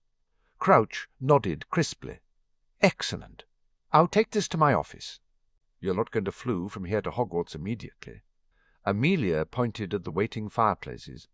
"I thought they were waiting for you to begin the initiation ceremony." The ceremony was the official beginning of the tournament. A piece of paper detailing the latest tournament, its dates and the tasks involved, would be fed to the flames. It primed the goblet to accept the names that would be entered thereafter as candidates, and to choose the champions. "I have a few things to finish up in my office, and I prefer to flew from there," Crouch stated authoritatively. "Why didn't you finish before you came for the goblet?" asked Amelia, irritated. Crouch raised his eyebrows. "I wasn't aware that I had to clear my work schedule with you, Amelia. The goblet was due to be transferred to my custody at 5 o'clock. It is now 5 o'clock. The goblet has been transferred to my custody. It will sit on my desk while I finish my work, and I will flew to Hogwarts shortly thereafter. If you need any help, Mr. Crouch, I would be honoured to assist," Percy said obsequiously. Amelia refrained from rolling her eyes at him. "Barty, Hogwarts is expecting the goblet as soon as it is placed in your custody. Percy, flew to Hogwarts and inform Dumbledore of the delay. You may remain there until I arrive, when you will flew back to inform Director Bones of my safe arrival," Crouch ordered. "Yes, sir." Percy headed off to Hogwarts without any other discussion. "Is that acceptable, Director?" Crouch sneered. "You'll have an escort to your office and at the door." Amelia snapped. "Very well." Crouch huffed. He pointed at Pollock. "As you're coming along, you can carry the damn thing." "I shall leave you here," Bertie said apologetically, and made for the exit. "Coward!" muttered Amelia, disgruntled at his abandonment. The rest of them all trooped to the elevators and down through the Ministry to Crouch's office. Pollock set the goblet on a side table that Crouch picked out as he made himself comfortable behind his large desk. "Thank you," Crouch muttered grudgingly. "I'll leave Tonks and Pollock outside your door," Amelia instructed brusquely. "Get Percy to flew straight back to your office here when you get to Hogwarts so they can finish for the day." Crouch nodded stiffly. Amelia grimaced. She pushed the Grim towards the door. It went with an unhappy bark. As soon as they were out of the office, the Aurors took up a position either side of the door. The Grim sat down and looked at Amelia stubbornly. "Fine," Amelia allowed. "You can stay here until Percy gets back. I'll be in my office." The Grim barked his agreement. Amelia ignored the look Pollock was giving her, and left them to it. She had continued to work the odd Sunday as a director, partially to show solidarity with the Aurors and Hit Wizards who had to work weekend shifts, and partially because the mostly empty ministry was a boon to her work rate. She dived into the open reports on her desk, the cases that she was prosecuting, and the correspondence that included a note from her brother, along with a small statue of the Eiffel Tower which she placed on her desk. She was in the middle of a report on the search for the pregnant women who had gone missing when there was a knock on her door. Enter. Amelia called, pulling her monocle from her eye and letting it dangle on the silver chain around her neck. Sirius entered. He looked tired and worn. Concern shot through her. He hadn't moved all day. She'd ensured he'd received bowls of water and some food at lunchtime, but he had to be hungry and thirsty. "Sit," she ordered as she conjured up some tea and toast. Sirius glanced at her as he collapsed into a chair. "You do know that just because my animagus form is a dog, it doesn't mean that I'll follow that order all the time?" "Your animagus form is a Grim, Sirius," Amelia pointed out as she poured the tea. "It has as much in common with a dog as an unicorn has with a donkey." She passed him a mug, and he took it with a murmured word of thanks. She turned her attention to fixing him a plate of jam and toast. She waited until he was eating before performing a tempest charm. "It's been an hour?" "Crouch took more than half an hour to finish whatever it was that he was doing," Sirius said with disgust. He swallowed down some more toast with a mouthful of tea. "If I didn't know he was so completely against Death Eaters that he sent his own son to Azkaban, I'd be deeply tempted to suspect him of something. Unfortunately, I think he just did it to screw with me. I think part of his anger towards you, Sirius, is probably wondering that if he made such a mistake about you, whether he made the same mistake about his son." Amelia sat back and folded her hands over her belly. Junior got a trial, but, in truth, the fact that his wand was clean was all but ignored by the tribunal, despite his claim that he only led the Lestranges there and helped them gain entry. The sentence was harsh. "I heard him yelling for days in Azkaban," Sirius commented almost absently as he slumped wearily in the chair. "Begging." He shook himself out of the memory. "I think I vaguely remember his parents visiting. Maybe I dreamed that." "No." Amelia shook her head. "Barty got special dispensation to take his wife to visit because she was dying and wanted to say good-bye to her son. Junior didn't last long himself after the visit. Maybe he lost the will to live with the news his mother was sick." Sirius murmured, "It's a shame he's not alive. He could have answered some questions." "You've had no luck trying to track down the Lestranges' paramours, I take it?" Amelia asked dryly. Sirius shook his head. Everyone agrees that Crouch Junior and Rabaston were lovers, apparently devoted, so no side dishes for either of them. Narcissa managed to recall Bella had a torrid affair with Oliver Mulciber, but that apparently ended when Voldemort took an interest in her. And it can't be Mulciber who's the Polyjuice Man because he's in Azkaban and we've checked it is him. Rodolphus preferred one-night stands with women he'd picked up in bars, muggles, witches, whatever, so that's pretty much a non-starter. "Has Snape had any further luck sorting through his memories?" Amelia asked. "No, and the last time I asked he took great delight in telling me I only had myself to blame for the lack of information available to us because I was the one who'd killed the Lestranges." Sirius gestured at Amelia's look of disgust. "He was right in one way." "And totally wrong in a much more important way," Amelia retorted. "I hope you see that. It's Snape," Sirius said simply with a ghost of his usual smirk. "Of course I know he's wrong." Amelia smiled. "Bertie was here?" "Caro and Bill found the item they were looking for, but it wasn't one of the objects. It's locked away in the dom," Amelia explained. Sirius nodded slowly and drank some more of his tea. "It's been hard for them going through the cottage." "And harder on Silius," Amelia would wager. "Bertie wants to throw the item in the furnace regardless that it's not actually whatever it is that would bring Voldemort back to life," Amelia said. "Even if it is a priceless heirloom?" "Well, we've already destroyed Hufflepuff's cup and Slytherin's locket," Sirius said dryly. "If we find Ravenclaw's diadem that will be melted down too, so what's one more? Riddle must have counted on sentimentality about the founders of Hogwarts stilling the hand of anyone who would seek to destroy them." Amelia mused. He forgot the truth that the living are more important than the dead, despite his obsession with immortality. Sirius agreed. Amelia decided a change of subject was required. "Speaking of antiquities, my brother tells me he's off to Paris next week once more. I'm putting Fevrier on retainer to get the Cavietti version of the Lumière document," Sirius explained. "Even if it's not the exact thing, I don't want it available to anyone else." "Wise," Amelia said. "Have you heard anything else from Remus?" "Nothing more about Greyback, no." Sirius guessed where her main concern was, and Amelia blushed. "I'm also concerned for Remus," Amelia said defensively. "We know so little about the Pacts." "I hate Remus getting involved with them again," Sirius sighed. "And then there's the whole problem that apparently the Pacts see Remus's family with myself and Harry as a new pack." He waved a hand at her. "We'll discuss it at the council tomorrow." Amelia nodded. It was late. She regarded Sirius critically. His colour had improved, but there were shadows in his eyes, and if Remus was away, all he had at home was a slightly crazy house-elf. "Why don't you come back to Brian's with me for supper?" she said impulsively. "I'm sure Brian won't mind." "I'm sure Brian will mind," Sirius countered with a faint grin. "I'll be fine." She saw the thought flitter through his brain. "Do not go to Hogwarts," Amelia instructed briskly. "Go home, take a bath, and go to bed." Sirius glared at her without any heat. "I wasn't thinking. Please." Amelia peered at him evenly. "I'm not stupid." Sirius sighed heavily. "Okay. So maybe I was contemplating that I'd sleep a whole lot easier if I just sneaked into Hogwarts and stole the damn goblet.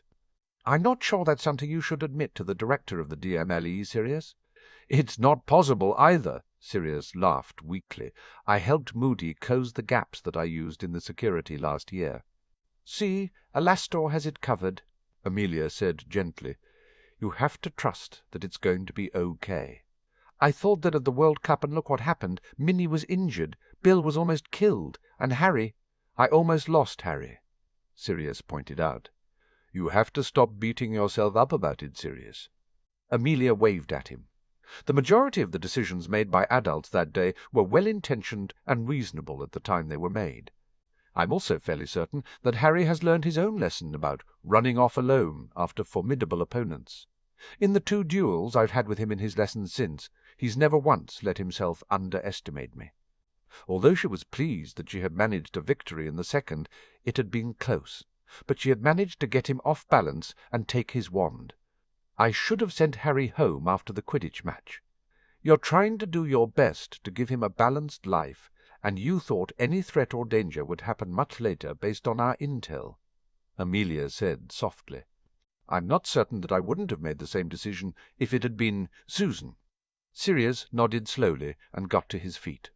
Home, bath, and bed. I think I'll follow your instructions, Amelia. And thanks, he gestured at her, for letting me guard the goblet today. Amelia watched him leave, worried. Sirius was under so much pressure, had so many responsibilities, and had so much to worry about given the very real threat to Harry's life. Her lips firmed.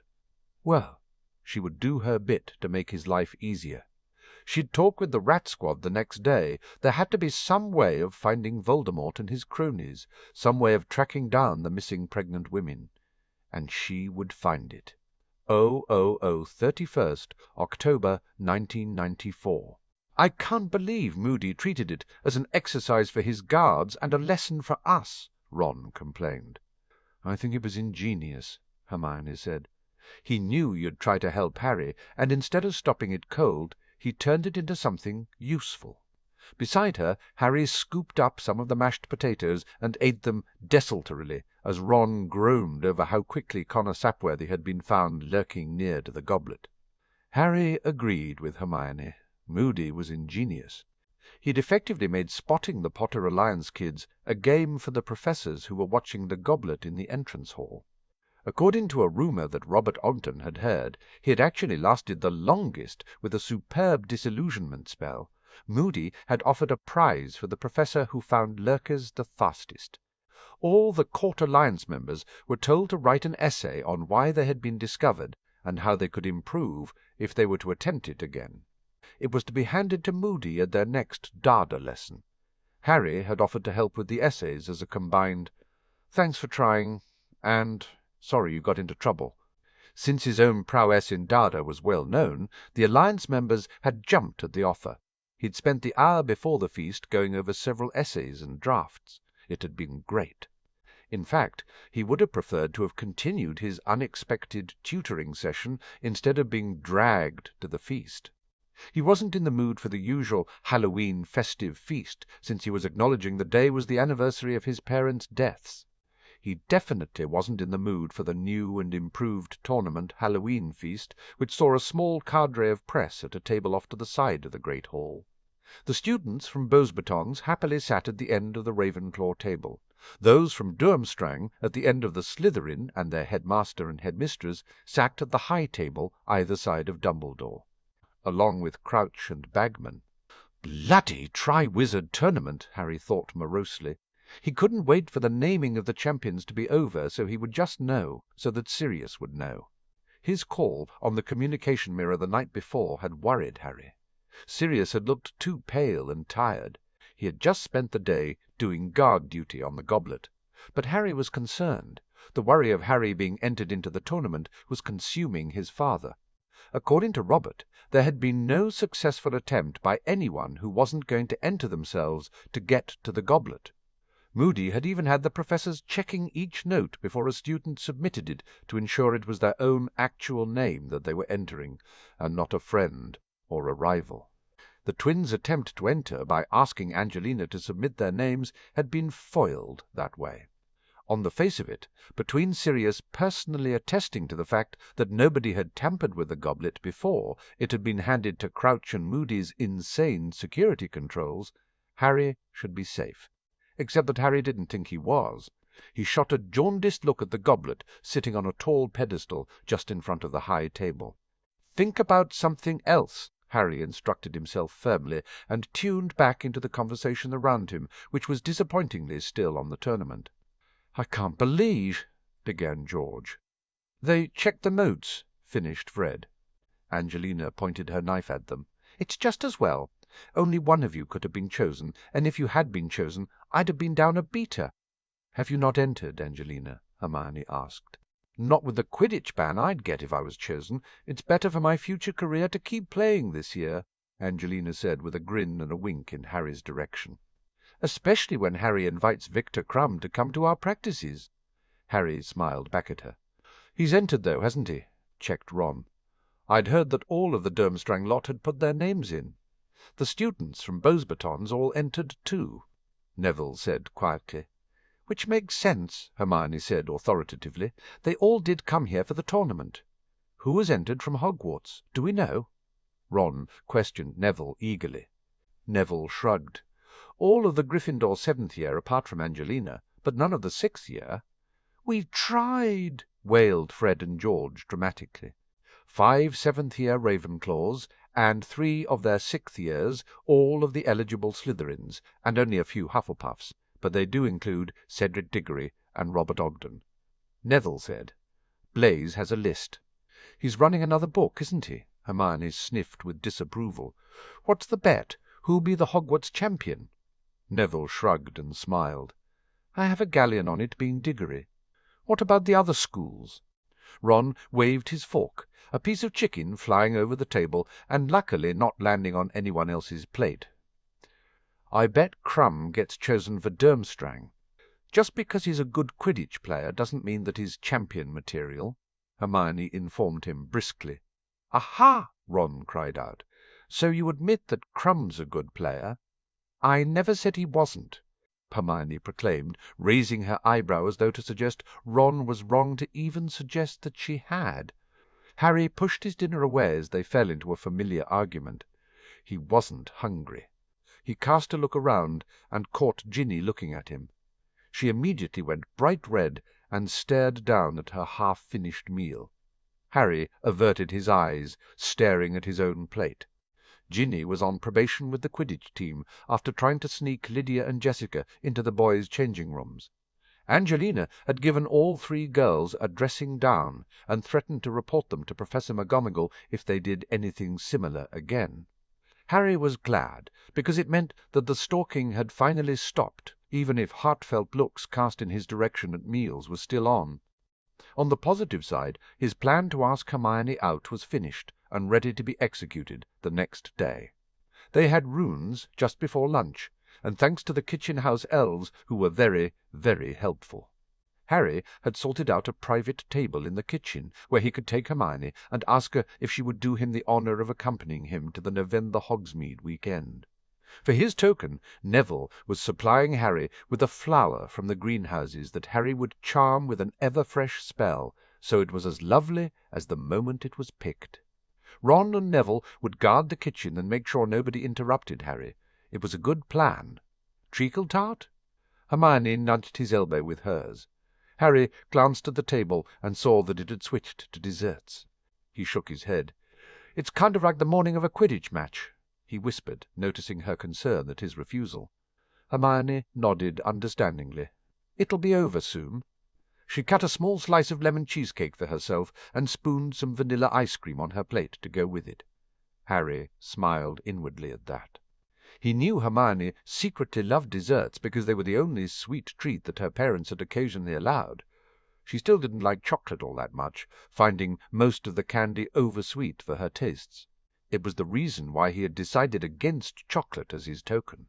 "Shall we finish going through the yearbooks tonight?" Hermione asked softly, once she'd almost finished eating. "Or would you prefer to call it a night?" "Tomorrow?" suggested Harry. Sirius wants me to call him right after the feast is over, and—" He grimaced. "Truthfully, I think I just want to go to bed after. Maybe look at his photo album, think about his parents." "It's okay with me," Hermione assured him. "I have the Transfiguration essay to start." "You're not starting that already, are you?" Ron said, overhearing Hermione. "If you do it as soon as you get it, it's done," Hermione said firmly. There was a sudden clinking sound that interrupted the babble of conversation, and the noise in the great hall fell away gradually until silence descended. Dumbledore smiled at them all happily. "It is almost time for the goblet to select our champions." He waved a hand at a doorway off to the left. "If the members of the press could make their way to the antechamber, please." Harry watched as Snape, his face contorted in a sour expression, escorted the press to the room. He saw Luna wave to her father. Bagman looked jovial and smiley as he greeted them. Crouch looked bored as he watched on. "As our champions are chosen, they will make their way to the antechamber to receive instructions and a copy of the rules from one of the judges from the Ministry, Mr. Bagman." Dumbledore smiled. "If my fellow headmaster and headmistress will follow me to the goblet," he invited them to move with a sweep of his arm, sending the bats on his pumpkin-orange sleeve into flight across the fabric. They walked around the table to the goblet. Dumbledore waved his wand, and the candles around the hall were extinguished, except for those within the carved pumpkins that adorned every table. The semi-dark was dramatic, and there was a collective intake of breath, a hush that fell over everyone as their eyes were drawn to the glow of the blue-white flames of the goblet. Harry heard his heart pounding and felt Hermione creep closer to him. He reached for her hand blindly, and she quickly intertwined their fingers. Suddenly the goblet's flames flared upwards, turning red and orange and sending a piece of parchment upwards. Dumbledore plucked it out of the air and read it quickly. His face broke into a broad grin. "The champion for Durmstrang is Victor Crumb." There was a cacophony of applause as Victor rose from the Slytherin table, bowed slightly to acknowledge the students' show of support, and walked quickly away to the antechamber. Karkaroff gave a short nod to Dumbledore and walked off after his charge. Everything settled again. Harry held his breath as the goblet flared a second time. Another parchment spun in the air. "The champion for Beauxbatons is Fleur Delacour." The applause was polite rather than effusive, as had been the case with Victor. But the beautiful Wheeler girl curtsied politely to the student body and gracefully made her way to the room at the back, along with her beaming head-mistress. Silence descended rapidly. Harry bit his lip. "Please, please, please," he begged the universe, "let it be someone else." The flame shot up. The parchment went airborne. Dumbledore snagged it. Harry closed his eyes. "Please, please, please. The champion for Hogwarts is—" Dumbledore paused. "Cedric Diggory." Harry's eyes shot open, relief flooding him. The hall erupted.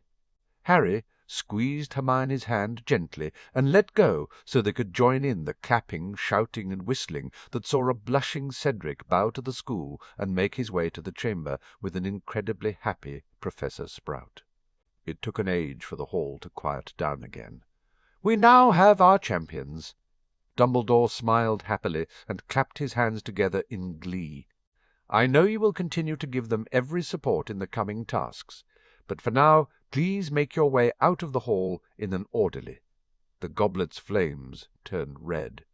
Dumbledore stared at the artifact, his smile falling away. Harry felt his heart stutter in his chest as another piece of parchment was sent flying into the air. Dumbledore caught it in a trembling hand. He read it, and his face filled with sorrow. Harry shook his head. "The champion for the light is Harry Potter." Harry closed his eyes again tightly. No, it was a nightmare. It wasn't happening. Anger and fear bubbled up inside of him, and his magic surged. "Harry, my boy," Dumbledore said softly, "please make your way to the antechamber. We will try to determine how your name was put into the goblet, and—" Harry kept his eyes closed. He took a breath, trying to keep a hold of his magic. "If he lost control, Harry," Hermione whispered. He took another breath and tried to keep his chaotic emotions in check. "Get serious," he whispered back. "Please use the mirror." He felt, when Hermione moved, sliding away from the bench and running out of the great hall, her steps echoing. A murmur broke out in the hall. Harry took another breath. His fingers curled around the edge of the table. All the candles in the hall blazed with light as his magic flared. A few of the first years shrieked. There was a rapid clicking of heels in his direction, and he suddenly felt Minerva's hand on his shoulder, comforting and solid, a flimsy anchor against the magic wanting to break free in him. But enough. I stand in the stead of Lily of the House of Potter. Take another breath, Mr. Potter, she ordered briskly, her Scottish brogue colouring her words roughly, giving away her concern.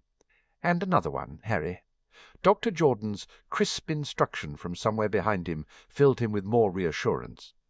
Dr. Jordan knew his control issues. Good. Minerva's hand squeezed his shoulder.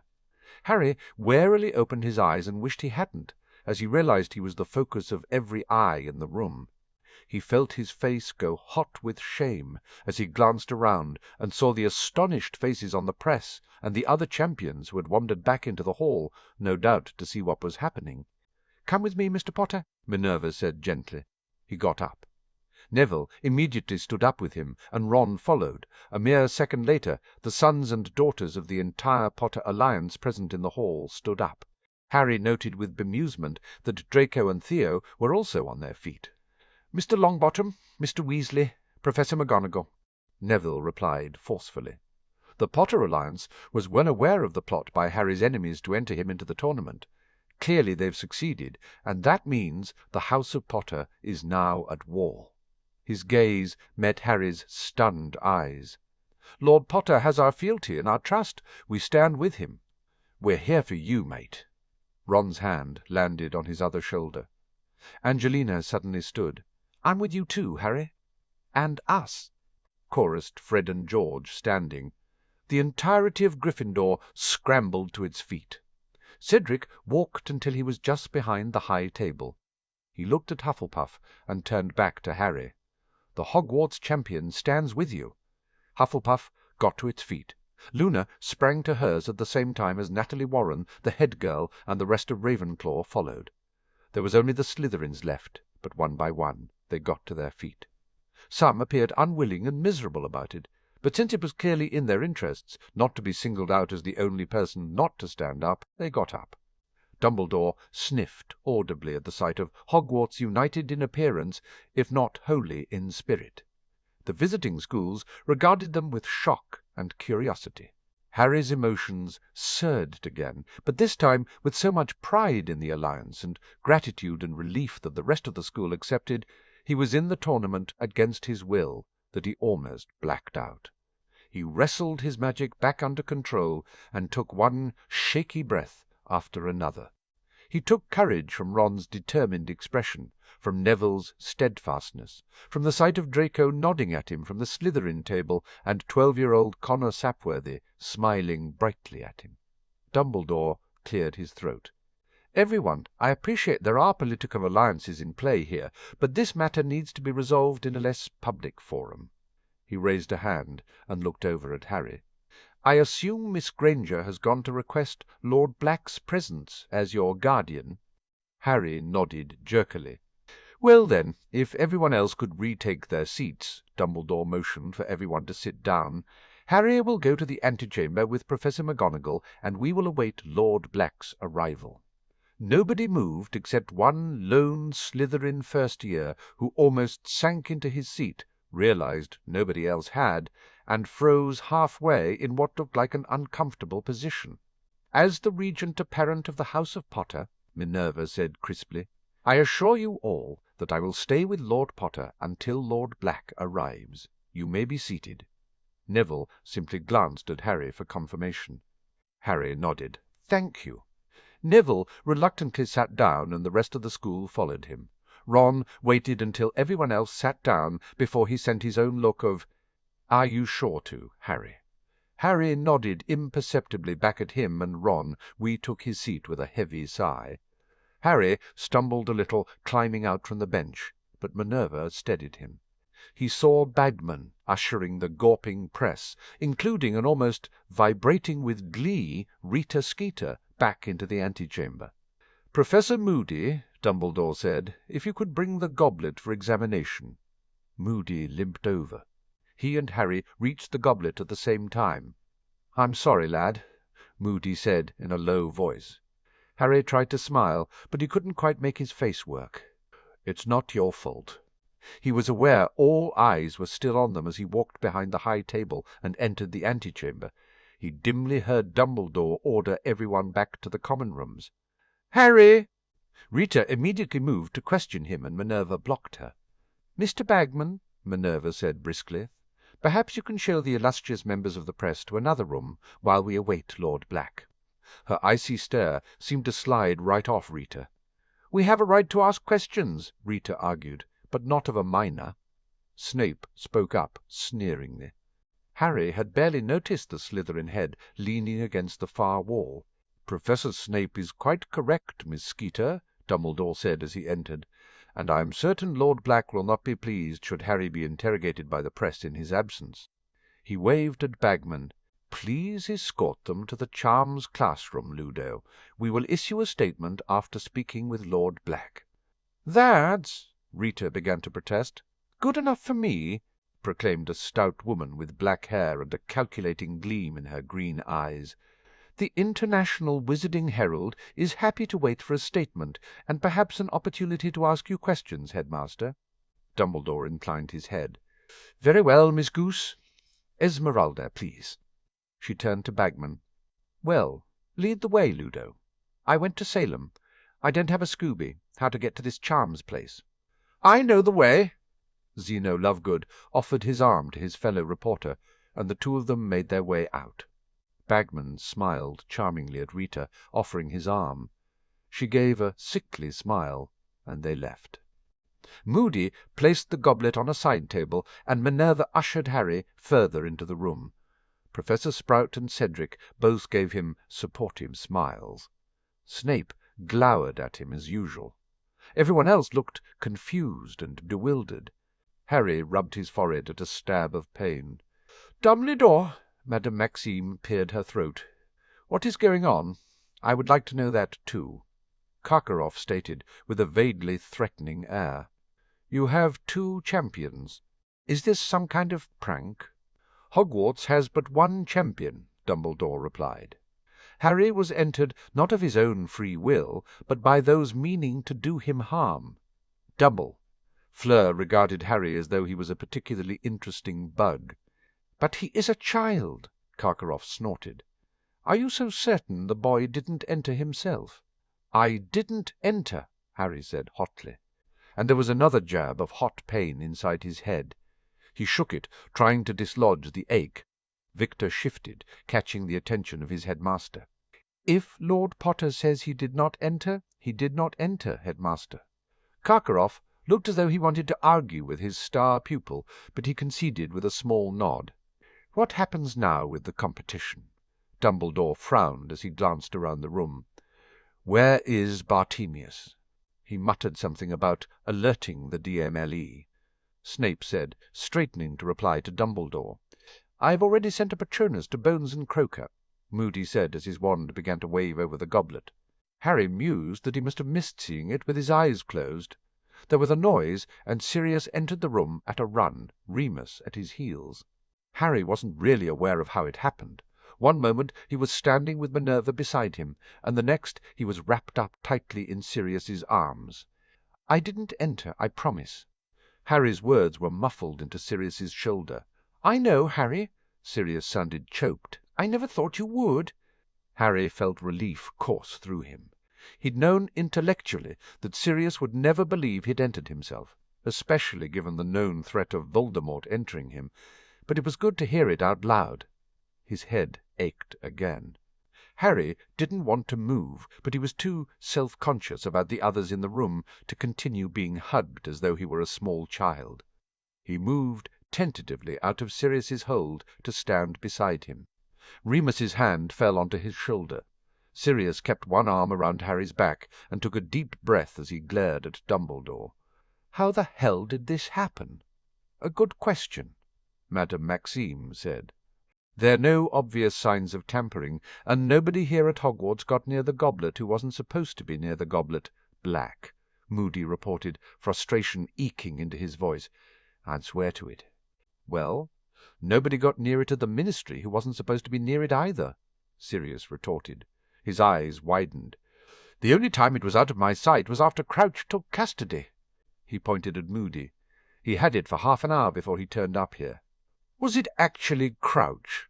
Remus asked bluntly. "It was at the Ministry," Sirius stated firmly. "Amelia did the identity checks herself before we picked out the goblet from the Dom. And it was here, too." Moody glowered at Remus. "I can perform an identity check. But Bartemius would never side with you know who," Minerva said, shocked at the direction of the conversation. "Imperius," offered Remus as an explanation. "I can spot someone under the Imperius," Moody said indignantly.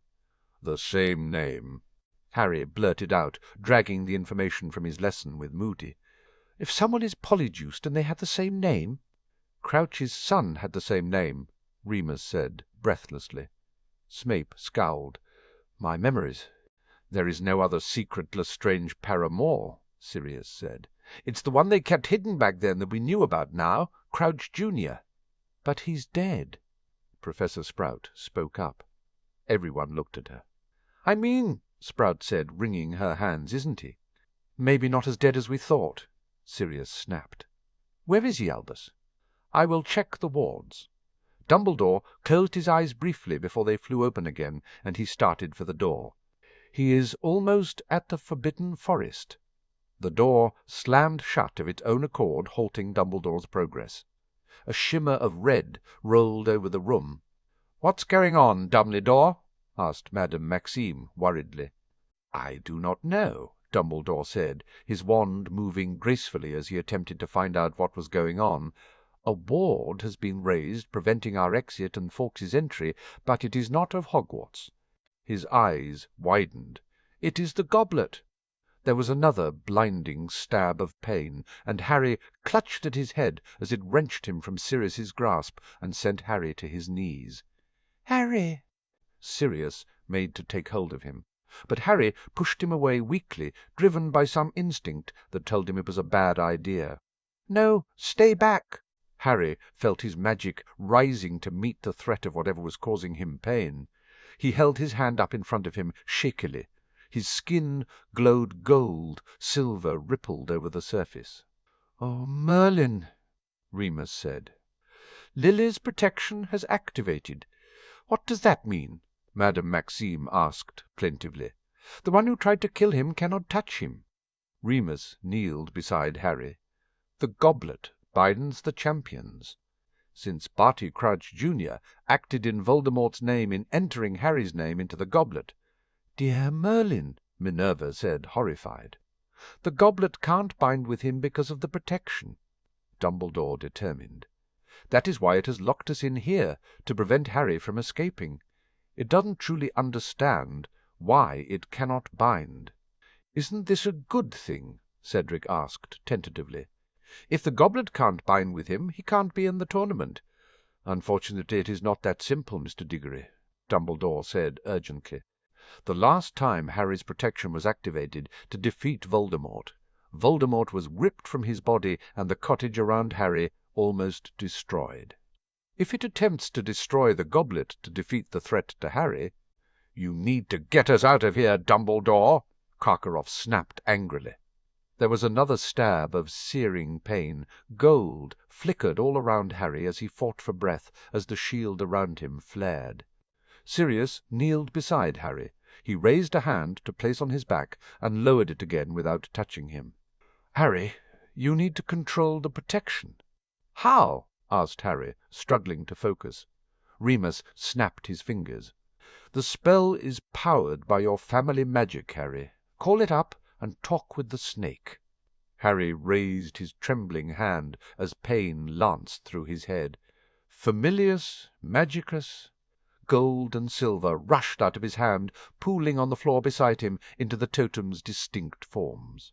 Immediately the griffin moved to surround him again, wrapping its wings tightly around Harry. He slumped into its embrace and closed his eyes, shivering with reaction. The feel of the griffin changed a touch, and Harry whimpered. "Lily!" breathed Snape. Harry's eyes snapped back open. It was his mother holding him, Harry realized, her golden spirit form, and where the griffin's wings had encased him, her arms now held him. He swallowed on a lump of emotion. "Mum!" Harry struggled to shift position so he could drink in her features, look into her eyes. "Rest, my Harry," Lily's spirit whispered. "You are safe. Who dares threaten he who is shielded with my blessing?" A voice thundered. Harry tore his gaze away from his mother. "Merlin!" He'd called Morgana again, he thought, slightly hysterical. She stood as a silvery shield in front of him, her long, old-fashioned robe swirling about her, her hair streaming. "My lady, the goblet is attempting a binding on my son after his enemy placed his name within it," Sirius explained hurriedly as everyone else gaped on. Morgana's hand snapped out. "Spiritus manifestus!" Instantly Harry felt the pain go away, and he took a deep breath, soaking up the feeling of his mother's love surrounding him. The goblet glowed. The blue and white flames flared and suddenly streamed out of the goblet to land on the floor in front of it. They rose and shifted until the body of an old woman took shape. Moody stumbled back from her. Madame Maxime pushed Fleur behind her, and Karkaroff moved to do the same with Victor. Professor Sprout tugged Cedric back. Minerva, Remus, and Sirius surrounded Harry in a loose circle. Harry tried to ignore how Snape's focus was affixed to the spirit of his mother. "You will explain yourself," Morgana directed imperiously to the old woman. "I owe you no explanation," the spirit of the goblet proclaimed. Morgana bristled, the silver rippling furiously. "I am Morgana of the line of Le Fay. You are attempting to bind a child shielded by me." The spirit of the goblet frowned. "He has been chosen." "My Lady Morgana, if I may," Dumbledore said diplomatically. Morgana stared at him for a long moment. "You may speak, Albus, of the line of Dumbledore." Dumbledore bowed his head to her before turning to the spirit of the goblet. "Spirit," he said, "you have chosen 4 champions for a Triwizard Tournament. Someone has magically confused you into doing so. There should only be 3 champions." "I am not confused. The initiation parameters for this tournament were clear. 4 champions were to be chosen," the spirit replied. Remus cleared his throat. "Is it possible to see the parameters of this tournament?" "Excellent question, Remus," Dumbledore said. The spirit of the goblet held out her hand, and a parchment formed within it. Dumbledore removed it from her hand, frowning at the charred edges as he read the contents. "It is as I feared. These are not the parameters we agreed for the tournament." "Shouldn't the tournament be voided, then?" Professor Sprout asked bravely. "If the parameters for the tournament have been altered from what was agreed previously." "Is there a way to void the tournament?" asked Dumbledore of the spirit. "No," the spirit of the goblet said. "Once the tournament has been initiated, the tournament must proceed to its end. Bloody Crouch must have initiated the tournament when he had the goblet to himself." Moody snarled. "Then what was the piece of paper he submitted during our initiation ceremony?" Madame Maxime demanded. "Potter's name, presumably," Snape said. "It would satisfy his sense of arrogance to do such a thing right under our very noses." Madame Maxime cleared her throat. "What are the new parameters?" "The tournament schedule remains the same," Dumbledore said. "But there is a 4th champion to be chosen for the Light. One assumes that Harry was the only entrant. The number of judges has been reduced to 4, but it is no longer specified whether they are to be from the schools, the ministry, or elsewhere. Some part of the tasks we agreed remains, but they have been altered." "Dear Merlin," Professor Sprout muttered. "What about the age rule?" asked Sirius gruffly. "The age rule was not part of the parameters, but a conceit of our ability to prevent anyone underaged from entering." Dumbledore admitted with chagrin. "It's likely if it had been, it would have been changed anyway." Remus glanced at the spirit. What about the rule that they must enter their own name? Dumbledore perked up. Traditionally, candidates submit their own names as, I believe, like in a normal magical contract, it provides the permission for the binding to form. Spirit. Harry did not enter himself and therefore should not be bound, as he didn't give his permission. The original spells which created me did not restrict others from entering the names of the candidates. The rule of which you speak is usually spelled out in the initiation parameters. The spirit replied. It matters not who entered him to me, only that he was entered. Bloody idiocy. Anyone could enter anyone else. Moody snarled. Probably the rule was added to the initiation after someone entered someone else maliciously. Remus guessed. Alas, it has been removed from the original wording of initiation in this document, allowing Harry to be chosen. Dumbledore waved the parchment he held. Enough! Morgana snapped angrily, silver swirls of magic surrounding her. You will not bind the one I protect? It is the bargain, the spirit of the goblet replied evenly. Each champion is bound to me to renew my flames with their magic. If they do not perform a task, their magic becomes mine. If they die, their magic becomes mine. And if they refuse to be bound? Sirius asked harshly. They will be bound. She answered implacably. Then you will be destroyed. Morgana said and raised her hand. No, Harry said, some instinct nagging at him. Morgana paused. What happens if the goblet is destroyed, Spirit? Harry asked. Good question, Sirius said quietly, and Harry flushed with praise. At the moment of my destruction, my magic would call to those who are promised or bound to me. It was the price of being a champion, Harry surmised.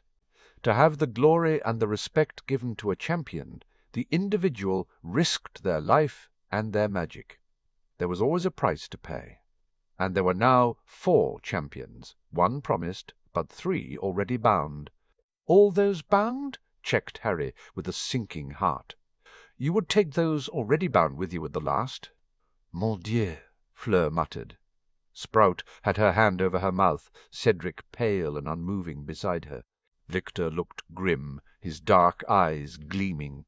Harry closed his eyes briefly before he reopened them, and slowly got to his feet, his mother's spirit supporting him as he got upright. I'll accept the binding, my son. His mother stroked his hair, gold drifting over him. The binding is tainted with the touch of the one who tried to kill you. We will never allow it to touch thee. Morgana turned to him. But the binding isn't him. It's not really Voldemort, Harry argued, just the instrument of his evil. And you protect me. But if we destroy the goblet to prevent the binding, I may be hurt worse than accepting the binding. He looked into his mother's eyes deeply. And even if you do somehow prevent the goblet from taking my magic and life when it's destroyed, it's not just me. I can't. The other champions shouldn't die or lose their magic. That's not fair or right. I won't let them be sacrificed for me. He glanced at Sirius, who looked at him with wet grey eyes, but who nodded slowly, understanding his decision. I'm very proud of you, Harry, Sirius said softly. And this, thy great heart and shining spirit, this is why thou carry my blessing. Morgana leaned forward and kissed his forehead, disappearing in a shimmer of silver. Harry wanted to hold on to his mother's spirit, to beg her never to leave him.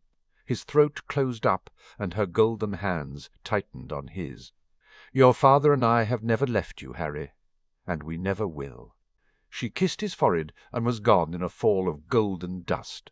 Harry felt drained of all energy, bone, tired and weary. You, Harry James Potter, of all who entered, deserve your place as champion. The spirit of the goblet moved forward and held out her hands. You have resisted me, so I warn you this may hurt. He remembered the stabbing pains and grimaced. Still, Harry nodded and slid his hands into hers. Heat suffused him. Flames surrounded him, pain everywhere, and Harry slipped into unconsciousness with a grateful moan.